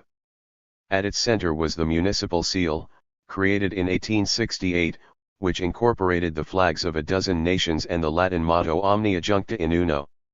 Nothing better illustrated the power of the cosmopolitan ideal that was rehearsed in the press, in descriptions of the settlement in guidebook and memoir. But in addition, nothing better symbolized its political contingency either. The German and Habsburg Empire flags had been replaced after 1917 by blank spaces, and there was never a trace on it of China, excepting the council's Chinese name. And Latin did not mean much on the banks of the Huangpu. These two ideas were intertwined. Here in Shanghai was a model United Nations showcasing exemplary, cosmopolitan cooperation. Similar rhetoric was used about the internationally staffed Chinese Maritime Customs Service. The cosmopolitan ideal was appealing to new arrivals, not least the Russians and those fleeing anti-Semitic violence in Europe.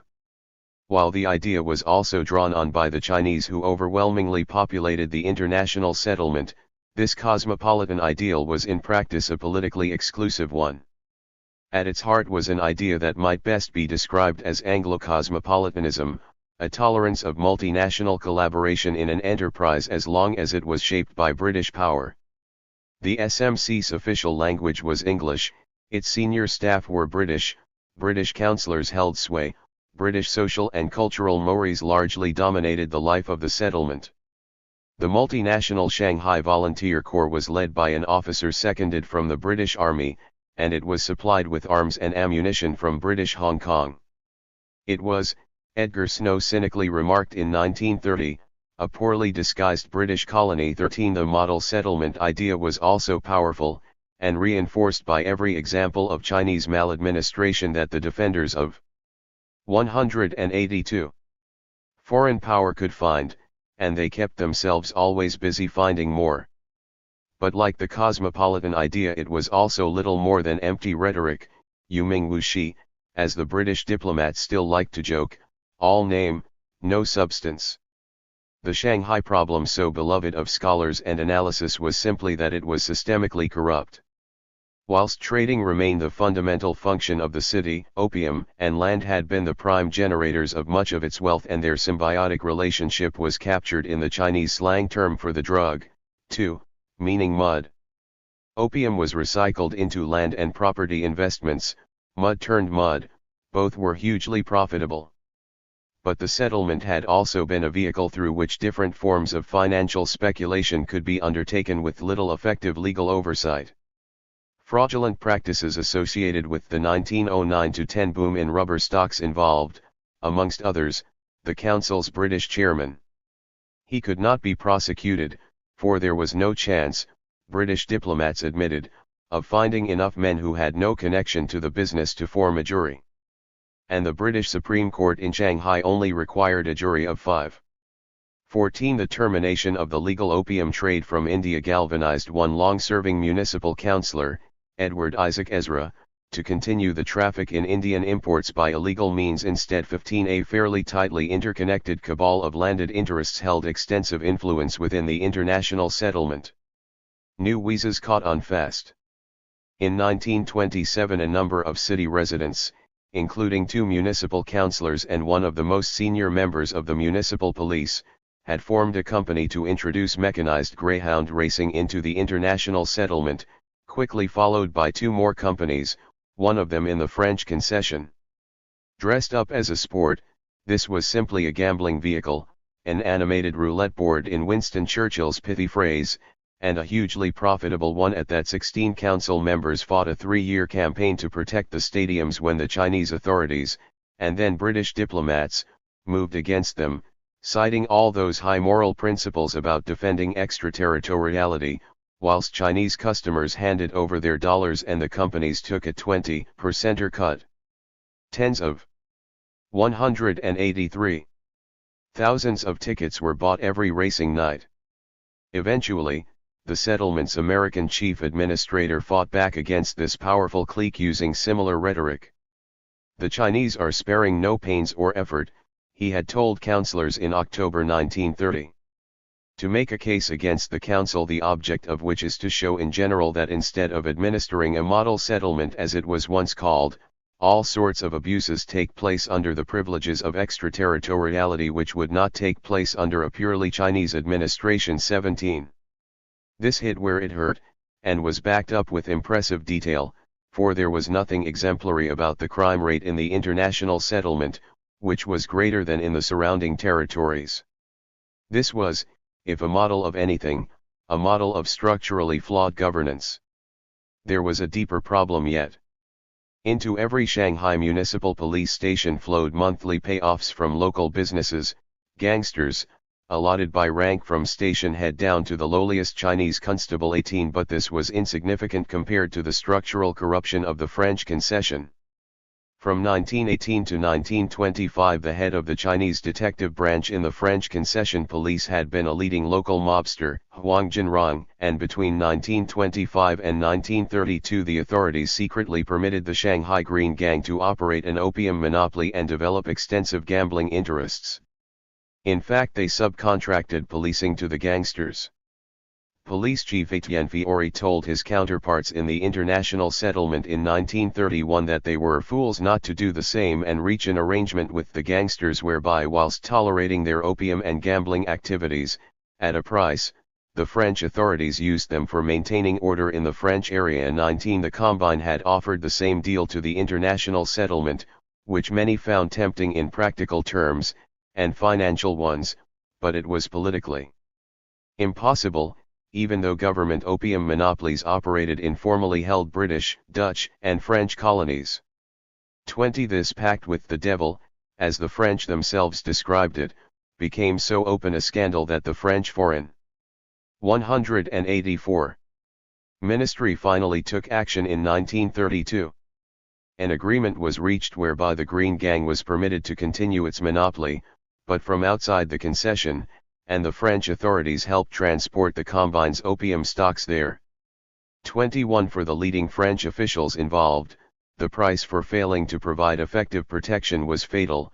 3 died mysteriously within a week of each other in March 1932. Americans were for sale as well. Lawyer Norwood Allman, a former U.S. consular officer, and from 1925 to 1933 honorary consul for Mexico, held out against an SMC crackdown on gambling in 1928-9 for as long as he could, for one of the few Mexicans in Shanghai was a leading operator in the roulette business.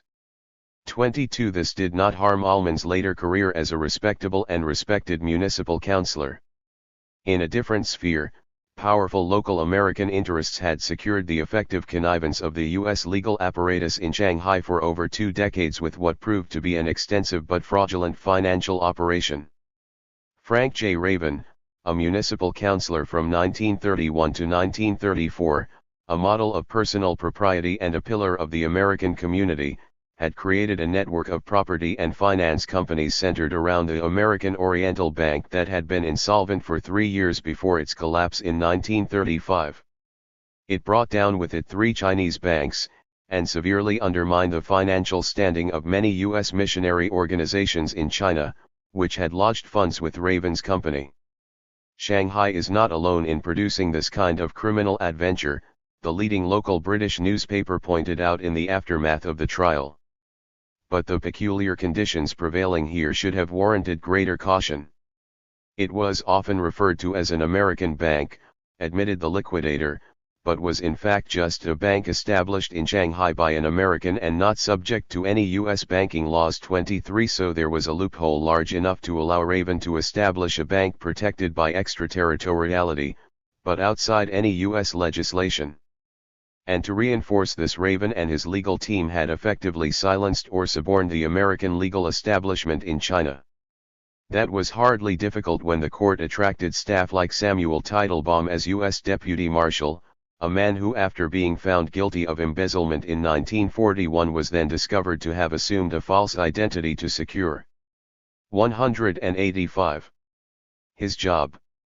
Although Teitelbaum was jailed, his real name remains unknown. 24 It comes as no surprise to find Shanghai deemed a city for sale by one reporter, in a popular 1940 exposé that was simultaneously published in New York and Shanghai. Such was the market locally for works like these. But the city itself was innocent. Colonialism's key weapon in its armory in China had been extraterritoriality, and it was this that facilitated each one of these scandals. Shanghai's international settlement and French concession held no monopoly on crime. Morally or criminally corrupt legislators or officials could certainly be found elsewhere. But there was no denying that extraterritoriality and the fragmented administration of the city at once facilitated routine crime, and also provided a vast opportunity for such frauds as those perpetrated by Frank Raven, and the gray areas of sovereignty and authority in which the Greyhound Racing Combine acted. To shut the latter down, finally, the international settlement authorities had to take the step of barricading the stadium with the police riot squad to prevent anyone entering. This was sheer farce, one part of the foreign administrative machine taking action to suppress the activities of another, but it was embedded at the heart of the political culture of the international settlement. The net result, of course, was a boom for the Canodrome, the Greyhound Stadium over in the French concession. But if extraterritoriality made governing China effectively more difficult, for these problems were played out across the country in one form or another where extraterritoriality reached, it also made resisting Japan easier. The same processes that allowed any citizen of a treaty power to rent out their nationality to Chinese interests made it easy for pro-nationalist newspapers to place themselves nominally under American or British ownership after 1937. This in turn enabled national government agencies to continue to operate in the settlement, and anti-Japanese agents to travel on foreign-owned shipping lines among the treaty ports. Unoccupied Shanghai became for a while a major source of manufactured goods for Chiang Kai-shek's embattled China, an intelligence hub and a finance center. For all its stark polarities, the Sino-Japanese War was in many ways an odd one. The front lines were often porous, goods 186. And people easily crossed them, and there was a continuum of loyalties along which were placed the non-Kuomintang allies of Chiang Kai-shek, and collaborators with the Japanese such as Wang Jingwei. Wang had split from Chiang, convinced that only a negotiated peace could save China, and in 1940 established a rival reformed national government in Nanjing. It was not a black and white war. 25 And in the heart of occupied East China, foreign journalists were able to counter the propaganda efforts of the Japanese simply by reporting the facts as they found them, or in some cases actively waging a spirited campaign against the Japanese. 26 For the nationalists, embattled in heavily bombed Chongqing 1,000 miles west along the Yangtze, Shanghai was a vital gateway onto the world outside the war. The Kuomintang's campaign to abolish extraterritoriality and secure the return of the concessions had been on hold since the Japanese invasion of Manchuria. There was no apparent end in sight to foreign control in Shanghai, and the other islands of ruptured sovereignty in Tianjin, Hankow, and Xiamen, let alone colonial Hong Kong and Taiwan. So, alongside the extraordinary pressures of coping with the war on its doorstep, the municipal council and French administration got on with the business of administering their territories. In 1938 its annual report shows that the SMC burnished its social and industrial welfare credentials by engaging with the International Labour Organization in Geneva, opened new premises for its public library, relocated old cemeteries, launched traffic safety campaigns in its schools, and experimented with Shanghai's first roundabout. Its annual ratepayers meeting devoted most of its time to discussing the future of its municipal orchestra, a motion to abolish it being overwhelmingly defeated. 27 So this was Shanghai business as usual. And so it went without saying that as the city continued to manufacture and to trade, to play its roles in the resistance against Japan, or in the simple business of keeping the Chinese economy alive, it continued to play as hard as it worked. The targets of the terrorists in March 1939 were dance halls and nightclubs, for China's war years were also China's dancing years. Shanghai danced as the bombs fell, and danced even as grenades were thrown into the dance halls, restaurants, and hotels. Shanghai's people danced as the core of the city became a lone island. 187. After 1937, surrounded by Japanese forces, but still, precariously, neutral territory under foreign control. They danced after the bombing of Pearl Harbor on December 7, 1941, when the Japanese finally marched in and raised the rising sun flag from the high-rise buildings that Shanghai movies used to symbolize the city's modernity. From that day in December they danced, many with different partners now, until August 1945 when the city reverted to national government control. These were years of cocktails, modern music, modern style, and modern bodies. China was never more cosmopolitan, more hectic, or more violated and damaged.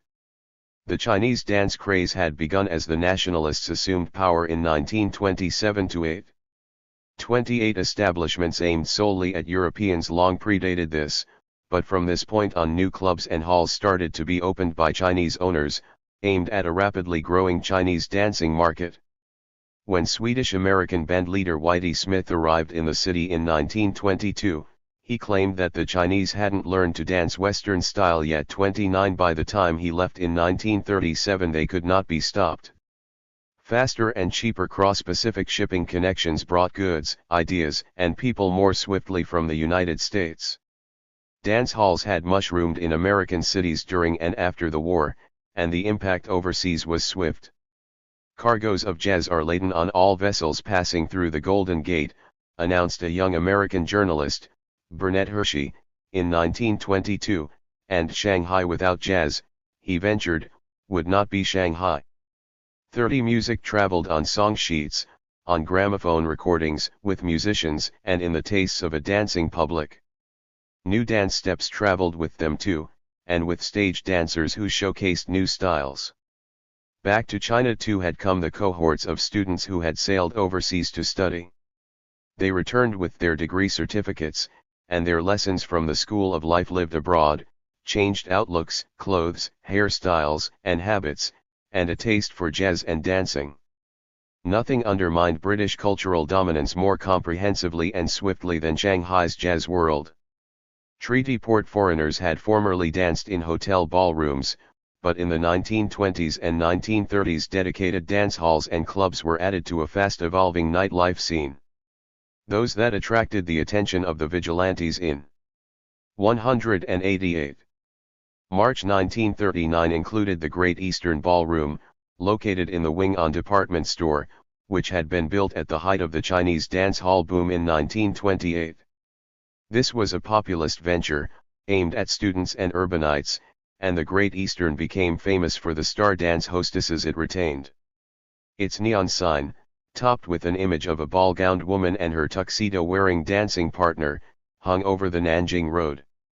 Taking up the 5th floor of the Sun Company department store, the Paradise Ballroom, another target, was an elaborately and elegantly laid-out taxi dance hall, which provided 60 dance hostesses whom patrons bought turns with by ticket. By contrast, Ciro's was a lavishly designed dedicated nightclub, which had opened in 1936 and was aimed at the Chinese and foreign elites.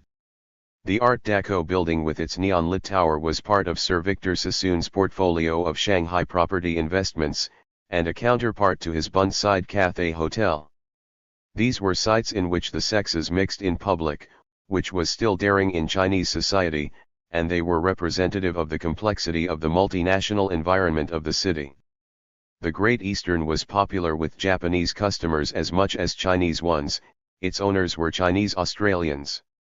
African American, Filipino, Russian and Japanese musicians could be found playing in the clubs, and were later joined by refugee Jewish Germans.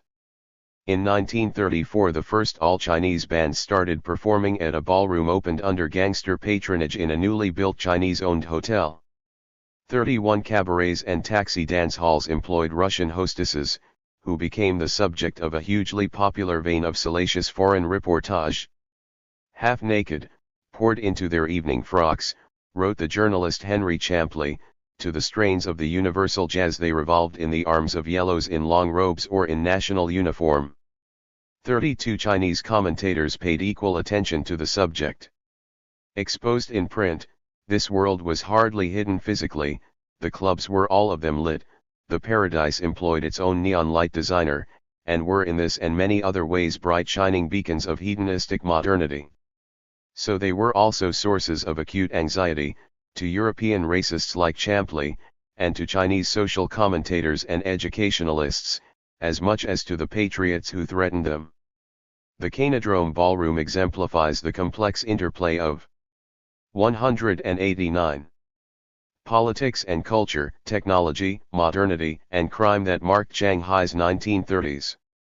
The Champ de Courses Français, as it was formerly known, was the chief beneficiary of the crackdown on greyhound racing in the international settlement.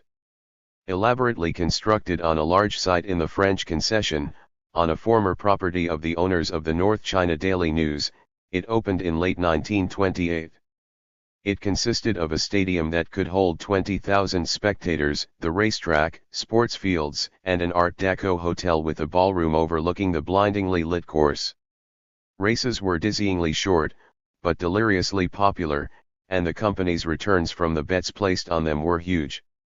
The French concession authorities took a cut of the revenue, but through an arm's-length party, for it was against French law for government agencies to benefit directly from gambling.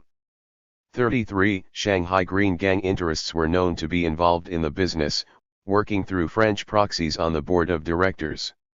Each and every Chinese spectator was breaking the law, under which it was an offense even to be present when gambling was taking place, but still the dogs ran. Entrance to the stadium cost $50, not an impossible figure for even many of the urban labor force, but upstairs the ballroom was a more exclusive sight. When African-American Buck Clayton gave his first performance on April 13, 1934 with his Harlem Gentlemen, Madame Chiang Kai-shek and her sister Sung Ailing, whose husband was Finance Minister H. H. Kung, were in the audience. The dance floor alone was bigger than any American club he had ever played in. It was like being in a different world, Clayton recalled. As part of its bid to get the crowds back in after the battle for Shanghai, the management introduced a grill room with a teletrack display, a step towards television, it boasted, that allowed diners to keep up with the progress of the races without leaving their tables. 34. A different novelty tactic involved hiring an animal trainer and his troop of monkeys. The monkeys were tied to the dogs and rode them as jockeys, complete with blouse, jodhpurs, and cap. The whole show was a riot, boasted the race manager. 35. This was a perfect mix, jazz and art deco, gangsters and the political elite, technologically up to the minute mechanized gambling and uncouth stunts, all under the umbrella of French colonial power. Small wonder that Shanghai attracted 190 sensationalist reportage, novelists and filmmakers looking for inspiration. They got it. There was no need to make anything up, Shanghai itself always outdid any imaginary counterpart. The Good Earth's hardy chaperone, Theodore II, and his earnest official brand of physical and spiritual national renewal, the YMCA, the Scout movement, his Victor Company recordings of What a Friend We Have in Jesus, were outflanked. Go to bed early, urged the New Life movement's comprehensive instructions for its new model citizens, be punctual, queue properly, do not gamble or visit prostitutes, salute your elders, be polite, wear your hat straight and shoes properly, breathe fresh air, do not get drunk, do not litter or smoke, do not call out loudly in tea houses or theaters, on boats or in buses, be frugal. But such injunctions were mocked by the urban crowd, and Two's patriotic songs, belted out by youth choirs in the besieged West, could not be heard in Shanghai, which buzzed instead to any number of American jazz recordings, or the increasingly popular yellow music, Shanghai pop songs, pressed onto disc at Emmy's local plant, broadcast on the new radio stations that mushroomed in the 1930s, and that accompanied Shanghai's prodigious movie output. Militarizing a society that dances was tricky. Until the bombs flew, politics struggled to be heard, and when the bombs stopped, the music began again. 36. There had been continuing attempts to rein this urban culture back in before the war. Films were censored, radio and print were policed, and the patriotic and moral guardians of the nation shouted themselves hoarse. In late 1934, as part of the wider New Life movement, students at some of Shanghai's universities formed teams to track down their classmates and teachers who were patronizing the city's dance halls. 37. But tinkering with a movie or banning a song made little difference. Shanghai was already too confident in its worldliness and lackadaisical about its failings.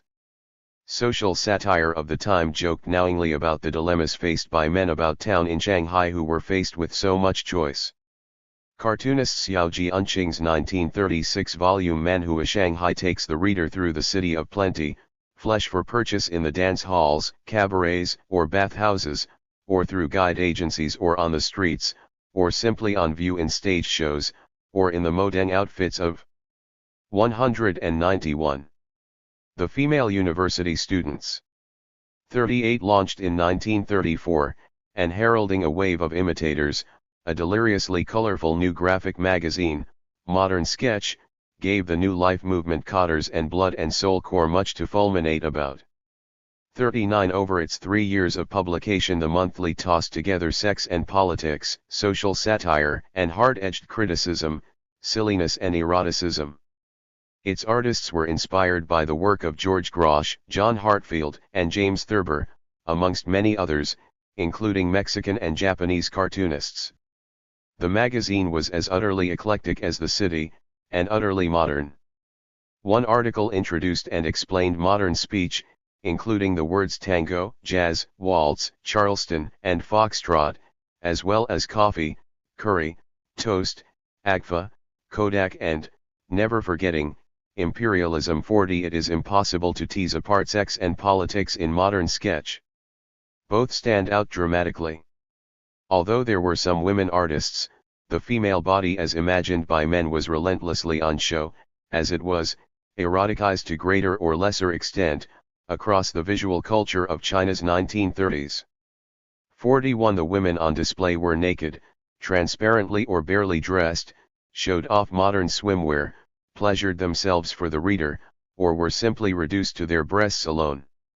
The woman question had been placed at the heart of nationalist discourse by influential writers like Lu Xun, but this public spectacle, masquerading as modern liberation, could hardly have been foreseen. Across China's visual culture more widely, beer, cigarettes and whiskey, Coca-Cola and kerosene were advertised through images of women in swimsuits and in kipao, all smiles, allure, short sleeves, short hair and visible legs. Modern Sketch intersected with China's booming film industry, and the world of its stars, Ruan Lingyu, Butterfly Wu, and movie magazines. Cabarets, nightclubs, and dancing were splashed across its pages.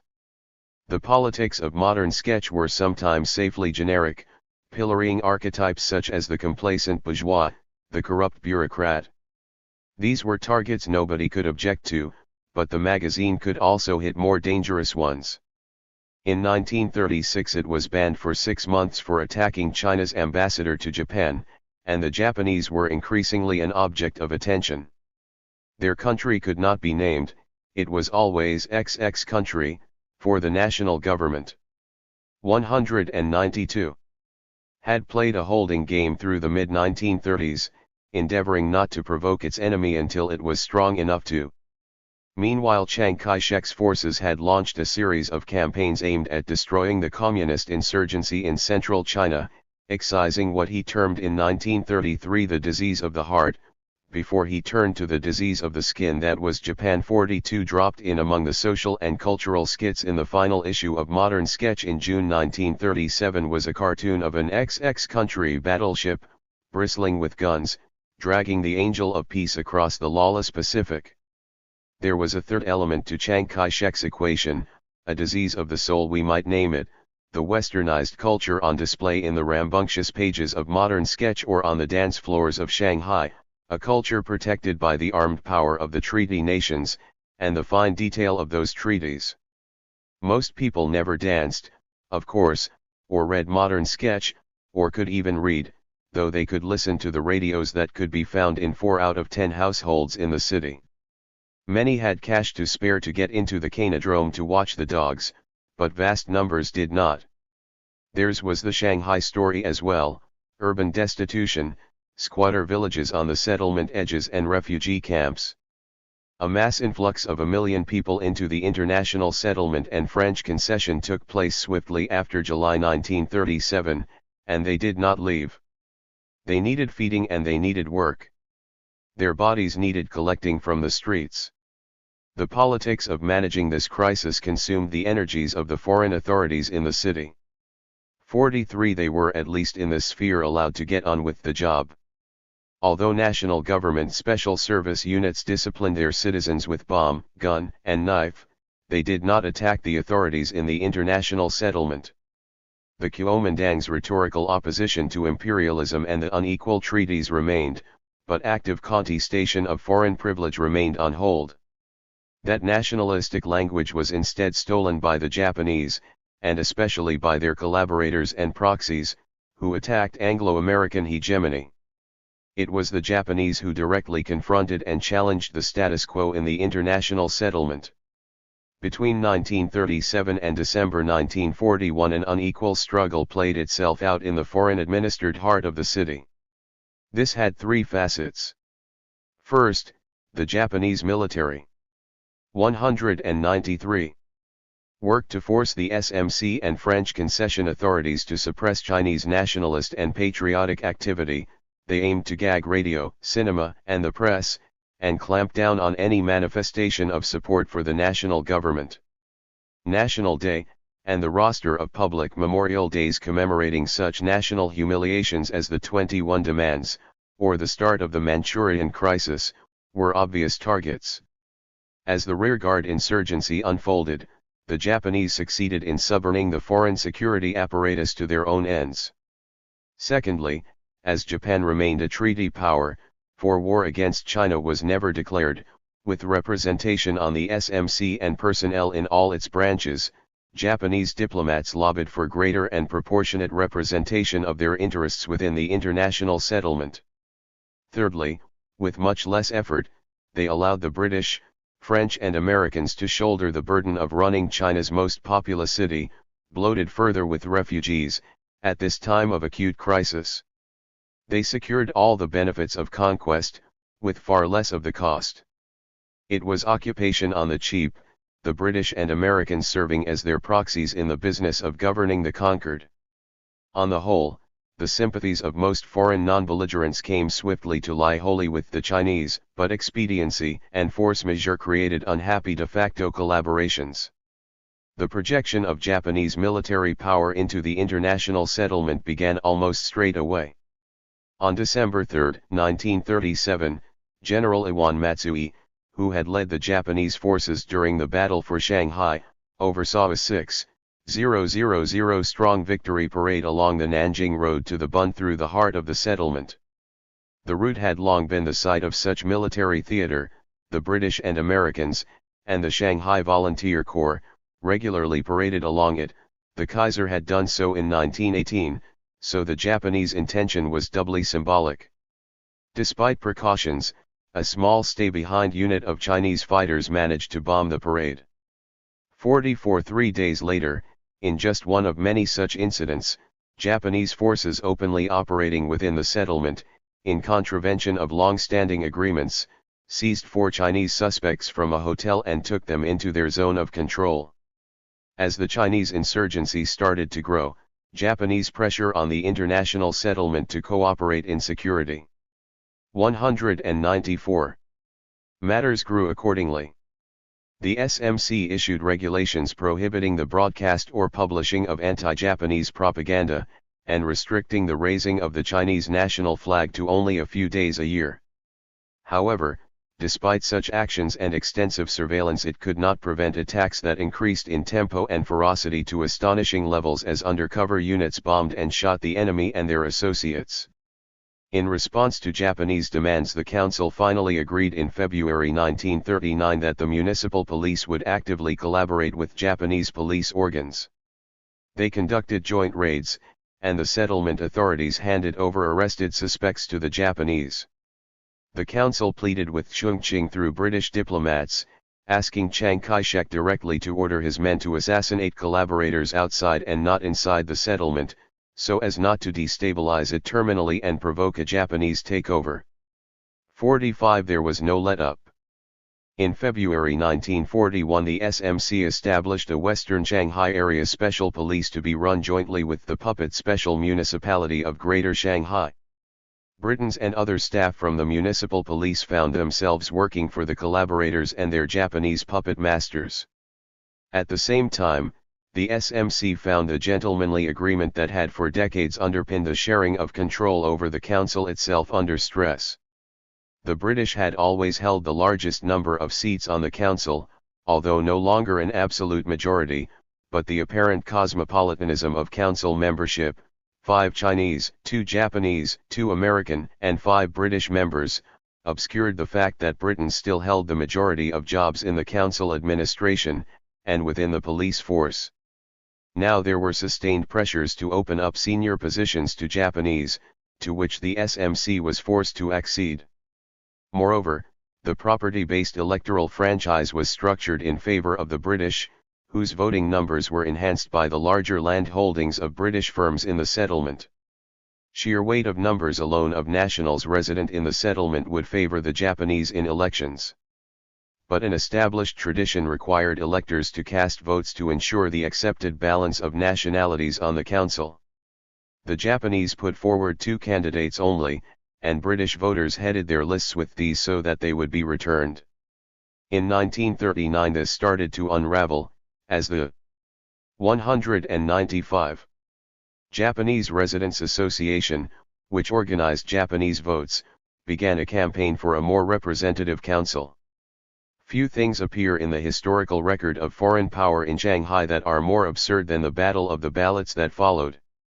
Ahead of the 1940 council election, Japanese firms nominally parceled up their larger properties into smaller units that would each have a vote once they were formally registered at the consulate. The Japanese electorate doubled in size as a result. As war broke out in Europe, British diplomats in China responded in kind to the Japanese challenge at Shanghai, and worked to facilitate a proportionate British response. As a result, the 1940 election results did not change the balance of control, but in the aftermath this vote splitting accelerated wildly.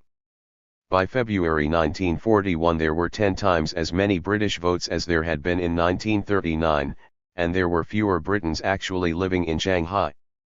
To give them credit, British diplomats and their allies knew how to rig an election. 46 Such was the bitterness engendered that Hayashi Yukichi, 70-year-old chairman of the JRA, shot the council's chairman, the Briton W.J. Keswick, at the annual ratepayers meeting in January 1941. Keswick survived, but the council did not. To avoid an explosion of fury, the American and British consuls hastily reached an agreement with Japanese diplomats, suspended the electoral process, and appointed a new provisional council to run the settlement. At the same time as its authority was challenged and its administration was under pressure, the SMC found itself hoisted by the petard of its own right to govern. As well as policing for the Japanese, it still found itself bearing the brunt of the continuing costs of the aftermath of their war locally. The 1 million refugees had to be helped. While many lodged with friends and family, another 140,000 were in scores of refugee camps, 250,000 sheltered precariously in a safety zone organized by a French Jesuit priest that abutted the concession, and some 75,000 lived on the streets. 47 As the city's economy started to right itself, and as hundreds of new small workshops were started up, most refugees no longer remained a direct charge on charities or the authorities, but indirectly their well-being became the responsibility of the foreign administrations. The city needed feeding, homes needed fuel, and public health needed protecting. Rents spiraled. The SMC became actively involved in procuring food supplies. 196. And attempting to regulate prices, and its resources were stretched to the limit. Economic fragility manifested itself in labor relations, prompting strikes, and the Japanese and their proxies worked behind the scenes to exert additional pressure on the British and Americans from this direction as well, by fomenting labor unrest in foreign-owned factories. This effort and long-term financial ineptitude meant that the SMC was effectively bankrupt by 1939, and was forced to go cap in hand to the British government to try to secure a loan. Money was tight all round. The exchange rate depreciated, cut into foreign earnings and raised prices. The Institute of Pacific Relations reported that speculators threw vast sums in and out of commodities, the stock exchange, gold, and property. Millions of dollars nightly crossed gambling tables. 48 These were casino years. The French concession funded much of its social welfare activity through the canadrome revenues. The international settlement had always raised a good proportion of its revenues from licenses and now instituted a temporary voluntary entertainment tax. The Shanghai Race Club regularly contributed a share of its earnings from betting to the council directly or to good charitable causes. The puppet administration and various intelligence and policing agencies established after 1937 took this to the limit. Like the gangsters that many of them were, or became, they funded themselves from casinos. The western districts of the city, outside the settlement and concession, had long been within their orbit as zones that the foreign administrations had earmarked for expansion. They had built roads and other infrastructure, collected taxes from houses built along the lanes and streets that became popular residential areas, and policed them as well, laying down their markers. Now the western districts were re-landscaped as a wild new garden suburb of violent crime, Shanghai's Badlands. The Badlands have attracted no end of myth-making, and with good cause. This was Al Capone's Chicago, but without the restraint. Casinos and nightclubs flourished, catering for the dancing, chancing city, brothels sprang up, and Japanese-sponsored narcotics gangs found safe havens. Disputes were settled with extreme violence. To an extent, of course, this was simply Shanghai's business as usual. In a zone in which no single authority was ever able to monopolize power, the vacuum was filled by speculators, opportunists and 197 criminals. Shanghai's Badlands were simply the product of the routine mechanisms of China's degraded sovereignty stripped to their bare and violent pure essentials. For all its land regulations and fine and fancy rhetoric, model settlement platitudes, and for all the undoubted disinterested effort and dedication of many of its staff, the international settlement had always been a bad land. But still the appearance of normality was maintained, though it was relentlessly challenged, and there was little that could not be fraught with danger. The collaborationist regime launched a campaign of rights recovery, and anti-imperialist propaganda, that was entirely in the rhetorical mainstream of Chinese nationalist politics, which is where Wang Jingwei positioned himself and his collaborationist reformed national government. But now anti-imperialism served Japanese interests, and was targeted solely at the British and Americans. Interactions between foreign soldiers and civilians with the Japanese military could often be tense, and there were numerous incidents of violence and disagreement. Soccer was not exempt. On March 15, 1941, the Canodrome Stadium hosted the championship final of the local soccer league. The leading Chinese team, Tunghua, was playing the SMP's foreign staff 11. The French referee had cause to send off a Chinese player, and the whole Tunghua team walked off in protest. Then the 20,000 strong crowd rioted, invaded the pitch, throwing sticks, stones and bricks, and set light to the stands. The police suspected professional agitators, but economic and political tensions would also have fueled the outburst. Swine, dogs, foreign gangsters, yelled the crowd. 49 From the start of the conflict, Kenneth Bonner, a Canadian colleague of the police soccer team, recorded the savage pace of violence in scrapbooks of news cuttings.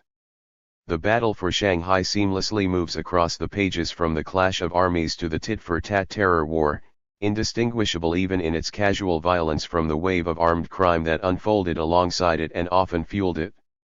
Bombs explode, bullets fly as Shanghai marks first war anniversary, screams one headline, 6 bombs hurled.